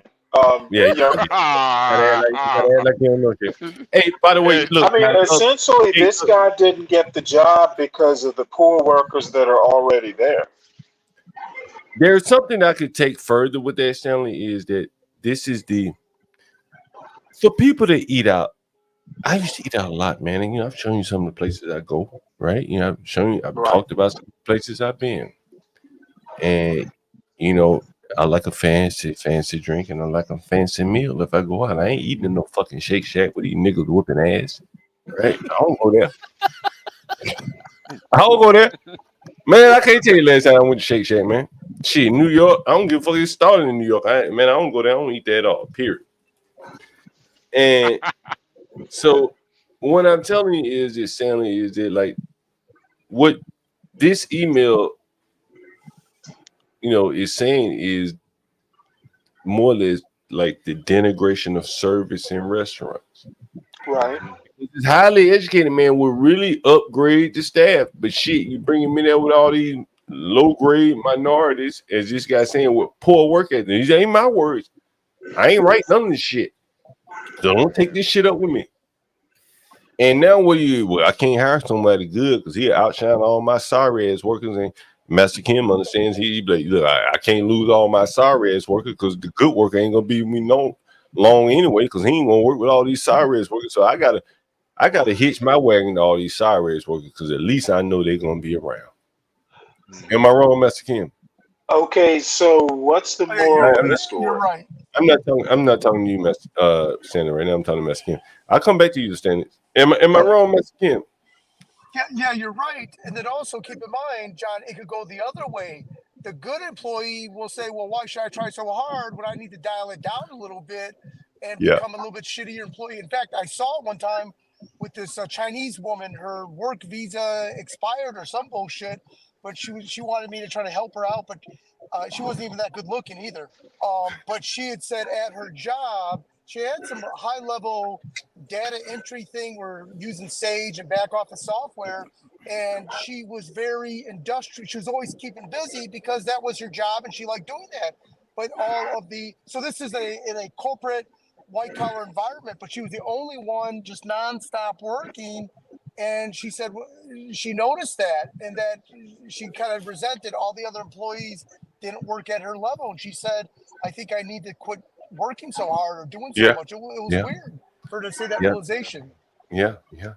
And so, what you will see is that it will trickle down into the service of the restaurant. Here they had the opportunity to hire a good person, but they can't bring him into a toxic environment. So they said, well, we just gonna settle for another toxic ass motherfucker and bring him in, and now the whole place is degraded. It slips slowly further and further into like poor service. And this is why when you go to restaurants, this is the background. Like this is like behind the scenes why, like, damn, why my hamburger taking so long? Why they put too much ketchup, mustard, mayonnaise, tartar sauce, whatever they have on my shit? Yeah. Because they couldn't hire the educated motherfucker right here. They forgot the fries. Like, Right. goddamn. Right? You know what I'm saying? This is it, man. Right? Like, How you forget the fries? Right. At least they didn't eat the damn fries and just gave you the rest of it. Like, what the I know, hell? but it's like, How you forget Hey, the hold on, fries? HB, you forgot a nigga's whole order of oysters earlier, bro. You brought him his dessert. But there was no oysters on the menu. That was such there a wasn't busted thing. There was no oysters. I was like, well, hold on. Then why did HB go and get him oysters and bring them yeah, to that's him? why I was confused. I'm the If they ain't manager on of the the place. I'm like, you dumb fucker. Why are you telling me oysters? They ain't got no oysters out here. It ain't gonna ask them how was their meal. I'm like, bro, he had his dessert before he had his oysters. How do you think his meal was, nigga? Black people, bro. That's why you gotta respect your servers and waiters, man. That shit was hard to remember, man. This nigga wanted oysters She for was like, can you walk away so we can talk? And you was like, well, I am, but I was just trying to ask you. Like, dude, she just asked you to leave, and you're still standing here explaining yourself. I'm too overqualified, man. That's the Oh. problem. Go ahead, John. Go ahead. Oh, Hey, no. Hey, man, DMV, man, I would love to get you up on the stream. Every time I step away, I always come away with something different I want to pitch to you guys.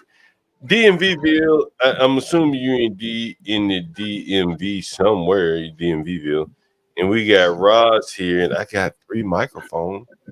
We could pull off a 3-man show. I got 2 headphones, so one of you guys would probably have to listen through YouTube or something like that, but we can go downtown. We go to 8th Street, Whole Foods. They got plugs out there, so we could really like do a whole show. Go on with everything. Roz, you are spontaneous, bro. Man, I got a beautiful mind. I keep trying. HB, man, you ain't gonna believe this shit, guys. We're at 8 minutes. You're in Maryland now. What part of Maryland you in? DMVville, man. You could catch the train or Uber. I'm thinking. I've been scouting at the locations. I think 8th Street, Whole Foods would at least have plugs for outlets and things like that.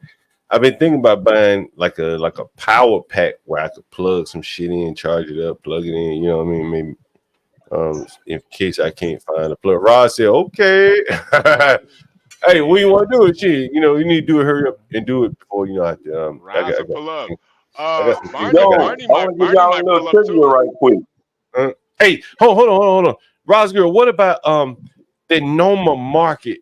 They gotta have plugs in there, and it's a lot of beautiful women come in and out there. A lot of foot traffic, shit like that. Ooh, we could do it right there. We could do it right there. Hey, DMV, I can be a PG county, nigga. I'm almost in PG county myself. I'm a stone throw away. You know what I mean? You hang out with the rich niggas, PG county. I'm in Southeast. Wait, John, you gotta pull this up. No, I got a little trivia though. Pull that shit up. Yeah, pull that up. Hey, man, yo, we gotta do this shit. Like, we gotta do it more immediately though, because I got some other plans. I gotta do something. Can't tell you what I'm doing, where I'm going, but let's try. If you guys are available tomorrow, I know Rosger. I think you said you over in Brooklyn. Can Portia put it up? We can do it. Oh, look, I knew it. Fights break out. Pull it up, Portia. Nah, that's crazy. The first day, y'all still got Tuesday and Wednesday. Come on. HB, I hinted at this shit earlier, man. I'm saying like it's a full moon. It's a full moon right now. You can't reconcile.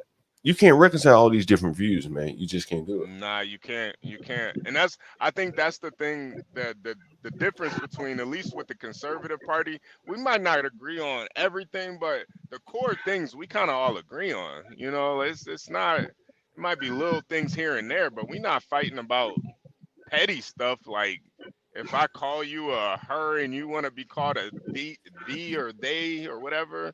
Like we don't care about none of that. Hey, why Portia pulling this shit up? Oh, you think that's what the fight's about? Hold on, Sandra. Forget about that for 1 minute, and then I'll let you guys get back to it. We're at 8 minutes, 22 seconds, and we're at 22 minutes average duration. Can you believe 8 hours, 8 hours, dude. 22 minutes. Not No, I'm saying we're at 22 minutes average viewer duration. Oh. We're right at a TV show. Oh man. Yeah. Show some love to you. We're gonna get 30 minutes. Are we gonna get 30 minutes then?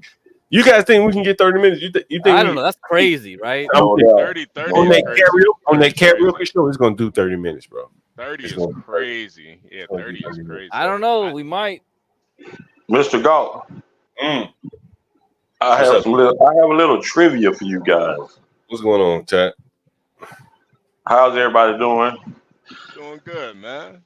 Good afternoon to all the people on the panel and everybody in the chat. But I would like to say this about a little trivia I have. You talked about Maryland. Did you know that before Washington D.C.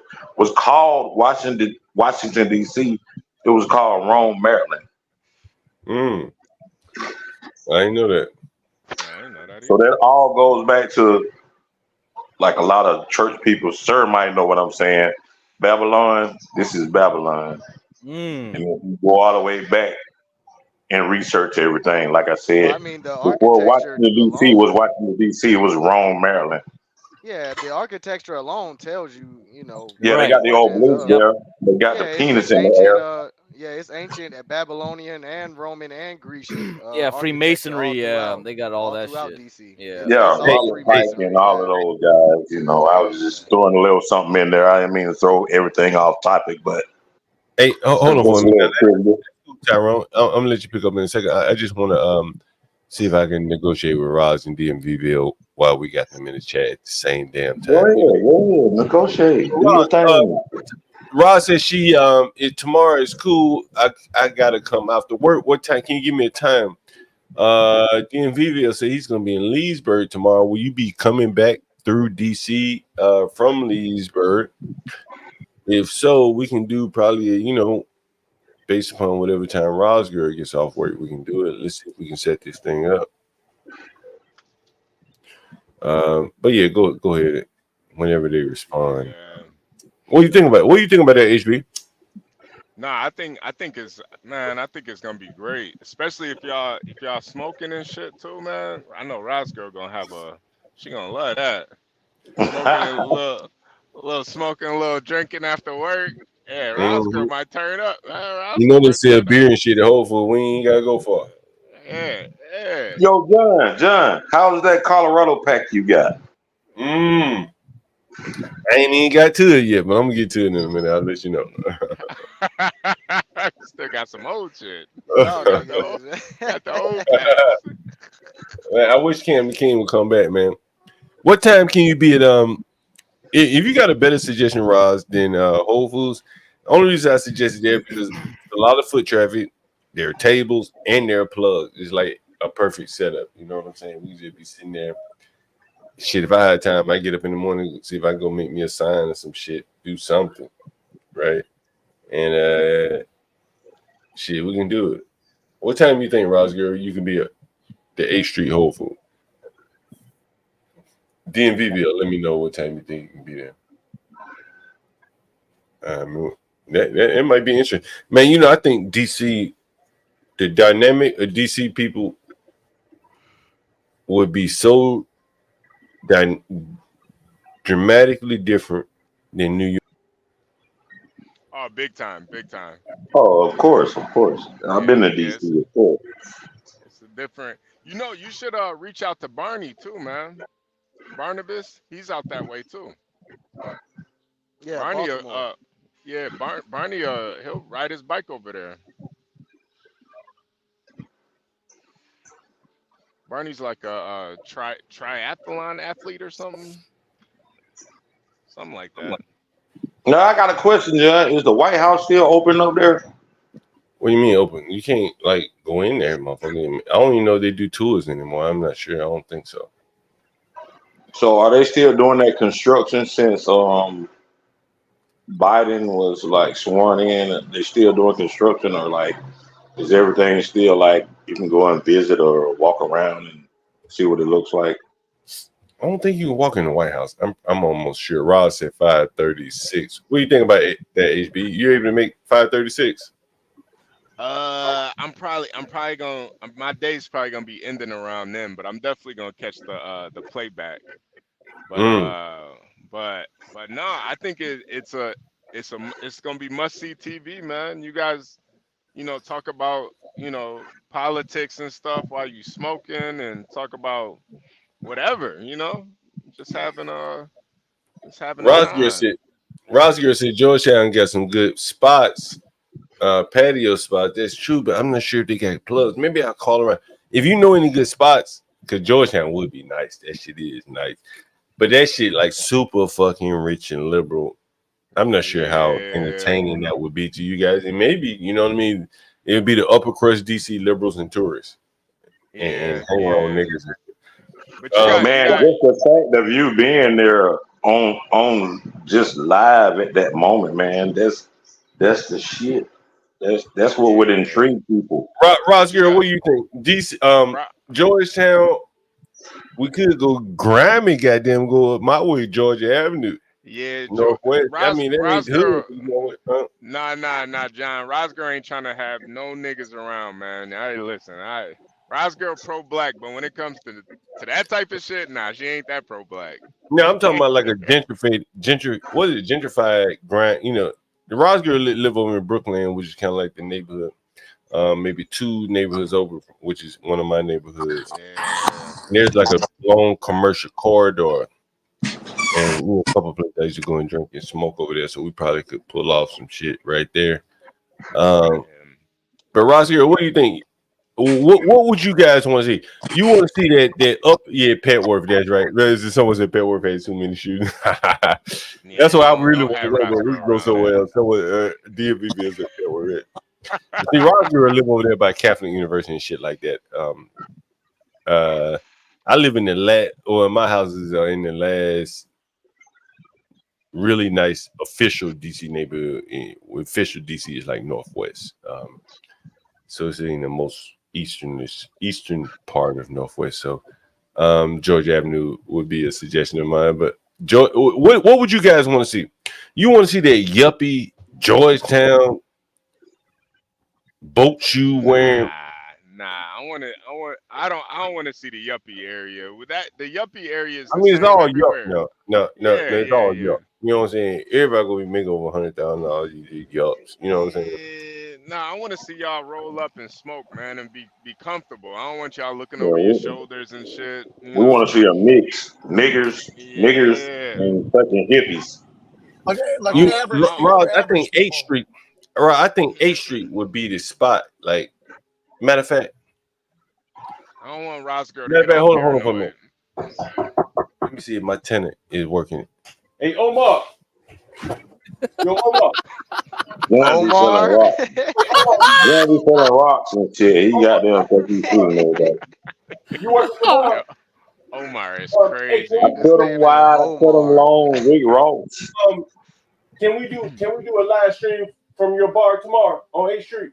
Can we do a live stream tomorrow from your bar on 8th Street? He said, "Do a what?" Will we have power? Can you give me like an extension cord or something? An extension cord for power. Man, this gotta be the most spontaneous nigga I know. Damn. Oh my god. Nigga, we in it. Nigga, we in. Nigga, we in. Alabama in the house. What we trying? Yeah, I tell you, nigga, I don't really like that motherfucker that said something about that nigga that said something about me on welfare, man. Like, bro, like, nigga, Bro, what the fuck is wrong with you? Some nigga, I don't know. John, man. This guy, he Is doesn't give anybody a else fuck. hearing this? This Yeah, guy we is heard it. off, Let bro. me tell you what we're gonna do with that Ross girl. What's the name of that spot?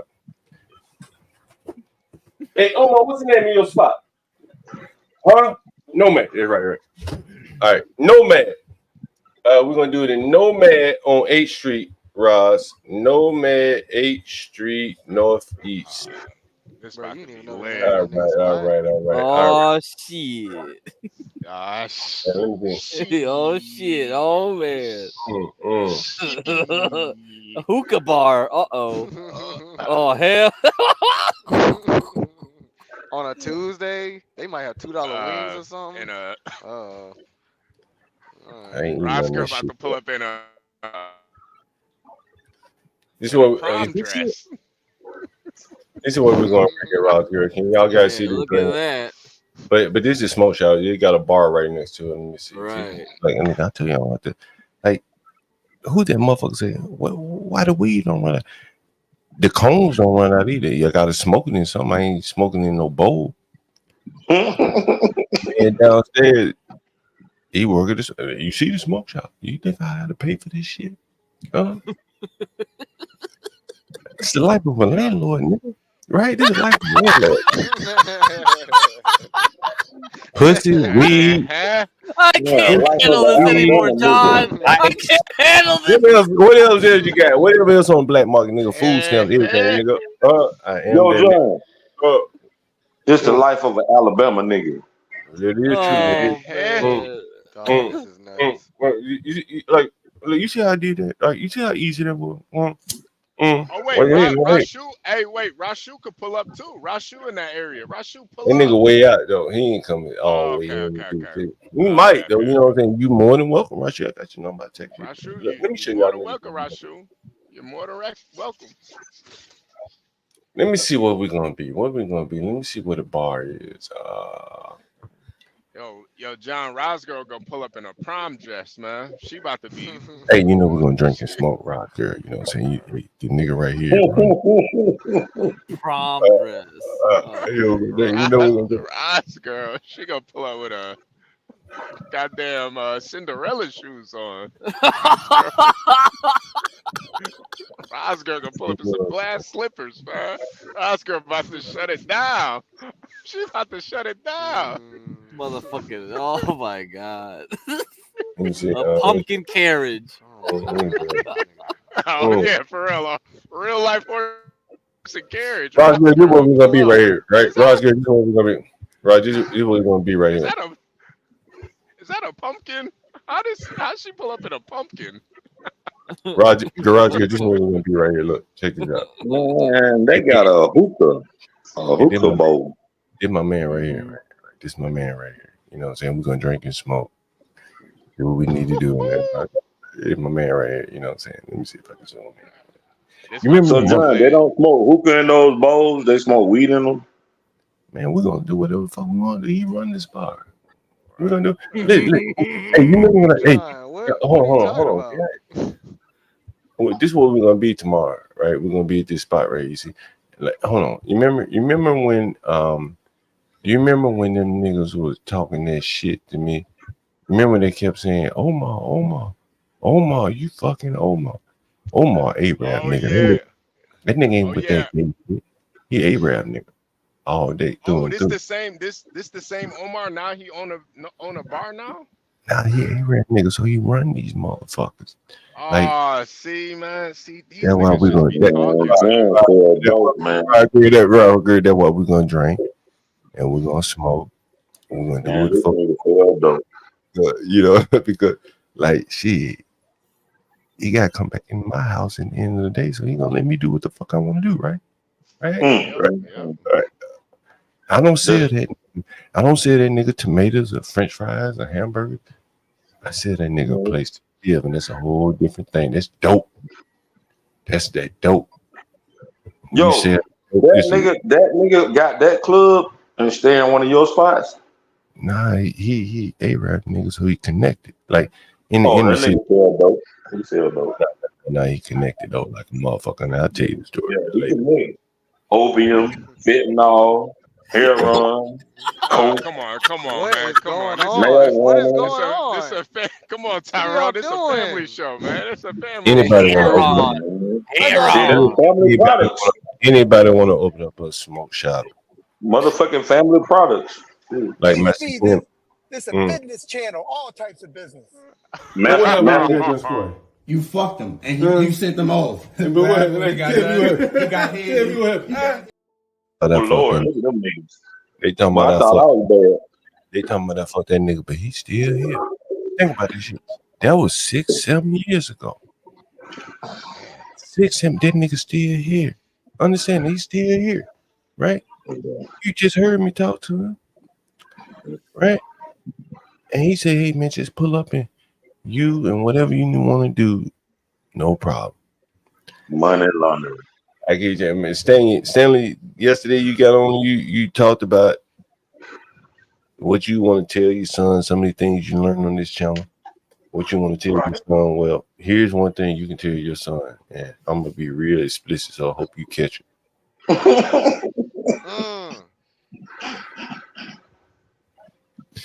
Ain't no other leverage out here like that landlord.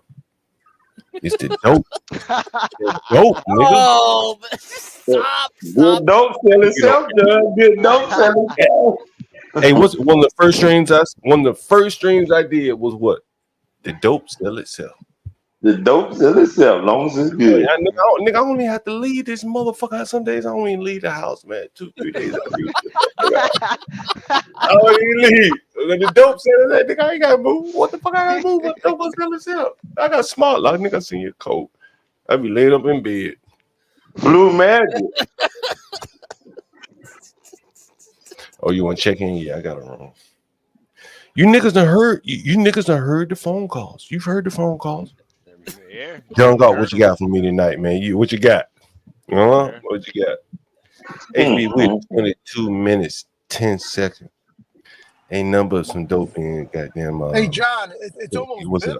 it's almost biblical too. You know, you're providing a safe place for them to rear their or lay their dreary head. You know, like some passage in the Bible, I'm sure. The nappy head, the dread head, whatever. Fuck you, John. Yo, John, I got some content for you too. Hey man, hey, I live a beautiful life, man. You know what I'm saying? And part of why I do this shit is really like Master Kim. The same reason I would venture to guess is that he just come up here to share the wisdom with you. Ain't nobody paying for this, but he got it, and by the virtue of him having, he just want to share the wisdom with you. Ain't like and Master Kim, I ever paid you to come up here? No, in fact, I can't wait till we talk about who I'm suing. You guys are gonna love this. I'm suing a church. That's what I'm talking about. You see what I'm saying? Like you guys. You can't do this, folks. Tomorrow morning we're gonna do that. What time work for you, Master Kim? We're gonna do that. 8:39, whatever's good for you. You're gonna love. Hey, we're on your time, Master Kim. Yeah. You know, we 24 hours. So we on your time. You let us know what time you know you can do it, and then we just go ahead and set up a stream right now. And then give receipts too. I'm gonna give.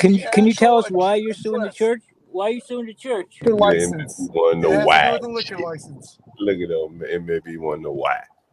No, why are you suing the church? They drink wine on what, second, third, something. Hey, goddamn it! Hold on. Let me ask Master Kim a question. Yeah. Since you mentioned it, it's a church, and I've had this working theory of mine. The church is gonna be up for play after COVID. They can't make it. Just like big business sucked up all the little businesses' revenue, big church took little church revenue. The technological capabilities it takes to put on a Joel Osteen show, most small churches just can't do it. Technologically, it ain't worth doing it, right? And that land, that property they got that typically is on a corner, it's valuable land. They're gonna have to give it up. And Master Kim, you know, I'm wondering if you've ever dealt with anything like that, or if you've been in encountering churches, and this is one church. Do you think that's played a role in it, the COVID shutting them down? Yep, you're absolutely right. Tomorrow we're going to talk about that. Me and my partner paid a friend of mine I know paid someone to close. He took the money. We got approved a liquor because it's got to be 500 feet away from a church. Well, this church is directly across the street from our spot. So we applied, got approved beer and wine liquor, and the homie was supposed to stay closed for a year, and he didn't. And now I got the Georgia Liquor Control sending us all these weird letters and certified this and that. The church guy, because he was supposed to stay closed, he did not close. He created like a private, gospel group or something like that. So, but we gave him money. We gave him $10,000 at the beginning and $10,000 after we got our liquor, beer, and wine. And he opened back up. So who got played? I got played, right? So it might not go nowhere, but anyways, it's gonna be fun. And I'll tell you the address of this church and everything. Yeah, we're gonna look at it. Where's it at, Master Kim? Columbus, Georgia. I'll tell you the address tomorrow. Oh, I'm in Columbus. So what's the address? Hey, Tyrone, don't get ahead of yourself. Don't spoil it. It's coming tomorrow. Man, I probably can help him out. Tyrone gonna go shake it up a little bit. I probably can help him out, man. He already helped. He don't even know. Hey, we're 22 minutes, 14 seconds. We're at a TV show now, guys. Thank you very much. Appreciate to all you guys that we're going against the algorithm. I guess everybody's saying you can't beat the algorithm, but maybe we can make it go of it. We're gonna still try to get monetized, but that's what they're saying. but we're gonna try to see what we can do here. Make it see if it works. Tomorrow, that's going to be very good, Master Kim. Master Kim is going to be very, very good. Someone says instead of tax the churches, we should build more of them, especially near trap. Man, fucking Master Kim, you bring up an interesting point about these inner cities and these 500 feet away from churches. I have an interesting story about that. I always do. Matter of fact, let me see if I can find. Damn, I got a good memory of what I want to memorize. Shit. But before, matter of fact, let me look it up, and then I'm going to finish out where we're going tomorrow, Roz girl. Tomorrow we're going here. I've already told you who Omar is. He's my tenant right there. You see him. He's going to treat us really nice, I promise you. This is the place we're going. It's right here on 8th Street. This is Nomad. This smoke shop is on the other side of the street.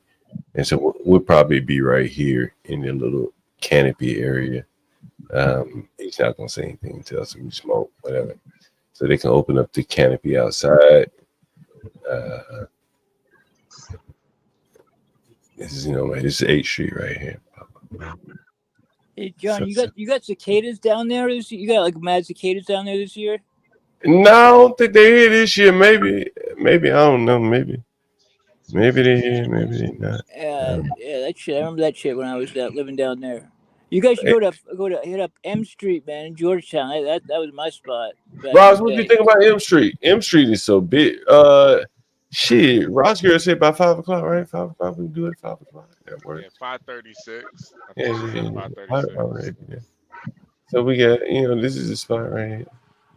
Hey, MFB, how do you like the heat in Mississippi? Have you gotten used to it? No, man, that's the worst part about this whole thing. Is the only thing I don't like is the heat and the fucking bugs, man. The bugs drive me fucking crazy. That's okay. 2 showers a day, you'll get used to it. I mean, these bugs. I don't know if you guys are used to it, but down south you got these bugs, man. Like they become a part of your life. Like there's just so many goddamn bugs. I hate fucking bugs. HB, what do you think about the lady? Hey, HB, what do you think of the ladies in the picture so far? I saw one with she was smoking on a hookah. Yeah, there's mad hookah bars in DC.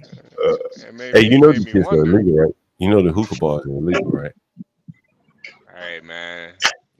This is what we're gonna be, Roz. Ooh, now the HB. Wait, John. I don't know if you knew about from Boston. I don't know if you were on earlier, but Boston. He inherited 500 acres of land down in Mississippi, and he was trying to think about what to do with that land. I would have no idea. What are you thinking about doing? Yeah, no. My I would say What would my they let wife, you do? my wife inherited 500 acres of land in Mississippi. That's why we're down here. Yeah, yeah. Yeah. You told me that. Yeah. Yeah, so So it's a lot. Master Kim is the man for that. Master Kim, Master Kim, Kim Watson, maybe, Yeah, no, we don't know exactly what we're gonna do with it yet. To be honest with you. I donated to some niggas. Nah.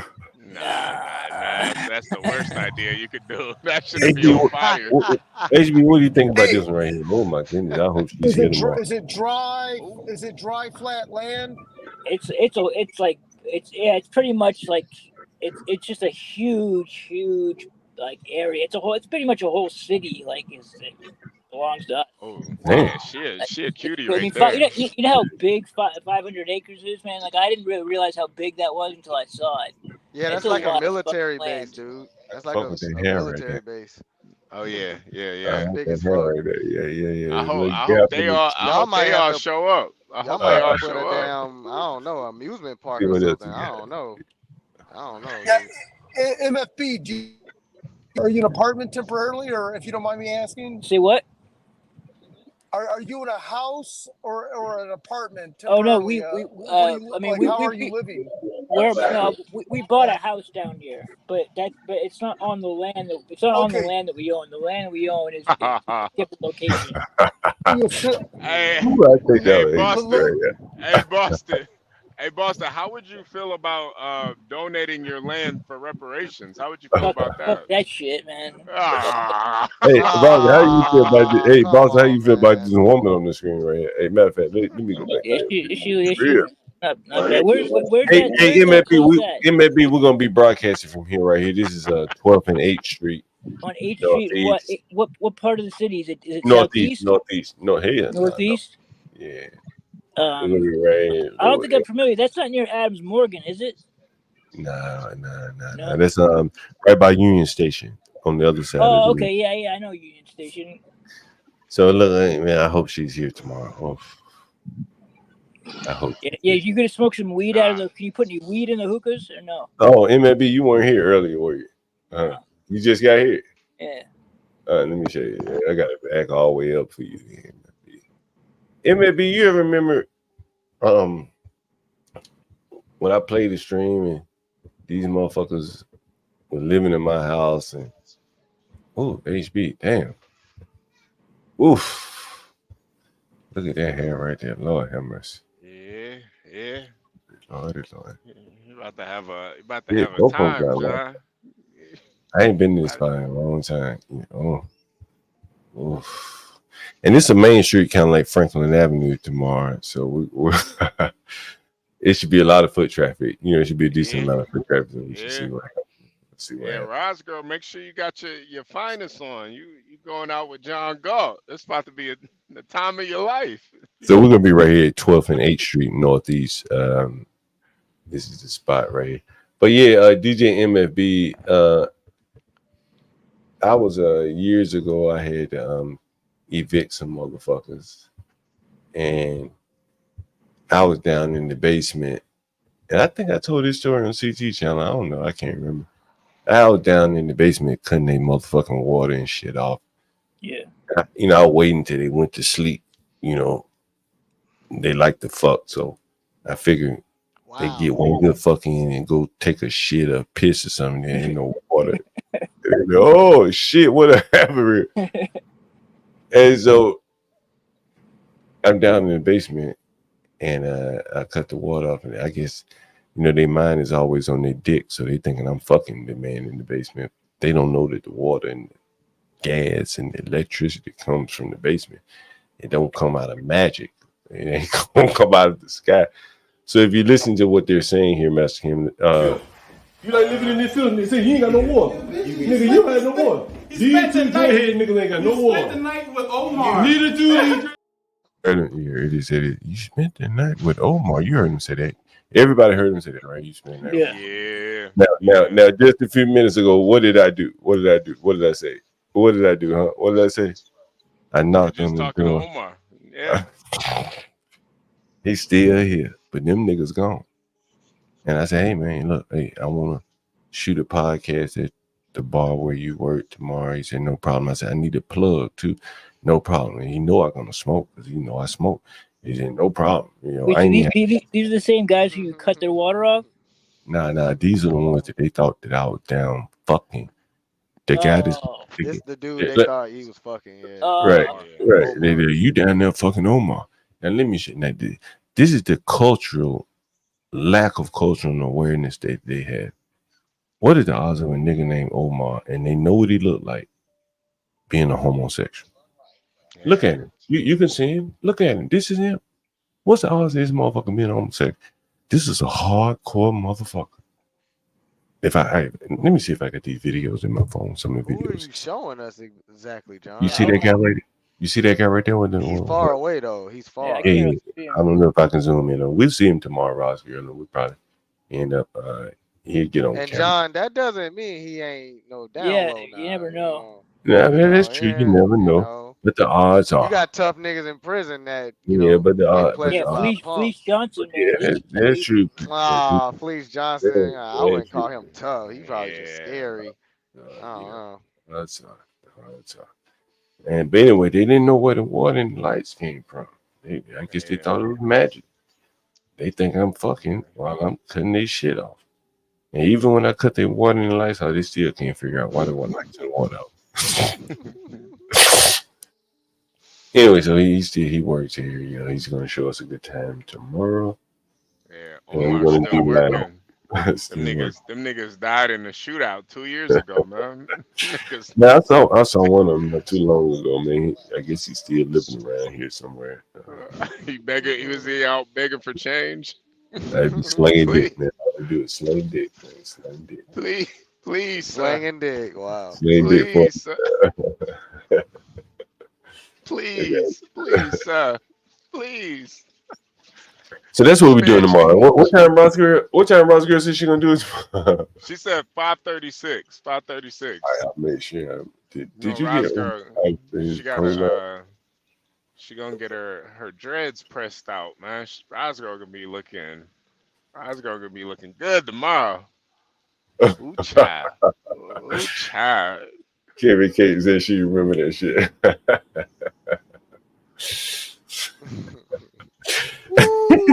Hey, Fortune Cake. We were talking earlier this morning. I don't know if you heard that shit. Damn. I can't give it. I did want to see the riots that were happening. They put that shit earlier. If you could pull that up, the fight, and we got the Wale in the building too. What's going on? What's up, Wale? Hey, can you hear me, guys? Hello. Yes, we can hear you. Hello. My friend. Hello. Hello. HP, my man. Hey, what's up, brother? Assalamu alaikum. Assalamu alaikum. Alaikum salam. Salute to you, John. Salute to you, John. Salute HP. Salute everybody on the panel. Salam alaikum, man. Assalamualaikum salam. Alaikum salam. I'm very happy to be here with you and to be part of the conversations, and I am very excited that you guys can tolerate my accent with me. Thank you very much, man. You guys are great. Very. We man, we happy to have you here, man. Happy to have you here, Diwali. Thank you, man. Thank you, John. Diwali, you're overseas. Are you in the United States or are you overseas? No, I am not in the United States. I am in Europe, my friend. Who's that, Dwayne? Yeah, Diwali. I am in. That's him on here with the mask on? I don't have that hair. I'm bald.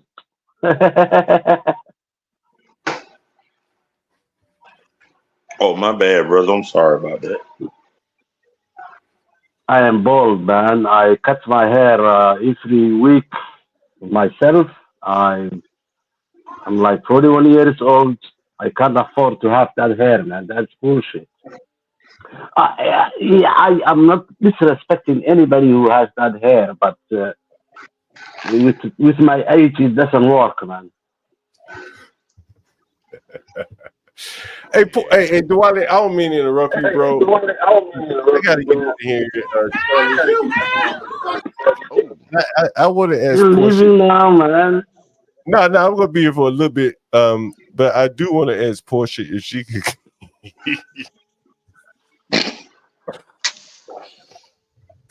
HB, you know what I'm about to ask, right? What? Remember I talked about it with you. I talked about it with you earlier today, right? HB, I said I wonder could Portia get this.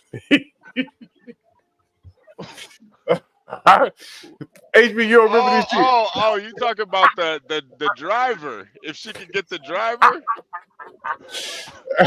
man. Listen. If Portia could get the driver, I don't know if she got connections like that, man. I don't know. Oh man, hey, I gotta get on camera, man. This is just too much. This is too much, right? Hey.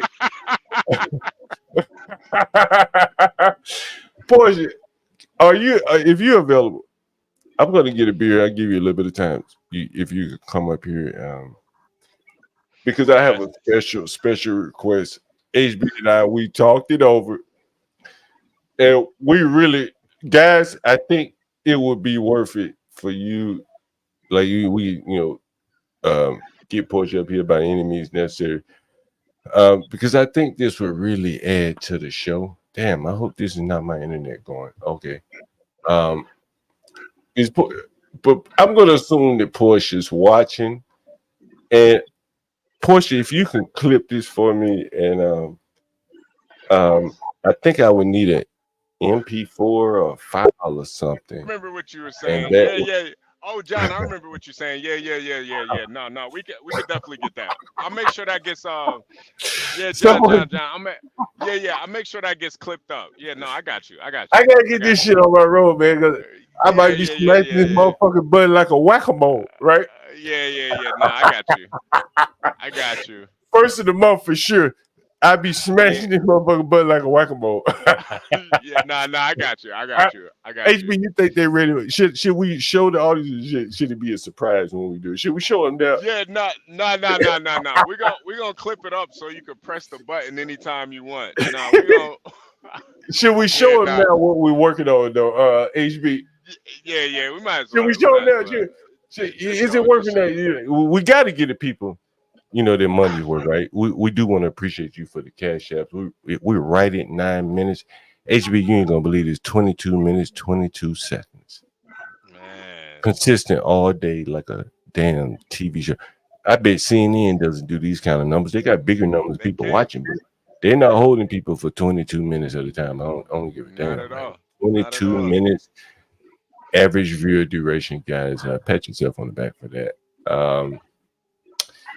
Let me get to this clip that I really want Portia to, because I really need this. I really need. You guys ready for this? Here we go. HB, I know you see it already. That driver is a hero, man. Hold on. That driver is a hero, man. Easy, man. You missed my clip here. Hold on. You making me miss my clip. Give me 1 second. We're gonna come to you right to you. Portia, I'm gonna stop it and then I'm gonna tell you what. If you can clip it, I would be most appreciative here. Here we go. You fucked up. Fuck wrong with you, nigga? You want to spit? Nigga, wait till you losing your job. That's it. I killed you. I want to get. Now, John, this is the thing though. This is the thing. The actual fight, we probably gotta clip that part out. But the audio, we could definitely keep the audio. That's all I want is the audio. I want to know I can see you, nigga. You just want the audio. Yeah, right? I kill you, nigga. Yeah. Nah, we'll get that part. Woo, hey, man. Oh man, I be hitting that motherfucker button all day long, man. Stanley ain't gonna know where hit him, man. Let me see if I can get it played for you. John, Hey, may I come in? hey, hold on, goddamn. Somebody asked me yesterday, but you spent $2,000 on that Roadmaster. Goddamn, if I get this motherfucking clip on here, man, it was all worth it. I can't play this shit forever. Wow. I kill you. God, John, let me come in. Let me just say to you that picture that you are looking at. Yeah. That video that we are watching it is in Europe, especially where I live here in Germany. It's the other way around. It's like these people are, in Europe we use a lot of buses, trains, subways. Most of us drive a little bit, then go to take the public transportation because the public transportation are so available here and so affordable. But sometimes you will just find some people like this who don't have tickets, who don't pay, and by the way, they call it here in Germany the Schwach, means the black ride or the black thing. These people are fighting with the drivers, with the train operators, and it pisses me off all the time. I say, what the fuck? You're going to work or you're coming from work, and someone is going to disturb the entire thing. It is crazy. It was not like this like the last 4 or 5 years. Everything has a ticket. If you don't have a ticket, the locals, the natives, even if they are illegal, they will buy the tickets in the internet, just like that. Tuck, tuck, tuck, tuck. Or they will give their ID and they will give the 60 euros, just like that. But the recent, the people who came later, and mostly are not the black people, mostly are the Middle Easterns. They fight with the drivers. Why should I pay? I'm not going to pay. And we all pissed off. And what the hell? What the fuck, man? Where these people come from? It pisses me off a lot. Yeah. That shit was not about no ticket. That shit was about him trying to try the bus driver. He tried the bus driver and got his ass whooped. Now he spit on the man. That's what it was. He said, "You spit on me." And that's either way it went, he tried the bus driver because the bus driver was an older guy, and he learned that day. I guarantee you, he learned. So yeah. Here in Europe, the bus drivers are paid to them, and they cannot talk back, and they cannot fight back. They have to just say, "Okay, I'm going to call the police," and he's calling the police. Just imagine you are in that bus or you are in that train. The duration the police are coming and interrogating all these people, the time that the normal passengers who paid actually or who have the real tickets to waste their time from going to work or coming back to work. So when we see a situation like that, we cannot react, but we have our mobiles and we just text to our boss and say, "Okay, man, there is a bloody person who is disturbing the traffic here." Yeah. So if you are late like half an hour or 1 hour, that will take your pay the whole day. It is disturbing, especially in the public places. Hey, HB, you see the that? bus drivers should fight. They should fight like that man. They should say, "Stop it." HB, you see that? I don't care about you, but I'm caring people. Hey, hold on, DJ HB. You see that on the screen right there?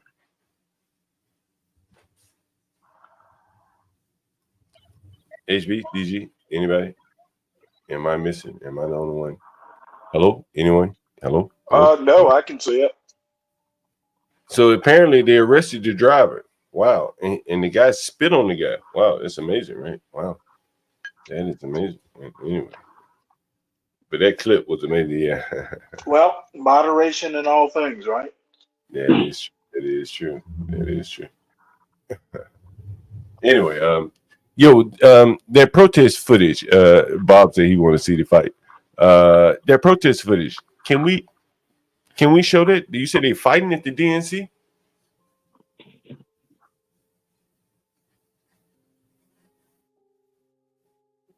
Portion. Let me take this comment off the board.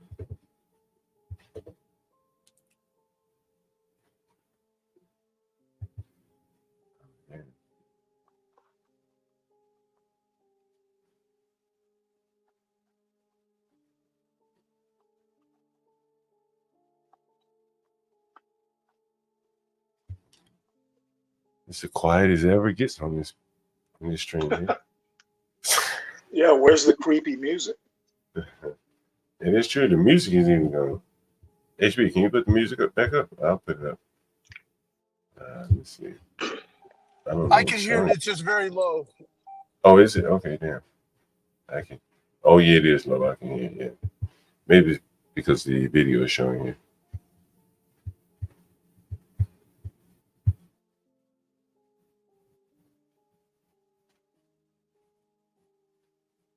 We can't hear anything.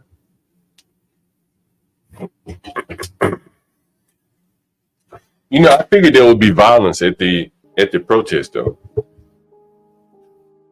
There's no way you can assemble all these disparate groups and force Kamala. I went on Google and there was one clip, but it didn't really show any fighting. So, well, again, I don't want to speak politics, but I used to make the analogy that the Democrats have done something very interesting and very tenuous. Is that like you brought a bunch of disparate groups together, and if you took a representative from each group of the Democrat Party and sent them out to dinner, they'd be fighting over what to order or what not to order. Some would be halal, some would be kosher, some would be vegetarian, some would be, I think that is just opinion. Well, but I mean that is fact. That there's a lot of diversity among the Democrats. There are black people, there are Hispanics, there are immigrants, there are LGBT. There's a wide spectrum of those. It's just hard to assemble one of those groups and have them to be very cohesive. I think you'd agree with that, right? Yeah, but they're not cohesive and squabble a lot, but I think you're going to be disappointed. I don't foresee a summer 2020 level riot.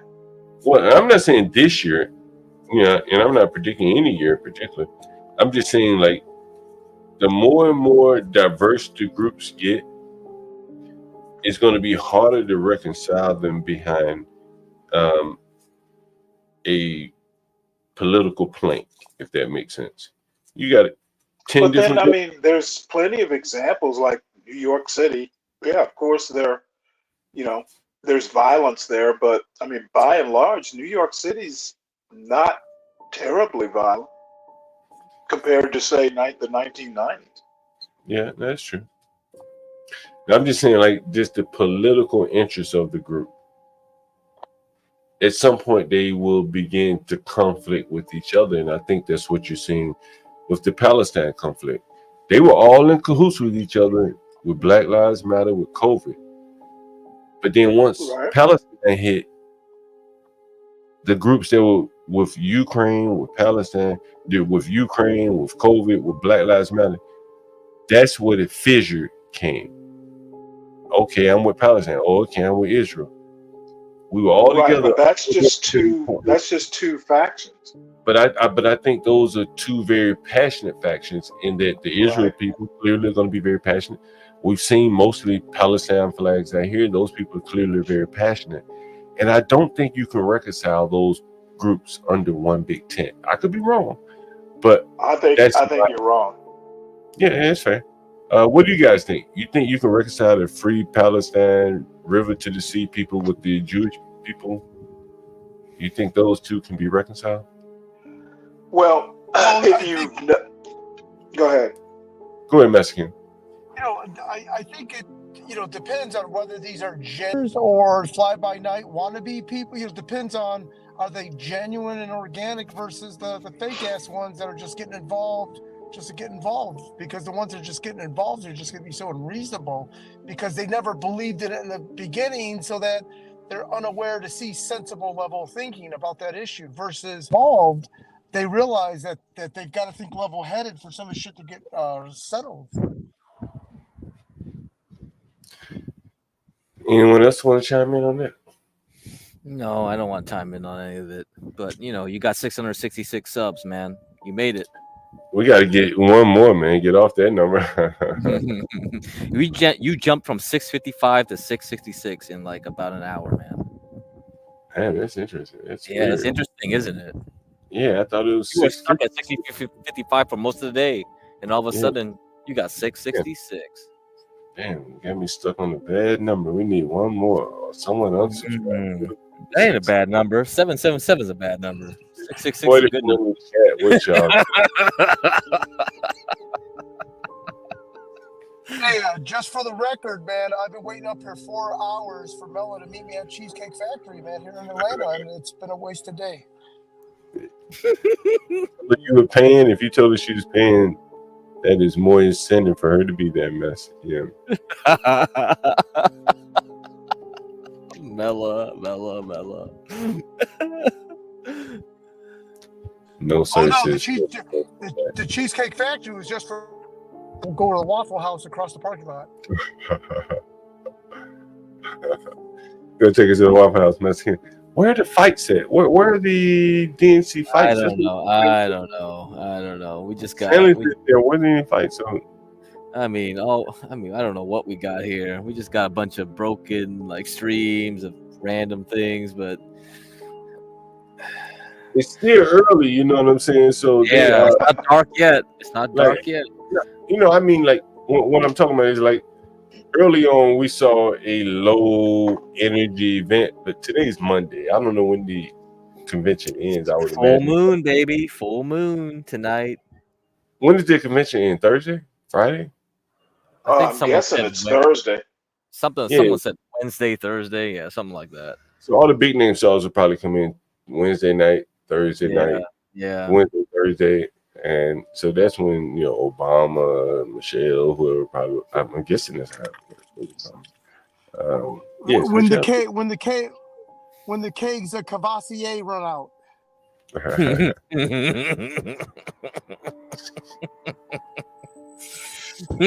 What?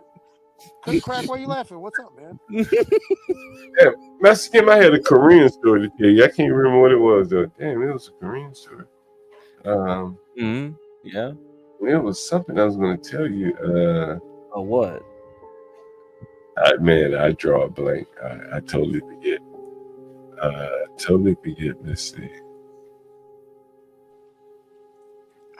Damn, I can't. I want to see these fights. Look at Chicago. I mean, it's like a war zone over there, right? Look at the police fencing and stuff. Man, it's amazing. It looks like a UN with the blue helmets. It's fucking You ever been in New York? You ever been in New York when they had those conventions, those UN conventions? You ever been there in New York when they had that? No. Yo, shit, the whole city is locked down. That part of Manhattan, over like I guess it's the east side of Manhattan.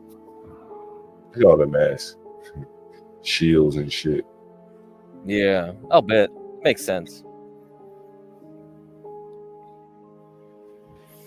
Yeah, I don't know nothing about the Cavassier, but Vietnamese, they just like Remy Martin. Remy Martin's everywhere. If you like Vietnamese, same damn thing.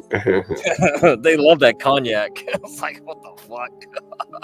Stanley, are you a cognac guy? Yeah, go ahead. What's up, Mexican? So, one day, if the stream will allow, I'd like to go over, and I'll write this stuff down, behind the scenes, there's a bunch of dirty business tactics that the Patels and the Arabs, as you would say, I don't say Arabs, would they're doing to each other to, like, whether it be liquor licenses, whether it be creating a fake coming soon Circle K sign and put it on someone else's property to scare someone else from building a station, or buying an easement thinking Home Depot's going to come to the 20 acres behind you, and they build a fake building because they're trying to get people to buy their property from them, and then Home Depot just reneges on the whole project. And so there's stories like this I'd like to share that are actually true. Oh yeah, please do. I'm That's not interesting. I'm not involved in some of these, but they're actually very funny. But these are true stories too, by the way. Yeah, let's definitely do it. Tomorrow is the church story. That's going to be very, very good. That's going to be very good. You know, my first question was, I wonder, did that church take PPP money before they shut down? Are you actually going to Columbus? No. This guy my business partner owned. It was across the street from a church, but we paid the guy to close the church so that we could apply for a liquor license and beer and wine, which are two separate licenses. The guy agreed to. He took 10 grand up front, and then when we got the beer and wine liquor, we paid him an additional 12 grand. Here we are now, and he's going to reopen it. And there's more where we're getting heat from the Liquor Control Board here in Georgia, where this guy. Anyways, we can talk about it tomorrow. But I was it's hoping a very funny you story. You were physically going to go there. Oh no! It's in fact, we're going to end up suing the guy and hustles for some more money. He didn't want to stick to the original deal, and I get it. It's the American way. I don't know though. George is mighty fond of its churches.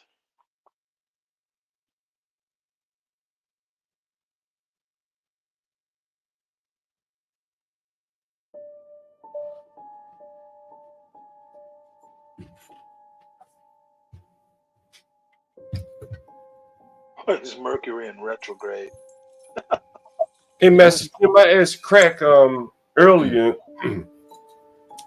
with the election year coming and what we faced in 2020, right? Yeah.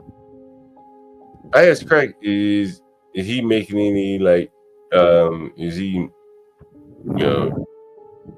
positioning himself one way or the other for the uncertainty? It could be a COVID type situation. We talked earlier today about monkeypox and the threat of lockdown there. And of course, Crack made money off of COVID. He probably bought all the stocks that fell and all the ones that the work from home stocks and things like that. And so I was just wondering, from a businessman perspective, you're in a pretty much, what do they call it, inelastic business, I guess you would call it. But yeah, I was just wondering if you are making any how are you positioning yourself coming into this period of uncertainty here? So that's why I told people, like, to stay away until September, October comes around, and then we'll see what happens, right? And then we'll buy. Yeah. Because I told HB, like, NVIDIA, it's just gonna go sideways. Like, you're in a trading range right now. Like, maybe it won't crash, but it's not gonna go anywhere. You know what I mean? You might as well just keep the cash. You can find something better. Yeah.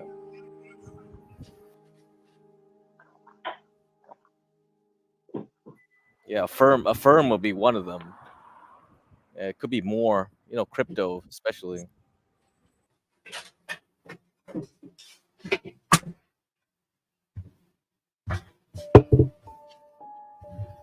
Master Kim, you have any thoughts on that?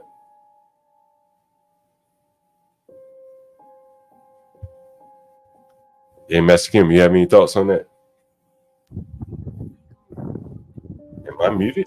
Sorry about that. I was on mute. So yeah, I am so sorry. I was in the middle of something, and I know that Get Crack was talking, and I think it had to do with market conditions and advice whether it's the right time to buy or not. So I'm sorry. I wasn't paying attention, so I don't have any advice. I'm sorry. With the last presidential election, the disruption to the business market, and I said that you're probably in a lot of inelastic businesses where people still had to buy gas and stuff like that, no matter, although they may have bought less gas. Have you started to try to protect yourself from any potential disruptions in the economy, be it monkeypox, lockdowns, it could be riots, anything like that? You have retail space where you're vulnerable to riots and things like that. Have you started to take any precautions? No, not at all. And keep in mind, the businesses that I'm a part of, we're considered essential businesses, so people can like cough on us and stuff like that when stuff are going on ahead. But yeah, we don't have to close, not even for a day. But as far as crime and riots, I mean, nothing more than average. But that's always a concern, right? Because law enforcement isn't available at the same rate, because of if things go on lockdown. I think we have Seven still in the audience. He's a real estate guy. He may find this story interesting. During COVID, they pretty much shut down all the travel.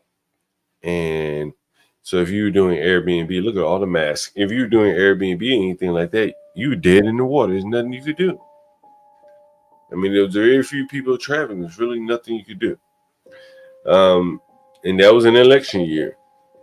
January 6th, in DC, they shut down all of the Airbnbs. I mean, I had revenue, and this is one of the reasons I got off of Airbnb. I cut out the middleman because they can be subjected to the pressure politically, whatever. And I remember, I never forget, there were people that were emailing me and texting me. I didn't know who the hell they were, and they were making like inquiries to my Airbnbs, and they were saying, "Hey, we see you have some open dates during the inauguration, whatever the hell it was, January 6th, whatever. I can't remember what days it was. Maybe the inauguration." And they were saying, "Will you please not accept any bookings that day?" And I said, why the hell would I do that, right? I need the money. Like, I ain't involved in this political shit. And then they eventually got Airbnb to cancel. Not shut down your calendar, but they cancel anyone that was coming to DC during January 6th. I think it was January 6th, around that time, whatever it was around that time, inauguration, whatever. All the reservation, all the money that I had that I was banking on coming into town for whatever reason. I remember I had a guy, he was coming into town for his daughter's birth. And these people were so anti-Trump that they convinced or pressured Airbnb hosts and the like, and eventually got Airbnb to cancel all the reservations. So that's one of the things that prompted me, because that was the first time that I experienced that kind of pressure from outside groups on a company that directly affected my revenue. Kimmy K says, I remember that. Yeah, I probably told you all about it. Yep. And so that's why one of the reasons it prompted me to ask you guys that after COVID, it really makes me think, we talking about earlier, UK talking about it looks like they were planning for lockdowns and supply chain shortages and things like that.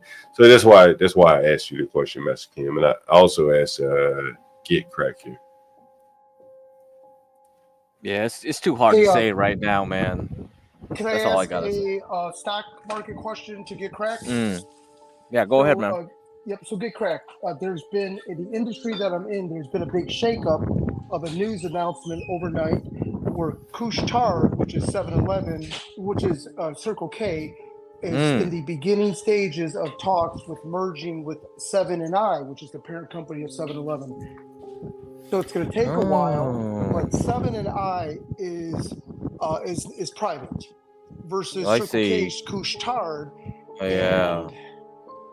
So there's a play there if it happens, but there's a secondary effect. The FTC will likely not allow it to happen unless they divest with quite a bit of real estate, because they can't just own every gas station on every corner in every town. So this is where I've been a part of before, of the speedways. When 7-Eleven wanted to take over speedways, they had to do the same thing, divest from certain, and they cherry picked which location. But in certain communities, both stations are dope. So whether they let this stations go or this, so there's going to be a very good real estate play across the United States, every community with Circle K and 7-Elevens. They're going to have to divest and sell a lot of these assets in packages, onesie, twosies, all the above. So, however, there's a stock play here but I've not seen. Obviously, Couche-Tard is a Canadian company. If they trade on the U.S. stock exchange Yeah, or probably wherever not. the Yeah. Canadians are. Yeah, they do. They probably on the Canadian exchange, the TXA or whatever they call it. Yeah, the Toronto exchange, and those the Toronto exchange is so lame. It's just like it's really annoying. So that's why most Canadians they try to get access to our market, and most of the Canadian weed companies they've all went to the New York Stock Exchange right now. Yeah, that's the funny thing, right? So this is great having Get Crack, because as I drop this, you can tell a bunch of dummies, and I'm included in the dumb pool of what to watch, when would be a good time to buy, and to buy what. You know what I mean? Yeah. So this is a great play just to kind of eyeball, because 7-Eleven would be great if they ever went public, but now they could go public because of the merger. That's true. Or maybe I'm thinking way too far ahead, but something like this could probably take about a year or 9 months for it to come full circle, right? Yeah, but I think the most interesting thing was when you mentioned like some of those gas stations getting bought up by that Mexican holding company. Yep. And that company is public in the NYSE, and it's just like, and I was telling Ryan like maybe like a month ago, I was like, I like Mexican stocks, and it was like, oh, now you put one Mexican stock on my watch list, you know? And I was like, oh, yeah. So keep watching Mexican stocks. I think I'll have to mention some eventually, yeah, because a lot of nearshoring is going to happen either way. It doesn't matter which party wins. There's going to be nearshoring. So yeah, Get Crack, and you were not lying about that. The white girl ETF, there is one. You were joking yeah, there about is. that. That was so I wasn't funny. joking. I thought you were just.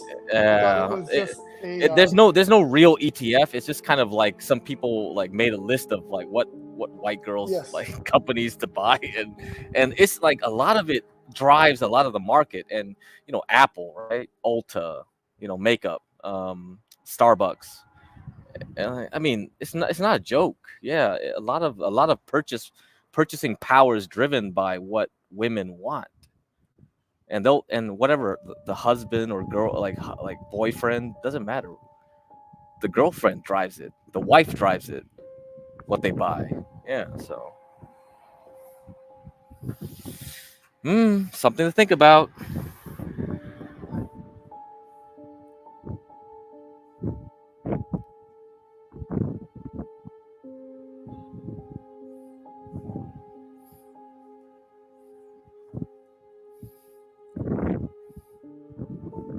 Yeah, I think John's gone. It's just me. Oh shit, Porsche's not back. Okay. All right, let's see.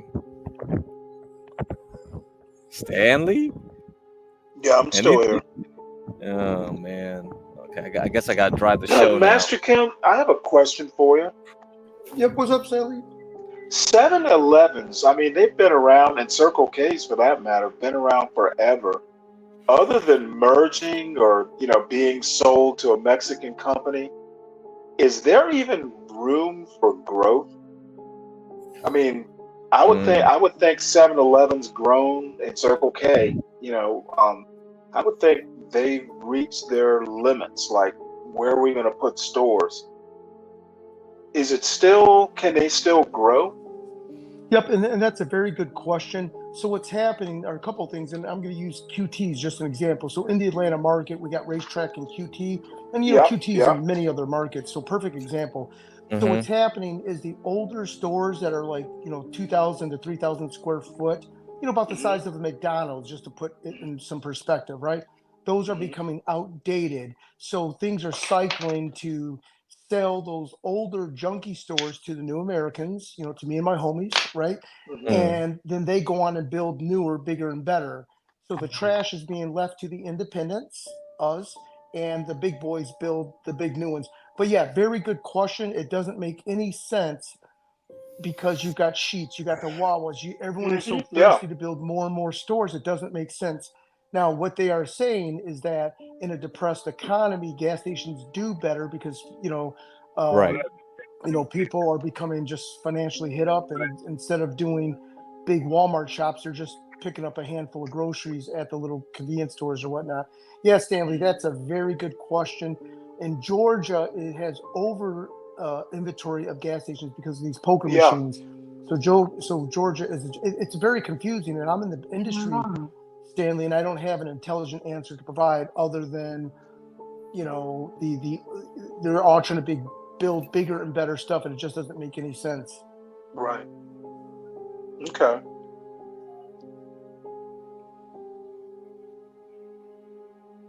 Yeah, and you know, keep in mind everything that I've mentioned, these little inside tips and stories.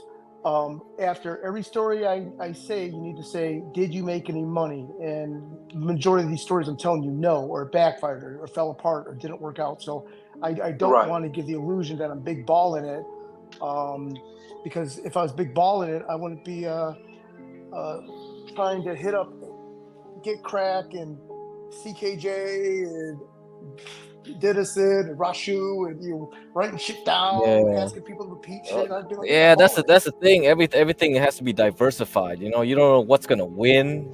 You know, the biggest. Exactly.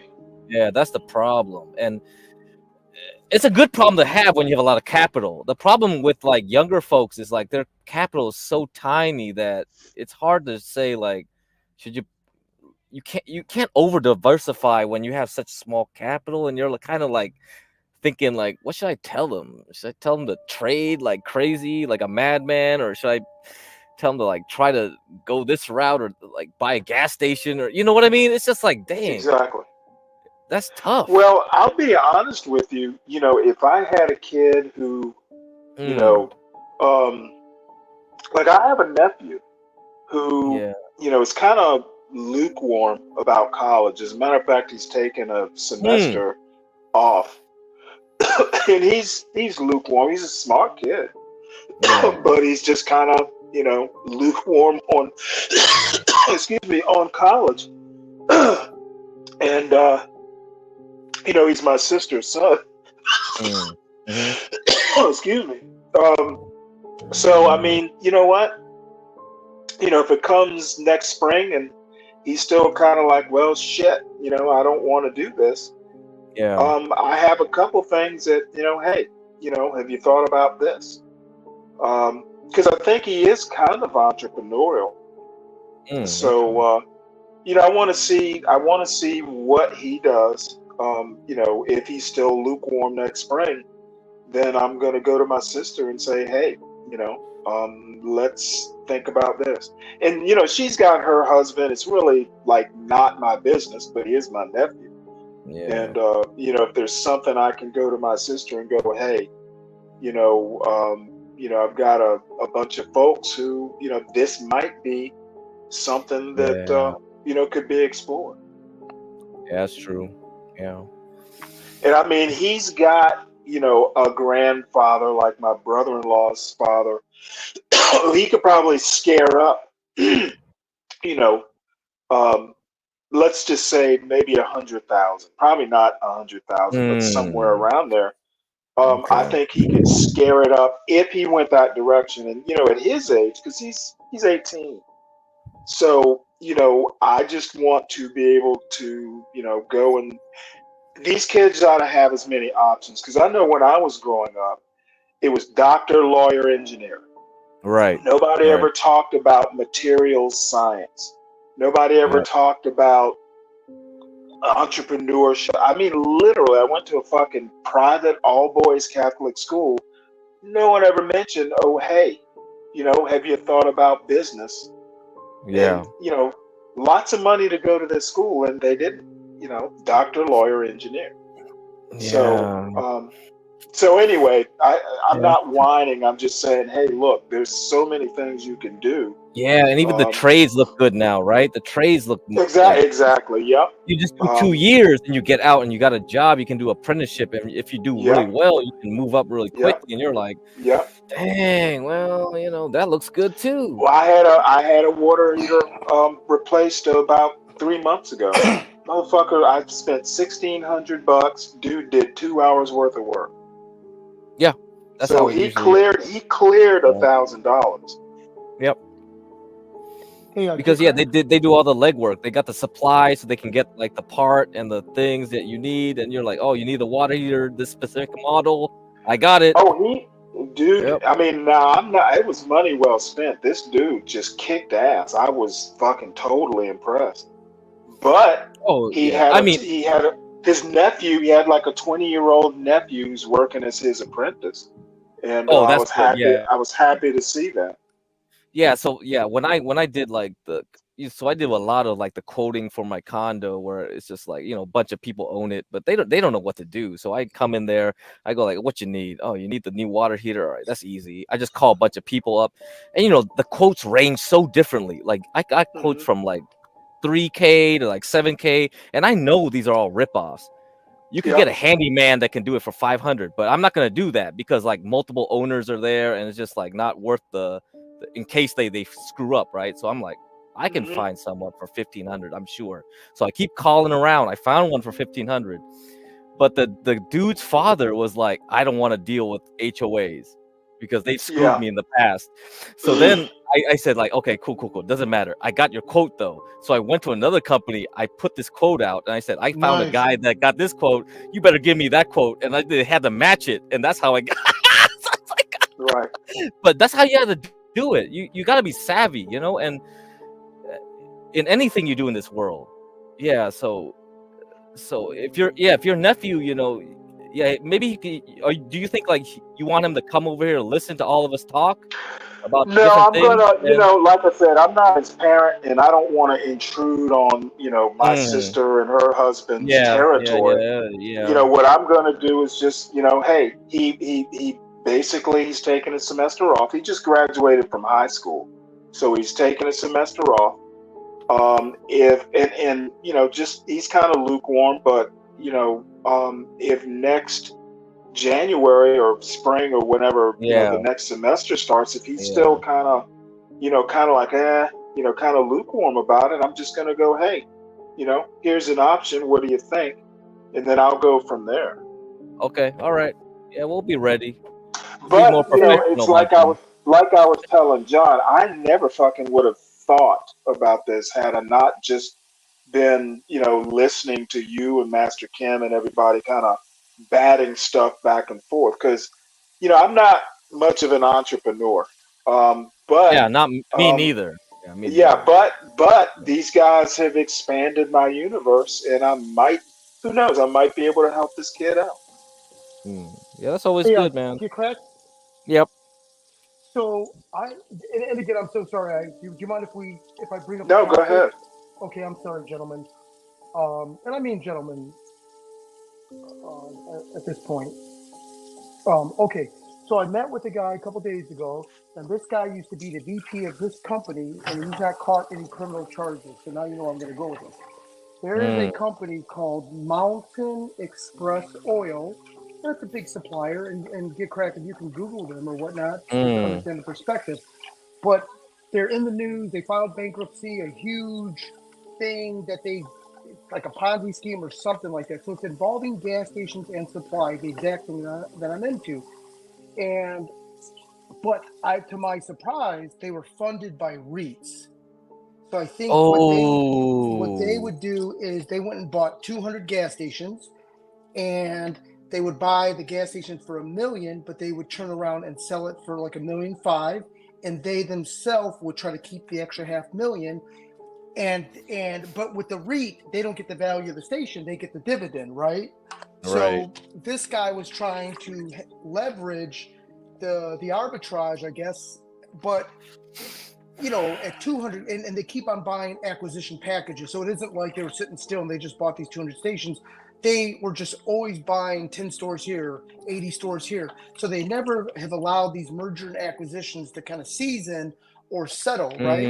So Mm-hmm. this 200 store package is what did them in. And when he told me that they used REITs, because I thought that they used private equity money, but I had never heard of using REITs. So the reason I'm mentioning this is does that, the way I've described it, is that what makes sense, that the REITs, how, and I'd ask who found this REIT group. um are they easy to get a hold of, I guess, or Is the guy that Yeah, bamboozled him, or how did the REIT that group get finessed? I guess is probably the better word. Yeah, that's a hard question to say because like a lot of them they package up properties, and that's how the 2008 collapse happened. You know, they package all these mortgage instruments into one thing, and probably these REITs. Like someone was thinking like, oh, it's gonna be easy. I just want to sell a REIT to retail consumer. I'm just gonna package all these different types of properties into one package, and they were buying stuff that they didn't have any clue was like a scam or not a scam, had good credit or not good credit. You know what I mean? Yes. That's probably what happened. It's just like the 2008 stuff, man. They were packaging these mortgage-backed securities, and it's like, what the heck is a mortgage-backed security? You just basically like share up a bunch of people's loans into one big box, and you sell it to investors. It's like it's so abstract. Yeah. And there's something to the story that's the commonality, right? And my only regret is it wasn't me in the middle of this. Okay. So the original owner of Mountain Oil Express was named Barry Bearbaum. I know him personally, not like, I mean, I know him I've met him a couple times. So he's not my boy. I wish he was. He's the one that sold this company. It's like he found his straw buyer to sell an inflated package to, and found the guy funding or financing, I think before the REIT. Okay. And this guy's a small hat. Okay. And it's stunning that and I've heard of these stories where I'm the seller, I find a fake buyer, sell them inflated. It's done with commercial property too, by the way, right? I'm going to sell them a bloated business, and I'm going to take them to the bank to find them funding. So you're getting your inflated price, you're getting everything, and I think that the reason I mentioned Barry Bearbaum is because he's the small hat behind this whole collapse, and he walks out smelling like roses. And the fall guy or the patsy is a guy named Tujo. Tujo is like either Pakistani American or Indian American, and you see him like posted in Atlanta's under 30 program, and he's like looking the part. And in fact, there's a bankruptcy article where he's on a private jet flexing with his Rolex. I think he's under investigation right now, but with whoever follows up with this shit. But the point I'm trying to mention is I thought it was rather. I would never mention this because this type of shenanigans happens all the time. But the only difference is the REITs got dragged into this, and I never heard of such a thing when they gain access to. Well, let me say it a different way. I'm not familiar with this because I'm, on the outside looking in, right? But this is kind of get cracked for me type of deals. Yeah, you know because I mean? because the problem with a lot of those REITs, they want to compete with every other REIT out there, and they try to juice up the dividend. And the only way to do is they got to get as many properties they can like try to extract profits and give it back to investors, right? And it's just, and yeah, if they saw something that was too good to be true, they would do it. They will get the properties that will give them the most bang for the buck. It's a cutthroat. It's really cutthroat out there. Just having like a 0.1% dividend like above another guy's like REIT would be enough for them to like do something risky. That's how crazy it would be, I would think. And if I'm not mistaken, that income is not taxed. Prior to the distribution, or right. And you were talking about K1s. I hate K1s because it's like you got to deal all this tax rules and stuff, and you're like, what the hell? Ah, shit. So it's painful.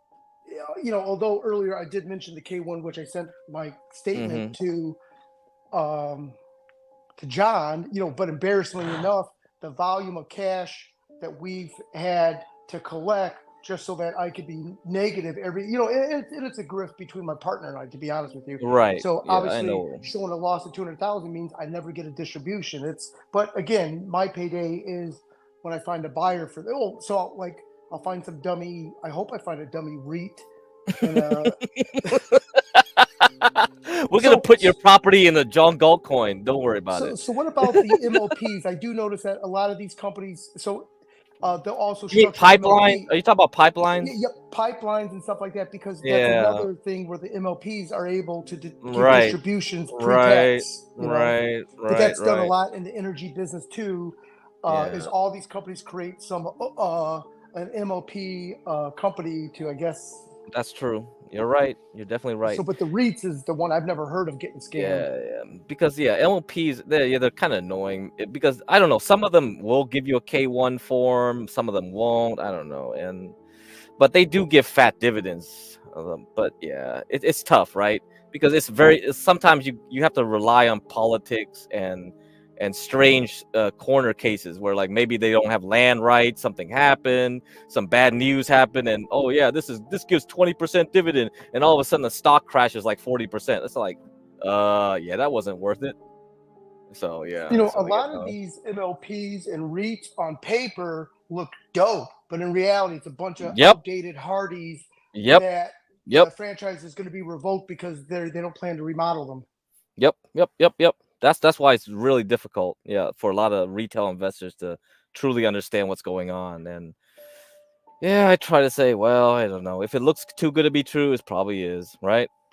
Don't go for stocks with really high dividends for that case. Yeah.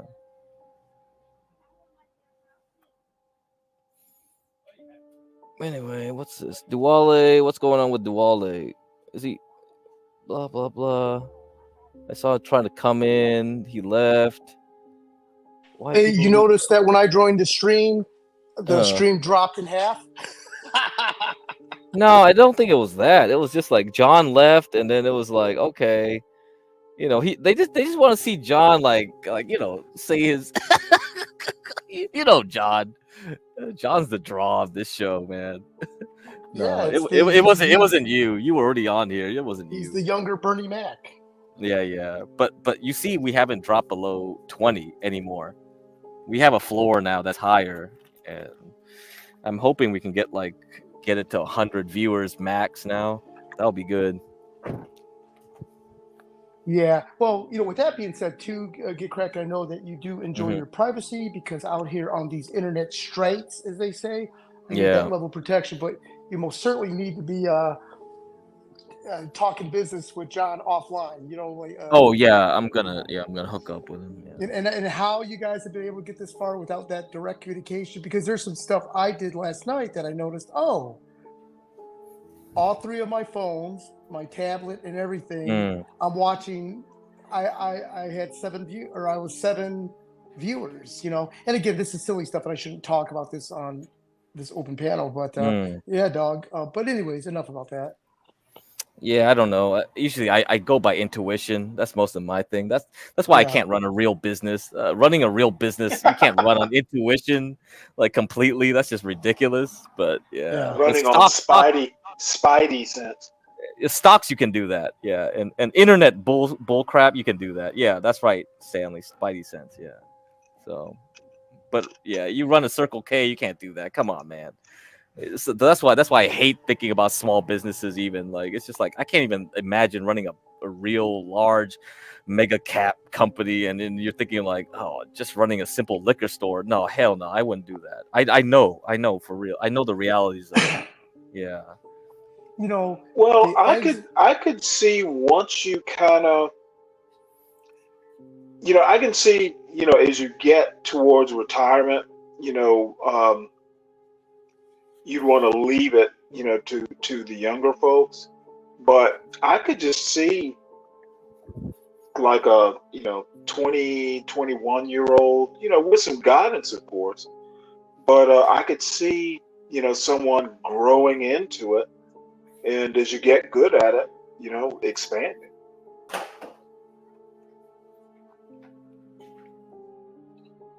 It's probably not for me, but a young kid with some hustle.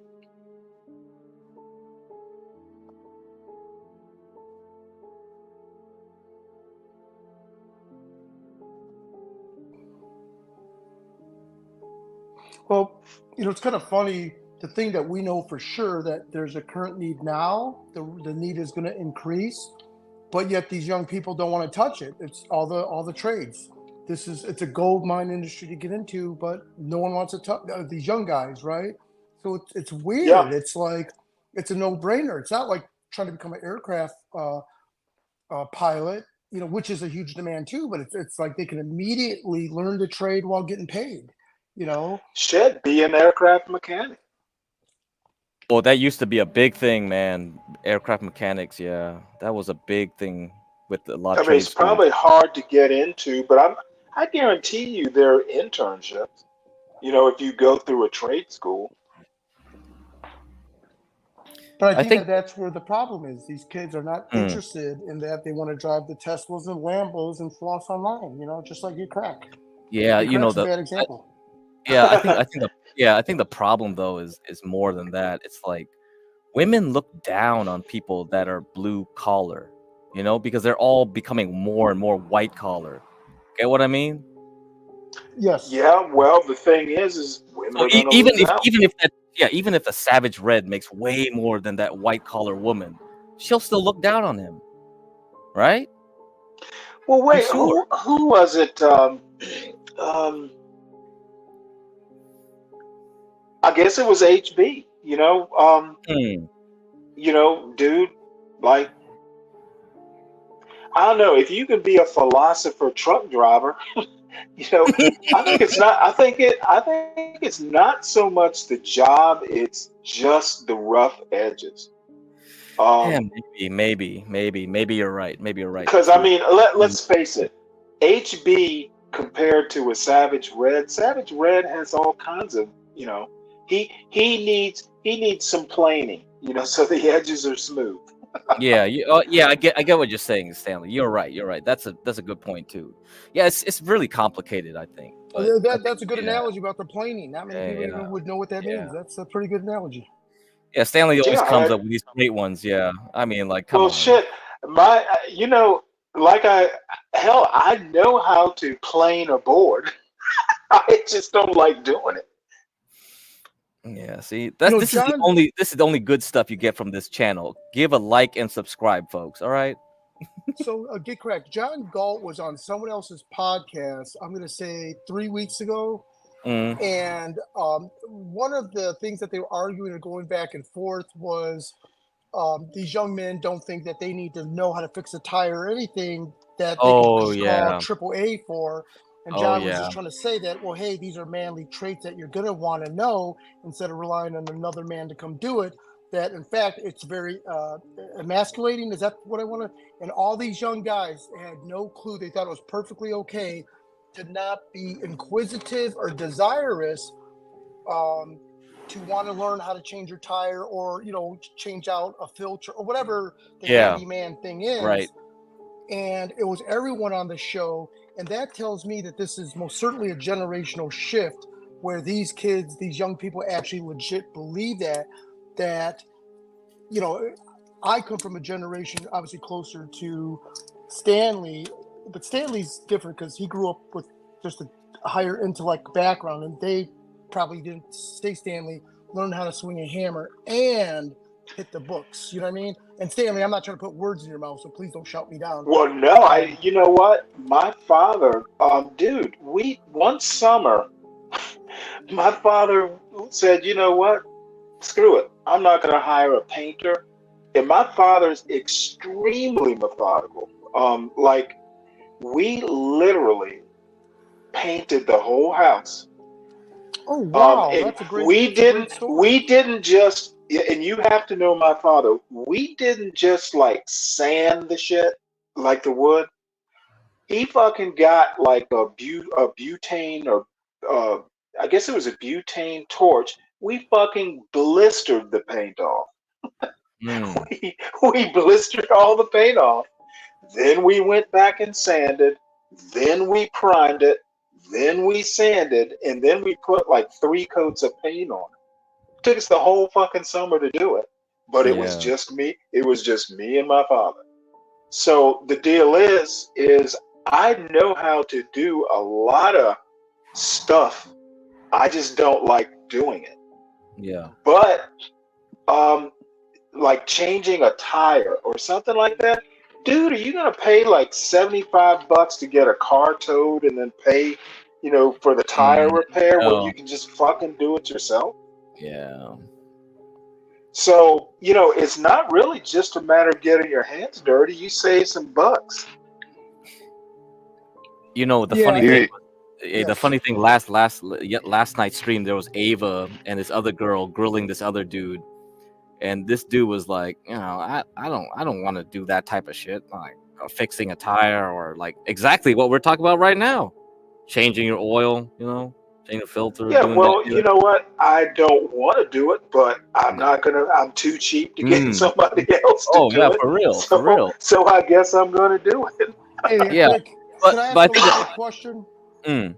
Yeah, go on, correct. Sorry. Oh, I think the whole point was that they were just grilling him because they were saying like, you're not a man if you, you don't want to do it, right? But if you are not even capable of doing it, that's a problem with them. See? Yes. Mm. So, Willie, can I ask everyone a question? And again, so let's say the Tide detergent in the jug, there is, let's say, 3 ounces left, 2 ounces left, right? I will take that jug, put some warm water in it, shake it up, and try to get out the last bit. I've always done that. That's the way my brain operates. If it's garbage day and there's a garbage bag with a very little bit of garbage, I'll take the garbage out and dump those pieces into the garbage thing, and I'll walk back in with the bag. Me and my wife got in an argument, and she says that it's like low class and poor people thinking. And then I said, well, that in fact it's the other way around. Poor people think the way you're thinking, that we can. I go being resourceful and whatnot. I go everyone I know that's successful that hit first generation. I basically was just trying to. I was actually shocked because. And then I'm like, well, why am I doing this? Am I doing this for my own personal benefit, or is it just I'm being resourceful for the whole family? But anyways, am I wrong? Well, Is no, that something you guys would do? Or I just fucking hate waste. yes, you're right. There's There no is need. nothing like, dude. I fucking hit the roof. Like, you know how kids will leave meat on the bone, or they'll eat half their peas. Motherfucker, you know what? There's still meat on that bone. You better not throw it away, or you're gonna be digging it out the trash to eat it. I did. You know what? Damn, Stanley. I could fucking go on all night. I fucking detest waste. You're right, sadly. Yeah. I do too, yeah. So you know what? Running some water to use that last couple ounces of Tide. Fucking Tide's expensive. And I don't think it has to do with growing up poor with a single mother as much as it's being resourceful. And just like you Right. said, Stanley, waste. And yeah, a big thing of Tide probably does cost $16, but who would? But it. And I'm thinking, okay, well, the same dumb bitch that would buy a Starbucks coffee and just take 2 sips and just let it just waste it. That same mindset. But that is a very classic American way of thinking, by the way. Hey, get crack. Portland Andy just went live in case you want to check out another view of the protest. Did he go live again? He looked like he ended the last stream. Yeah, he just went live again. Okay, all right. That's my homie right there.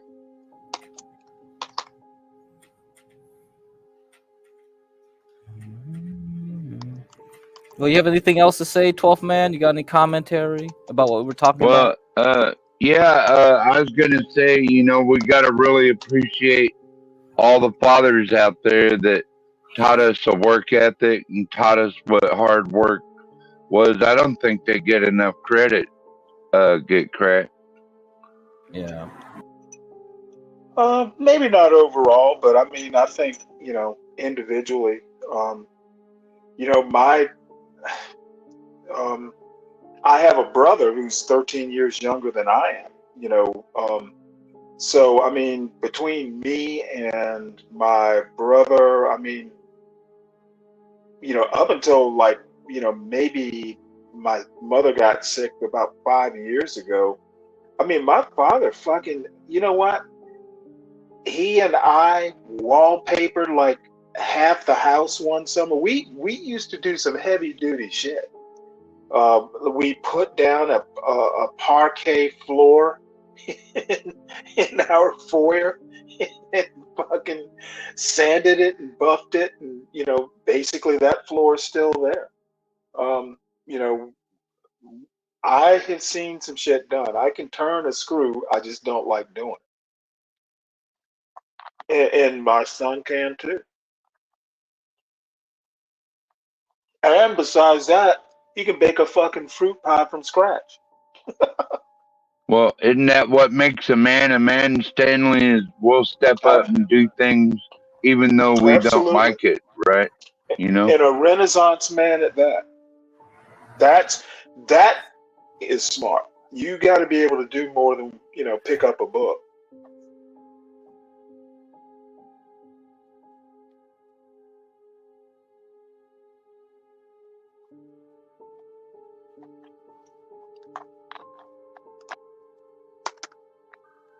I don't know what he's showing, Get Crack. I just knew he went live. That's it.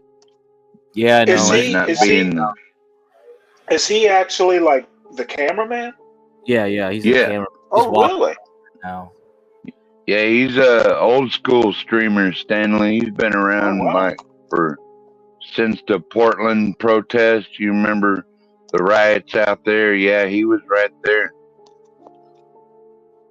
Have you talked to him today? Yeah. I talked to him over on Twitch earlier. Has he seen any violence? Not so far. Looks mostly pretty peaceful so far to me. I mean, Yeah. that's the way I'd like to see it stay. Hope so. I like it how 12th man out of nowhere interject some huge biscuit of knowledge, like, oh yeah, well, things changed after the Dodd-Frank Act and Visa MasterCard got upset just out of nowhere, and then that will disappear for a couple days. What's that, Master Kim? I was trying to be funny. I was basically trying to say it's stunning how knowledgeable you are at times, and you interject stuff. It's very, very amazing, to be honest with you. And I'm not being condescending. Appreciate you, Master Kim. I'm being sincere.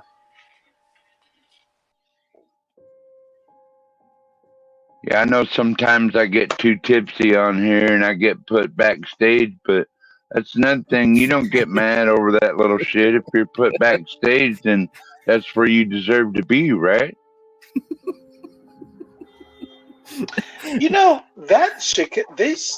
Chicago looks rather clean. Well, I'm sure they cleaned it up real nice for this. Yeah, they must have. You know. They must have. About time they did something. Guys, I guess, is this Chicago? Yeah, Duale, yes. Oh. Hey, Get Crack, what did you think about my belligerent texting This last is night? their DNC, huh? You belligerent texting? Oh yeah, when I said, hey, MFB, if you had to pick between this or that, ugly so-and-so, I'm not going to repeat it because I don't want to cause a political debate back and forth. I thought that was funny. Yeah. Man, I mean, he left like his connection disappeared and all. And I was like, man, his show was great last night. I love it.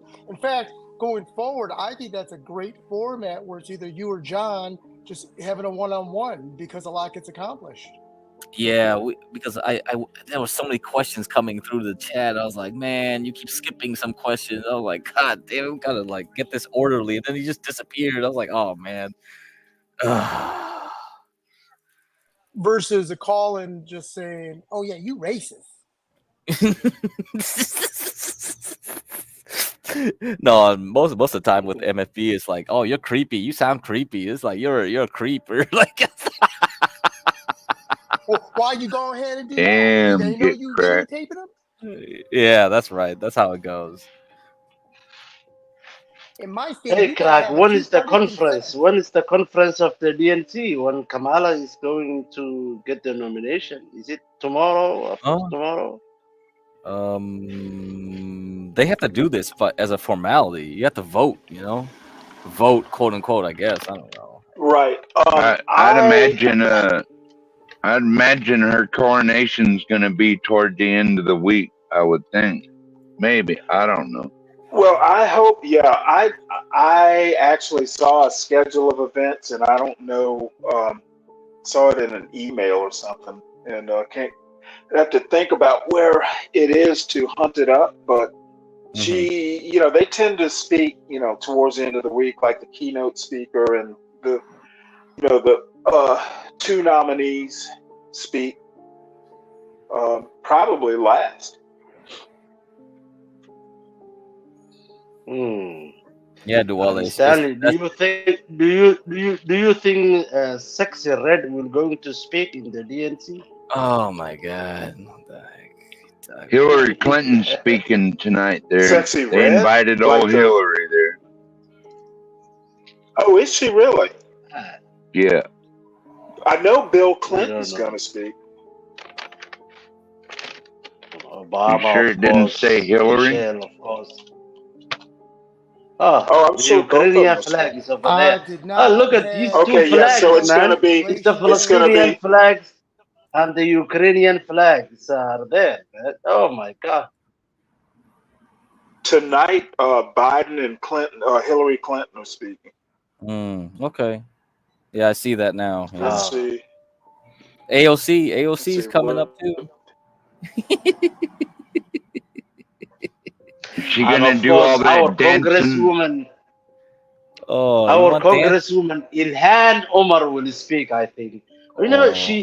She won the primary, man, beating the IBEC, yeah. Beating yeah, all that money that the she's other. gonna win. I mean, the APAC. Yeah, besides the APAC money, she won the primary in Minnesota. I don't like her, but the way that she beat all that thing is incredible, man. Where the other two Yeah, here it Congress is. man and woman, what is his name? The guy who put the alarm in Congress, someone called Bowman, and the other woman called from. Oh, I don't Jamal know where she Bowman. come Yeah, from. he lost, Yeah, and then Cory Bush lost. yeah, they lost. But Ilhan Omar won the primary. Yeah, well, Ilhan Omar, there's a large Somali population in her district. So, I mean, she's a favorite in that community. So, not only did she win, she won handily. APAC put in a shitload of money, and it was like they didn't put any money in at all. Yeah, and when she won, they said, "Oh, IBAC did not put any money." They lied, man. That was the primary target. That was Ilhan Omar. They want to take that snake, but they said, we did not put enough money. Now, see, Anyway, this is weird. Apparently, after Biden speaks tonight, he's supposed to go for a family vacation, a 4-day family vacation, or something like that. So maybe Back to that's the why basement. Back to the basement. You mean, Stanley? No. Someone was someone noted that there was a U-Haul truck or something outside the White House. Yeah. Porsche did that. So maybe he's packing up some stuff for vacation. 12 man, give the man. The man is almost 90 years old, so if he gets vacation, he deserves, man. And this is why Trump is going to lose. Apparently, he gave a speech or something where he portrayed Harris as foreign. Now, the woman is demonstrably born in the United States, and he's basically saying she's a foreigner. Yeah, but when I learn about these YouTube streets, it's like anyone who is born from a foreign Well, part. basically anyone who's is not still a white. foreigner. No, she's not a foreigner. She's not Stanley, foreigner I'll according tell. to the Constitution. Stanley, I'll tell you, I'm a Trump supporter, and he does say some stupid shit sometimes. That's just, I think they all do, though, don't they? Well, yeah, but he's particularly bad at it because he doubles down on his stupidity. He'll say something stupid and then say, "No, it wasn't stupid." Yeah, but the guy said Obama is not even born in America. I mean, that was crazy, man. Hawaii is not part of America, is it? Somewhere in the Yeah, Pacific? I don't get. I mean, when you do stuff like, hey, I don't believe Obama was born here, whether you like it or not, it's racist. Essentially what you're saying is if you're not a Where the white thing? male, Mm. Where the and yeah. If everybody could Stanley, go, oh no, Stanley, you are he an did. African American. Even if you qualified to be a part to run for the presidency, some people will it that you are a foreigner in that country, and You it's know what? crazy. They Be brought us brave here. is all. They Be they brave. brought us here. Be brave is a white man. Be brave is a white man from Hungarian father, but he's more citizen than any one of this panel. I mean, that's crazy. Well, Be Brave is special.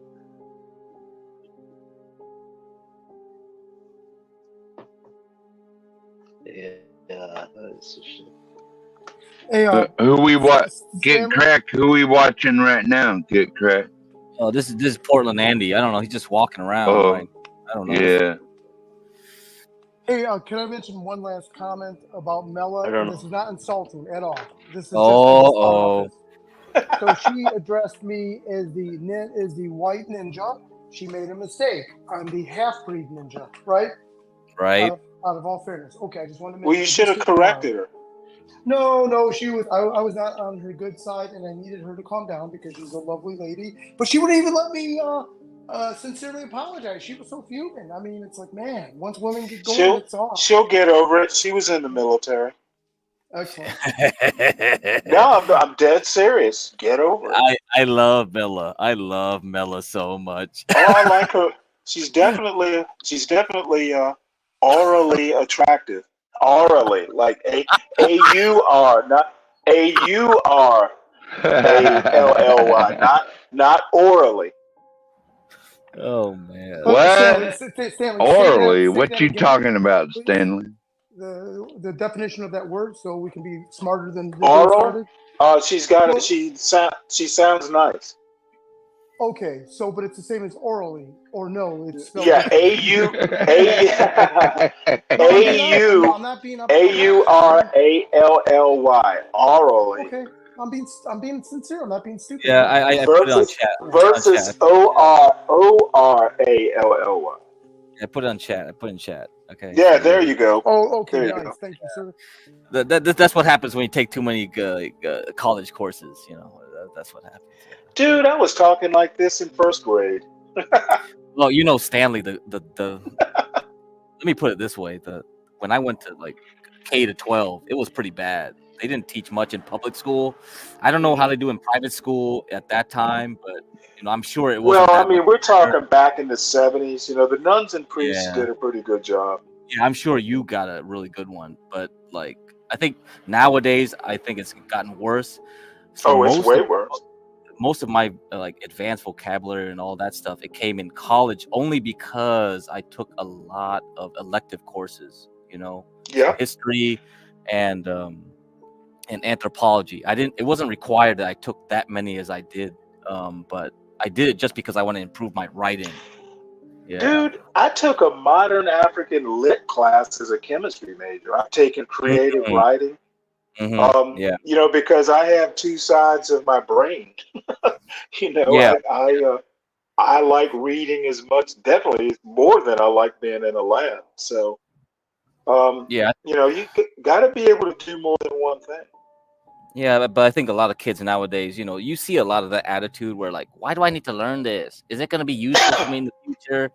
You don't know what's going to be useful for you in the future, honestly. You should learn as much Correct. as you can, just in case.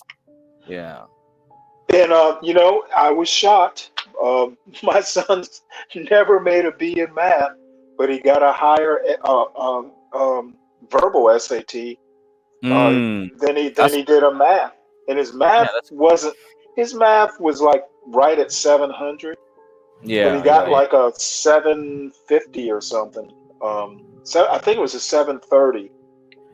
which kind of shocked me. I actually expected him to make close to a perfect score on that.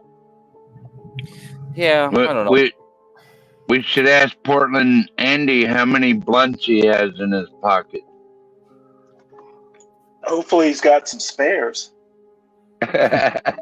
I'm sure he does. So Stanley, that's why you don't have any key insult words and statements, is because your high intellect and your son, he himself isn't a hood rat kid. So even as because these young kids would tell you, you find out that word called caping or this or that or whatever, right? And you don't have exposure to any of that, so you're hanging out with too many classy people, I guess. I mean, I could hang out. I dated now what passed for a ghetto in Savannah. I had a girlfriend who lived in like Yamacraw, which is no longer there, but it was like the hood in but Savannah. These blonde hair, blue eyes, ghetto girls aren't the same. It's like hood, you know what I mean? Well, no, she was black. She had like five. She had like 5 kids. Had her tubes tied. And I won't go into how we met, but we dated for about 6 months, and I was fascinated with the hood rat, and she was fascinated with me, the nerd, and we got along great. But we knew it wasn't gonna be a long-term thing.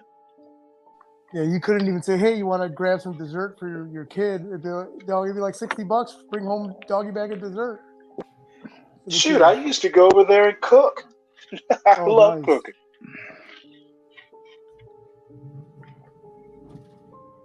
Yeah, 12th Man, you won the dating show. Do you know that?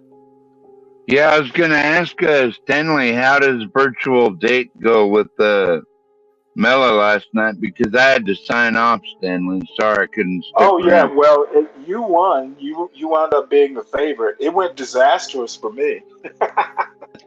Really? Apparently, I pulled down my pants and I was playing with myself under the dining room table. Oh man! Once you get accused of that, it's hard to live it down.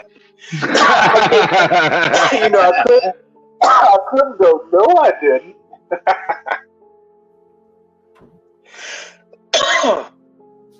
Yeah, you got.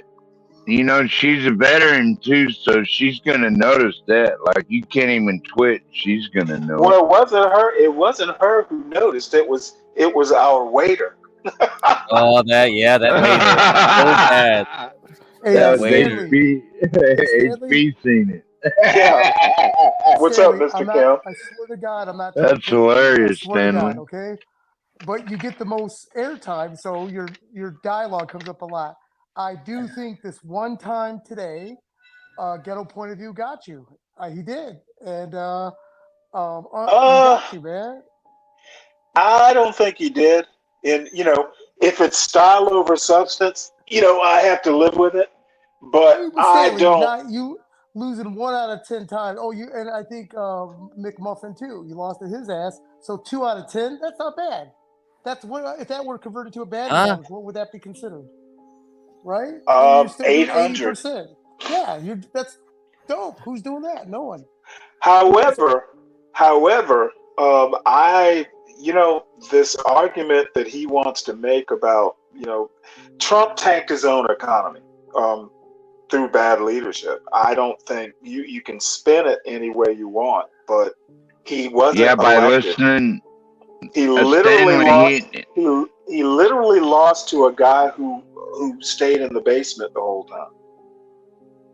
Stanley, you know how that happened was because of the COVID, and you listened to Dr. Fauci. That's what happened. I don't agree with that. Dr. Fauci didn't tell him to drink bleach.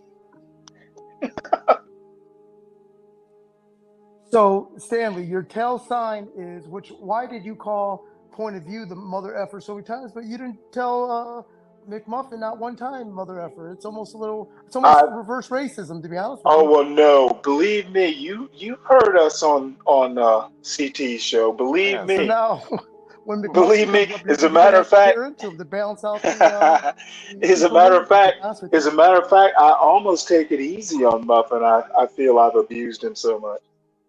Okay, no, that makes sense. But Yeah, there anyways, goes righteous Muffin. Trump never said to drink bleach. You know what? Whatever. Did he say bleach enema?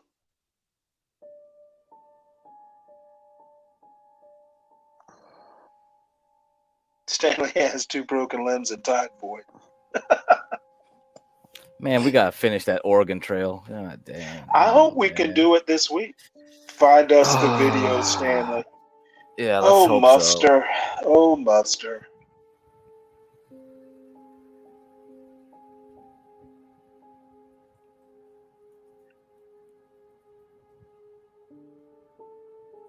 is 12 Man still on?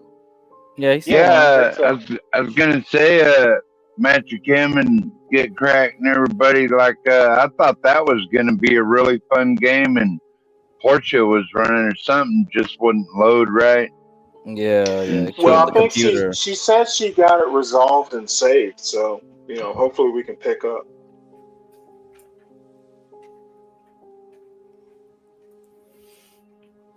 Man, we got so much content. Yeah, I was now, actually, ideas. I was really looking forward to that, and then shit happens on the interweb, so stuff happens. I think we'll get our chance. Last night I typed in the chat to ask MFB if does he think this is me. This doesn't get cracked. This is coming from me. I said ask MFB. I recognize your voice. If Asians would be better private detectives because their work ethic and they're rude. Mm-hmm. And, now, see, he should have made a Charlie Chan joke. Get cracked. you have private eye roots. So meaning the rudeness is just getting to the point, right? Not like. No, I mean, hey, there's Charlie Chan. That's right. He wasn't in the right. And also, what's his name? Jackie Chan. Yep. He's played a detective. And Bookham Dano from Hawaii Five-0. Yeah, Chen Ho was his name. Yep, they're a good one. Stanley, every show that you mentioned is above everyone's knowledge, because those are some. Yeah, well, I watched shows way that we too grew up much watching. TV as a kid. So Stanley, it's very funny when you explain to people that there was no cable TV. That at 8 o'clock every such and such night, people would come home and watch. There's a TV guide. I try to explain to my kids what a TV guide magazine was. Man. That was a religious thing, and if someone stole it out of your Sunday paper, you would be pissed, right? Because how are you going to watch TV? It was the Wednesday paper with my mama. If you touch that paper without her getting those coupons, you might get your ass spanked. Coupons. Shoot, I remember not like Sesame Street and Mr. Rogers reruns. Shit, I'm so old. I got to watch the first runs, the Electric Company, Hee Haw. Shit, we used to watch. Oh, Hee Haw. Oh my god. I remember that. You don't remember that? Get Cracked? You didn't like that show? Get Cracked? He's not that old. Yeah, I'm not that old. Yeah, I know about it. He's a little younger now. Yeah. But no, I mean, my grandmother and I, Hee Haw used to come on Sunday nights. We used to watch it like first run, not reruns, not on YouTube, like on the rabbit ears are out, TV antenna, terrestrial. Oh man. Stanley, did you have any tinfoil on your rabbit ears back then? In my room, I did, but we had like the antenna stuck to the side of the house. You run the cable out to it. I remember that. Do you remember then they changed everything to digital and made it so you had to buy an extra box to watch the airwaves. Remember that, Stanley? Do you guys remember before HBO? Soul Train versus Hee Haw days. You guys remember a network Oh, called I On, miss a Soul cable Train. network? A network called what? On, O-N. On. Before Yeah, HBO. I remember, but that's Isn't that like crazy? new stuff. Yeah. Oh no! This was like back in the late 70s, 80s, maybe. Hmm. On before HBO. Oh. No, I don't remember that. I don't So remember when it. cable first came out, you know, there was no HBO at the time. It was called On, or a company called On, O-N. Master Kim, you talking about Really? the Gong Show? You talking about the Gong Show, Master Kim? Oh yeah, the Gong Show was great. That was great. No, he's talking about like cable, because I think we got cable like in 1980. And there were If I very few recall. cable companies, but one of them was On. No, I don't remember it. And please forgive me. Maybe I'm getting confused. As a kid, I wouldn't know the difference between HBO or the local cable provider, right? As a kid, you wouldn't know the difference. So it could have been a cable provider called On. I do remember on our cable box we had like a parental box thing that scrambled HBO.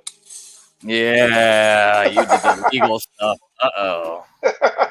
Yeah, my parents wouldn't let us watch HBO. You got the Skinamax box too. Late night, that's when all the kinky women came on, right, Stanley? Yep. Remember Not that? in my house. Well, I was a bad little boy, so I figured out how to hack that shit and turn it on anyway. You know what? It wouldn't have been hard to do, but you know what? Even back then, we never watched a whole lot of TV except during prime time. Yeah. I mean, we used to watch stuff. You remember Kojak, 12 Man? Oh yeah. Oh yeah. Well, you know what? I went and I bought my mother like the complete Kojak, like all the seasons. And as a matter of fact, next time I go home, you know, I'm gonna bring it back with me. But Yeah, that was a pretty good old. I liked NYPD back in the day. That was one of my favorites. I never really got into NYPD Blue. Especially the ones with Ice Cube in it. Oh no, that's actually like I think that was the 90s. I never really got into it. So let me ask you something, Stanley. Are you a boomer or are you X generation? Well, I'm Gen X, but like the very last year. Yeah. If I'd been born in '64, I think I'd technically be a boomer. You're like six years older than me, Stanley. Yeah. Let's see. No, 64. You're 11 years older than me. You're a boomer then, ain't you? No, I'm 59. Oh, okay. Yeah, it's 6 years.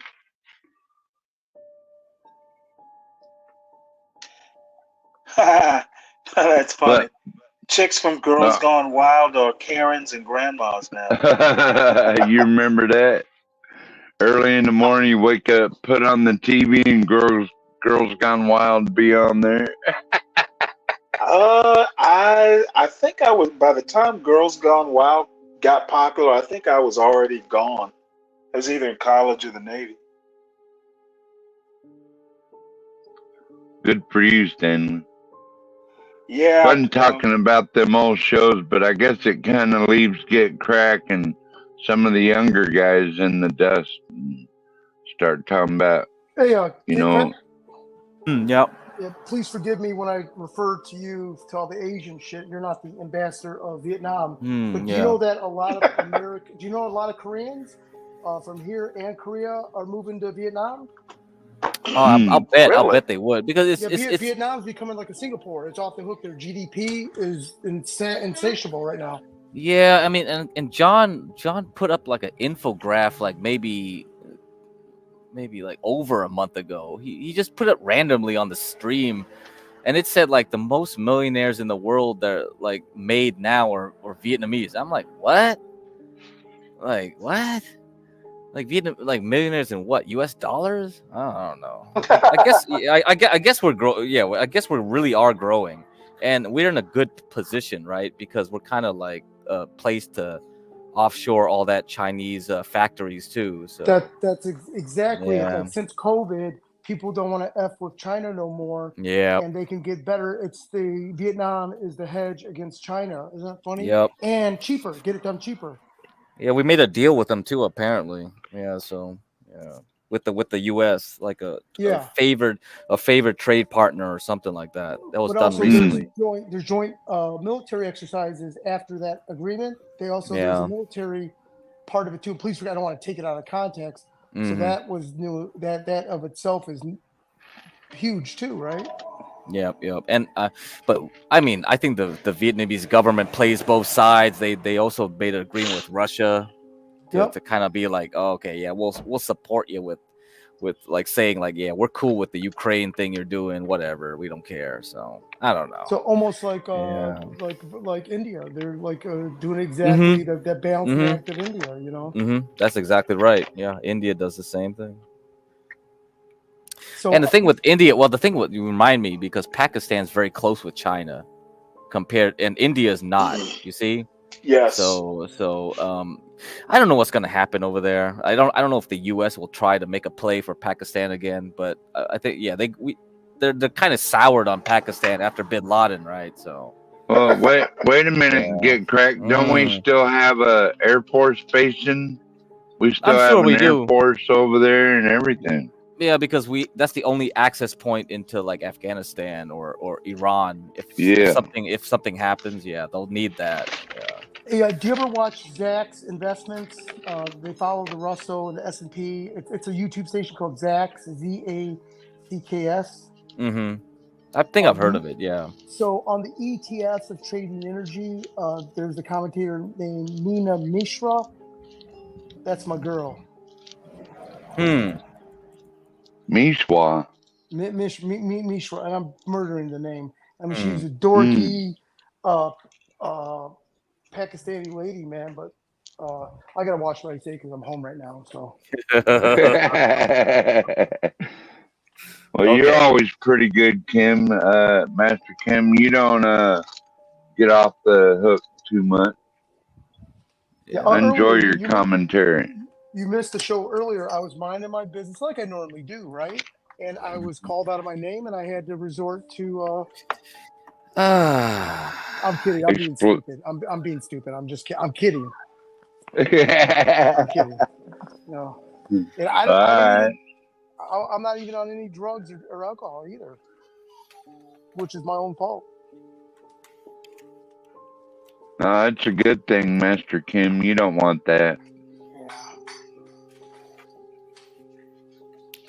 So every time I run into people I haven't seen in a while, especially in business, they go, "Hey, how's your wife and kids?" I say, "Hey, well, my kids still call me dad, and my wife hasn't changed the locks." So, and it's like gallow humor, and I'm absolutely joking, right? But I think I'm so belligerent that it catches people off guard sometimes. I mean, of course, people I'm trying to impress, I won't say that, but.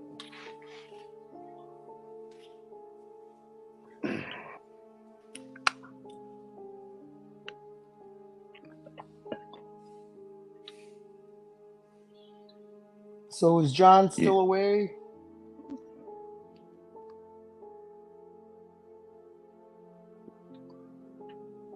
So, what are we looking at? Get cracked right here.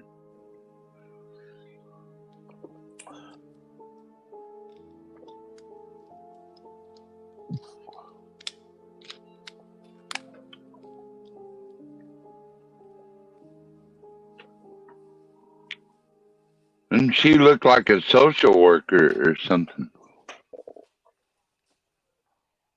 Nothing wrong with that. Oh, Just saying. that's my girl. Yeah, hell yeah. And I think it's because the balance of being very, very smart and reminds me of my econ teacher.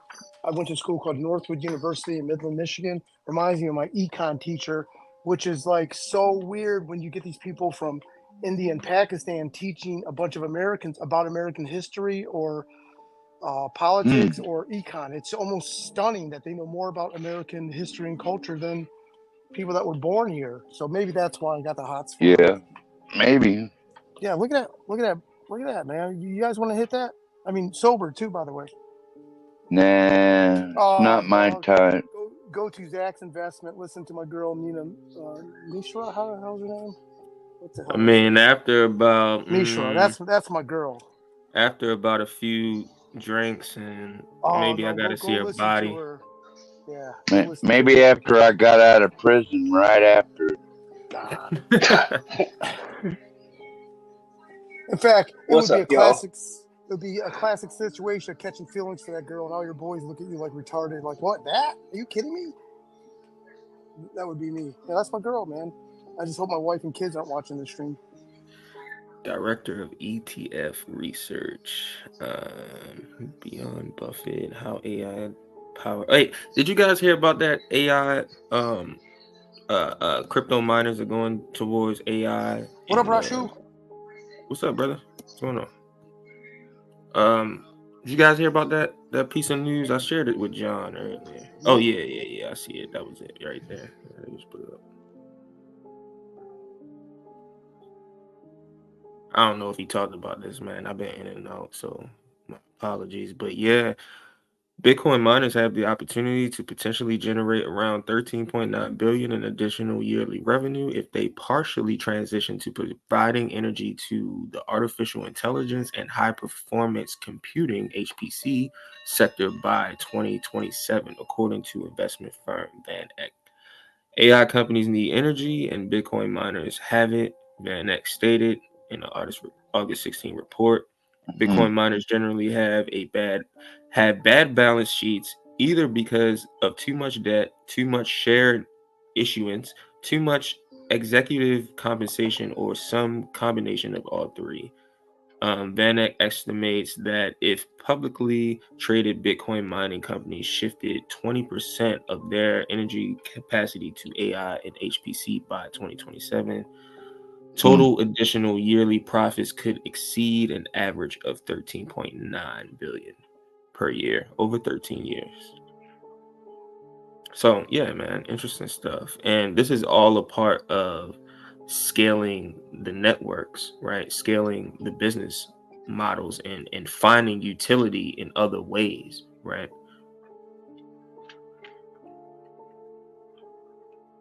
Yeah, I'm not sure how much I like that AI, but I own some money in Bitcoin, and if it nets me a net gain, then Hey man, hey, salute brother that you own some portion of Bitcoin, man. That's something that not everyone can say. Yeah, I know a lot of people don't like me or whatever, but like, you know what I did when I woke up this morning to get crack? You know what I did? I sold $800 worth of heaters with a net gain of $400. Are you into HVAC? Was that Talk, man? before or after the bottle of pills? What was that, sir? I said, was that before or after you downed a bottle of pills? Oh, nice. No, I don't drink Well, that that comes high dollar through stuff, with brother. the 2-3 rounds, man. Jesus. Yeah, I give them away, man.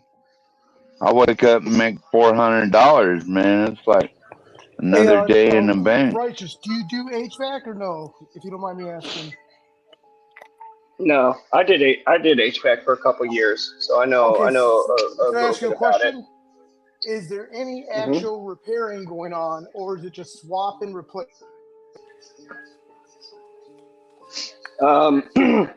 That depends on the company, and it depends on the age of the system. So one of the things that happened, I think it was back in 2019, they stopped producing the old refrigerant, which was R22, and that was the refrigerant that was in HVAC AC systems for the last 20, 30 years for the majority of them, and they switched over to a different one. I can't remember what it is right now off the top of my head. So it's one of those things where depending on the age of the system and depending on what's wrong with it, sell you a new system because since they don't produce the old refrigerant anymore, but some people still have a stock of it, but because they don't make it anymore, it's super expensive. Okay. So at this point, for older systems, it makes more sense to get a new one. So then, if something happens, you have a refrigerant leak or something like that, or you got to change a compressor, the refrigerant is cheaper. And evidently better for the environment, right? Yeah, that's what they say. It doesn't have like the HFC or something like that. Supposedly, it's something that harms the ozone. But articles came out about it years ago, right around the 2018, 2019 mark, saying that the ozone layer had repaired itself. So yeah, since we cracked down on that, and people aren't burning hairspray out into the atmosphere, it's kind of like meh.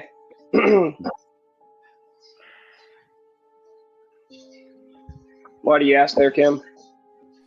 Oh no, because a lot of fields they're not actually repairing anymore because one, the labor market, the skilled people that can do the repairs are becoming far and far between, and then also there's more pressure because they're getting rid of all the smaller guys, and they're only wanting the big boys to carry the bigger brands, so they're put under I guess what I'm trying to say is they're on the swap out for new than repair and replace, or you know what I'm trying to say, because that's going on in a lot of industries.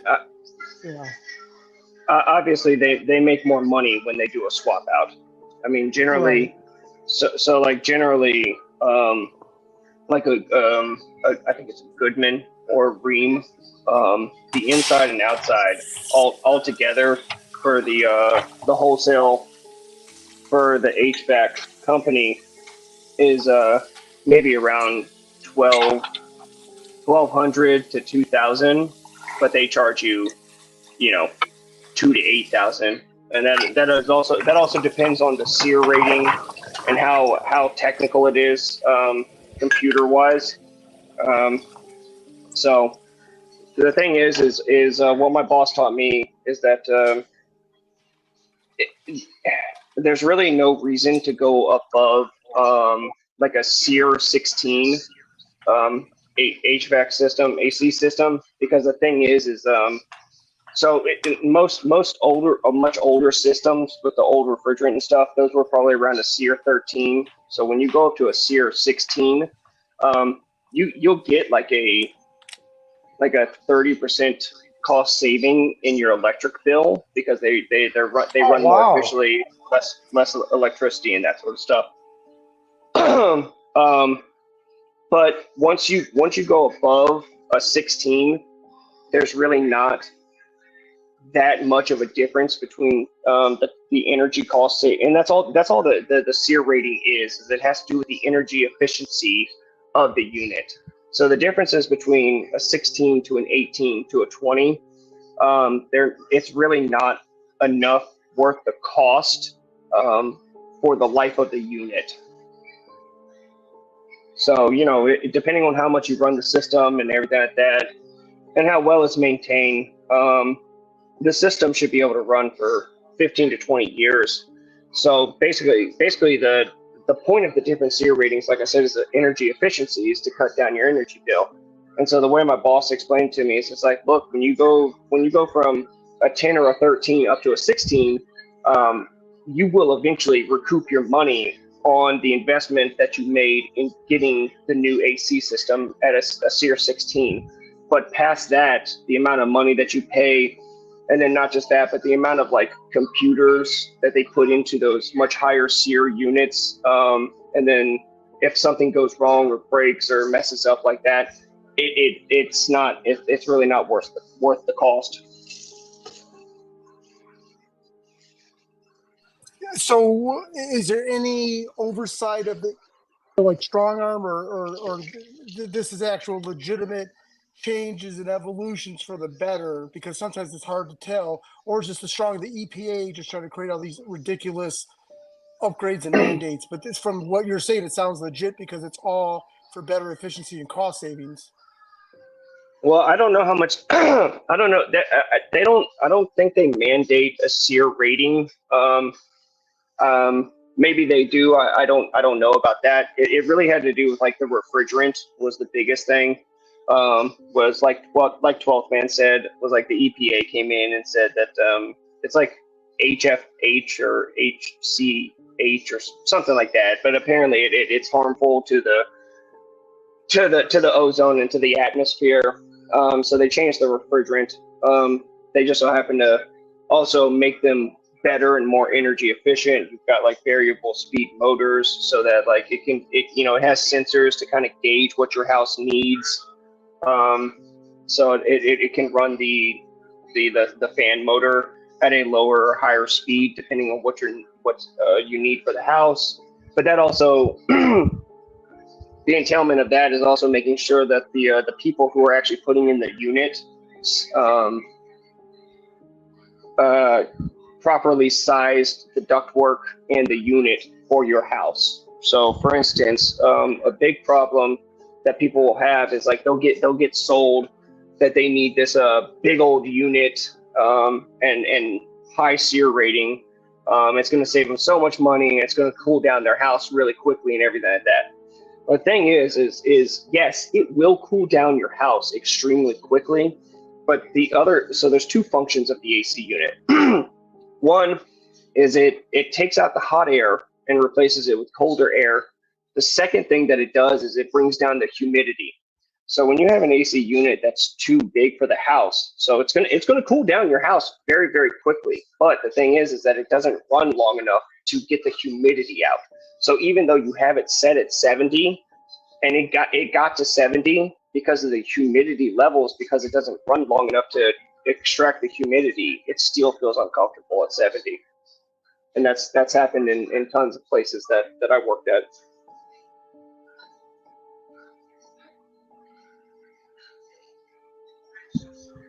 Yeah, thanks And a then lot. if it's That was pretty too informative, man. That was pretty informative. Yeah, I know a thing or two sometimes. And then if it's too small, then obviously the problem is that it will run constantly nonstop. So I will say that like honestly, it's rare to find a situation where they undersized the unit, and so so they gave you a unit too small for the house. That's really rare. What's more common is that people go in there trying to sell them a high-end badass unit that's going to cool down their house really quickly, and then it does all the things that I just told you about.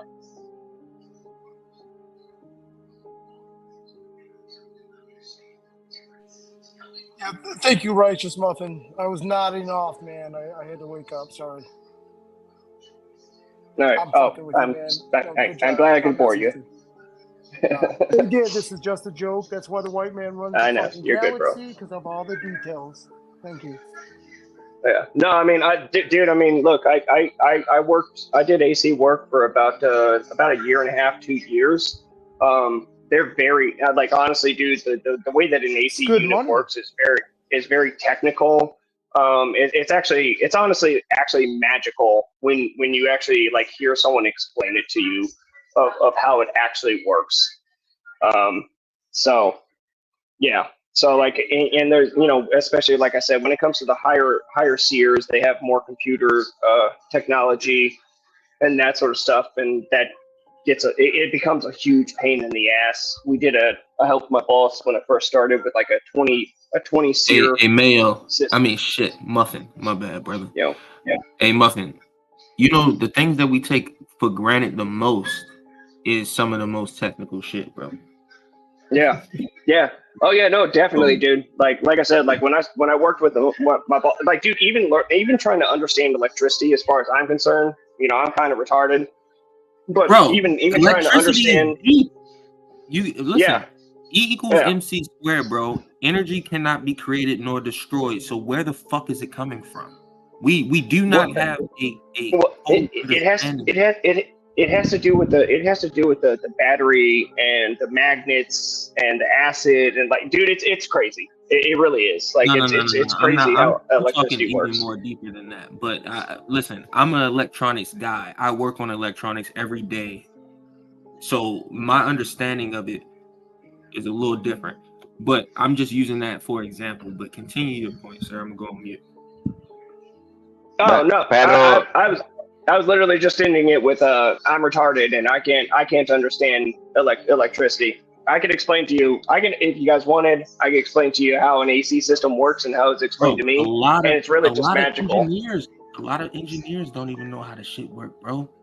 They can tell you all the theorems behind it. They can tell you the formulas and the calculations and stuff, but they cannot tell you what it is. Yeah. So yeah, but good. Yeah.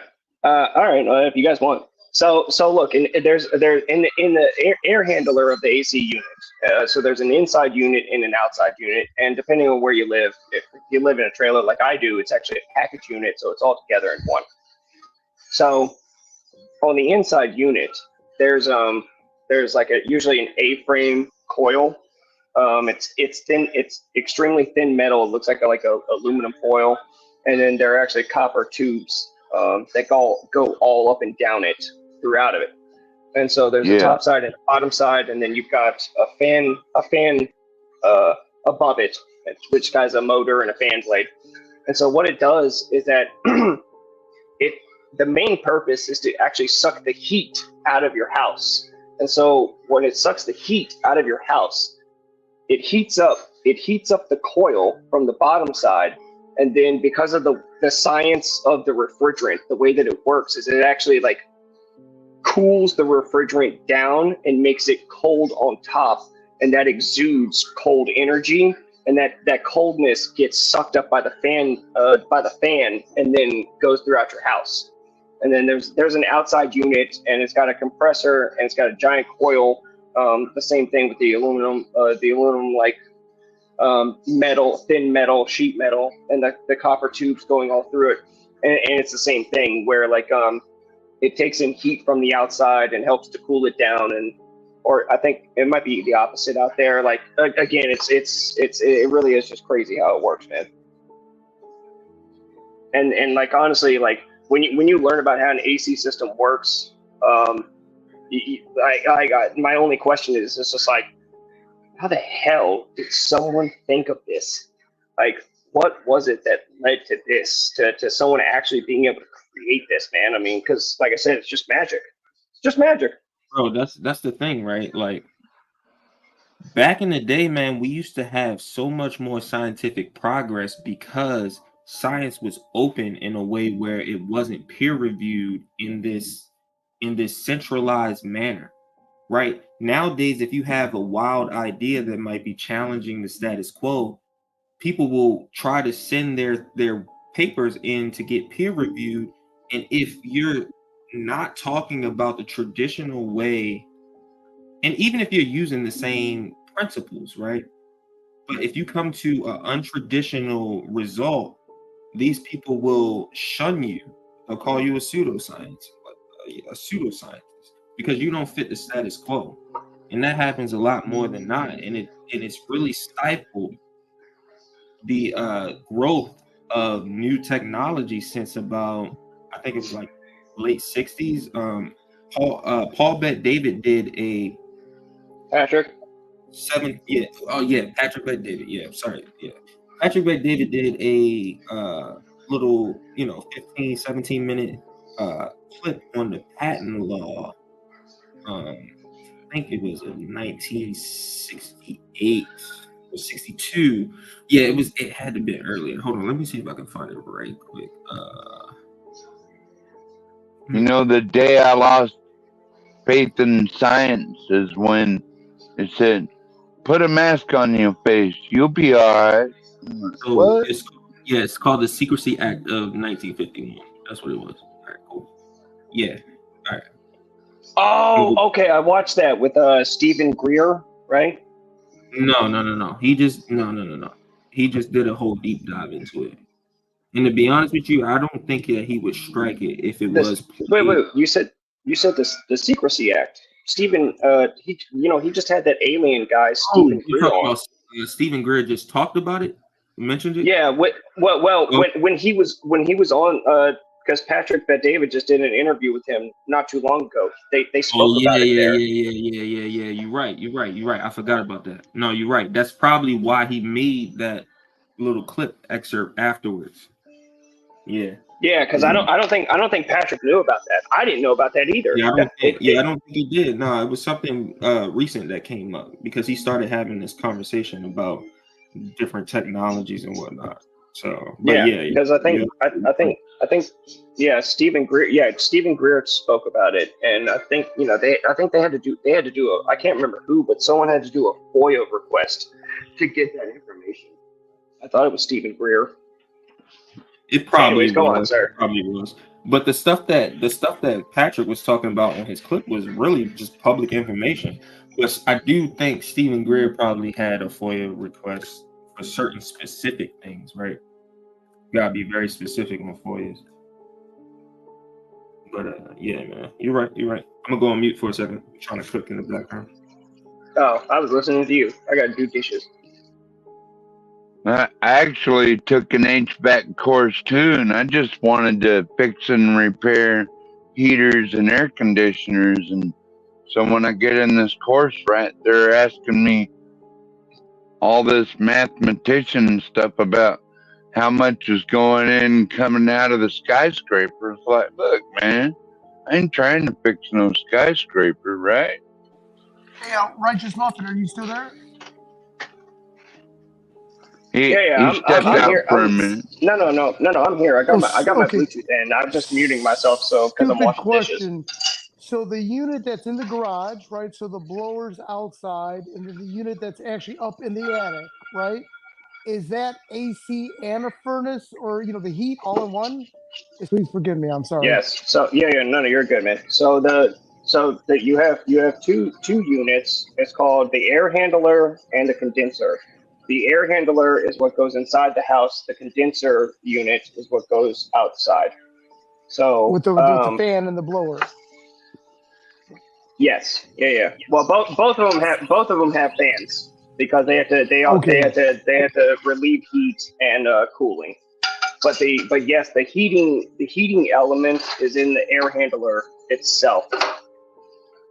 So depending on the type of unit that you have, there's a heating element, and basically it works the same way as an oven, where it's just hot wrought iron metal, something like that, and it heats up and then it blows. And the refrigerant, it reverses the flow of the refrigerant. So then it's trying to get cold air out to heat up the place.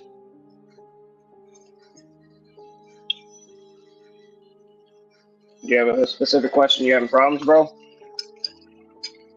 Oh no, not at all. I was just like confused. Like, how could the same unit be kicking out heat and air? But again, that's just the way it is. The technology in it, it gets a little confusing for pea brains like myself. But as you said, So it's I think a miracle. It really is, dude. No. So actually, I think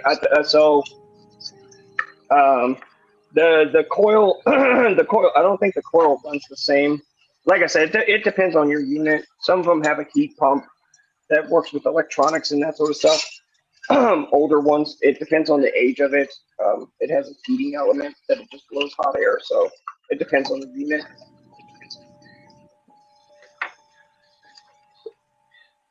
But they work together. That's why there's copper pipes.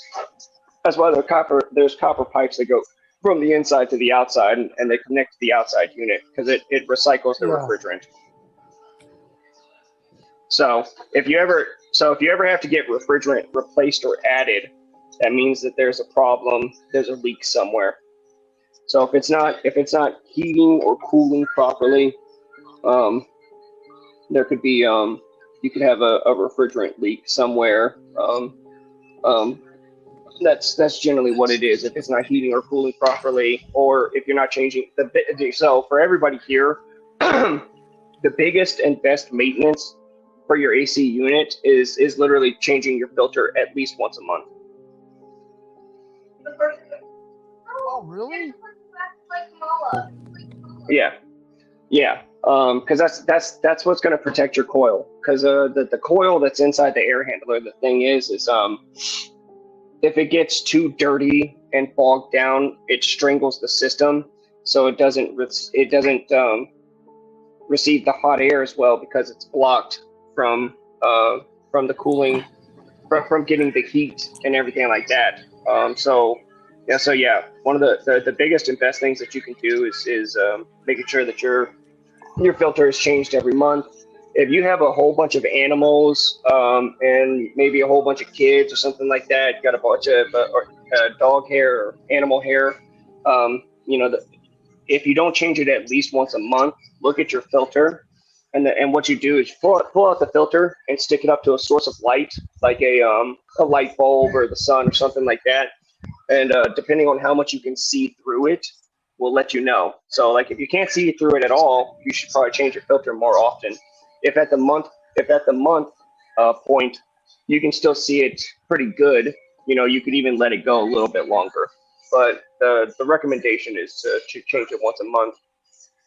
And then you also have the thickness of the filters. It's called the MERV MERV rating. And my boss always told me you really shouldn't go above the MERV 8 level, because the filter will be so thick that it can actually strangle the system, because the filter is so thick that it can actually prevent the system from working properly.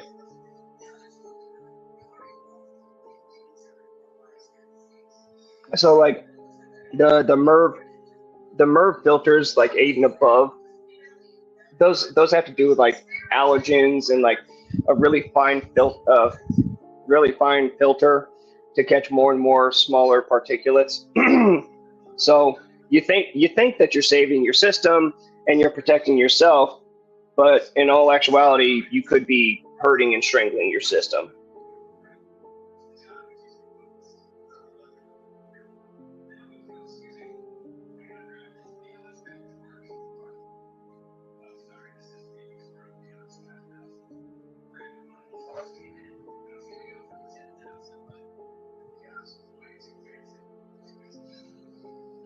Yes, ductless mini splits are different, Mavid. And actually, those are actually really, really good. They're they're for smaller areas, but yeah, those things are awesome. Honestly, they're super energy efficient and they're small. It's actually mostly what they use over in Europe, and those countries over there. But yeah, they're super energy efficient. Now the problem is you still have the same thing. So the part that's inside the house, they actually still have 2 washable filters in them. So you still have to check those. So there's a little flap that you can open up, and you'll see the 2 filters that curve, and you can pull them out and wash them and then put them back.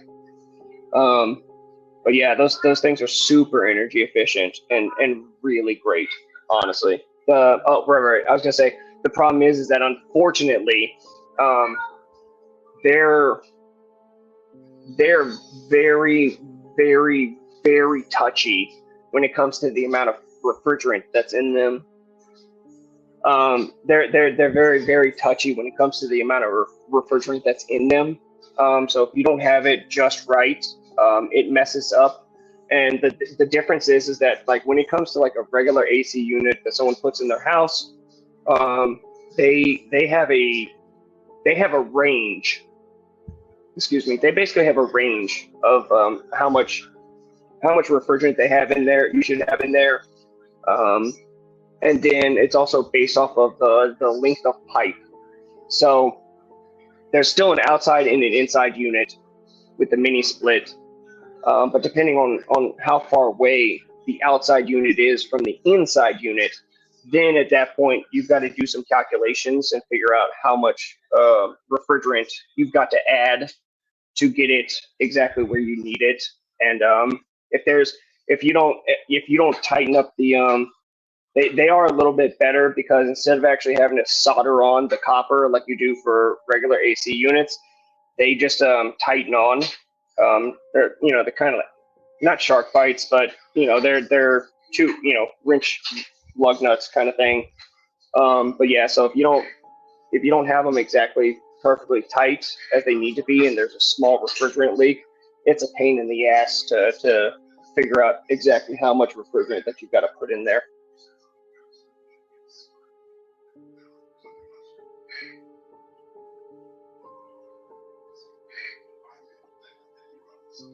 The Apollo 13 thing, I have no idea about.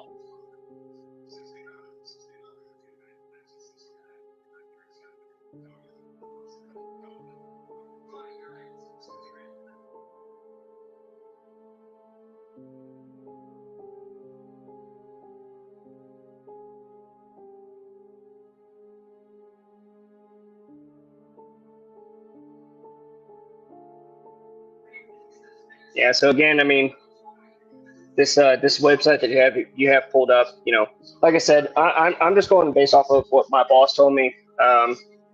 He was a childhood friend of mine.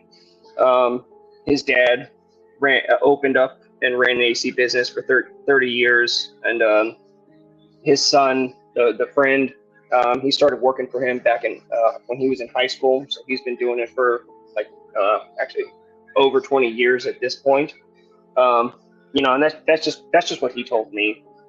That it can strangle the system, especially depending on how much again, how many animals and kids, and how dirty your house gets, how clean you keep it, and all that sort of stuff. It all plays a factor into this. Then you also have your drain line. So the coil produces water, and it condensates. So the coil inside the air handler condensates, and there's a drain line PVC pipe that goes to the outside.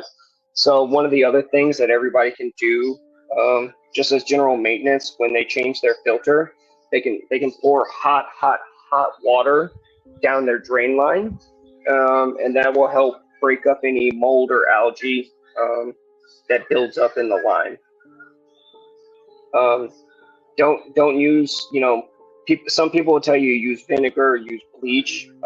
My boss always said don't do that stuff, because of the chemicals that they can the vapors can come back up through the drain line and cause rusting and oxidization of the coil in the air handler. And because of how thin of metal it is on the coils, it's not a good idea. So my boss always said just run hot water through your drain line.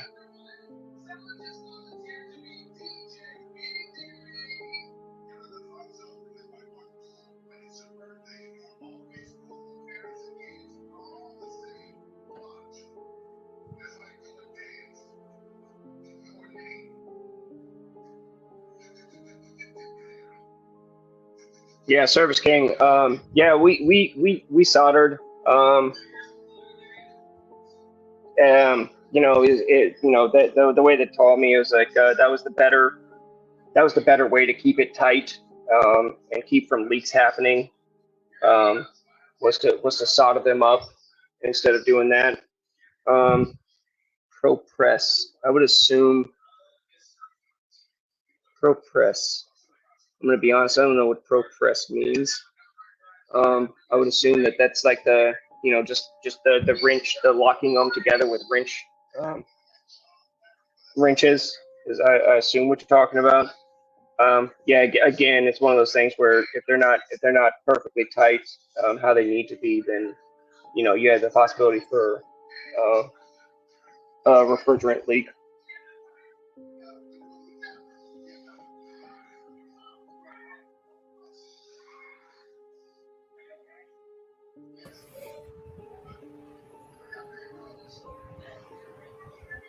Man, everyone left. What the heck? Oh my god. All right. I guess I bored everybody. No, I was putting everything in the background. I was putting all this stuff with the Merv 8, Merv 11. I mean, it's interesting stuff. I think a lot of people like it. I mean, we still got 20-something viewers. Yeah. Well, and like I said, I mean, look, that honestly, it's a really, it's a simple thing, changing the filter once a month and running hot water down the PVC drain line because there are tons of people who have their drain lines back up and stop up. They might not be run properly. It could cause an air bubble. They depending on where you live, they get built up with algae and mold over time. And so that's why if you run hot water through it once a month, it can at least help to break that stuff up. So like a pitcher of hot water is a good thing to do once a month when you do it. And like I said, it's one of those things that helps your system. Yeah. So the Service King, he says like, okay, it's a Milwaukee copper pro press. It seems like they just like press down the copper pieces together. Is that what? And he goes like, tell your boss it saves a lot of time. Okay. Yeah, I don't know anything about it. And again, like I said, look, he learned from his dad, and I just did what I just did what he taught me to do. Right. Yeah, man, this seems like a shortcut way. Okay, if you don't solder pieces together, then man, I don't know. Okay, let me see. Is this the right? Portia says she's back. Yeah, she's usually in the background if someone's she wants to be there. Oh, okay. I didn't know if she was trying to come up. No, she can come up on her own if she wants to. Yeah. So. Oh, okay.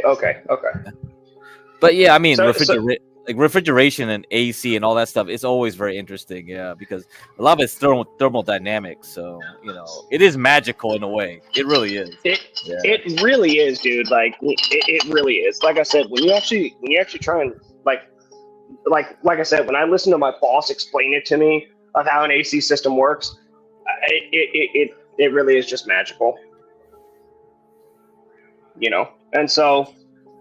Yeah. So like I said, man, for everybody out there, the biggest thing to do, change your filter once a month at least, and run some hot water down the drain line. The other thing you can do is check your coils and see how they look. If you have a return box that you can stick your head in, take a picture of or something like that. And then also same with the your outside condenser unit, like I said, has a big coil that goes around the entire thing. You can spray that off with your hose once, maybe twice a year, depending on how dirty it gets and depending on where it's at. Because if it's somewhere where you've got long service and guys are always cutting grass and weed whacking around it or something like that, or it's got trees all around it and that sort of stuff, it's a good idea to spray off the outside unit once a year. Yeah, I'm looking at this ProPress stuff. It's just like so Service King keeps saying like, okay, so he's saying it's an advancement, it's not a shortcut. Okay, we'll see. Oh, okay, Portia. I got you, girl. Yeah, I don't know anything about the ProPress stuff. Yeah.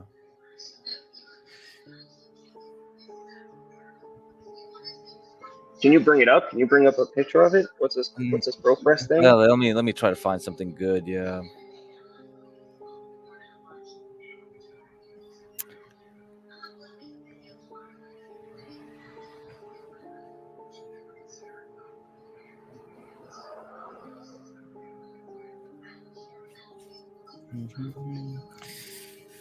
All right, let me see if I can get this article going.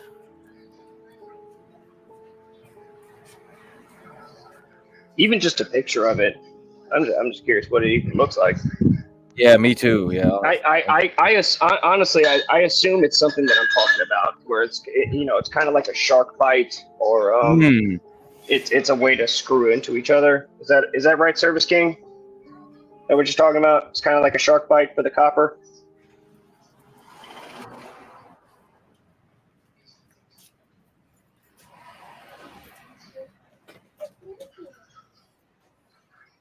It's really cool to know all this stuff though. It's like so many like ways to do things nowadays.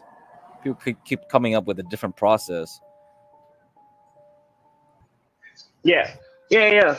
And like I said, man, and I really mean it. That's why I've repeated it, and I'm going to. Seriously, Mm. guys, everybody out here, the best way to help and save your system, changing your filter once a month.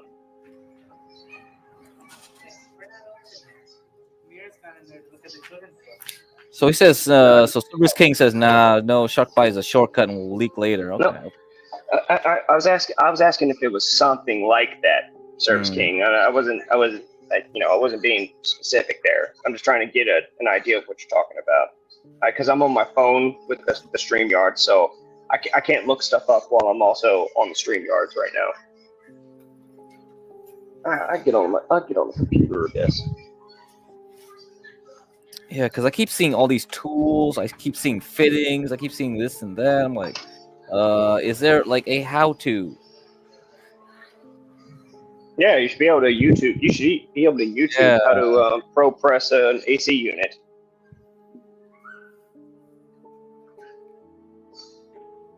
I don't know. No, it's like crimping. Yeah, that's Really? what it looked like. It looked like crimping. I was like, huh? It's just crimping. Well, No. Service King, wouldn't that leave it open for the more likelihood of leaks and stuff? Obviously, there's a got to be a specific certain way to do it so that it doesn't leak. I get Mhm. that, but the vibrations over time and everything like that. I mean, I don't know, man. Like look, when it comes to the when the soldering stuff, depending on what you're using, um, Yeah. the soldering honestly doesn't take that long. It really only takes a few minutes. So I don't know how much quicker it is.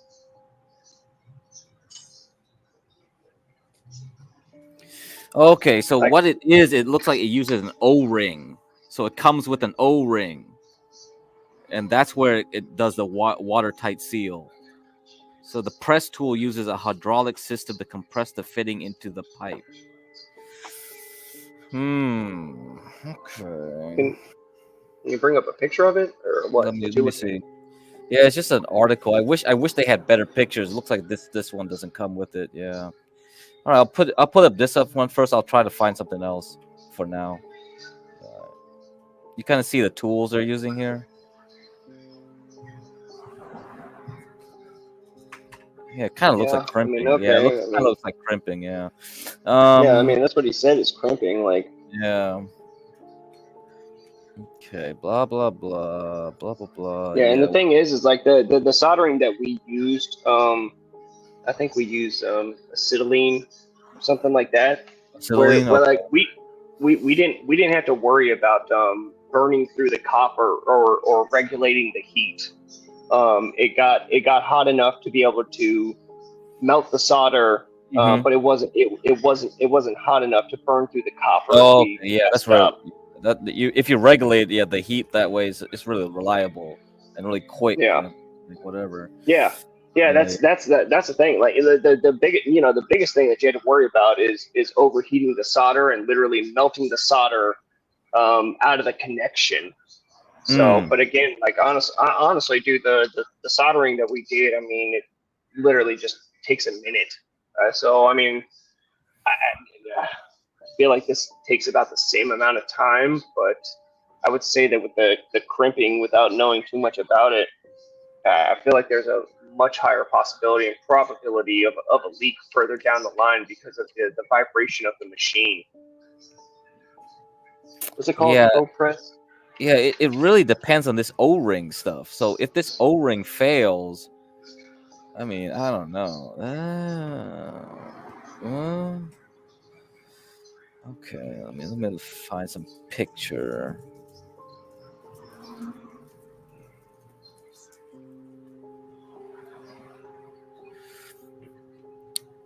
Let me see. This is a better picture here.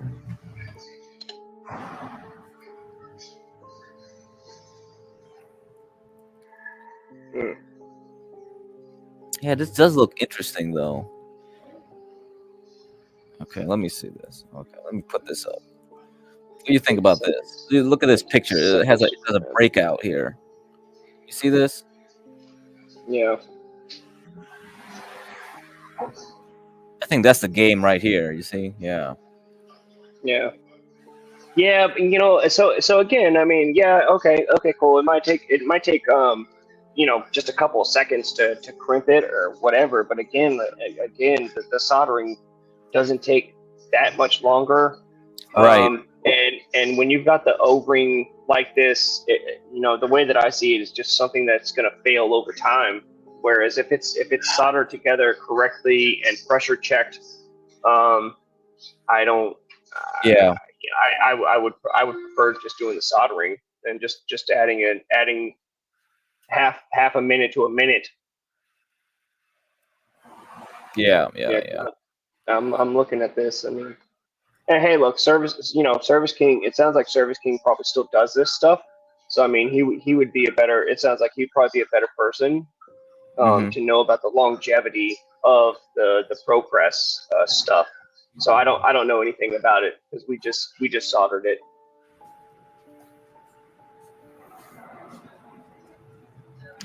Yeah, you go down rabbit holes, you'll find out so many things. Yeah, it's just like, damn, I didn't know that. I didn't know that either.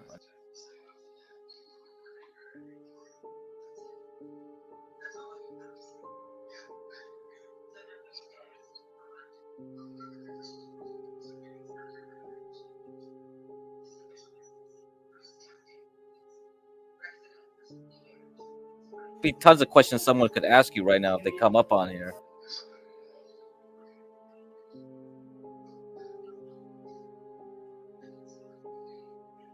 Yeah, so I mean, just on a little Reddit forum from this is from 3 years ago.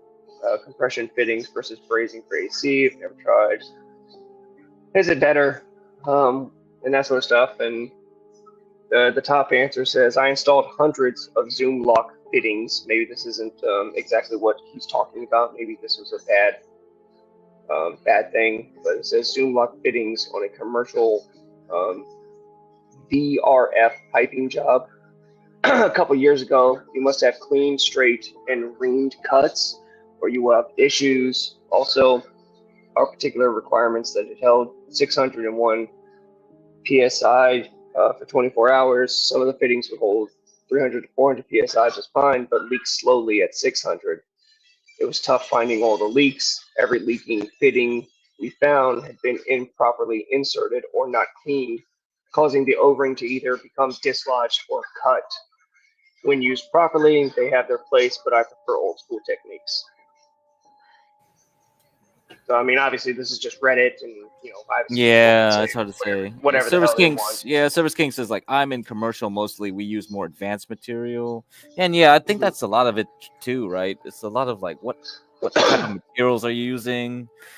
It's gonna affect things, and oh man, so many potential issues. Like if you're not doing this stuff right.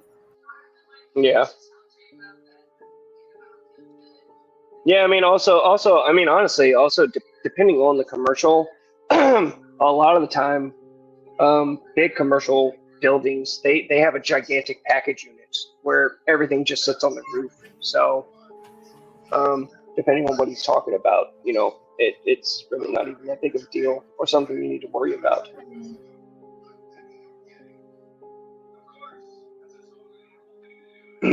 So like for really, really big commercial buildings, like I said, it's called a package unit. So instead of having two split systems, you have one system all together. It's got the air handler and the condenser all as one. And then you have a lot less fear and worry about these sorts of things because you're not having to run copper pipes to a second unit and worrying about soldering them or putting on these pro press fittings or anything like that. Yeah, that's something to think about.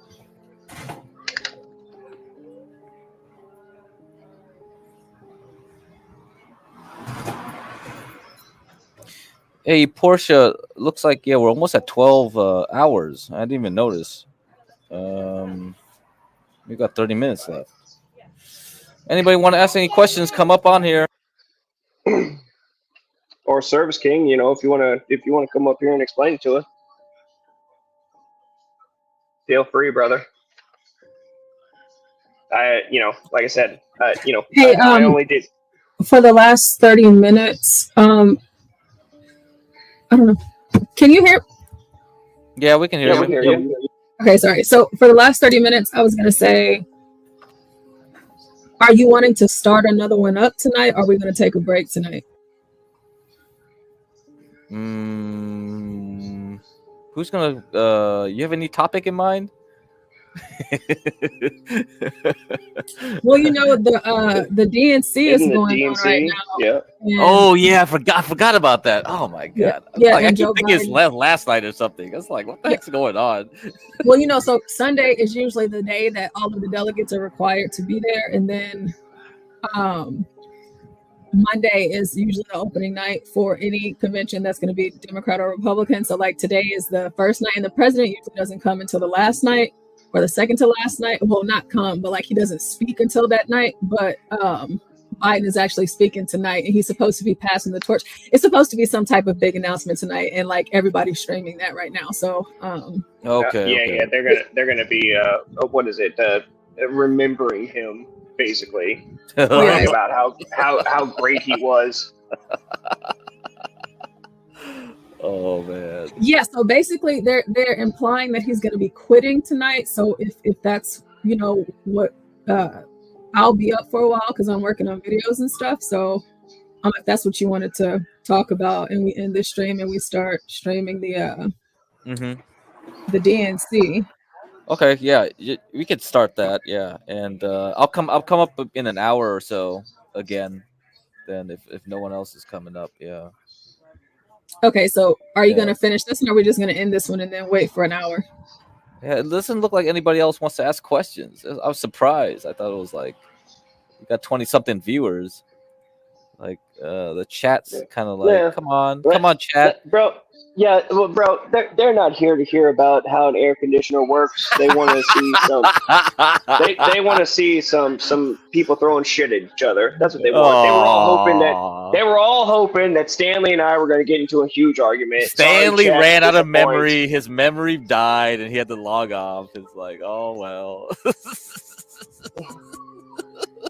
He was fighting for a whole night, dude. He was fighting since like 12 hours ago, actually. He was fighting random people. What's funny?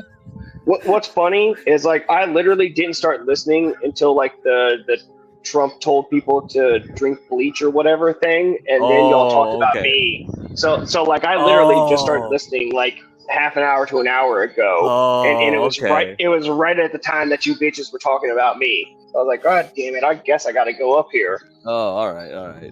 Oh man, too late. Yeah, and they all dropped off. I really didn't want to argue. I really don't want to argue anyways, bro. I just got home not that long ago. Stanley was arguing for the whole day, pretty much. Well, good. It tired him out. It tuckered the old man out. Yeah, he's got to get his nap. He's got to drink some. He's got to drink some Pedialyte, that warm glass of milk. Get him a good night's sleep. Oh, Pedialyte. Oh shit. Oh, fuck. Shit. Oh my god. Yeah. All right, Portia. Yeah, we could just kill this. We'll see you on the next one. All right. Bye. I may or may not be awake. All right. Cool. All right, so we're gonna end this stream, y'all, and then give us about an hour? Yeah, give us an hour. So, is it gonna start anytime soon? What? I was gonna say real quick. Do you mind if can we listen to what they're saying for just like 5 minutes? Would that be okay? Oh, sure. Crack, can you change the layout and like make yourself like, you know?